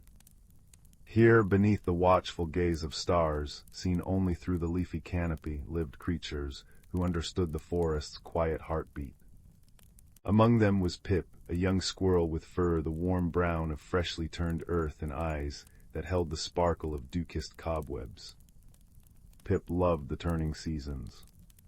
He thrilled to the crisp crackle of autumn leaves underfoot, the sleepy hush of winter snows muffling the world, the vibrant explosion of green and blossom in spring, and the drowsy, sun-drenched hum of high summer. Each shift was marked by subtle magics known only to the forest's inhabitants. Spring arrived on the breath of the zephyr sprites, tiny beings woven from wind and pollen, who danced through the branches, coaxing buds to unfurl with their laughter. Summer was ushered in by the sunfire beetles, whose glowing carapaces cast warm, shifting patterns on the forest floor at dusk, encouraging berries to plump and sweeten. Autumn belonged to the amber weavers, spider-like creatures spinning threads of pure golden light that painted the leaves in fiery hues and guided them gently earthward. And winter was the domain of the frost whisperers, gentle spirits who breathed intricate frost patterns on frozen streams and tucked seeds safely beneath a blanket of white. This delicate balance, this intricate dance of magic and nature, was the forest's lifeblood. It was wisdom passed down through generations, from the oldest, gnarled badger in her deep-set burrow to the newest hatchling in a robin's nest. Pip learned it from Bramble, a wise old hedgehog whose spines held fragments of forgotten moonlight and whose voice was as comforting as the rustle of dry ferns. "The forest breathes, little Pip," Bramble would murmur, her dark eyes kind. "Each season is an inhalation and exhalation. The magic is the rhythm, the creatures the steady beat. Disturb one and the song falters." One unusually warm autumn, Pip noticed something amiss. The air, usually crisp and smelling of wood smoke and ripe apples, felt thick and sluggish, tasting faintly of dust. The vibrant tapestry woven by the amber weavers seemed muted, patches of leaves turning a sickly brown instead of gold and crimson. The streams, normally chuckling over stones smoothed by centuries, ran low and silent. Most worrying, the zephyr sprites were nowhere to be seen, and the sunfire beetle's glow was dim, casting long, melancholy shadows instead of warm light. The forest felt tired. Perched high in his oak tree home, Pip felt a prickle of unease. He remembered Bramble's words about the rhythm faltering. Gathering his courage, he scampered down to the mossy clearing, where Bramble often rested near the great heartstone, a smooth, moss-covered boulder that pulsed with a faint, warm light, said to be the forest's anchor. Bramble was already there, her snout twitching as she sampled the heavy air. "The song is off-key, Pip," she sighed, her voice thick with concern. "The amber weavers grow weak, the pools of seasonal essence they are not filling as they should. The connection is blocked." Pip knew of the pools.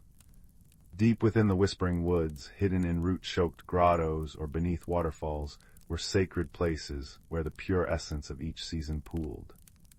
These pools fed the magic that sustained the sprites, the beetles, the weavers, and the whisperers. If they were blocked. "We must find out why," Pip declared, his small chest puffing out. "For the forest."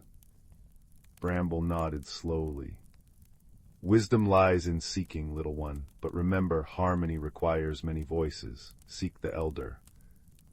The elder was Thorn, an ancient owl who lived in the hollow heart of the oldest oak, a tree whose roots were rumored to touch the very soul of the world. Pip journeyed towards the sentinel oak, the path unfamiliar in the oppressive stillness. The usual symphony of bird calls was muted. The rustle in the undergrowth sounded hesitant. The scent of decay hung heavier than the scent of fallen leaves. Reaching the sentinel oak felt like stepping into a cool, green cathedral. Moonbeams, even in daylight, seemed to filter through the dense canopy, illuminating the intricate carvings of lichen on the bark. Pip chirruped a soft greeting. Slowly, with immense dignity, Thorn emerged from the shadowed hollow.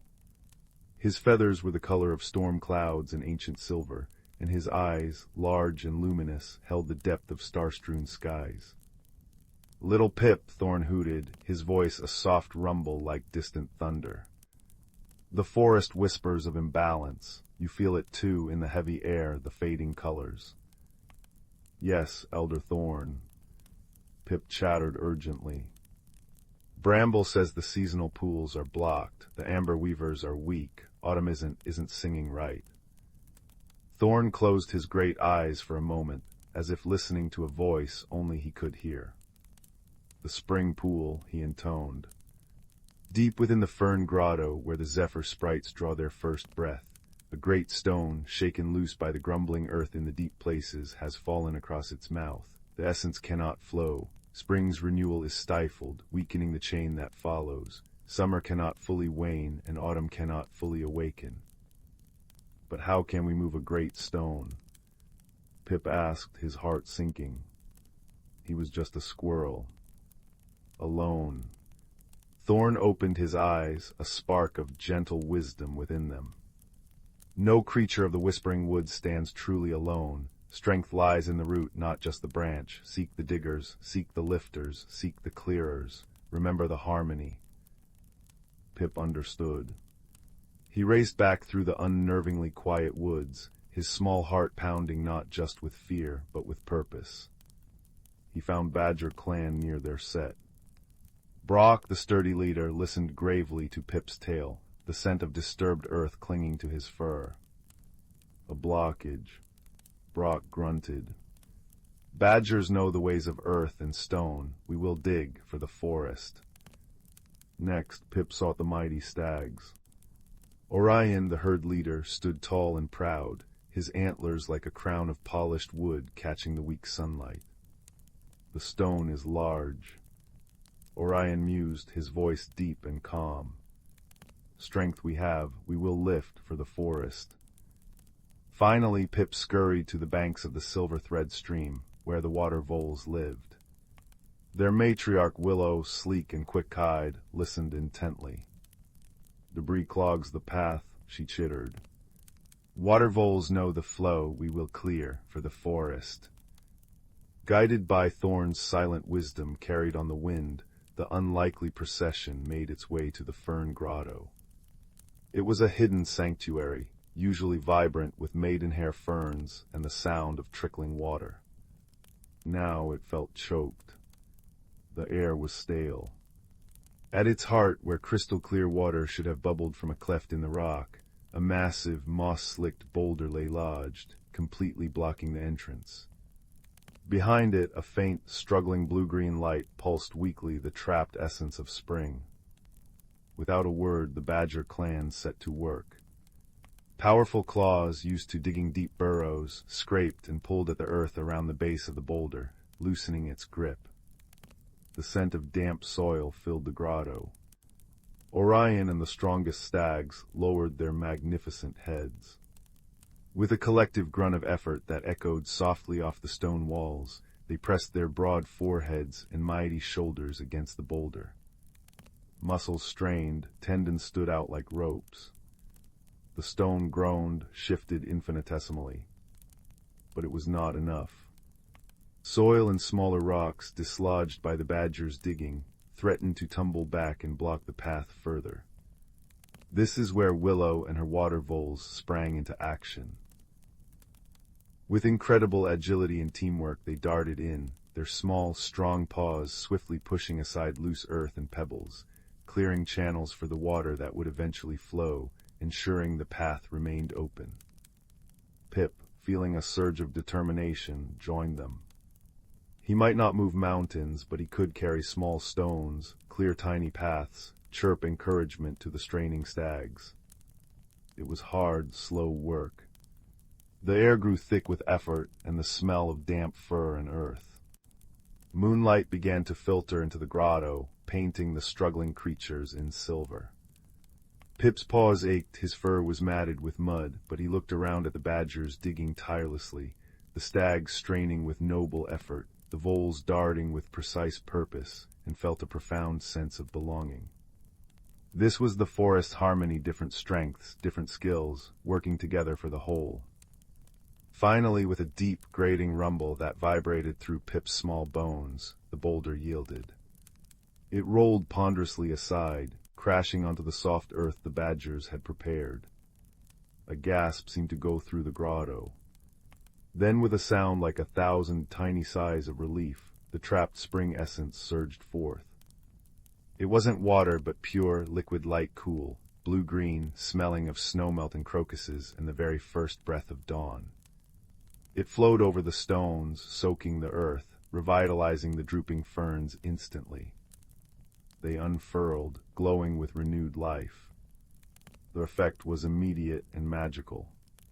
Outside the grotto, the oppressive warmth began to lift, replaced by the true, crisp kiss of autumn air.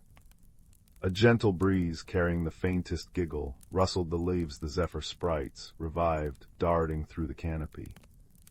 High above, the dim glow of the sunfire beetles flickered, then brightened steadily, casting warm, dancing patterns once more. And most gloriously, Pip saw the amber weavers emerge from hidden crevices. They moved with renewed energy, their spinnerets glowing. Where their threads touched the leaves, the sickly brown vanished, replaced by vibrant golds, fiery oranges, and deep, regal reds. Autumn's true colors began to blaze across the whispering woods. Exhausted but elated, the creatures gathered near the now freely flowing spring pool. The blue-green light pulsed healthily, reflecting in their weary but happy eyes. Orion dipped his great head to drink the cool, magical essence. Brock nodded solemnly. Willow chittered softly with her kin. Pip scampered up onto Bramble's back, who had arrived silently to witness the restoration. "See, Pip," Bramble murmured, her voice thick with emotion, as she watched the amber weavers paint a nearby maple in brilliant crimson. "No single root holds up the tree, no single note makes the song. It is the harmony, the digging, the lifting, the clearing, the caring that keeps the forest breathing. The wisdom passed down is not just knowledge, but the understanding of connection." High in his sentinel oak, Elder Thorn watched the transformed woods. The air hummed with the restored magic, clean and sharp. The leaves rustled a joyful chorus in the proper autumn breeze. The silver thread stream chuckled over its stones, reflecting the brighter glow of the sunfire beetles and the newly vibrant canopy. He gave a soft, satisfied hoot that echoed like a benediction through the trees. Pip snuggled into his nest later that night, woven from soft moss and lined with thistledown. The air drifting in was properly cool, carrying the rich, comforting scent of damp earth and wood smoke. Through his little window in the oak, he saw the forest bathed in moonlight.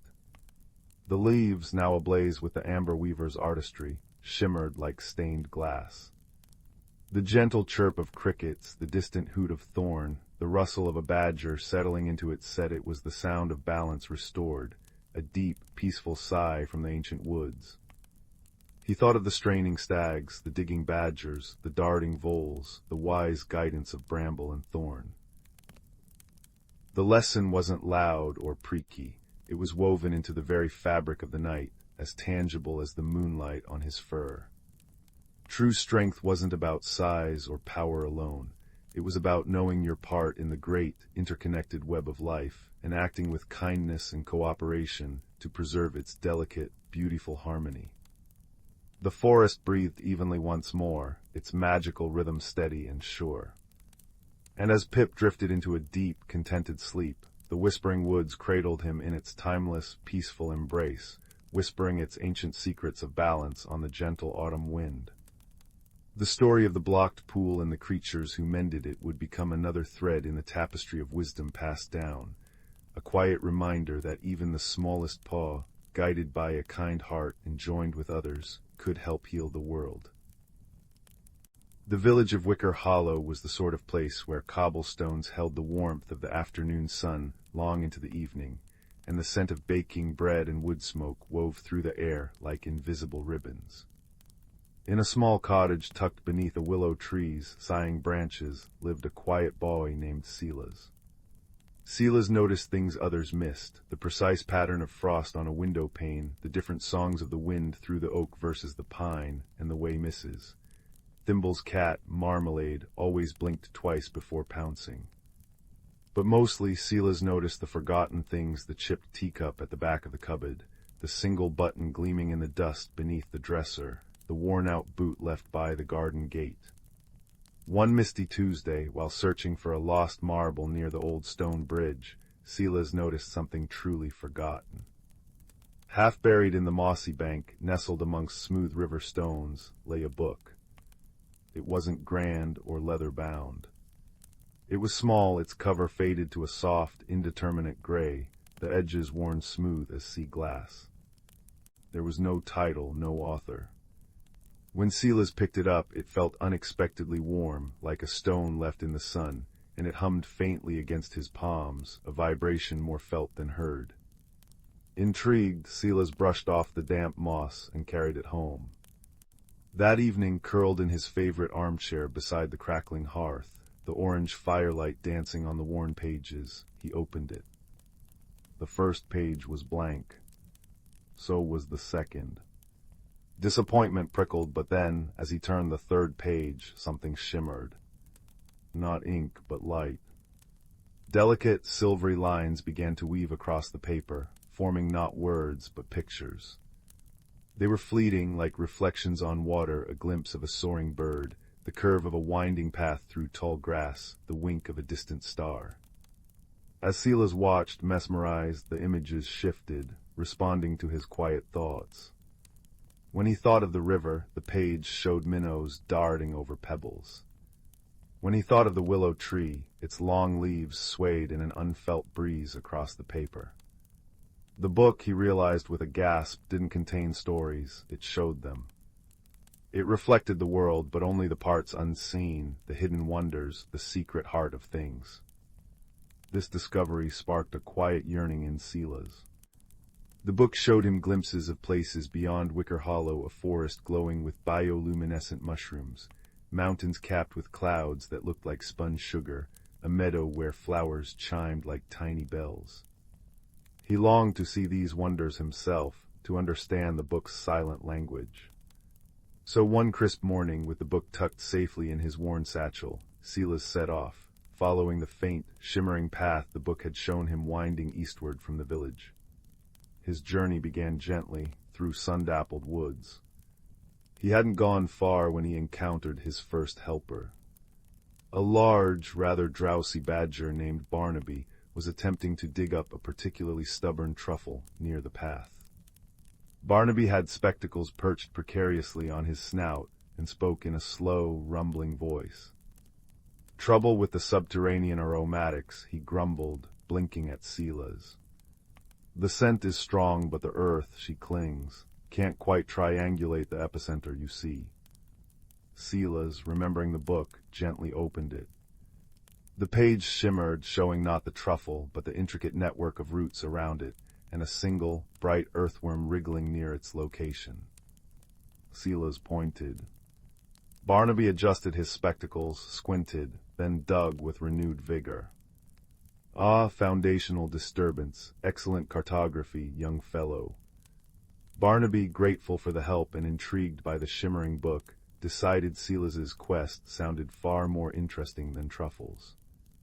He became Silas's guide through the deeper woods, his knowledge of hidden trails and edible roots invaluable. Deeper into the ancient forest, where the trees grew tall and silent, they met Thistle. Thistle was a hedgehog, but unlike any Silas had seen.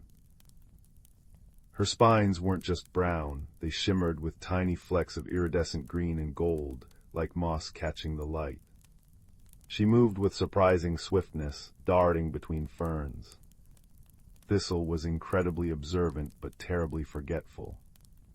"Oh, hello, lovely morning for the thing with the leaves," she'd chirp, then zoom off, only to circle back moments later. "Barnaby, Silas, have you seen the shiny pebble? No, oh well." She remembered every hidden spring, every patch of rare moon mint, and the exact location of the singing stones, which hummed when the wind blew just right, but couldn't recall what she'd had for breakfast. The book helped Silas understand her fragmented thoughts. It would show fleeting images of the things she'd forgotten, a blue pebble near the oak stump, a patch of clover she'd admired. Silas, with gentle patience, would help her find them, and Thistle, delighted, shared her knowledge of the forest's secret paths and moods in return. The trio traveled for days. The book showed them wonders, a waterfall where the water fell upwards into a cloud, a grove where trees whispered ancient secrets in rustling tongues only the book seemed to translate into shimmering images of long-gone travelers, and a lake so still it reflected not the sky, but a sky from another time, dotted with unfamiliar constellations. Silas felt himself changing. He grew braver navigating unknown paths, quieter in his observations, and kinder in understanding his companions' quirks. The world felt larger, yet more intimately connected, every rustle and scent holding potential magic revealed by his humble book. Their journey led them to the Whispering Peaks, jagged mountains veiled in perpetual mist. The book showed a path winding steeply upwards, towards a hidden valley where the most wondrous sight shimmered faintly, a tree made entirely of light, its branches holding tiny, pulsing stars. But the mist wasn't just mist. It was thick, swirling, and alive with confusion. It was the gray murk. As they entered its embrace, disorientation struck like a physical blow. Paths seemed to shift underfoot. Sounds became distorted echoes. Barnaby's usually precise directions faltered. East, or was it southwest? The olfactory markers are scrambled. Thistle darted in frantic circles. My pebble, I mean the path, it was here, or was it there? Even the book flickered uncertainly, its images blurring and fading, reflecting only the swirling gray confusion surrounding them. Panic threatened to rise in Silas's chest. Force was useless against the formless murk. Shouting only made the echoes louder and more confusing. Pushing forward blindly led them in exhausting circles. Silas sat down on a cold rock, pulling the book close. He closed his eyes, ignoring the disorienting swirl. He thought not of the destination, but of his journey. He remembered the warm hum of the book in his hands that first day. He pictured Barnaby's earnest face as he studied his truffle maps, Thistle's spines shimmering like captured sunlight. He thought of the willow tree sighing outside his window, the scent of misses, thimbles baking, the comforting crackle of his hearth. He focused on the feelings, warmth, kindness, quiet wonder, friendship. He poured these feelings into his thoughts, holding them steady like a candle flame in the disorienting gray. He opened the book. Instead of showing the confusing mist or the distant light tree, the pages began to glow with a soft, steady, golden light. It wasn't a bright beam, but a gentle, unwavering radiance that emanated warmth and calm. The light didn't push the mist away, it simply held its space. Barnaby stopped his frantic sniffing.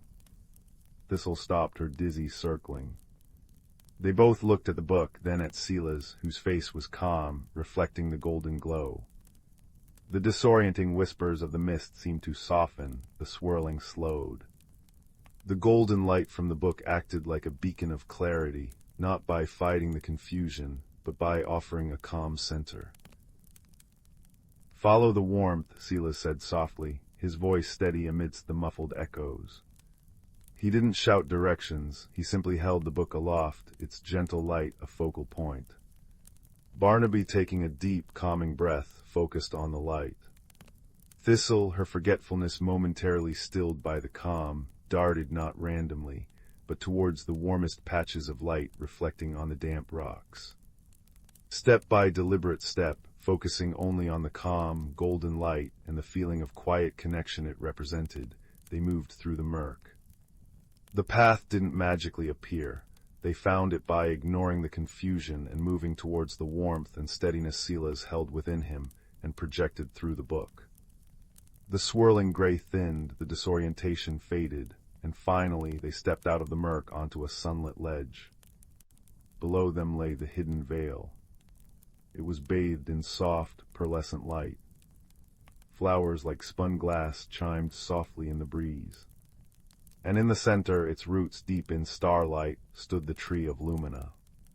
It wasn't merely bright, it pulsed with a gentle, living light, each branch a constellation, each leaf a tiny captured sunbeam. The air hummed with pure, peaceful energy. The book in Silas's hands blazed with a matching light, no longer showing images, but resonating with the tree's serene song. They spent hours in the vale, resting in the peaceful glow. The tree didn't speak, but Silas understood. It wasn't just a wonder to be seen, it was a reminder. A reminder that the greatest light comes from within, from kindness, from calm, from friendship, and from truly seeing the quiet magic woven into the ordinary world. The book hadn't just shown him hidden wonders, it had helped him see with his heart. The journey back to Wicker Hollow was easier. The book still shimmered, showing hidden wonders, a family of foxes playing in moonlit ferns, an owl with feathers like polished moonstone, but Silas saw them differently. He saw the connection, the quiet beauty inherent in everything. Barnaby returned to his truffles with a new appreciation for the subterranean cartography. Thistle still forgot her pebbles, but now she'd forget them with a happy chirp, remembering instead the feeling of the Lumina tree's light. Silas returned to his cottage beneath the willow. The worn gray book sat on his windowsill now, catching the morning sun.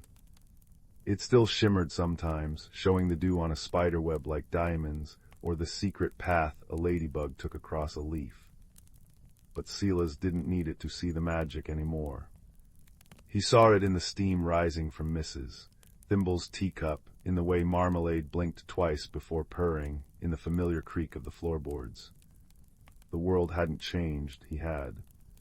He'd learned that the most extraordinary secrets aren't found in distant, hidden valleys, but in the quiet noticing, in the warmth of friendship, and in the gentle light of kindness that can guide you through any fog.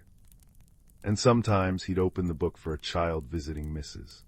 Thimble, and together they'd watch the shimmering story of a dandelion seed sailing on the breeze, or the secret dance of fireflies in the twilight, a reminder that wonder is always just a heartbeat away, waiting to be seen with a quiet and kind heart. The gentle hum of the book blended with the crackle of the hearth, a soft lullaby of hidden wonders and peaceful hearts, perfect for drifting into dreams. In the heart of the whispering woods, where the trees hummed soft lullabies with every breeze, there lay a quaint village called Willowbrook. Nestled amidst blooming wildflowers and the gentle laughter of babbling brooks, Willowbrook was a place where time seemed to slow, and the world's worries melted away like morning mist. Every evening, as the sun dipped beneath the horizon, painting the sky in hues of lavender and rose, the villagers would gather around the great old oak in the village square. It was here that stories were shared, laughter echoed, and the bonds of community grew ever stronger. One such evening, as the villagers settled beneath the oak's sprawling branches, a peculiar thing happened. A series of soft, shimmering lights began to dance above them, weaving intricate patterns in the air. At first, they thought it might be fireflies, but these lights were different, more vibrant, more alive. Among the villagers was a gentle soul named Mira. With her chestnut curls and warm hazel eyes, Mira was known for her kindness and her curiosity. She watched the lights with fascination, noticing how they flickered and swirled as if they were trying to communicate something. Intrigued by the mysterious display, Mira decided to investigate. The next morning, she set out into the woods, where the lights seemed to have originated. The air was crisp and carried the scent of pine and earth.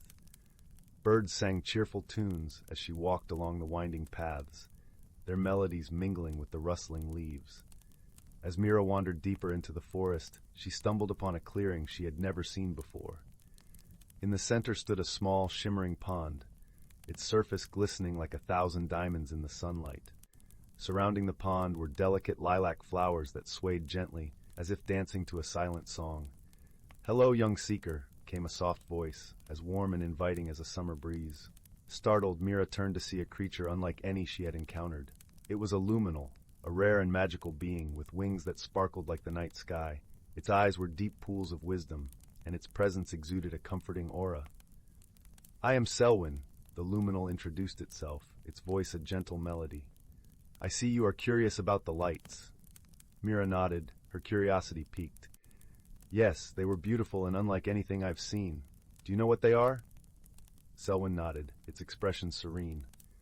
"The lights are the whispers of the forest, messages from the heart of nature. They are meant to guide and protect, but lately they have been restless." "Why are they restless?" Mira asked, her brow furrowed with concern. "There is a disturbance in the balance of the woods," Selwyn explained, "a hidden sadness that needs healing. The lights seek someone with a pure heart to help restore harmony." Mira's eyes widened with determination. "I want to help.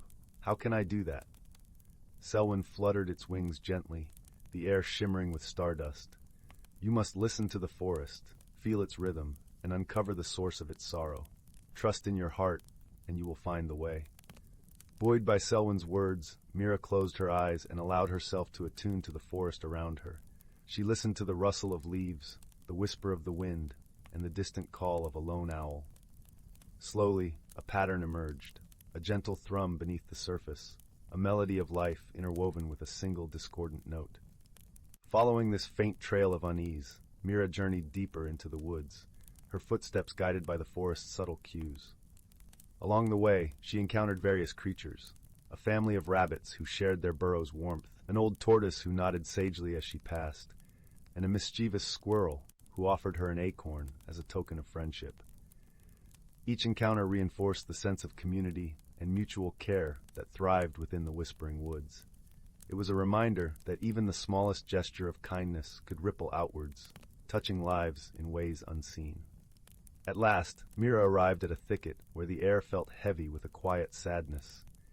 Peering through the intertwined branches, she discovered a small grove where the trees stood tall and proud, yet their leaves drooped as if burdened by unseen weight. In the center of the grove lay a young fawn, its eyes wide with fear and confusion.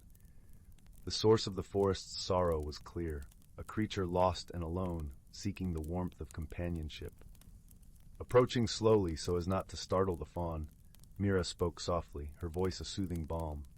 "Hello, little one. You're not alone anymore. I'm here to help." The fawn blinked, its ears twitching as it listened to Mira's kind words.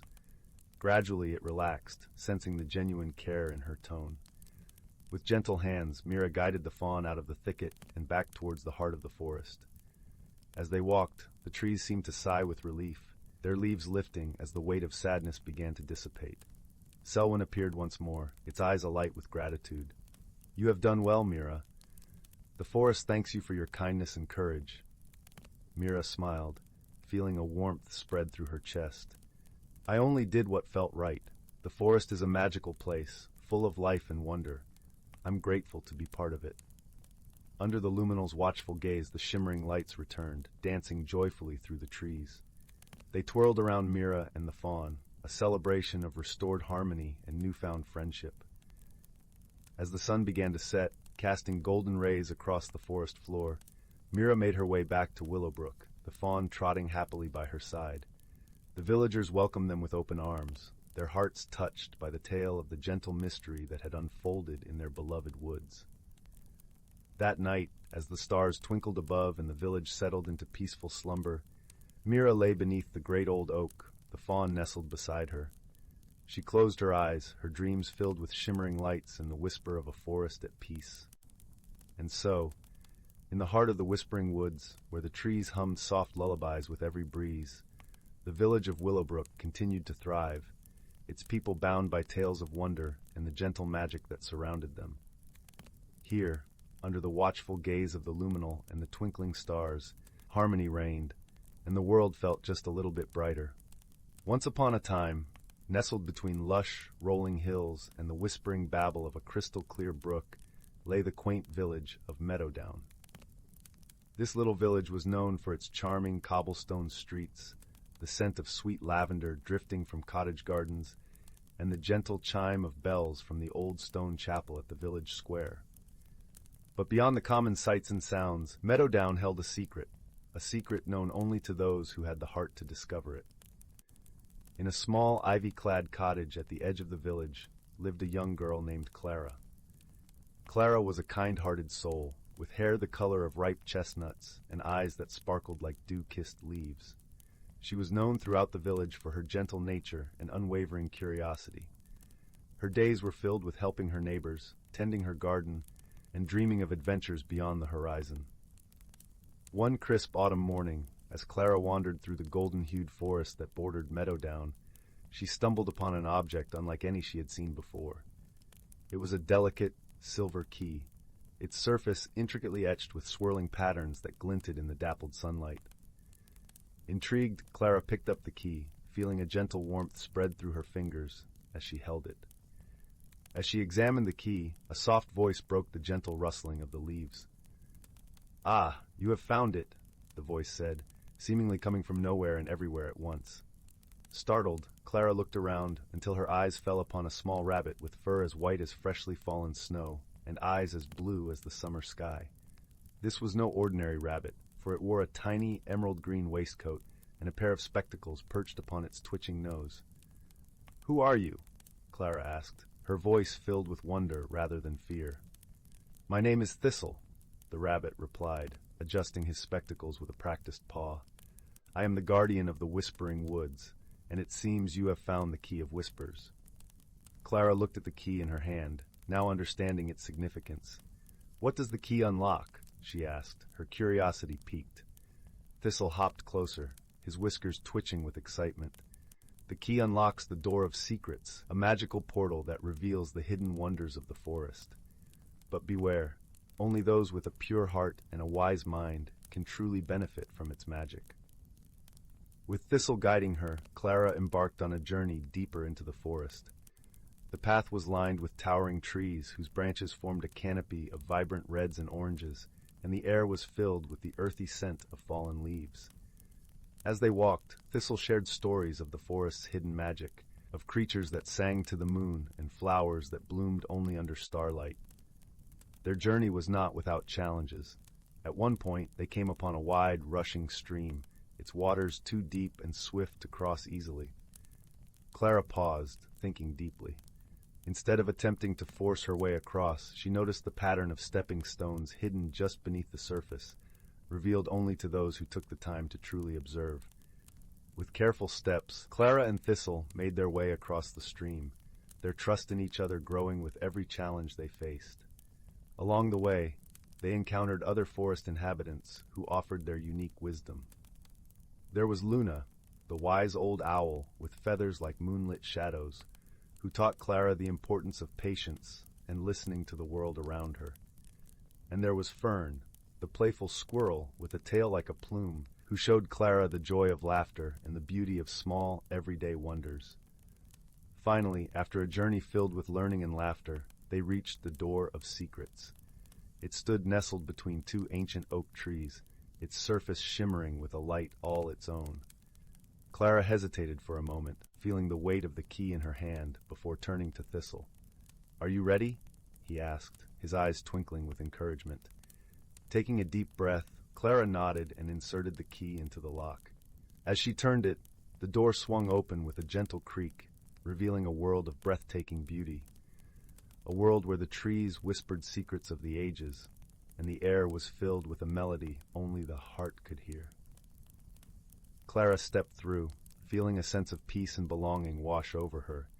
She had embarked on this journey with a heart full of curiosity and returned with a heart full of wisdom and wonder. She realized that the true magic of the key was not in the wonders it revealed, but in the journey itself and the friendships she had forged along the way. As the sun began to set, painting the sky in hues of pink and gold, Clara and Thistle made their way back to Meadowdown. The village welcomed them with open arms, its lights twinkling like stars in the gathering dusk. Clara placed the key in a special place in her garden, knowing its magic would always be there, ready to guide those who were willing to listen and learn.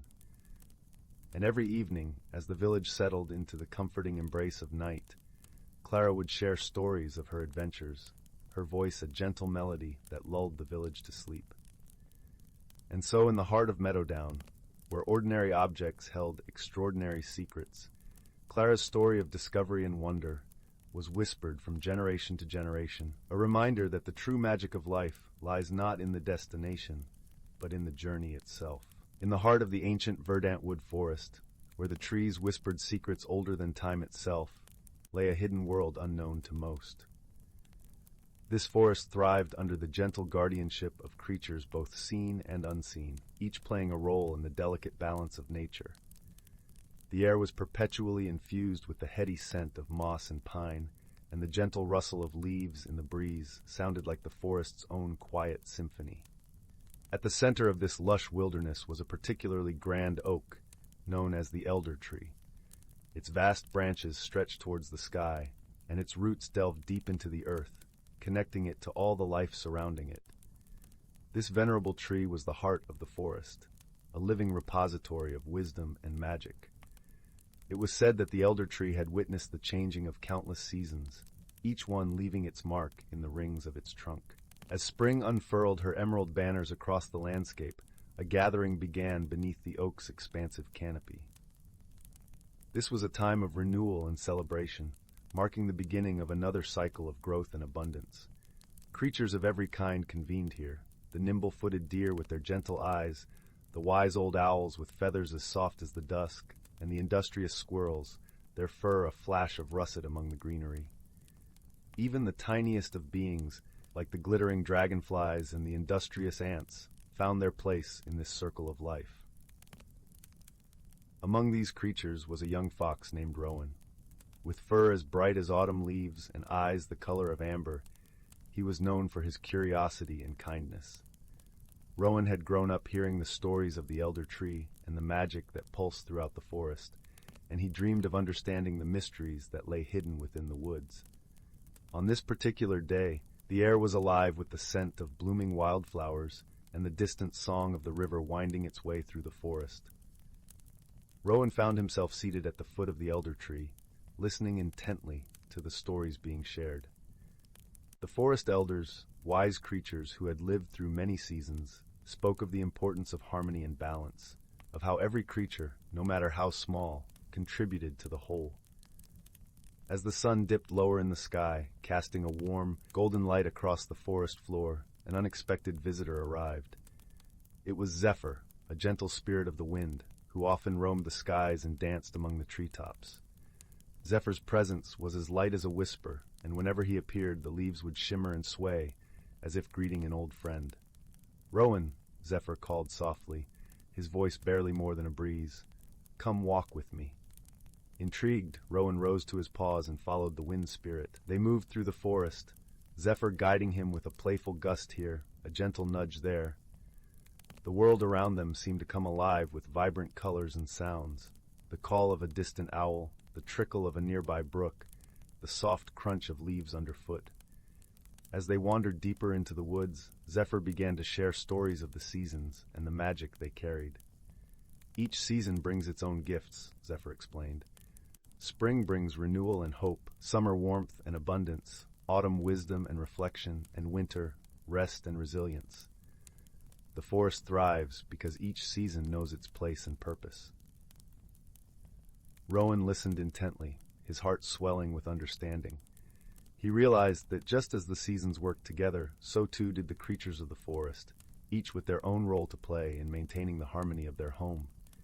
Their journey led them to a clearing where the ground was carpeted with soft, fragrant moss and the sky above was a canvas of twinkling stars. Here Zephyr paused, allowing Rowan to take in the beauty of the world around him. "Remember this, young Rowan," Zephyr continued, his voice gentle and wise. "True strength lies not in power or force, but in understanding and cooperation. The forest flourishes because its inhabitants work together, respecting the balance of nature." Rowan nodded, feeling the truth of Zephyr's words resonate deep within him. He understood now that his own small acts of kindness and curiosity could contribute to the greater good of the forest. He felt a renewed sense of purpose, ready to play his part in this intricate dance of life. As Zephyr prepared to depart, he left Rowan with one final message. "Cherish the stories of the elders, for they are the threads that weave the tapestry of our world. Pass them on, and you will keep the magic of the forest alive for generations to come." With that, Zephyr took to the skies once more, a gentle breeze rustling through the treetops. Rowan watched him go, feeling a serene sense of peace settle over him. He knew that he was part of something much larger than himself, a timeless cycle of life and magic. Returning to the elder tree, Rowan rejoined the gathering of creatures, his heart full of newfound wisdom. As the stars twinkled above and the night wrapped the forest in its tranquil embrace, the stories continued to be shared, each one a testament to the enduring harmony of the natural world. And so, under the watchful gaze of the elder tree, the forest thrived, a sanctuary of life and wonder, where creatures great and small lived in balance with the seasons and with one another. Rowan, with his bright eyes and gentle heart, became a guardian of the forest's secrets, ensuring that the wisdom of the past would light the path for all who followed. In the quiet of the night, as the last embers of the day faded into darkness, a sense of comfort and resolution settled over the forest. It was a place where magic and reality entwined, a haven of peace and possibility, forever cradled in the arms of nature. The old stone bridge spanning Silver Creek had always hummed with secrets, or so Leo's grandmother claimed. 7-year-old Leo, quiet as the moss clinging to its arches, believed her implicitly. He spent countless afternoons tucked beneath its curve, listening to the water chuckle over smooth pebbles and tracing the cool, damp stone with his fingertips. It was there, one drowsy afternoon when the sun painted the world in honey gold, that Leo discovered the true nature of the bridge's secret. It wasn't just a sound, it was a voice. A faint rustling like dry leaves skittering across cobblestones brushed against his ear. Not from the wind stirring the willow fronds, but seemingly from the bridge itself. Leo pressed his ear flat against the cool, mossy stone. The rustling coalesced into whispers, indistinct at first, then clearer. Lost, the heartwood shivers, the path fades. Leo sat bolt upright, heart thumping like a trapped sparrow. He glanced around, but the riverbank was empty save for darting dragonflies and a sleepy frog blinking on a lily pad. Tentatively, he placed his hand back on the stone. The whispers surged, tinged with urgency. Guardian sleeps, shadow creeps, find the listening stone. A thrill, equal parts fear and wonder, shot through him. The listening stone. Was that the bridge? Or something else? The whispers faded, leaving only the familiar sounds of the creek and the chirping of crickets. But the seed was planted. Leo knew deep in his bones that the bridge wasn't just humming secrets, it was asking for help. That night under a sky dusted with 1,000,000 diamond stars, Leo couldn't sleep. The whispers echoed in his mind. He crept from his bed, the worn wooden floor cool beneath his bare feet, and padded silently to the window overlooking the moonlit garden. The stone bridge was a dark silhouette against the silvered creek. As he watched, a soft, greenish luminescence pulsed faintly within its ancient stones, like the heartbeat of the earth itself. It was calling him. With a resolve that surprised him, Leo dressed quickly in his sturdiest trousers and thickest sweater. He slipped downstairs, careful to avoid the creaky third step, and filled his small canvas satchel with a crust of bread, a wedge of cheese, his trusty pocket-knife, a gift from his grandfather, and a small, smooth river stone he always carried for luck. He paused by the back door, glancing at his sleeping grandmother's room. He knew he should wake her, tell her, but the whispers had felt private, meant only for him. Taking a deep breath of the cool, night-scented air-damp earth, honeysuckle and distant pine, he slipped out into the moonlight. The world at night was transformed. Familiar paths became mysterious tunnels beneath the arching branches of ancient oaks. Moonlight filtered through the leaves, dappling the forest floor in shifting patterns of silver and deep blue shadow. The air hummed with the symphony of night creatures, the rhythmic chirring of crickets, the mournful hoot of an owl, the rustle of unseen creatures in the undergrowth. Leo followed the creek upstream, past the humming bridge, guided by an instinct he couldn't name and the faint, persistent tug of the whispers that seemed to resonate within him now, not just from the stone. He walked for what felt like hours, the path becoming less distinct, the trees denser and older. Giant ferns unfurled like sleeping giants, and moss hung thick and soft from gnarled branches, glowing faintly with an eerie phosphorescence. Just as weariness began to creep into his legs, the creek widened into a still, dark pool, reflecting the star-strewn sky. On the far side, partially obscured by cascading ferns and draped with luminous moss, stood an archway Leo had never seen before.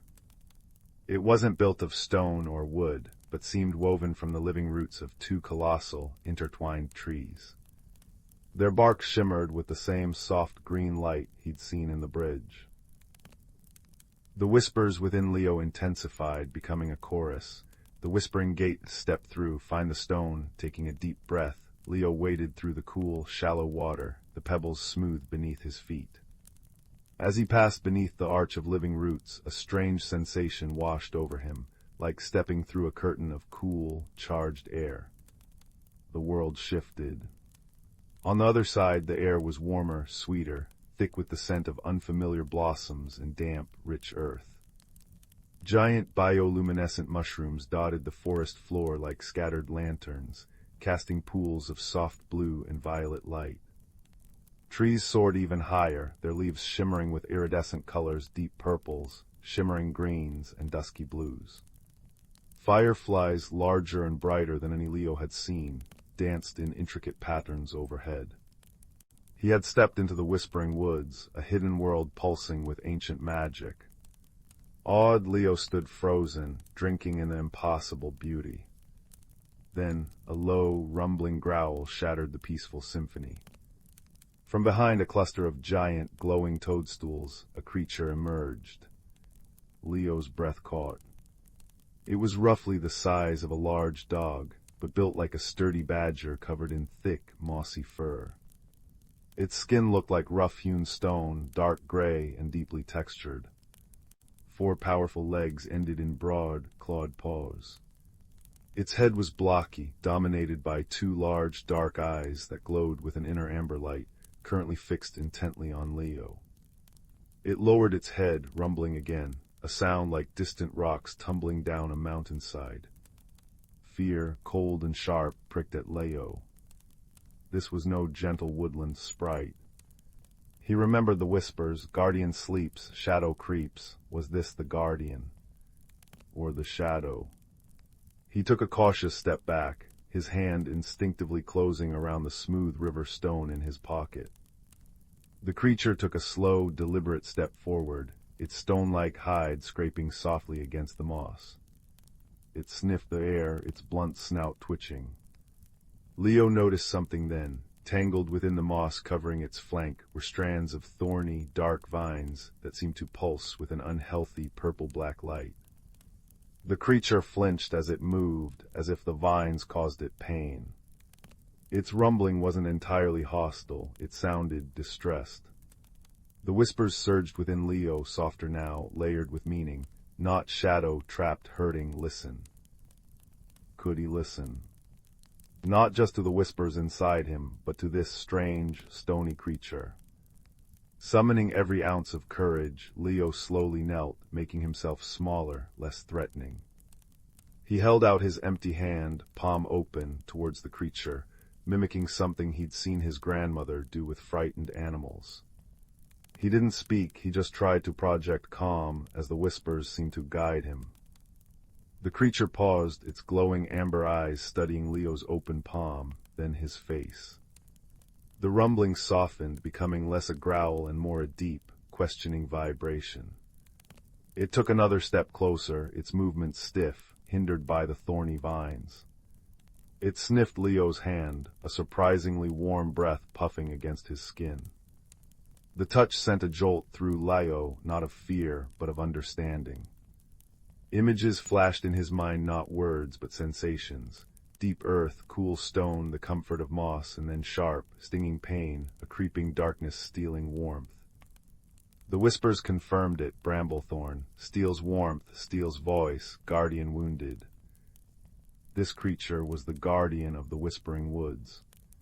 It wasn't threatening Leo, it was hurt. The shadow creeping through the woods was this parasitic Bramblethorn, draining the guardian's strength and silencing the natural magic of the place. Leo understood now why the bridge had called. The guardian needed help. How? Leo whispered aloud, his voice sounding small in the vast, magical wood. How do I help? The guardian nudged his open palm gently with its mossy snout. Another wave of sensation washed over Leo, the image of a tall, slender stone standing in a clearing, its surface etched with swirling patterns that seemed to shimmer. The listening stone. The whispers sighed, stone hears, stone speaks, cleanse the thorn. The guardian turned and began to limp slowly through the glowing forest, glancing back at Leo with those luminous amber eyes. Leo followed. They moved deeper into the Whispering Woods, the guardian leading the way despite its obvious pain. Leo marveled at the sights, trees that chimed softly in a breeze he couldn't feel, flowers that opened and closed like tiny lanterns, streams that flowed with water glowing like liquid moonlight. But he also saw signs of the spreading shadow patches where the luminous moss was withered and gray, flowers drooping and dark, and more of the insidious, pulsing bramblethorn vines creeping along the forest floor and up the ancient trees. Their journey was slow. The guardian grew weaker, pausing more frequently, its breathing labored. Leo shared his bread and cheese, which the creature accepted gratefully, crunching the crust with surprisingly strong stone-like teeth. As they rested near a stream of glowing water, Leo carefully examined the thorny vines embedded in the guardian's mossy hide. The thorns were sharp and black, oozing a sticky, dark sap. He remembered his pocket knife. Can I try to cut them?" Leo asked softly. The guardian looked at him, then slowly lowered its massive head, presenting the tangled vines. Leo took it as permission. With painstaking care, he used the small blade to saw at the thickest vines near the base, avoiding the guardian's mossy skin. It was tough work, the vines fibrous and resistant.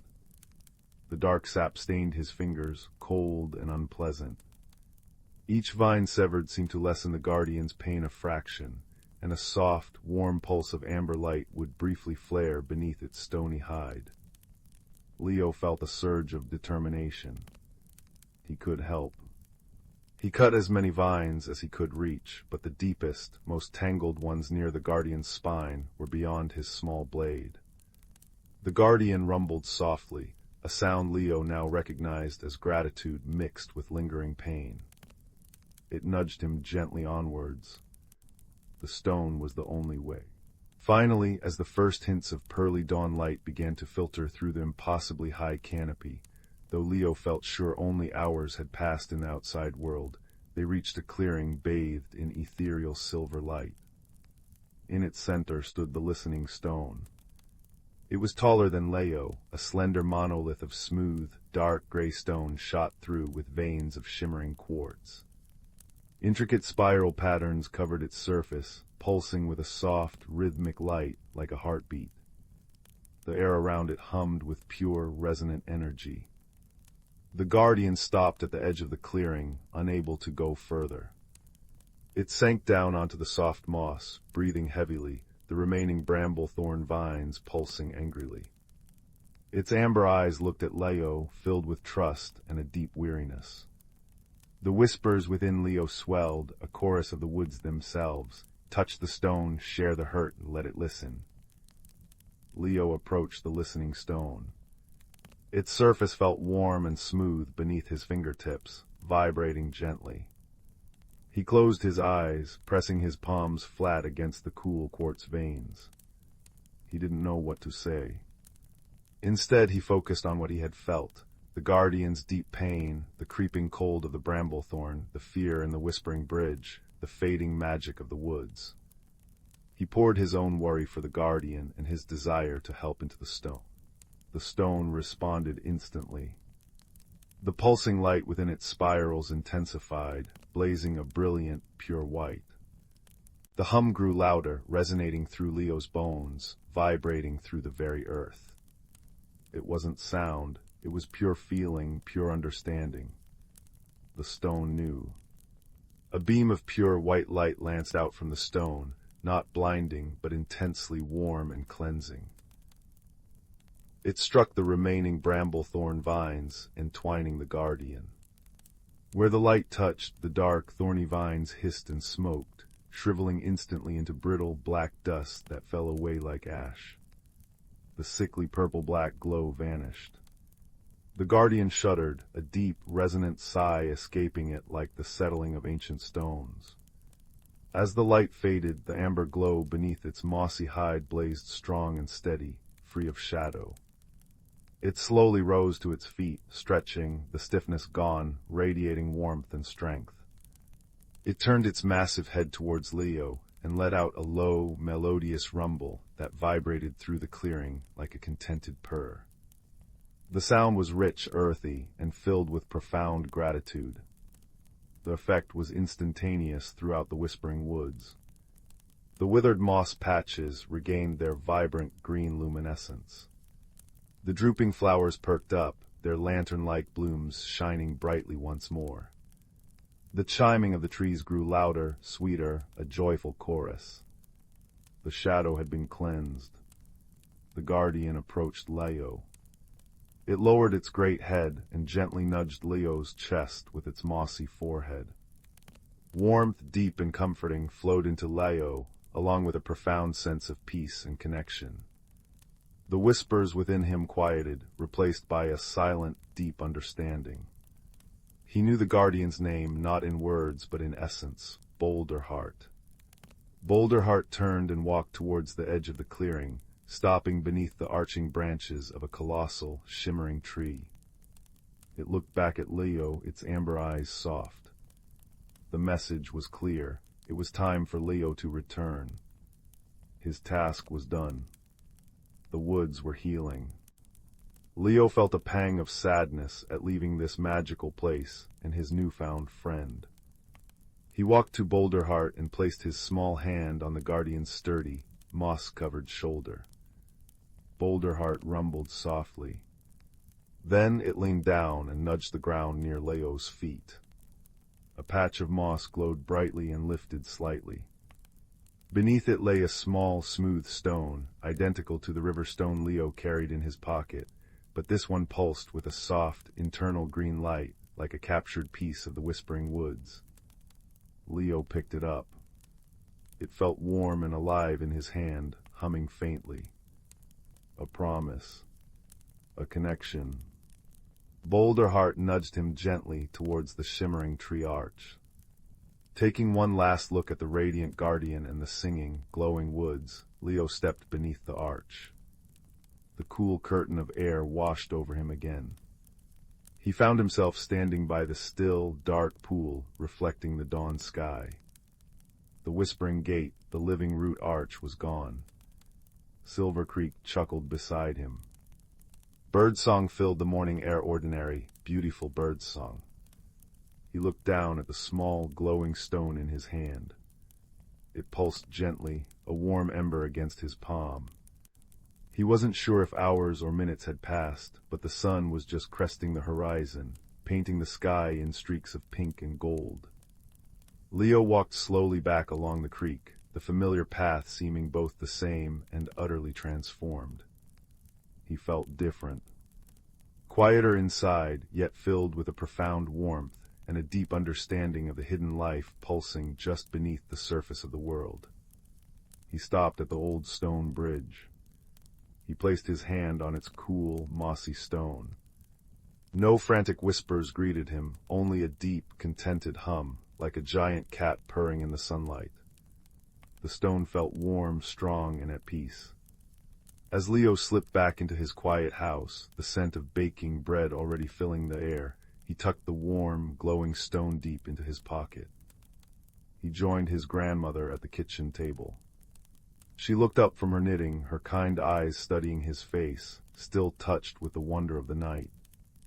"You look like you've been on quite an adventure, my little owl," she said softly, a knowing smile playing on her lips. Leo smiled back, a secret warmth glowing in his chest, as bright as the stone hidden in his pocket. He took a deep breath of the warm, bread-scented air, listening to the familiar creak of the old house and the distant chuckle of Silver Creek. The world was full of whispers, he knew now, not just in hidden woods, but everywhere in the rustle of leaves, the murmur of water, the sigh of the wind. You just had to know how to listen. Not just with your ears, but with your heart. And sometimes the quietest listener could become the most important voice of all.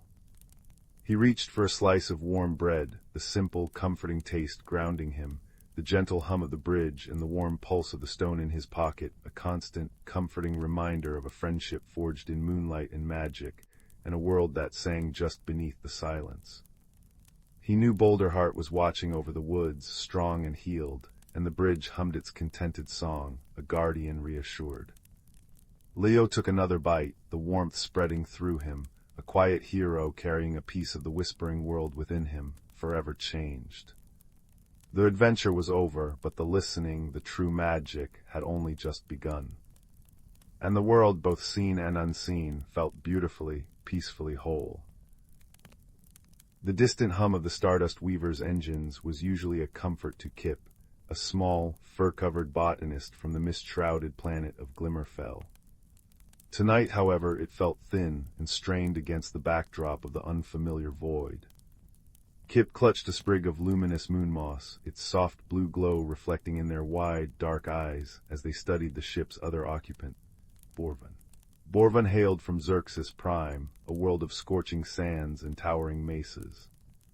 He was easily 3 times Kip's size, his body covered in plates of smooth, heat-resistant stone that shifted subtly with his movements. His eyes, deep-set in obsidian black, seemed to absorb the light. He was the ship's engineer, a stoic figure who communicated mostly in low rumbles and practical actions. They'd been assigned together for this deep space survey mission, Kip to catalog exotic flora, Borvan to maintain the ship, and the journey had been quiet. Too quiet. Kip found Borvan intimidating, his silence misinterpreted as disapproval. Borvan, in turn, found Kip's constant nervous fluttering and tendency to communicate in soft, complex patterns of bioluminescent flashes across their fur utterly baffling and slightly alarming. Approaching survey coordinates, System Zeta-7, the ship's comm AI announced. Planetary body designated Whisper shows promising atmospheric readings for non-sentient botanical life. Kip perked up, their fur rippling with hopeful green streaks. Finally, Whisper is said to have cryoblooms that survive in absolute zero. Imagine the adaptations. Borvan merely grunted, a sound like pebbles tumbling down a slope, and focused on the console. He tapped a sequence, and the ship shuddered violently. Warning lights flared crimson across the bridge. Gravimetric shear detected. The AI's voice lost its calm. Structural integrity compromised. Brace for impact. The universe tilted. Kip let out a high-pitched chirp, instinctively flashing frantic red patterns of fear. Borvan roared, not in anger but in effort, wrestling with the controls. Metal screamed. The viewscreen showed a swirling vortex of ice and debris they'd hit an uncharted asteroid field, cloaked by Whisper's perpetual ice storms. With a final, sickening lurch, the Stardust Weaver slammed into something unforgivingly solid. The lights died, replaced by the harsh, intermittent strobe of emergency beacons. Silence descended, thick and cold, broken only by the hiss of escaping atmosphere and Kip's terrified whimpers. Borvan was the first to move, his stone plates scraping against the buckled deck. He located Kip huddled beneath a collapsed console, trembling violently, their fur pulsing erratic, frightened reds and oranges. Borvan reached out a massive hand. Kip flinched, flashing a bright, defensive yellow, a glimmerfell signal for back off. Borvan froze. He misinterpreted the flash not as fear, but as aggression, a warning flare. On Xerxes, bright lights often signaled danger or territorial challenge. He rumbled low in his chest, a sound of confusion and frustration. He needed to get them both off this dying ship, but this tiny, flashing creature seemed determined to hinder him. Cold, Kip managed to whisper, their voice thin. So cold. Their breath misted in the rapidly dropping temperature. Whisper lived up to its name, a frozen ball of ice and howling winds. Borvan understood that word. He looked at Kip's thin fur, then at the jagged tear in the hull, revealing a landscape of blinding white and razor-sharp ice spires. Survival here required cooperation, however baffling his companion might be. Heaving a sigh that sounded like grinding rocks, he pointed a thick finger towards the emergency locker, then mimicked shivering. He then pointed firmly towards the exit hatch. Kip, teeth chattering, understood the gesture, if not the rumbling. Survival. They needed to get out. Nodding shakily, their fur dimming to a wary, pale blue, they scrambled towards the locker. Inside were thermal suits. Kip struggled with the bulky, human-sized suit. Borvan watched for a moment, then, moving with surprising gentleness, knelt and helped Kip fasten the seals, his large, stone fingers surprisingly deft. Kip flashed a hesitant, grateful turquoise. Borvan blinked, unsure what it meant, but the lack of aggressive yellow was a relief. Outside, the cold was a physical blow. The wind screamed, laden with ice crystals that stung like needles. The wreckage of the Stardust Weaver was already half buried in drifts. Borvan, his stone body naturally insulating, scanned the desolate landscape. Kip, bundled in the suit, pointed a shaky hand towards a dark smudge on the horizon, a cliff face, perhaps offering shelter. The trek was agony. Kip struggled through deep snow, their small frame battling the vicious wind. Borvan moved steadily ahead, breaking a path. Kip fell repeatedly, each time flashing bursts of exhausted purple and embarrassed pink. Borvan, glancing back, saw only confusing flashes. He mistook the purple for distress signals he didn't understand and the pink for something else entirely unknown. Frustration mounted. Why wouldn't this creature just say what it needed? Suddenly, the ground gave way beneath Kip with a sickening crunch. They vanished into a hidden crevasse, a yelp swallowed by the wind. Borvan lunged forward, peering into the dark fissure. Kip dangled precariously, held only by a tangle of frozen roots, their suits snagged on jagged ice. Their fur was flashing pure, terrified white. This flash Borvan understood implicitly. Terror. Immediate danger. Without a second thought, he lowered himself, bracing his immense weight on the unstable edge. Ignoring the biting cold and groaning ice, he stretched his long arm down. "Grab," he bellowed over the wind, the single word thick with urgency. Kip looked up, seeing not the intimidating stone giant, but a lifeline. They reached, their small gloved hand grasping Borvan's massive stone fingers. With a grunt that shook the ice, Borvan hauled Kip up, cradling them against his surprisingly warm chest plate for a moment before setting them down on solid ground. Kip's fur pulsed with warm, steady gold, the glimmerfell color for profound gratitude and relief. Borvan felt a strange warmth spread through his own core, unrelated to the cold. He hadn't been thanked like that before. He nodded stiffly. "Careful," he rumbled, the word softer this time. They found the dark smudge the entrance to a vast ice cavern. Inside, the howling wind faded to a mournful sigh. It was still bitterly cold, but sheltered. Kip immediately spotted what Borvan had missed, strange, gnarled roots snaking across the walls and floor, glowing with a soft, internal light. Cryobloom roots.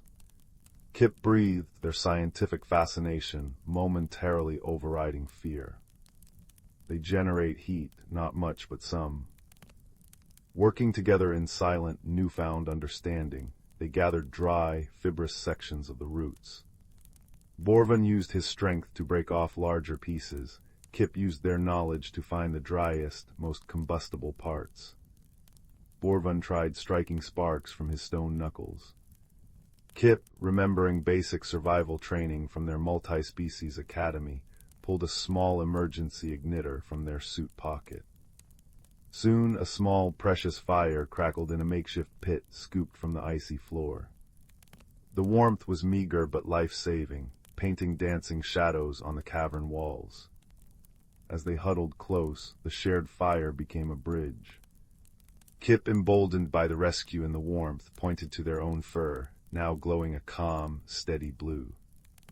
"Safe," they explained softly. They then flashed the earlier defensive yellow. Scared, not angry. They pointed at Borvan. Borvan stared, the pieces clicking. The flashes weren't nonsense or aggression, they were words. Feelings. He rumbled thoughtfully.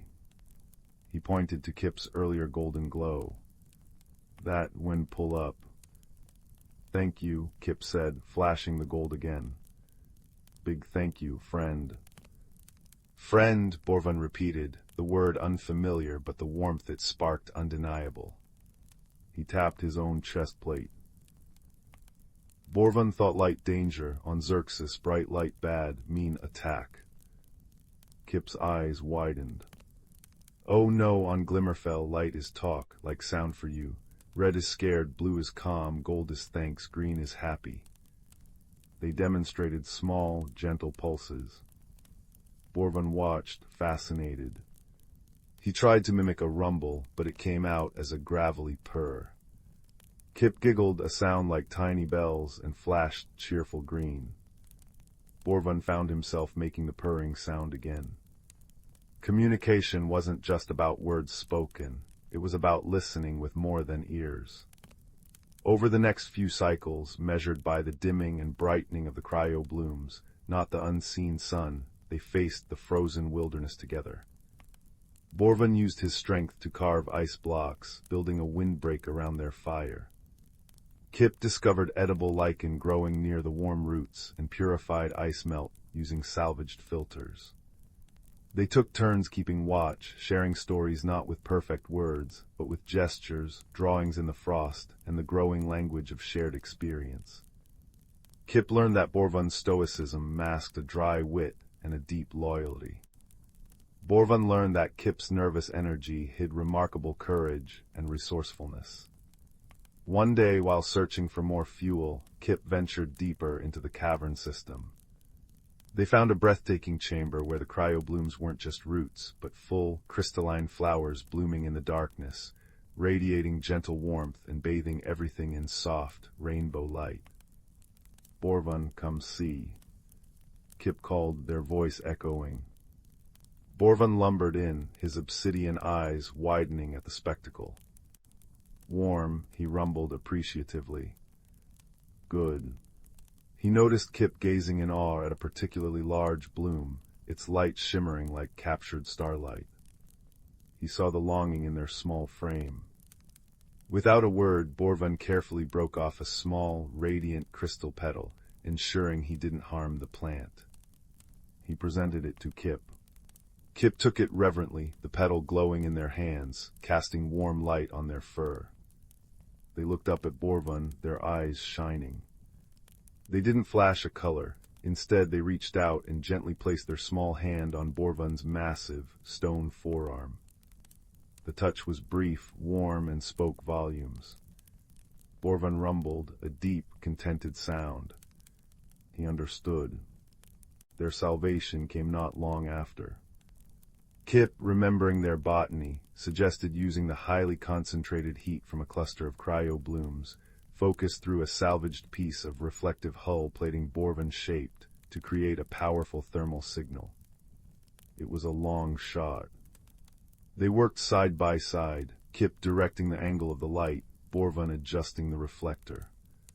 For hours they sent their desperate beacon pulsing into the frozen sky, a silent plea woven from fire, ice, and newfound trust. Just as hope began to dwindle, a distinct, answering flare pierced Whisper's atmosphere a rescue shuttle. As the shuttle descended near their cavern, its engines a welcome roar, Kip and Borvan stood together. Kip held the glowing crystal petal. Borvan had carved a small, intricate representation of a cryobloom root from a piece of dark ice, a token for Kip. The rescue crew, a mix of species, stared in astonishment at the unlikely pair, the tiny, furred botanist and the towering stone engineer, standing side by side, not just surviving, but seemingly content. Back on the rescue ship, wrapped in thermal blankets and sipping warm broth, they sat together. The journey wasn't over, they still had to return to the bustling star base. But the vastness of space felt different now. "You stay on ship," Borvan rumbled, looking at Kip. "After repairs, new mission, maybe." Kip looked up, their fur glowing a soft, steady blue, interwoven with threads of warm gold. They placed their small hand back on Borvan's arm, where the stone felt familiar and safe. "Yes," Kip said simply, their voice filled with a quiet certainty. Together, friends watch each other's path. Borvan rumbled again, that deep, purring sound that had become their shared language of comfort. He didn't need flashing lights to understand the warmth radiating from the small being beside him, a warmth that had melted the ice not just outside, but within. It was the warmth of trust earned, differences understood, and a friendship forged in the coldest void, now burning bright enough to light their way home, and wherever else the stars might lead. In the quiet hum of the rescue ship, surrounded by the gentle light of distant suns, They knew the true meaning of their bond wasn't just about surviving the storm, but about finding a shared fire that no darkness could extinguish. And as sleep finally claimed them, safe and warm, the memory of the ice cave bloomed in their dreams, a testament to the unexpected garden's friendship could grow, even on the frozen edge of forever. In the vast tapestry of the universe, where stars twinkled like scattered diamonds against the velvet backdrop of space, there existed a small, unassuming galaxy known as Arcadia. Within this galaxy, nestled on the azure planet of Luminara, life flourished in harmonious abundance. Luminara was a world of glowing crystal forests and shimmering lakes, where the gentle hum of nature's melody played an eternal symphony. In a quaint village near the luminous lake, there lived a young Lumina named Licia. Licia's kind heart and curious spirit were as radiant as the light she emitted. Her people, the Luminars, were beings of light, ethereal and graceful, their emotions visible in the brilliant hues of their glow. For Licia, each day was a new opportunity to explore the wonders of her world, and her light danced with a joyful golden hue. One quiet evening, as the twin moons of Luminara rose high, casting a silvery glow over the landscape, Licia decided to wander further than she ever had before, drawn by a mysterious pull from the heavens. As she ventured deeper into the uncharted crystal forest, she felt an unfamiliar tingle in the air, a sensation akin to the gentle whisper of a distant star. Meanwhile, on the neighboring planet of Zendale, a place of rugged mountains and vast, shadowed caves, lived a creature named Tarvin. Tarvin belonged to the Zarn, a species known for their sturdy, earthen forms and the deep, resonant tones of their voices.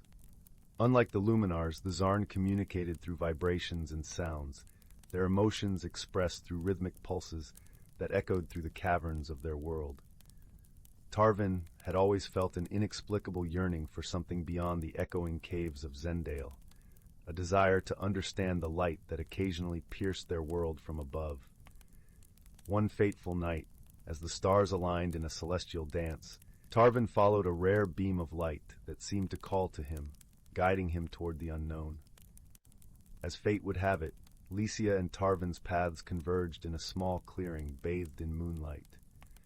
Initially, they regarded one another with a mixture of curiosity and caution, for they were as different as night and day.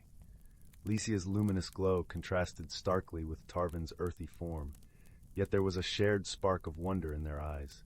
Their first attempts at communication were fraught with misunderstandings. Licia's light flickered in patterns of warmth and welcome, while Tarvin responded with deep, resonant hums that reverberated through the ground. Neither understood the other's language, but they persisted, drawn by an inexplicable bond. Slowly, through gestures and shared experiences, they began to bridge the chasm of misunderstanding. Licia showed Tarvin the beauty of light, how it danced and played among the crystals, casting rainbows and illuminating the world in vibrant colors. Tarvin, in turn, taught Licia the music of the earth, the symphony of sounds that resonated through the rocks and caves, creating harmonies that spoke of ancient wisdom. As they spent more time together, their differences became a source of strength rather than division. They faced challenges that tested their newfound friendship, such as navigating the treacherous crystal forest and finding sustenance in a land unfamiliar to both. Each obstacle was met with a growing trust and a deepening bond. One day, as they rested beneath the boughs of a luminescent tree, a sudden storm swept across the land, its ferocity threatening to tear them apart. The wind howled, and the rain fell in torrents, but Licia's glow provided a beacon of hope amid the chaos, while Tarvin's steadfast presence anchored them against the storm's fury. Together, they weathered the tempest, finding solace in each other's company. In the aftermath of the storm, as the clouds parted to reveal a sky painted with the colors of a dawn unlike any other, Licia and Tarvin realized the true meaning of friendship. It was not simply about understanding words or appearances, but about a connection of hearts and spirits, a bond forged through shared experiences and mutual support.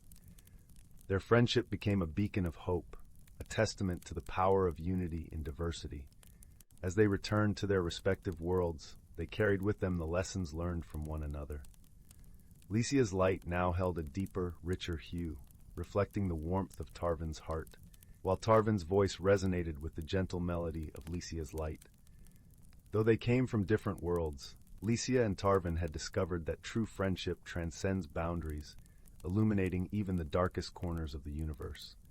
And so, under the watchful gaze of the stars, their story became a legend whispered among the galaxies, a tale of hope, harmony, and the enduring power of friendship. And as the universe continued its eternal dance, Lycia and Tarvin's bond remained a shining beacon, guiding others to look beyond the surface and find the beauty in differences, lighting the way with the gentle glow of friendship. In a corner of the galaxy where stardust painted the skies with hues of lavender and gold, there existed a quaint little planet named Luminara. This planet was home to the lumens, gentle beings who glowed softly in the dark, their light a beacon of warmth and kindness. They thrived in harmony, living amidst forests of shimmering crystal trees and lakes that reflected the swirling galaxies above. One evening, as the lumens prepared for their nightly glow gathering, a time when they would sing and share stories, a peculiar event disrupted the gentle rhythm of their lives. A streak of fiery light tore through the velvet sky, crashing into the heart of their tranquil forest. The lumens, curious and concerned, gathered around the smoking crater that had formed amidst the crystal trees. From the crater emerged a creature unlike any they had ever seen. It was a mechanical being, a construct of metal and wires, with eyes that flickered like tiny screens. It was Arzan, a species known across the cosmos for their technological prowess and analytical minds. Its name was Quarren, and it had crash-landed on Luminara due to a navigation error in its spaceship. The lumens, despite their initial apprehension, approached Quarren with gentle curiosity. Their leader, a wise elder named Solara, extended a glowing hand in greeting. "Welcome, traveler," she said, her voice as soothing as a lullaby. "You are among friends here." Quarren, though grateful for the hospitality, felt out of place. The Arzan were a solitary species, and the concept of friendship was as foreign to it as the lush, vibrant world it now found itself in. It communicated through a series of beeps and mechanical whirs, which the lumens found both fascinating and perplexing. Despite their differences, Solara invited Quarren to stay and recover. The lumens, in their gentle way, offered their help in repairing its ship. Quarren, though hesitant, accepted, knowing it had little choice but to rely on these strange, glowing beings. Days turned into weeks, and as the lumens worked to help Quarren rebuild its spaceship, they also shared their world with it. They showed Quarren the beauty of Luminara, the way the crystal leaves sang in the wind, the way the moonlight danced upon the lakes. In return, Quarren shared its knowledge of the stars and the stories of its travels through the cosmos. Yet misunderstandings were inevitable. The lumens, who thrived on emotion and intuition, often found Quarren's logical nature perplexing. One day, as they gathered by the lakeside, a young lumen named Lyra expressed her sadness over a wilting crystal tree. Quarren, in its analytical way, suggested cutting it down to make room for new growth. Lyra was taken aback, interpreting Quarren's suggestion as cold and unfeeling. Solara, sensing the tension, gently intervened. "Quarren did not mean to hurt you, Lyra," she soothed. "To the Arzan, logic is their language, just as light is ours. Let us listen with understanding, and we might learn something new." Quarren, realizing its mistake, attempted to explain. "In my world, we seek efficiency and order. I did not understand the emotional bond you share with the trees. I am sorry if I caused you distress." Lyra, with Solara's guidance, began to see beyond Quarren's mechanical exterior.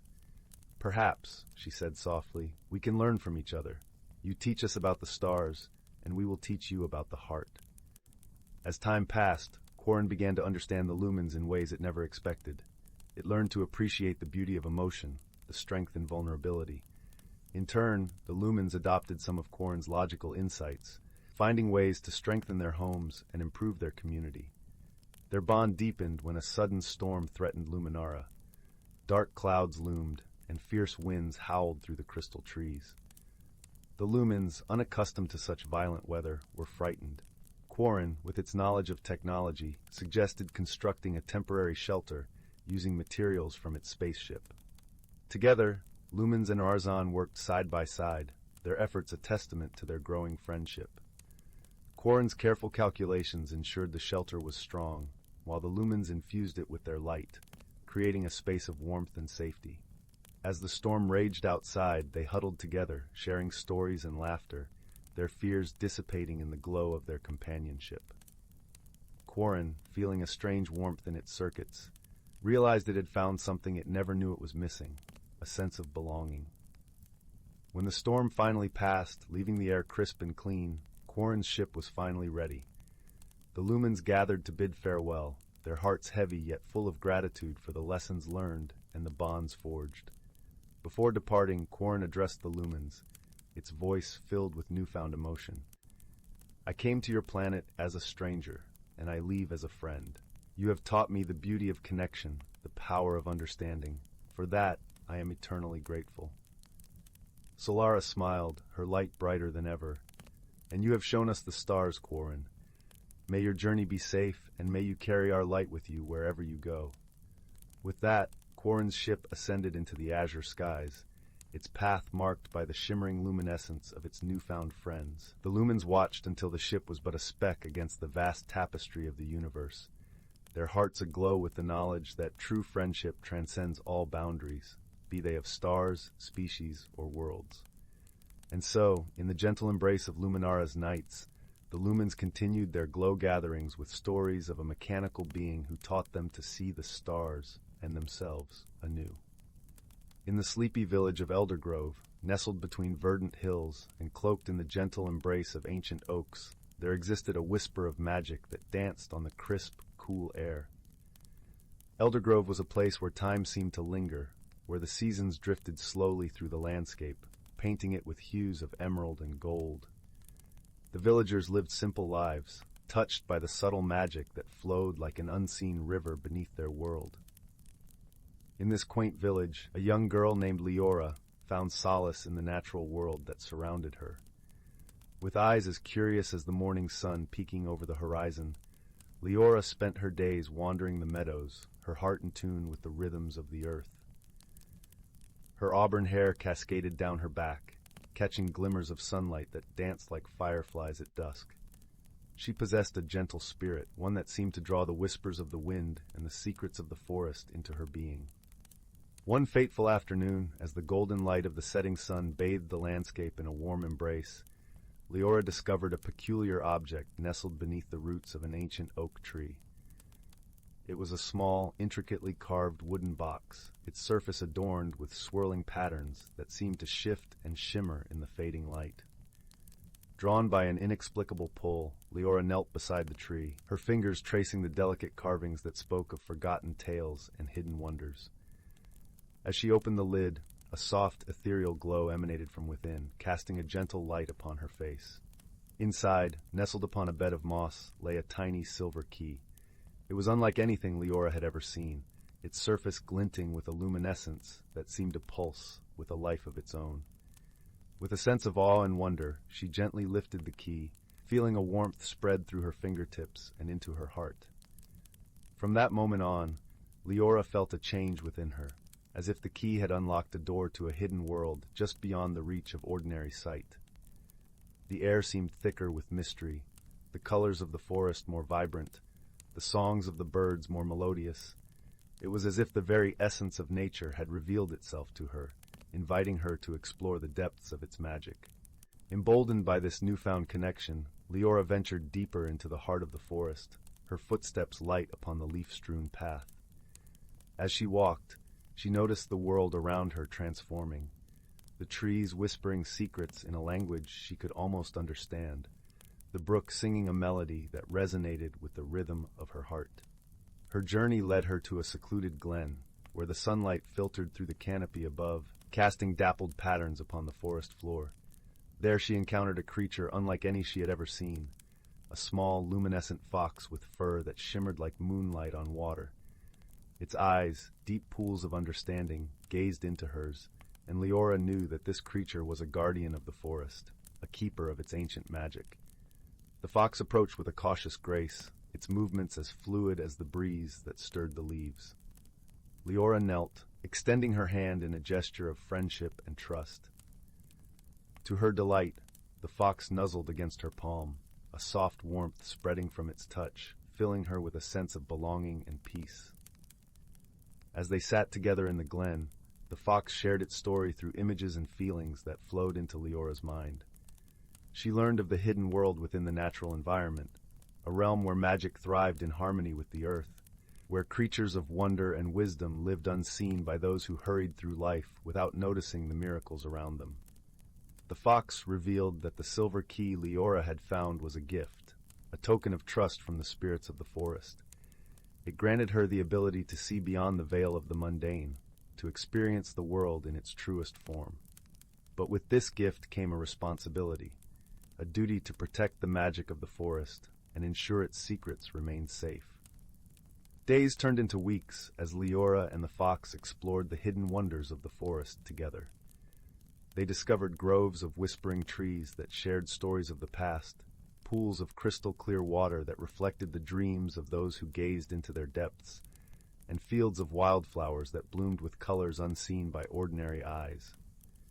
Each new discovery deepened their bond and strengthened their resolve to protect the magic that thrived within their world. As the seasons changed, so too did Leora. She grew wiser, her heart attuned to the delicate balance of nature, her spirit intertwined with the ancient magic that flowed through the forest. She learned to understand the language of the wind, to listen to the wisdom of the stars, and to dance with the rhythms of the earth. One moonlit night, as they rested beneath the protective canopy of the trees, Leora confided in the fox her dreams of understanding more about the origins of the forest's magic. The fox, in response, led her to an ancient, hidden library, where the walls were made of entwined branches and the shelves were lined with books and scrolls filled with knowledge of the land's history and magic. In the library, Leora immersed herself in the rich tapestry of stories and lore. She read about the ancient guardians of the forest, legendary creatures who had once roamed the earth, and the delicate balance that sustained the magic around them. She discovered tales of courageous souls who had defended the forest in times of peril, and she felt a kinship with these protectors of old. But with knowledge came challenges. One crisp autumn morning, as leaves of amber and gold carpeted the forest floor, Leora sensed a disturbance, a shadow that crept upon the edges of her awareness, a chill that whispered of danger. The forest spoke in hushed tones, warning of an impending threat that could unravel the delicate threads of magic that bound their world together. Determined to protect the hidden realm she had come to love, Leora set out with the fox by her side, their path illuminated by the soft glow of the silver key. They ventured to the heart of the forest, where an ancient stone circle stood as a sentinel against the encroaching darkness. The air crackled with energy, the stones humming with a power that resonated deep within Leora's soul. As they approached, a figure emerged from the shadows, a tall, cloaked stranger whose presence seemed to draw the light from the very air. His eyes glinted with a cold, calculating gleam, and his voice was a low, menacing whisper that curled around Leora's heart like a tendril of smoke.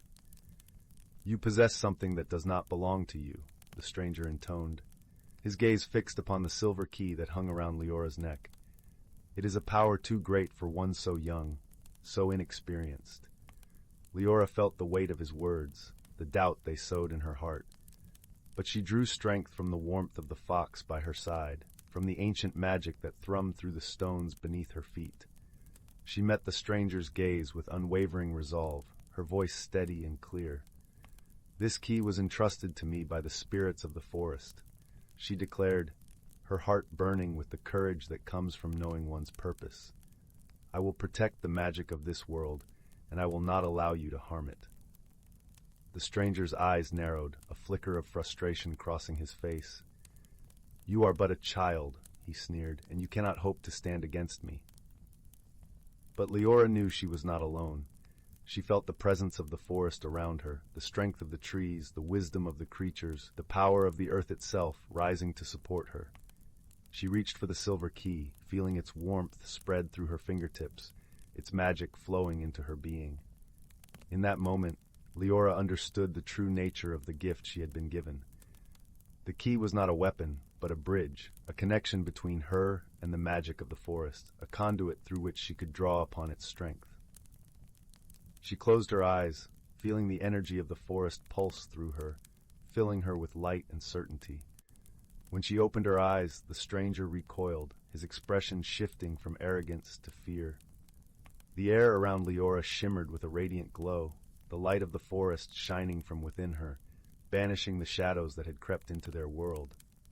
"You are not alone," Leora whispered, her voice carrying the strength of the forest, the wisdom of the trees, the courage of the fox by her side. "I stand with the magic of this world, and together we will prevail." The stranger's form wavered, his image dissolving like mist before the rising sun. With a final, defiant snarl, he vanished into the ether, leaving behind only the whisper of his defeat. As the light faded, Leora felt the forest's gratitude surrounding her, a warm embrace that filled her heart with joy and contentment. She turned to the fox, her faithful companion and guide, and they shared a moment of understanding, a bond forged in the fires of adversity, tempered by the shared love of the world they had vowed to protect. With the threat vanquished, Leora and the fox returned to their exploration of the forest, their hearts light and their spirits unburdened. Together, they continued to discover the hidden wonders of the natural world, delighting in the magic that flowed through every leaf, every stone, every whisper of the wind. As the years passed, Leora grew into a wise and gentle guardian of the forest, her bond with the hidden realm deepening with each passing season. She learned that true strength came not from power, but from understanding, from friendship, from the willingness to stand for what was right. To deepen her understanding, Leora embarked on a journey beyond Eldergrove. She traveled to distant villages and met with other guardians of the natural world, each with their own unique connection to the magic that intertwined their lives. Through these interactions, Leora gained insight into the vastness of the magic that permeated the land, realizing that Eldergrove's enchantment was part of a larger tapestry that spanned the world. During her travels, Leora encountered a wise elder named Thalion, who had spent his life studying the ancient lore of the earth. Thalion spoke of the Great Convergence, a time when all the magical energies of the world would align, allowing those attuned to their power to glimpse the very fabric of creation. Intrigued, Leora listened intently as Thalion shared his knowledge, his words weaving a vision of a world brimming with potential and wonder. Eager to witness this event, Leora made her way to the sacred gathering place, a vast plateau overlooking the convergence of 5 great rivers. As the day of the Great Convergence dawned, guardians from across the land assembled, their presence a testament to the enduring bond between the natural world and those who cherished it. As the sun reached its zenith, the air shimmered with a kaleidoscope of colors, a radiant tapestry woven from the threads of magic that bound their world. Leora felt the energy coursing through her, a symphony of light and sound that resonated with the deepest part of her being.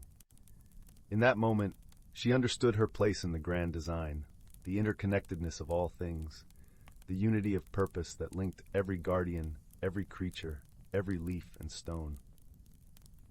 She realized that the true magic of the world lay not in the objects or the powers they wielded, but in the connections they forged, the harmony they nurtured, the love they shared. And so the magic of the forest endured, its secrets safe in the hands of those who cherished them, its wonders preserved for generations yet to come. Leora's journey had transformed her, not only in her understanding of the world, but in her understanding of herself, a journey of discovery, of friendship, of courage and compassion. In the end, Leora knew that the true magic of the forest lay not in the mysterious objects or the hidden powers, but in the connections forged between those who dared to see beyond the ordinary, to embrace the extraordinary, and to protect the beauty and wonder that surrounded them. And so, under the gentle light of the moon, with the forest as her eternal companion, Leora's heart swelled with gratitude, her spirit forever intertwined with the magic that had changed her life. She sat beside her fox friend, the crackling leaves beneath them a comforting symphony, and whispered a promise into the night, a vow to cherish the magic of their world, to guard it with all her heart, and to share its wonders with those who would listen, those who would see, those who would believe. With the stars as her guide and the forest as her home, Leora found peace in the knowledge that she was part of something greater, something timeless and beautiful. And as the gentle night wrapped its arms around the world, she closed her eyes, the warmth of the fox by her side, and drifted into a dreamless sleep, content in the certainty that she was exactly where she was meant to be. For in Elder Grove, where magic whispered through the trees and danced upon the breeze, there was always a place for those who believed, those who listened, those who loved. And in that enchanted world, Leora had found her home. On a particularly golden autumn afternoon, while the sun dipped low in the sky, casting long shadows across the forest floor, Leora felt a stirring within her heart, a call to return to the ancient oak where her journey had begun. With the fox at her side, she retraced her steps through the woods, the path familiar yet ever-changing in the dance of light and shadow. As they approached the oak, Leora noticed a gathering of creatures, deer, birds, and even a curious squirrel, assembled around the tree, as if drawn by the same mysterious force. The air was thick with anticipation, a gentle hum of energy that vibrated through the ground beneath her feet. Leora knelt before the oak, the silver key in her hand, and placed it gently upon the mossy earth. The creatures watched in silence, their eyes reflecting the glow of the setting sun. As the key touched the ground, a ripple of light spread outward, weaving through the roots and branches, illuminating the tree from within. In that moment, Leora understood the true purpose of the key. It was not merely a token of power, but a symbol of unity, a reminder of the bond between all living things. The magic of the forest thrived on this connection, nourished by the love and respect of those who called it home. With a soft sigh, the oak released a single leaf, its surface etched with delicate patterns that shimmered like gold. The leaf drifted down to Leora, settling in her open palm, a gift from the heart of the forest. Touched by the gesture, Leora felt tears of joy welling in her eyes, a profound gratitude swelling in her chest. She understood now that her journey had come full circle, that her role as a guardian was not to wield power, but to nurture and protect the fragile web of life that bound them all together. As the sun dipped below the horizon, painting the sky in hues of pink and lavender, Leora stood with the fox by her side. The creatures of the forest gathered around them in a silent vow of solidarity. Together they watched as the stars emerged, each one a beacon of hope, a reminder of the magic that flowed through their world. And in the quiet of the night, with the forest as her witness, Leora whispered a promise to the stars, a vow to cherish and protect the magic of Eldergrove, to honor the connections that gave it life, and to share its wonders with those who would listen, those who would see, those who would believe. For in Eldergrove, where magic whispered through the trees and danced upon the breeze, there would always be a place for those who believed, those who listened, those who loved. And in that enchanted world, Leora had found her home, her purpose, and her peace.